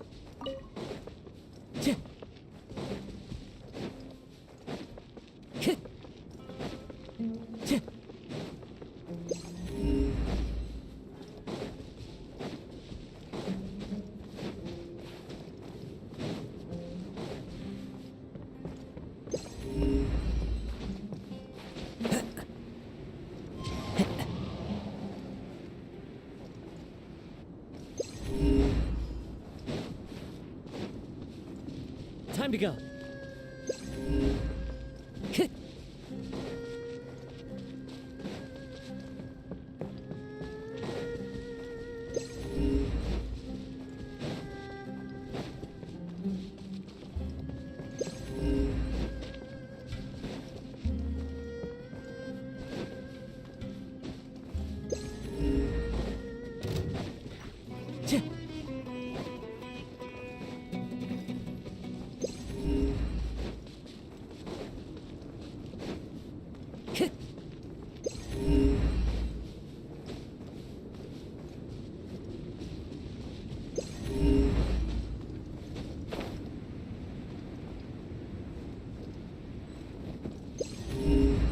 Time to go.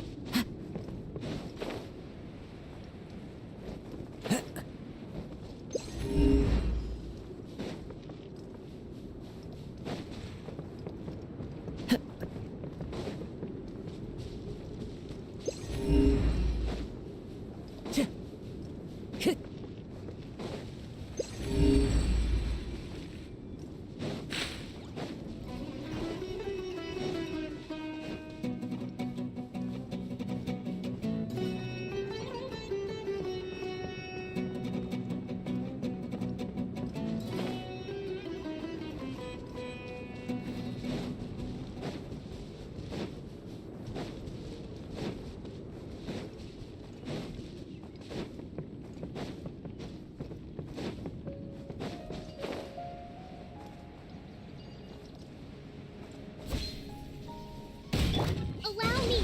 Judgment!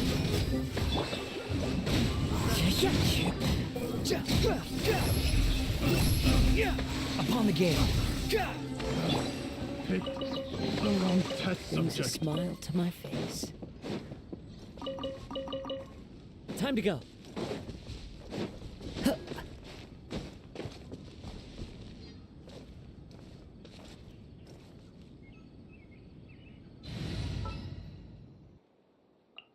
I'll lead the way.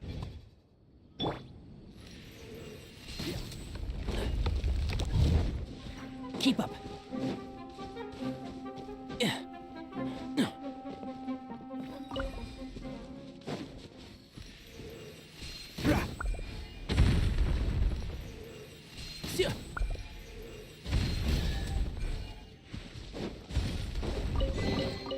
Why is there a chest here?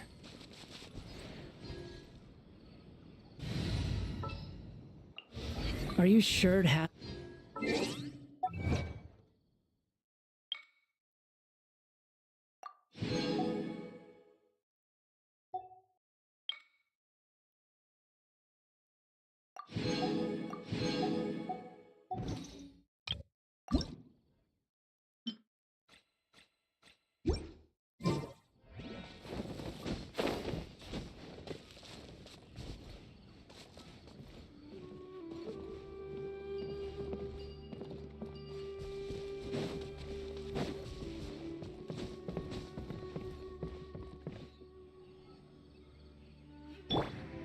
Into the wind.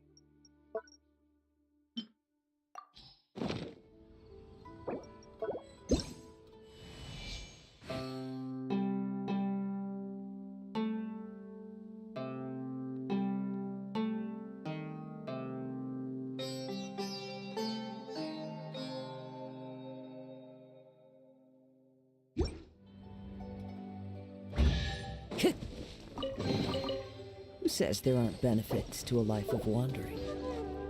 Time to go.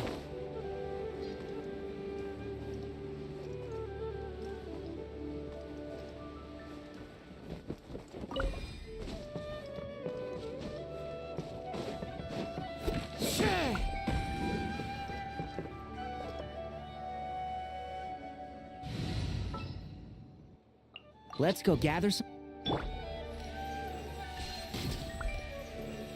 Yeah.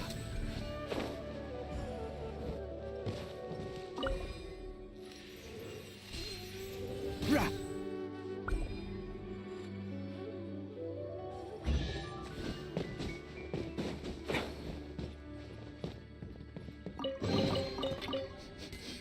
Smells like something good isn't.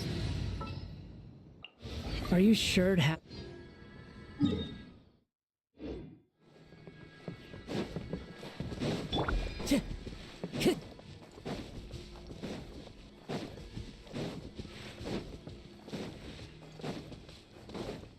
Time to go.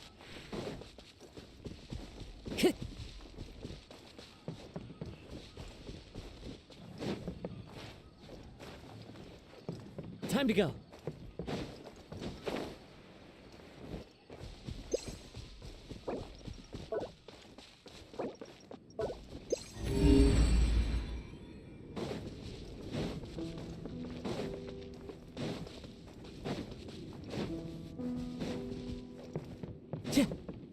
Time to go.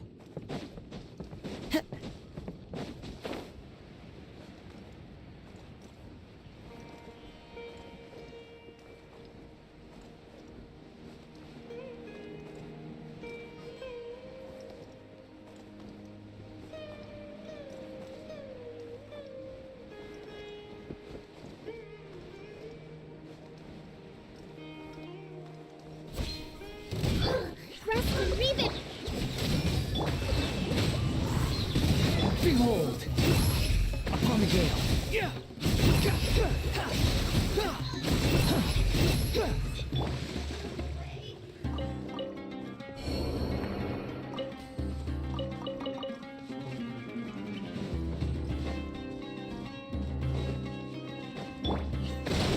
You can't run. The wind knows it. Squall and fury.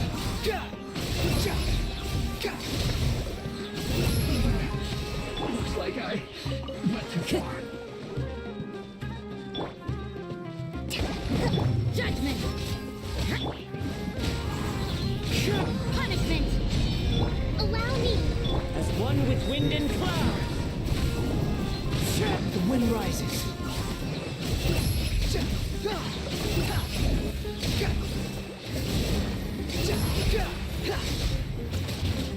You can't run. One with nature.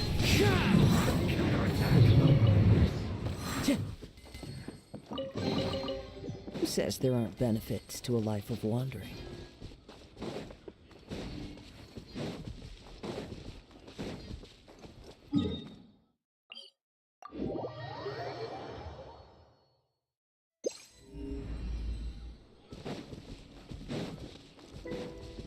Time to go.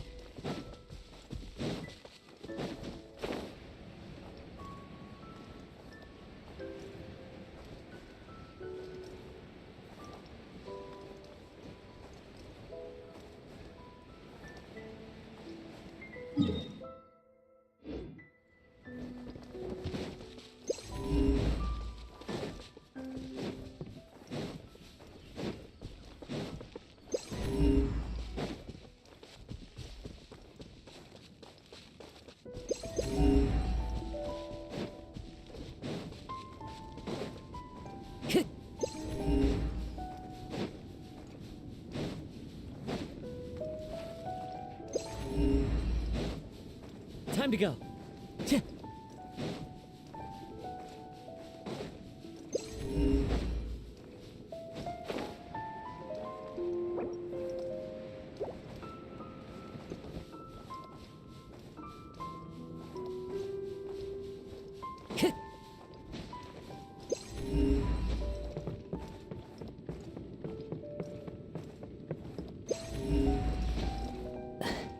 Time to go.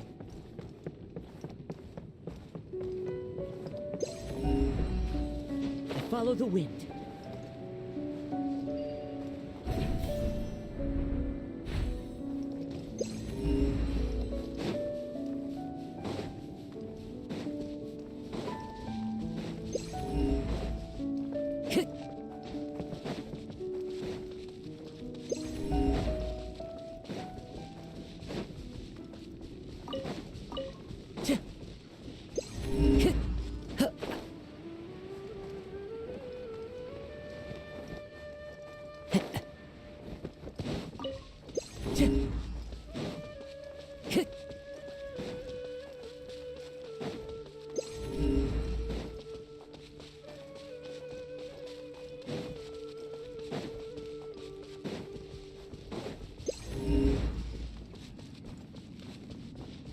Time to go.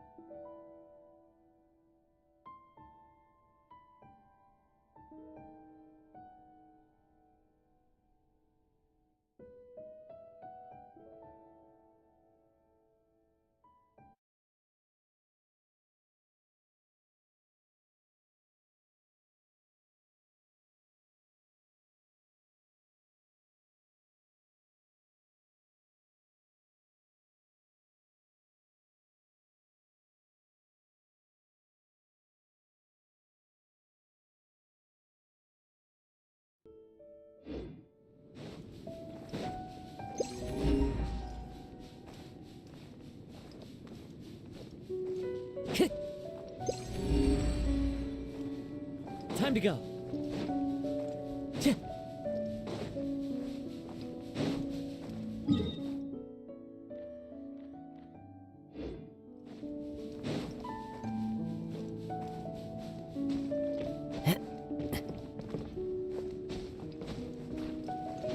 Follow.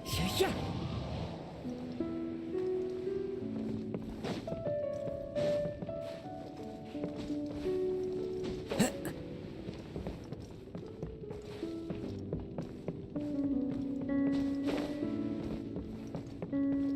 Into the wind.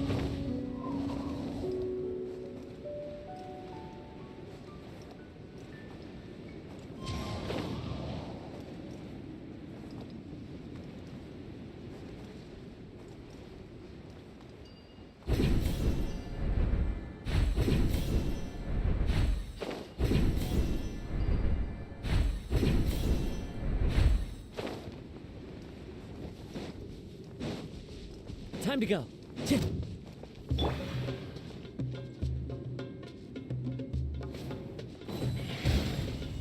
Hold the line! Judgment! The wind knows me. Judgment! Shiver! One with nature. Fallen leaves. Adorn. Allow me! Into the wind. Squall and fury.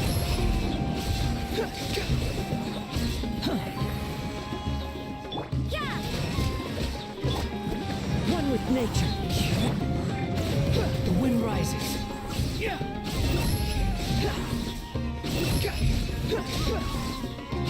Upon the gale.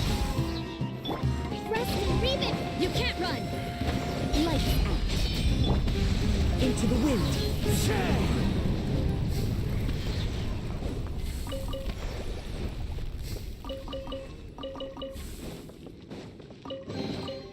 Brings a smile to my face.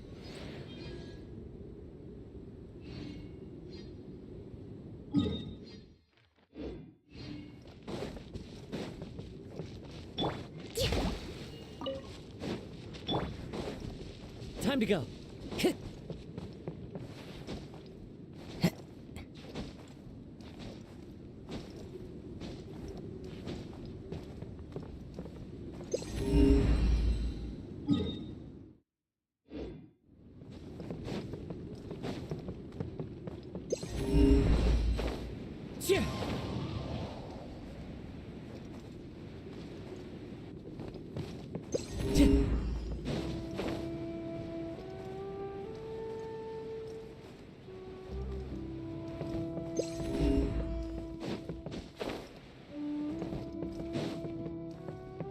Time to go.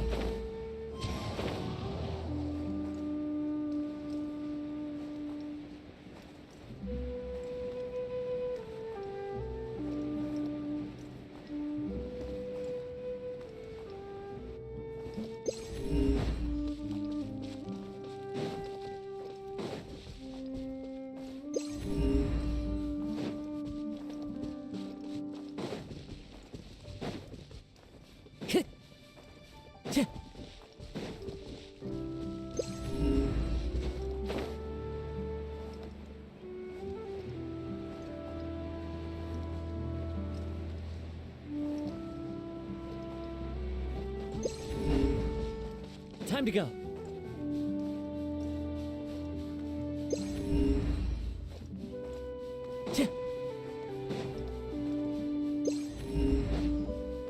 Time to go.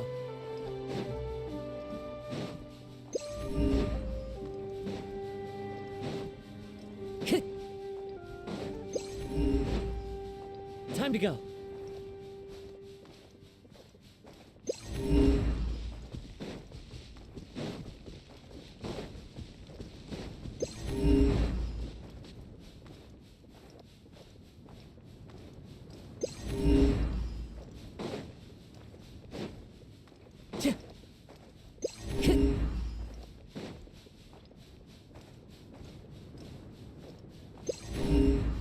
Time to go.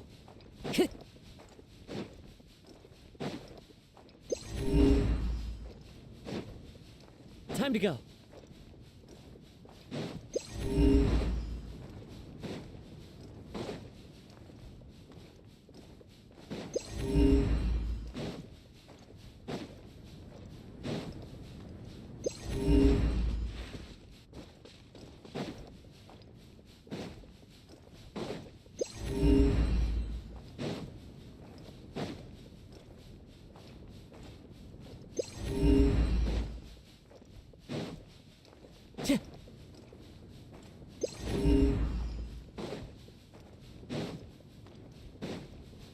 Time to go. Time to go.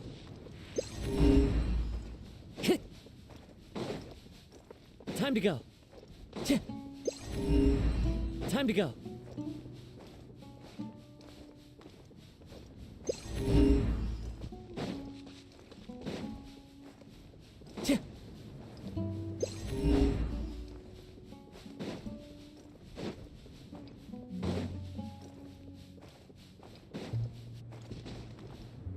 Time to go.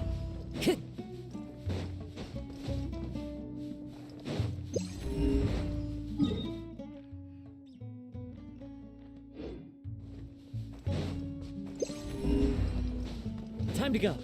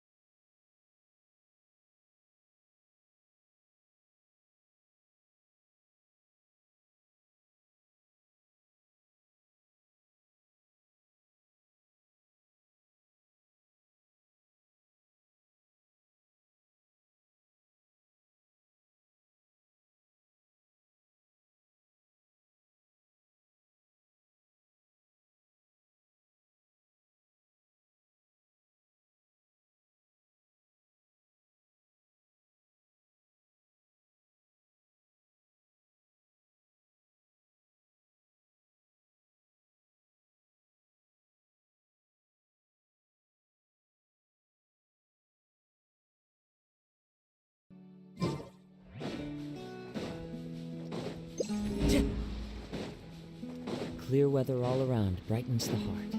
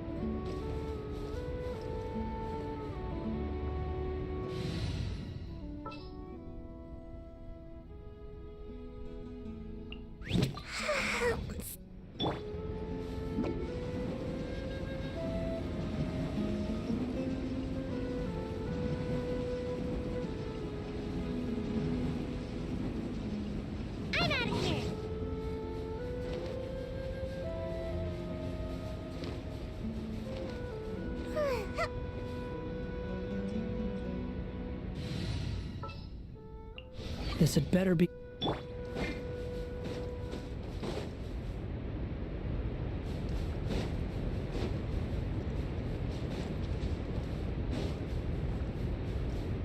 One with nature. Right.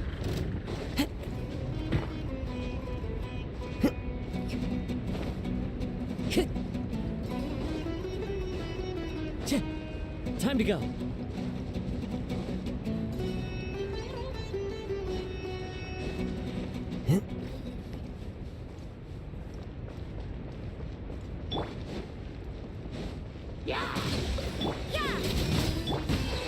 Wind strike.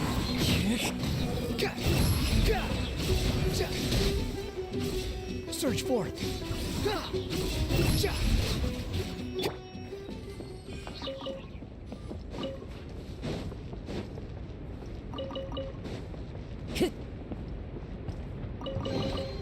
A fateful offering.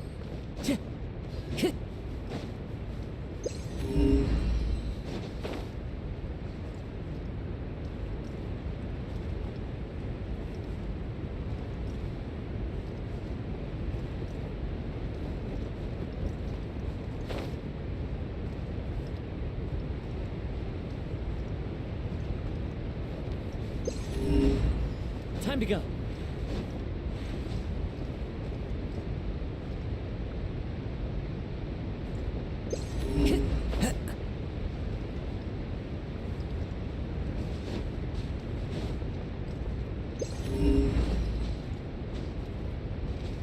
Time to go. The wind knows me.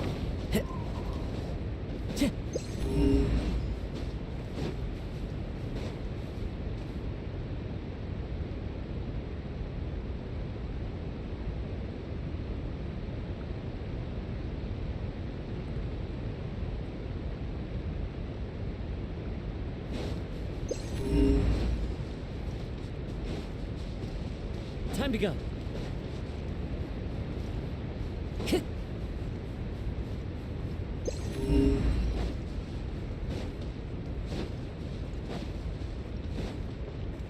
Into the wind.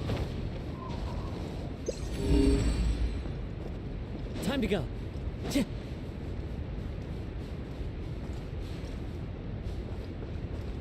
One with nature.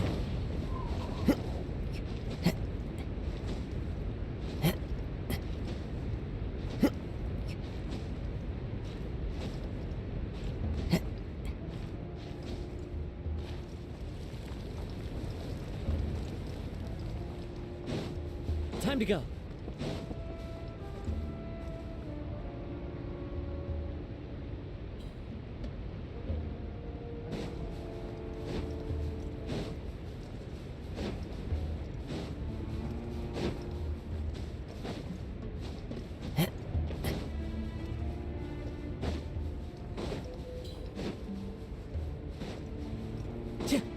Time to go.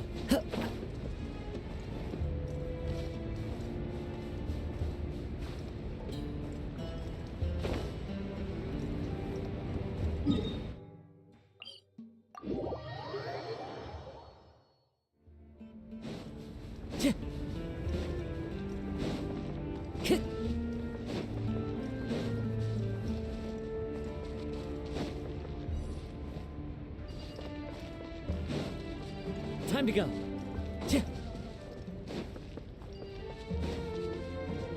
Time to go.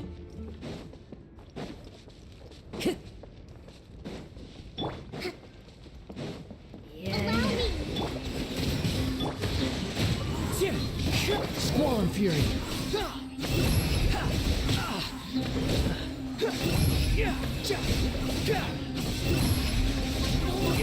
Upon the gale. Judgment! Shiver! Rust and rebuild! The wind knows me. The wind rises.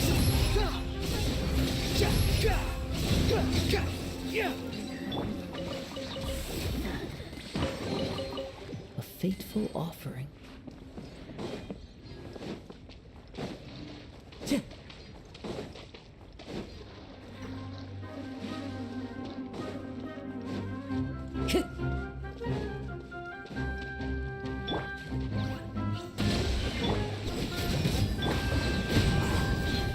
Squall and Fury.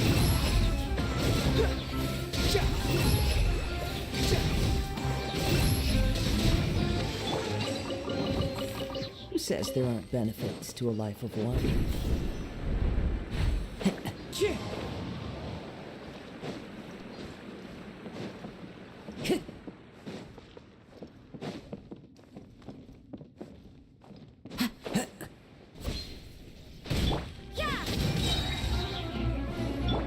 One with nature. Behold. Search for it. The wind knows me. A fateful offering. I follow the wind.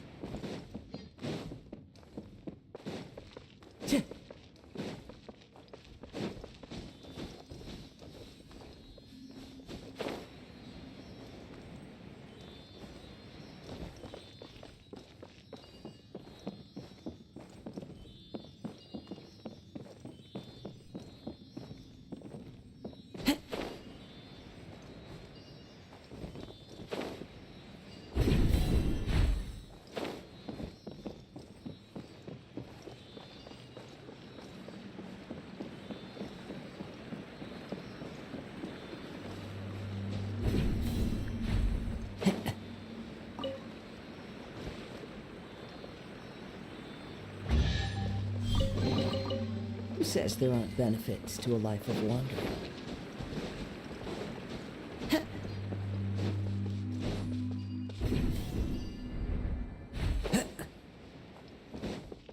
Time to go.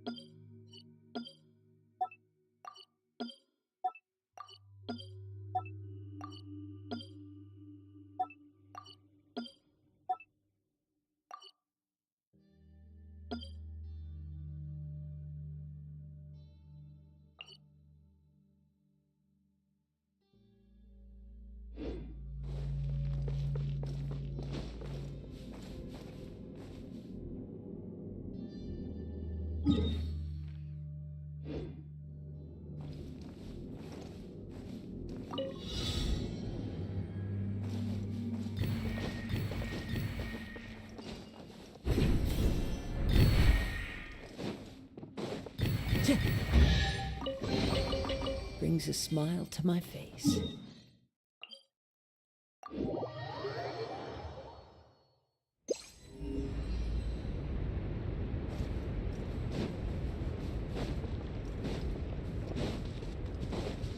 Time to go.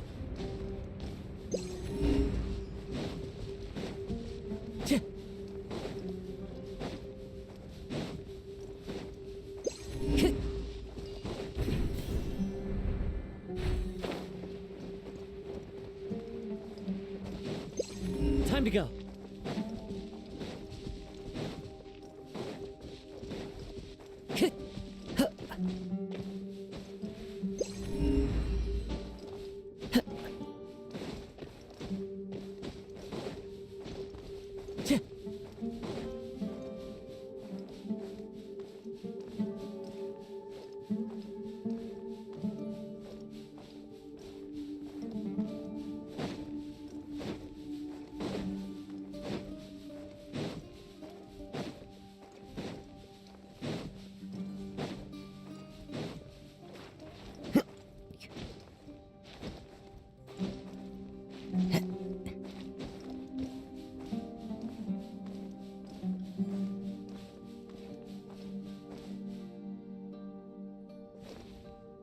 Into the wind.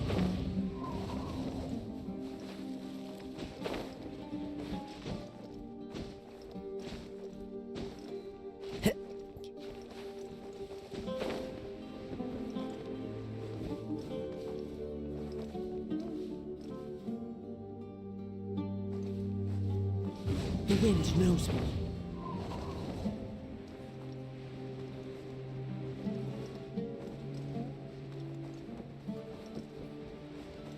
Yeah.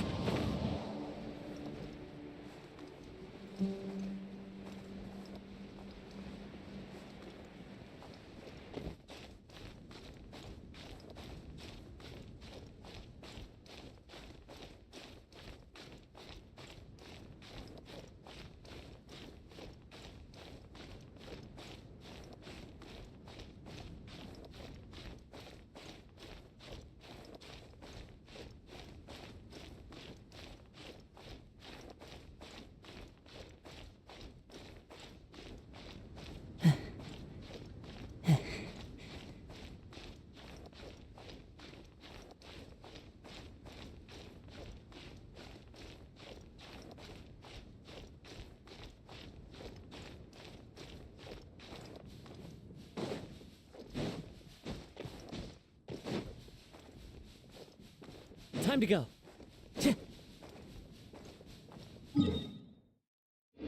Time to go.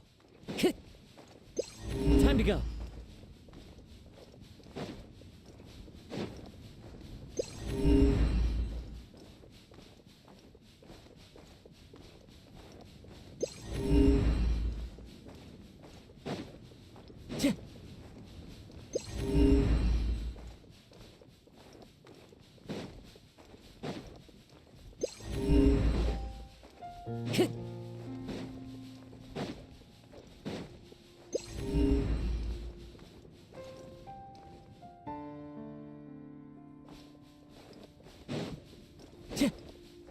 Time to go.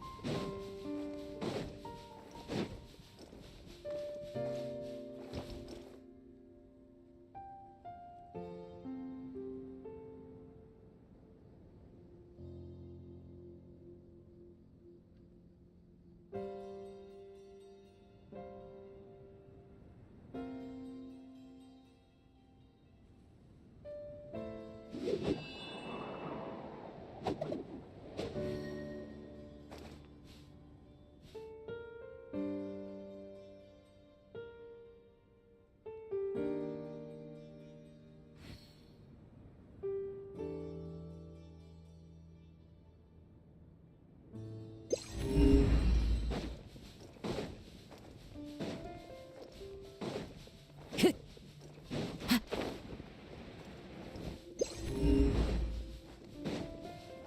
to go.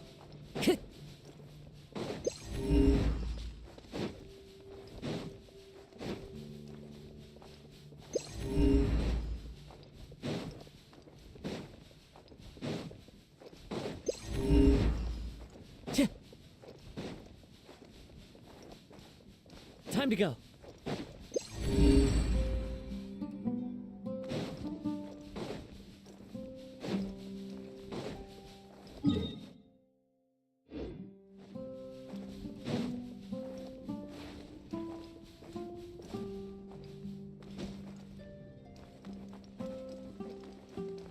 Follow the wind.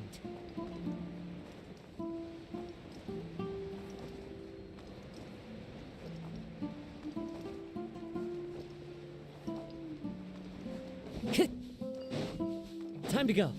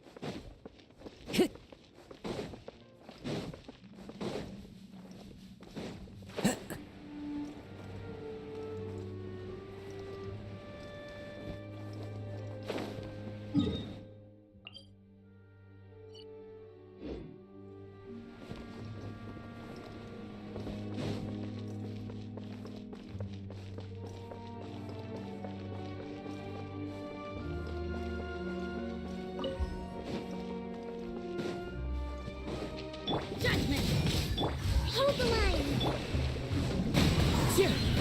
The wind rises.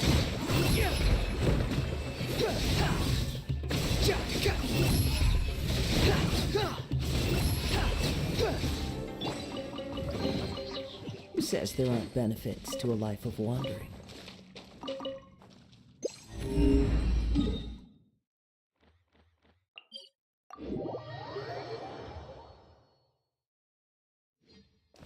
Time to go. Into the wind.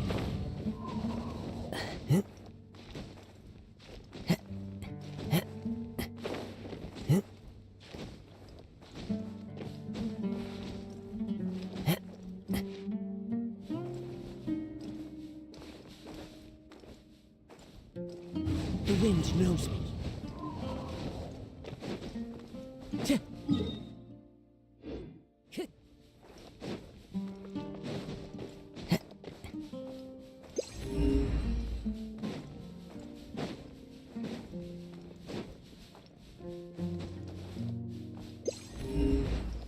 Time to go.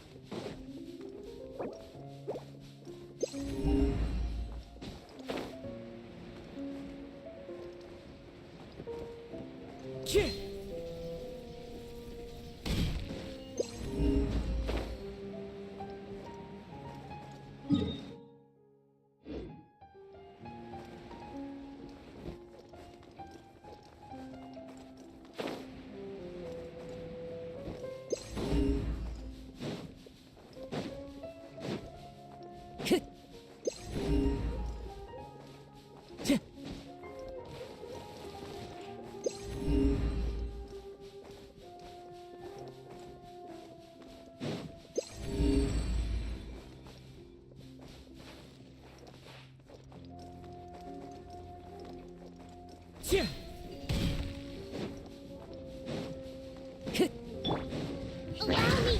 You can't run!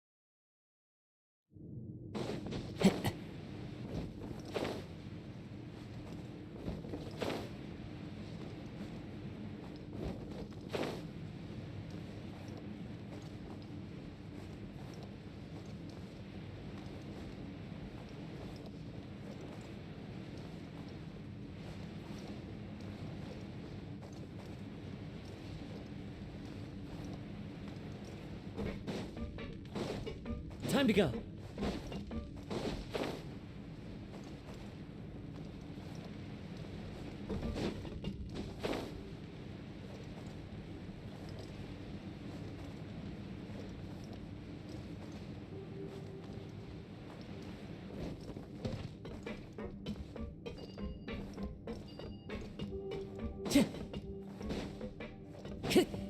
Time to go.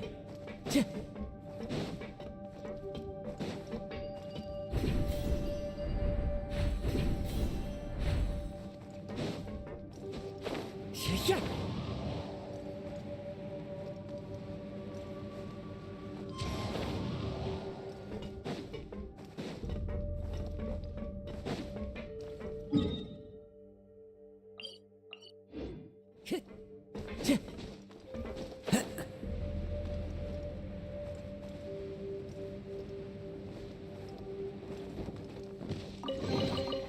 A fateful offer.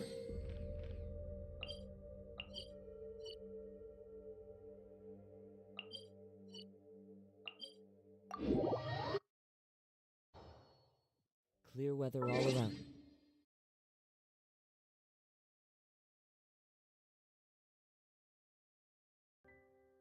Brightens the heart.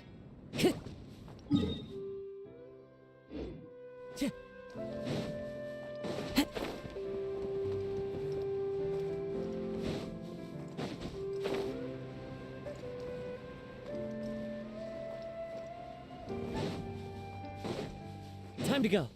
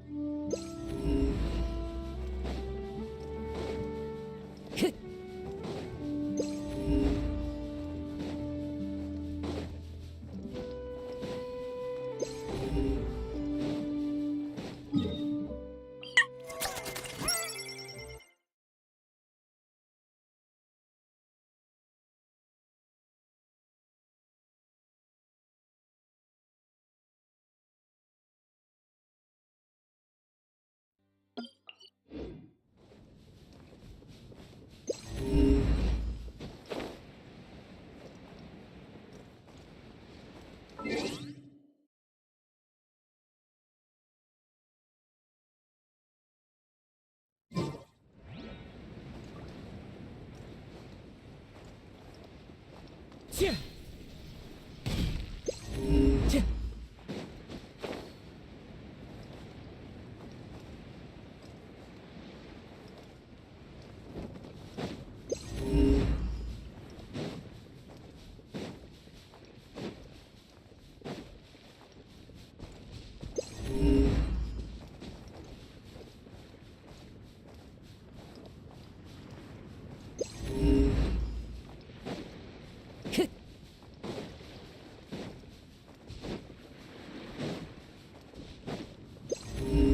Time to go.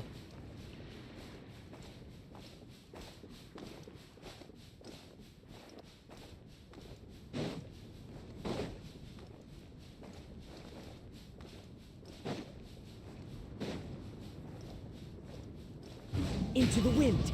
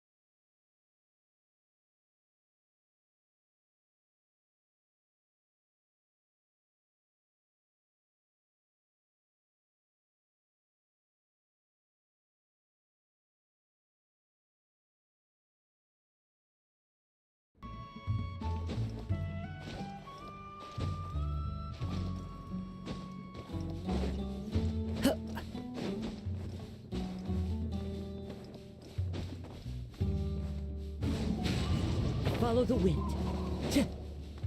Time to go.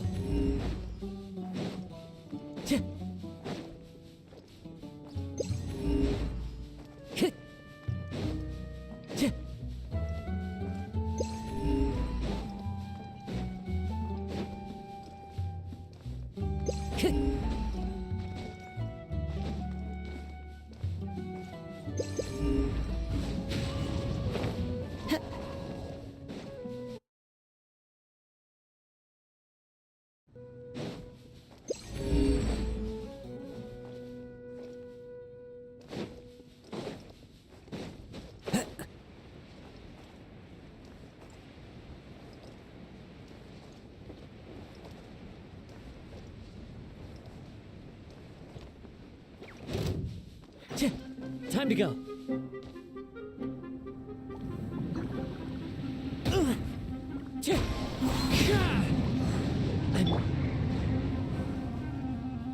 Rest and leave it!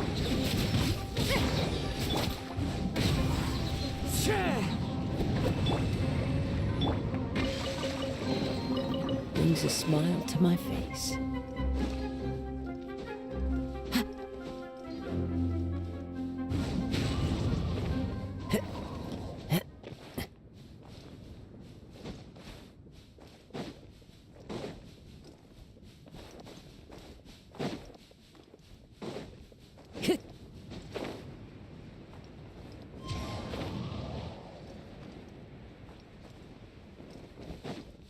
Time to go.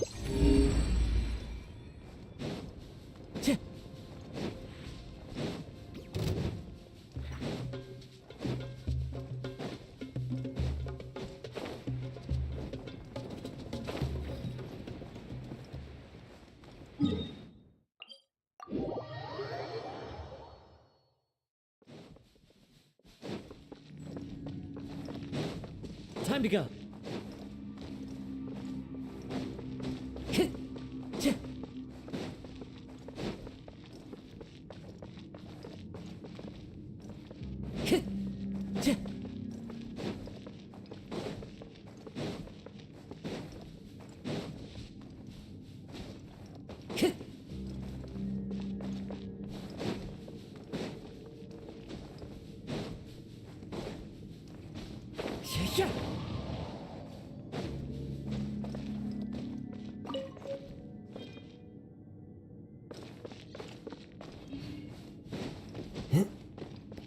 One with nature.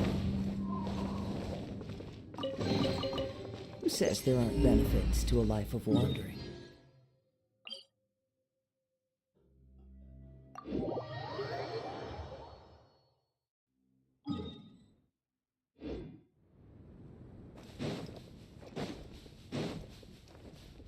Time to go.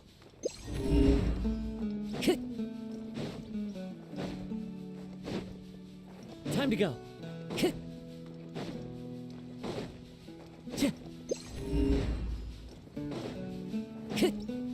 Behold!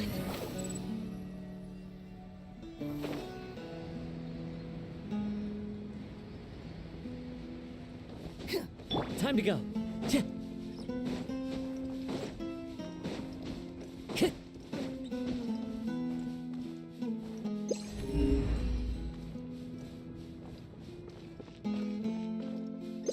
Time to go.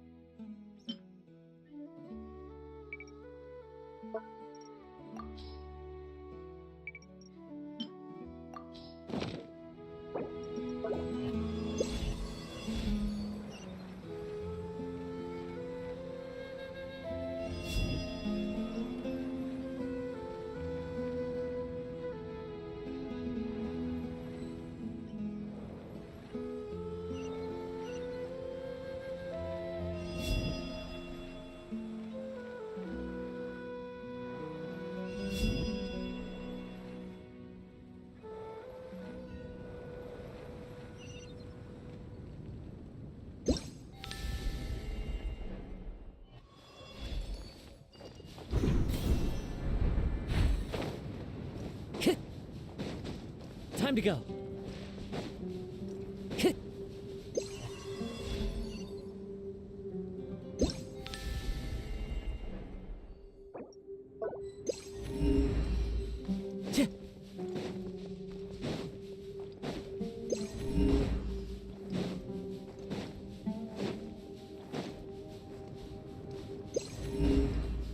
Into the wind.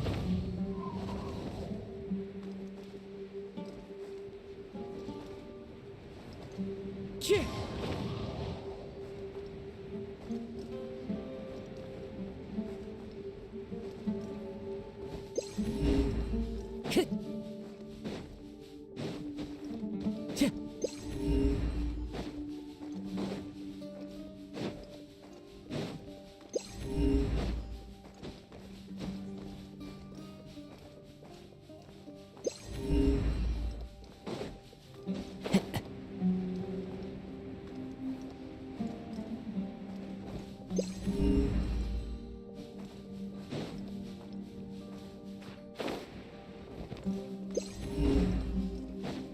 One with nature.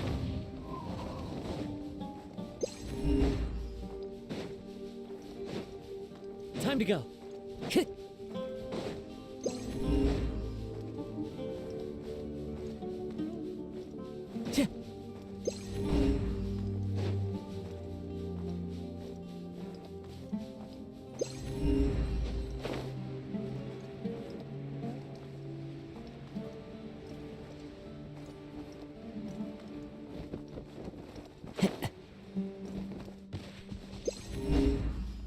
Time to go.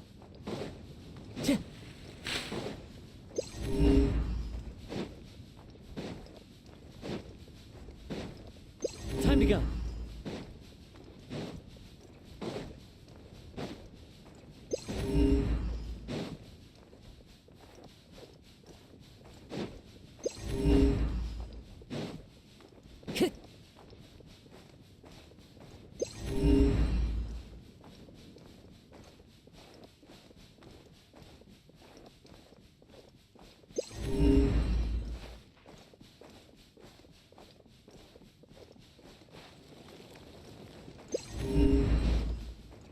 Time to go.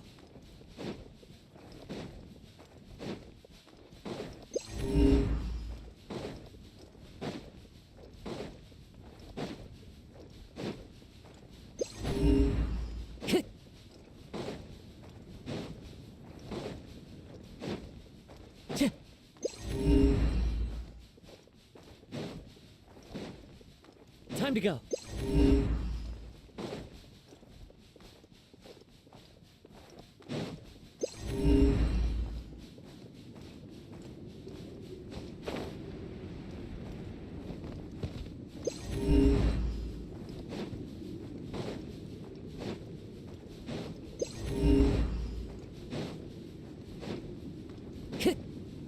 Time to go.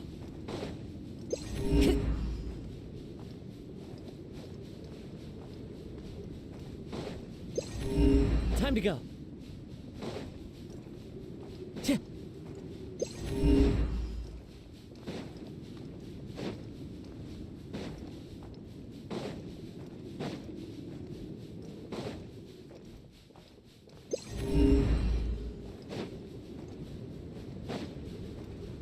Time to go.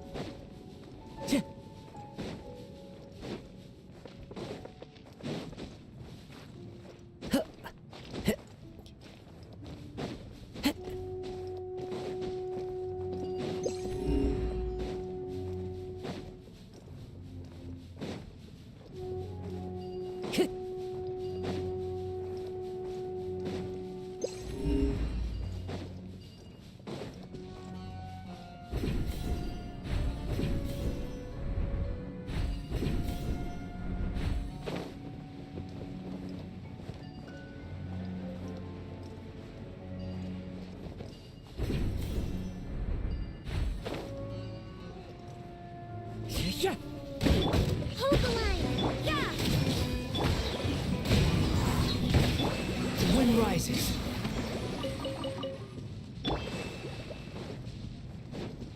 Time to go.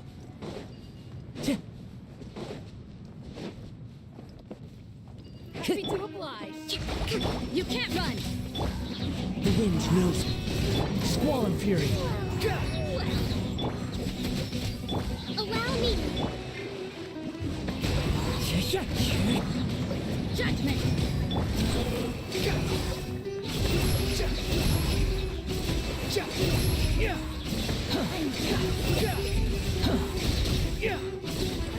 Your coming was foretold. Hold the line. Lights out.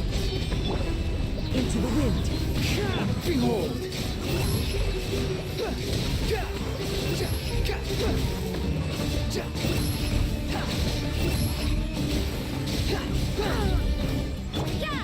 The eternal oasis at long last. I suppose it.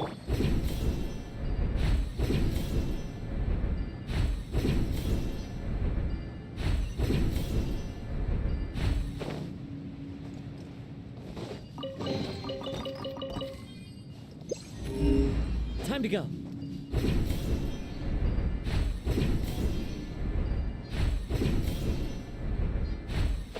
You are not welcome here. The wind knows me.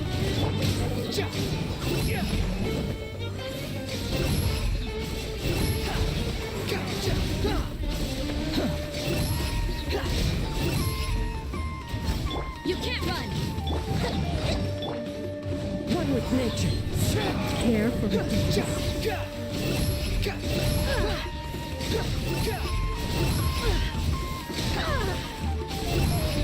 Dance with me.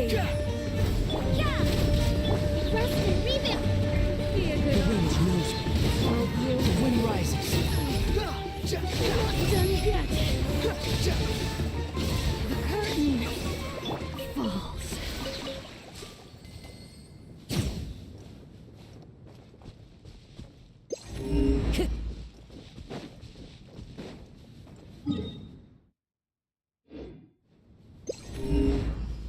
Time to go.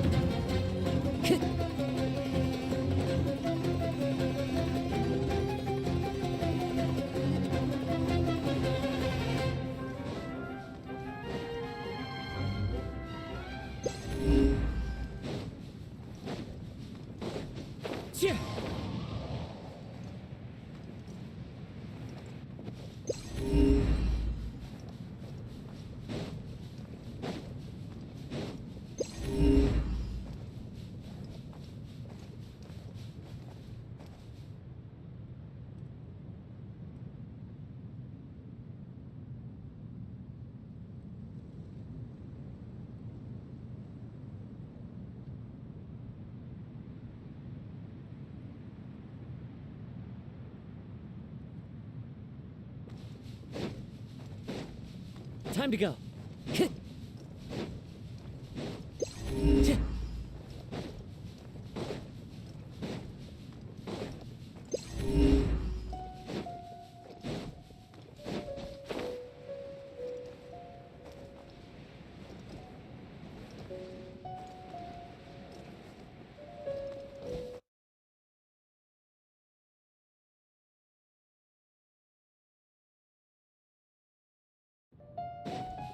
Time to go. Let's move out.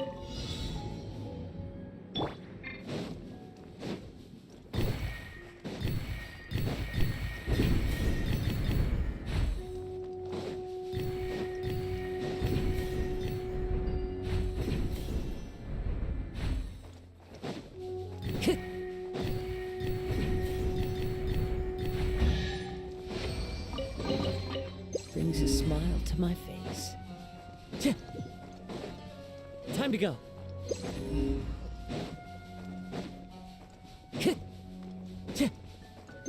Time to go.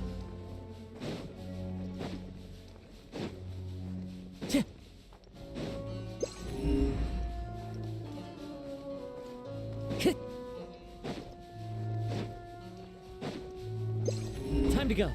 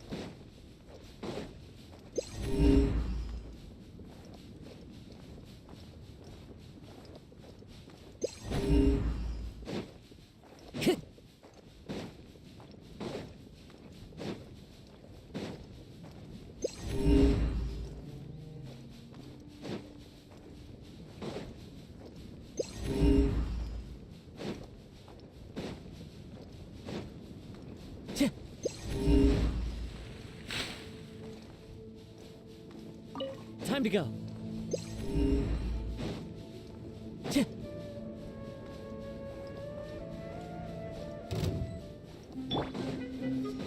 Allow me! Judgment! One with nature.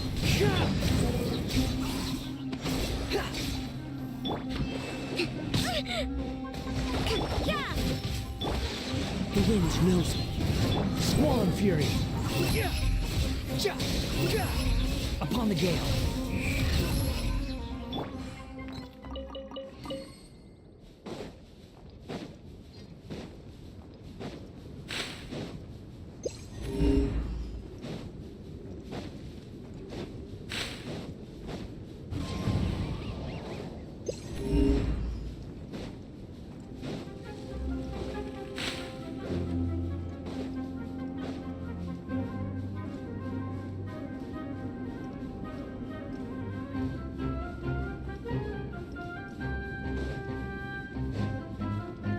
Time to go.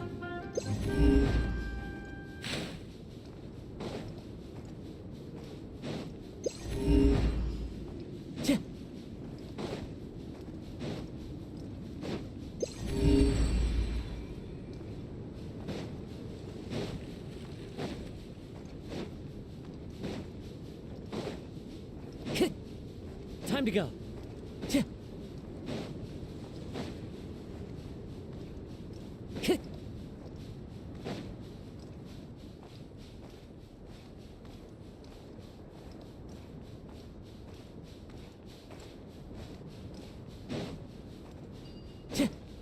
Time to go.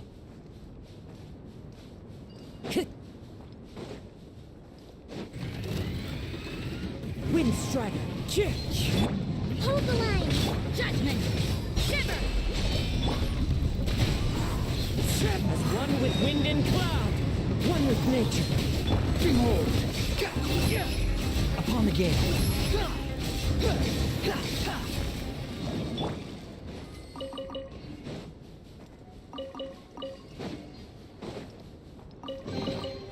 Brings a smile to my face. Time to go.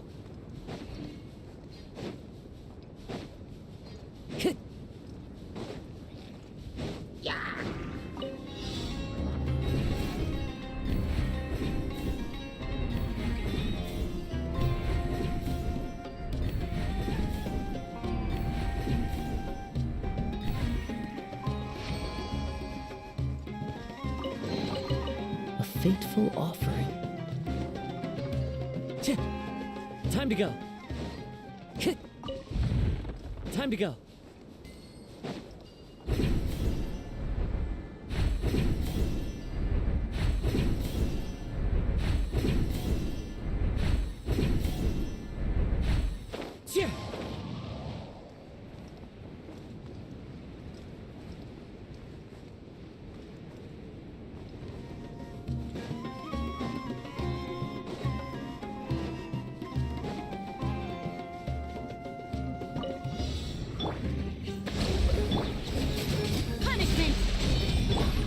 wind knows me. Fallen leaves, adorn my night! Into the wind! Squall fury!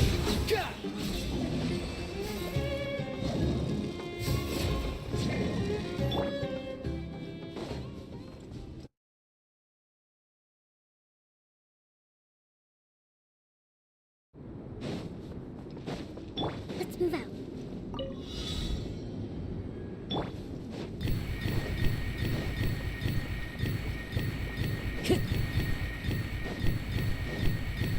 Time to go.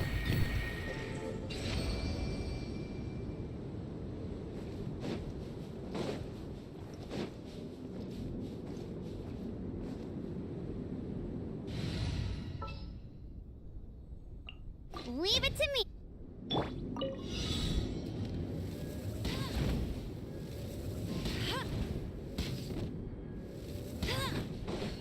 I'll race you there.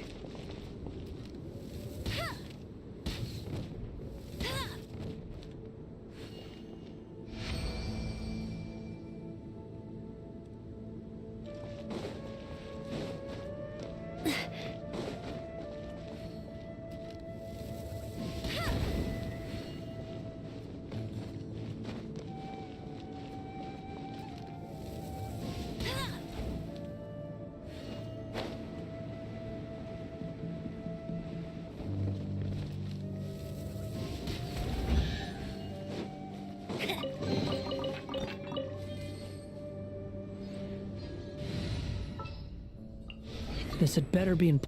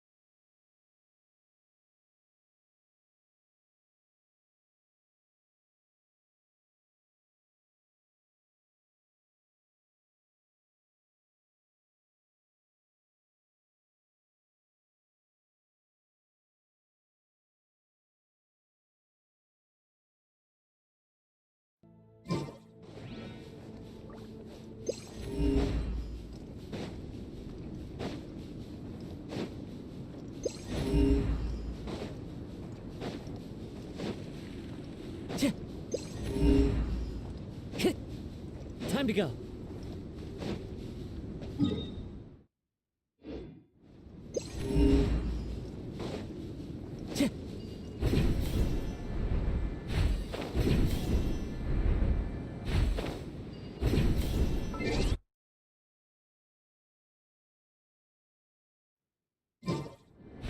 Follow the wind.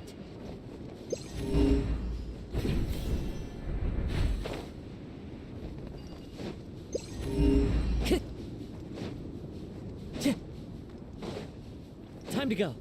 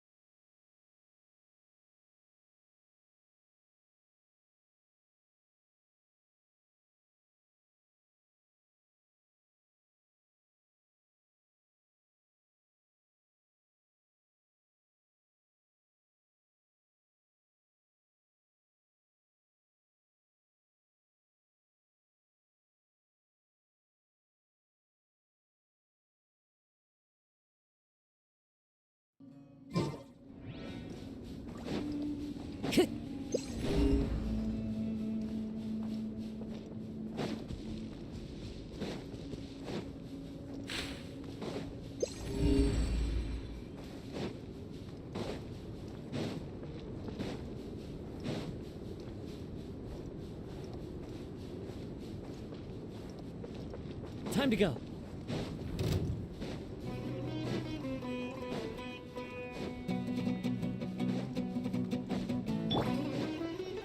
Allow me! You can't run! One with nature.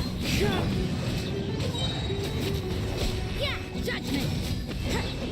The wind rider. How amusing. That's far enough.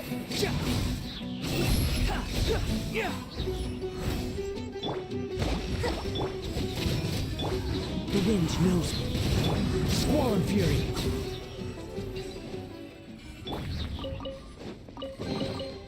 Who says there aren't benefits to a life of wandering?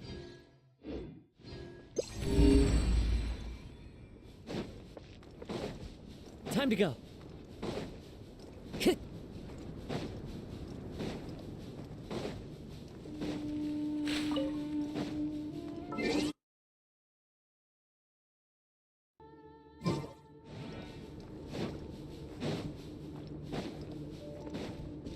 Time to go.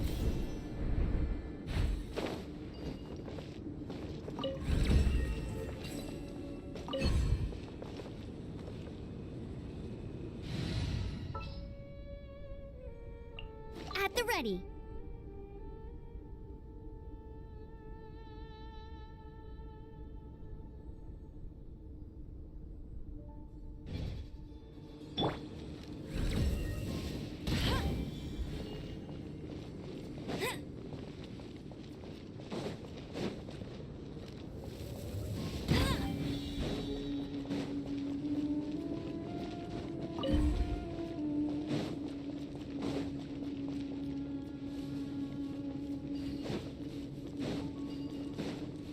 I'll race you there.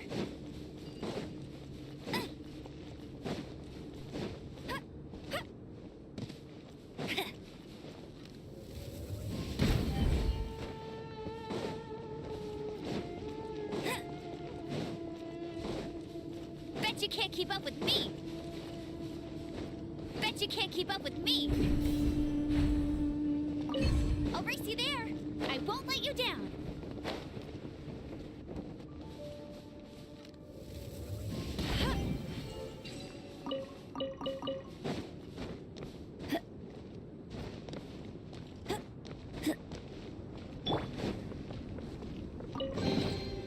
Brings a smile to my face.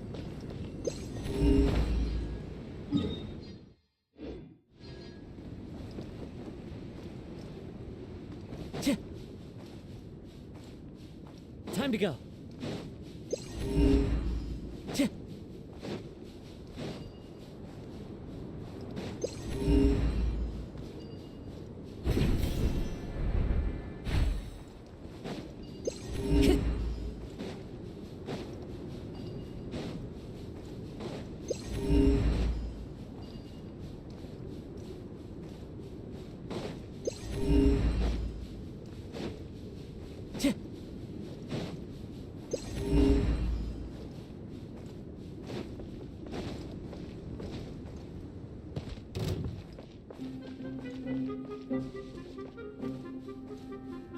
Time to go.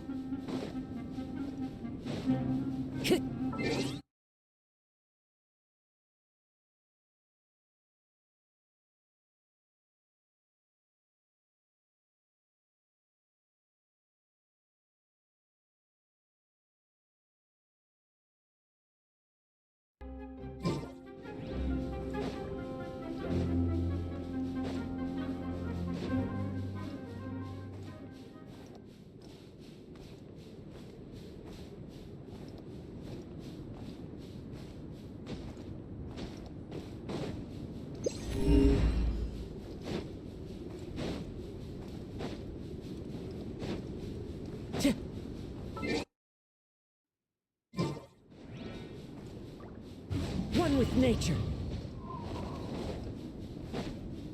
Time to go.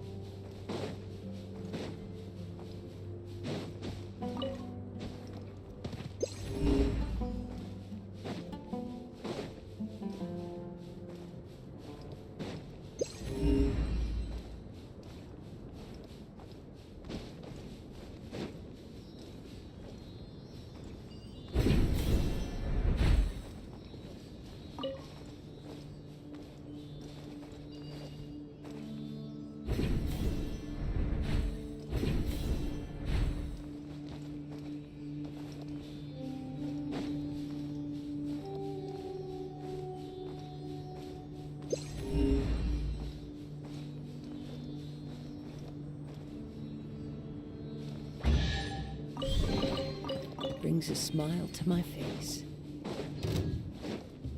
Time to go. Cheer!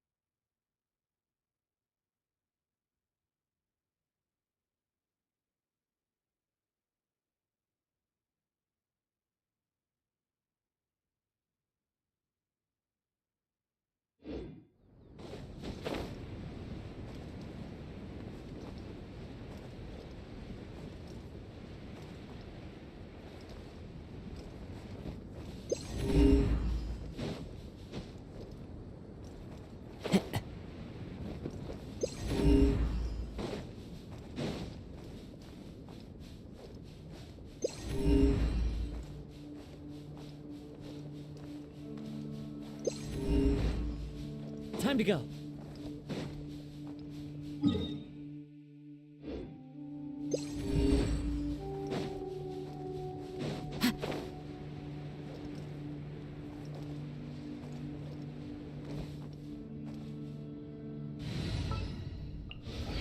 Are you sure it happened?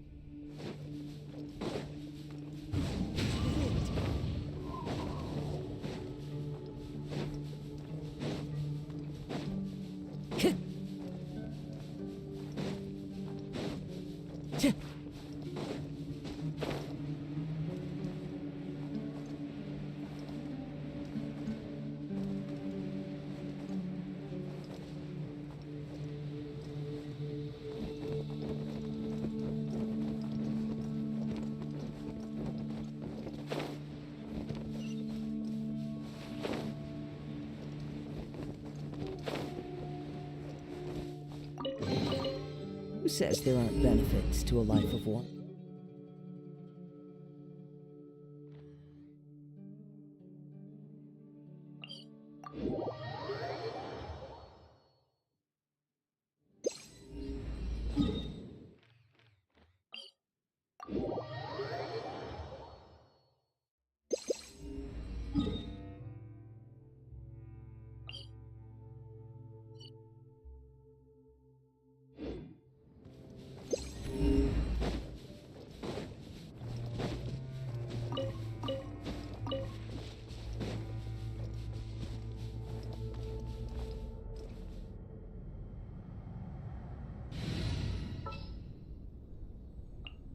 Leave it to me.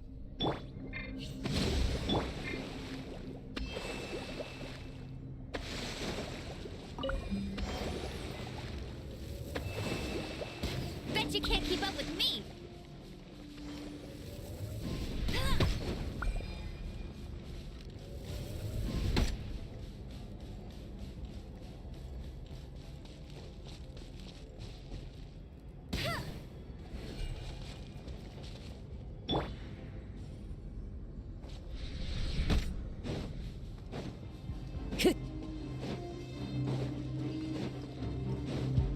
Time to go.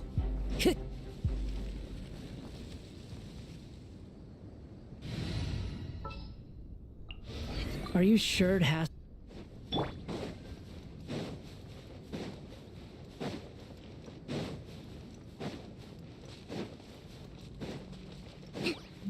Let's move out. Hold the line! Shiver! One with nature. Clouds high. The birds call. The wind knows me. Search for it.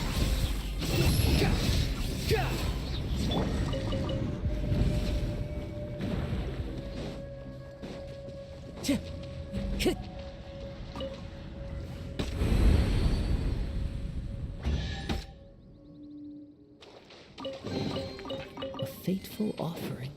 Time to go. Rest and rebound!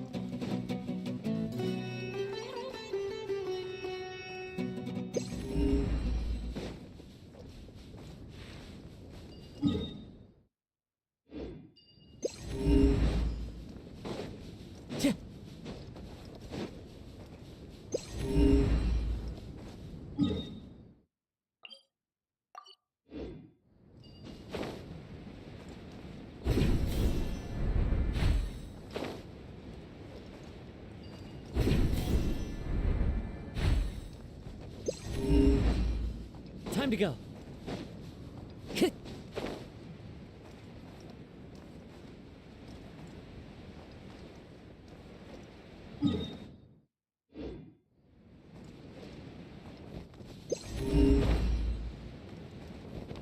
Time to go.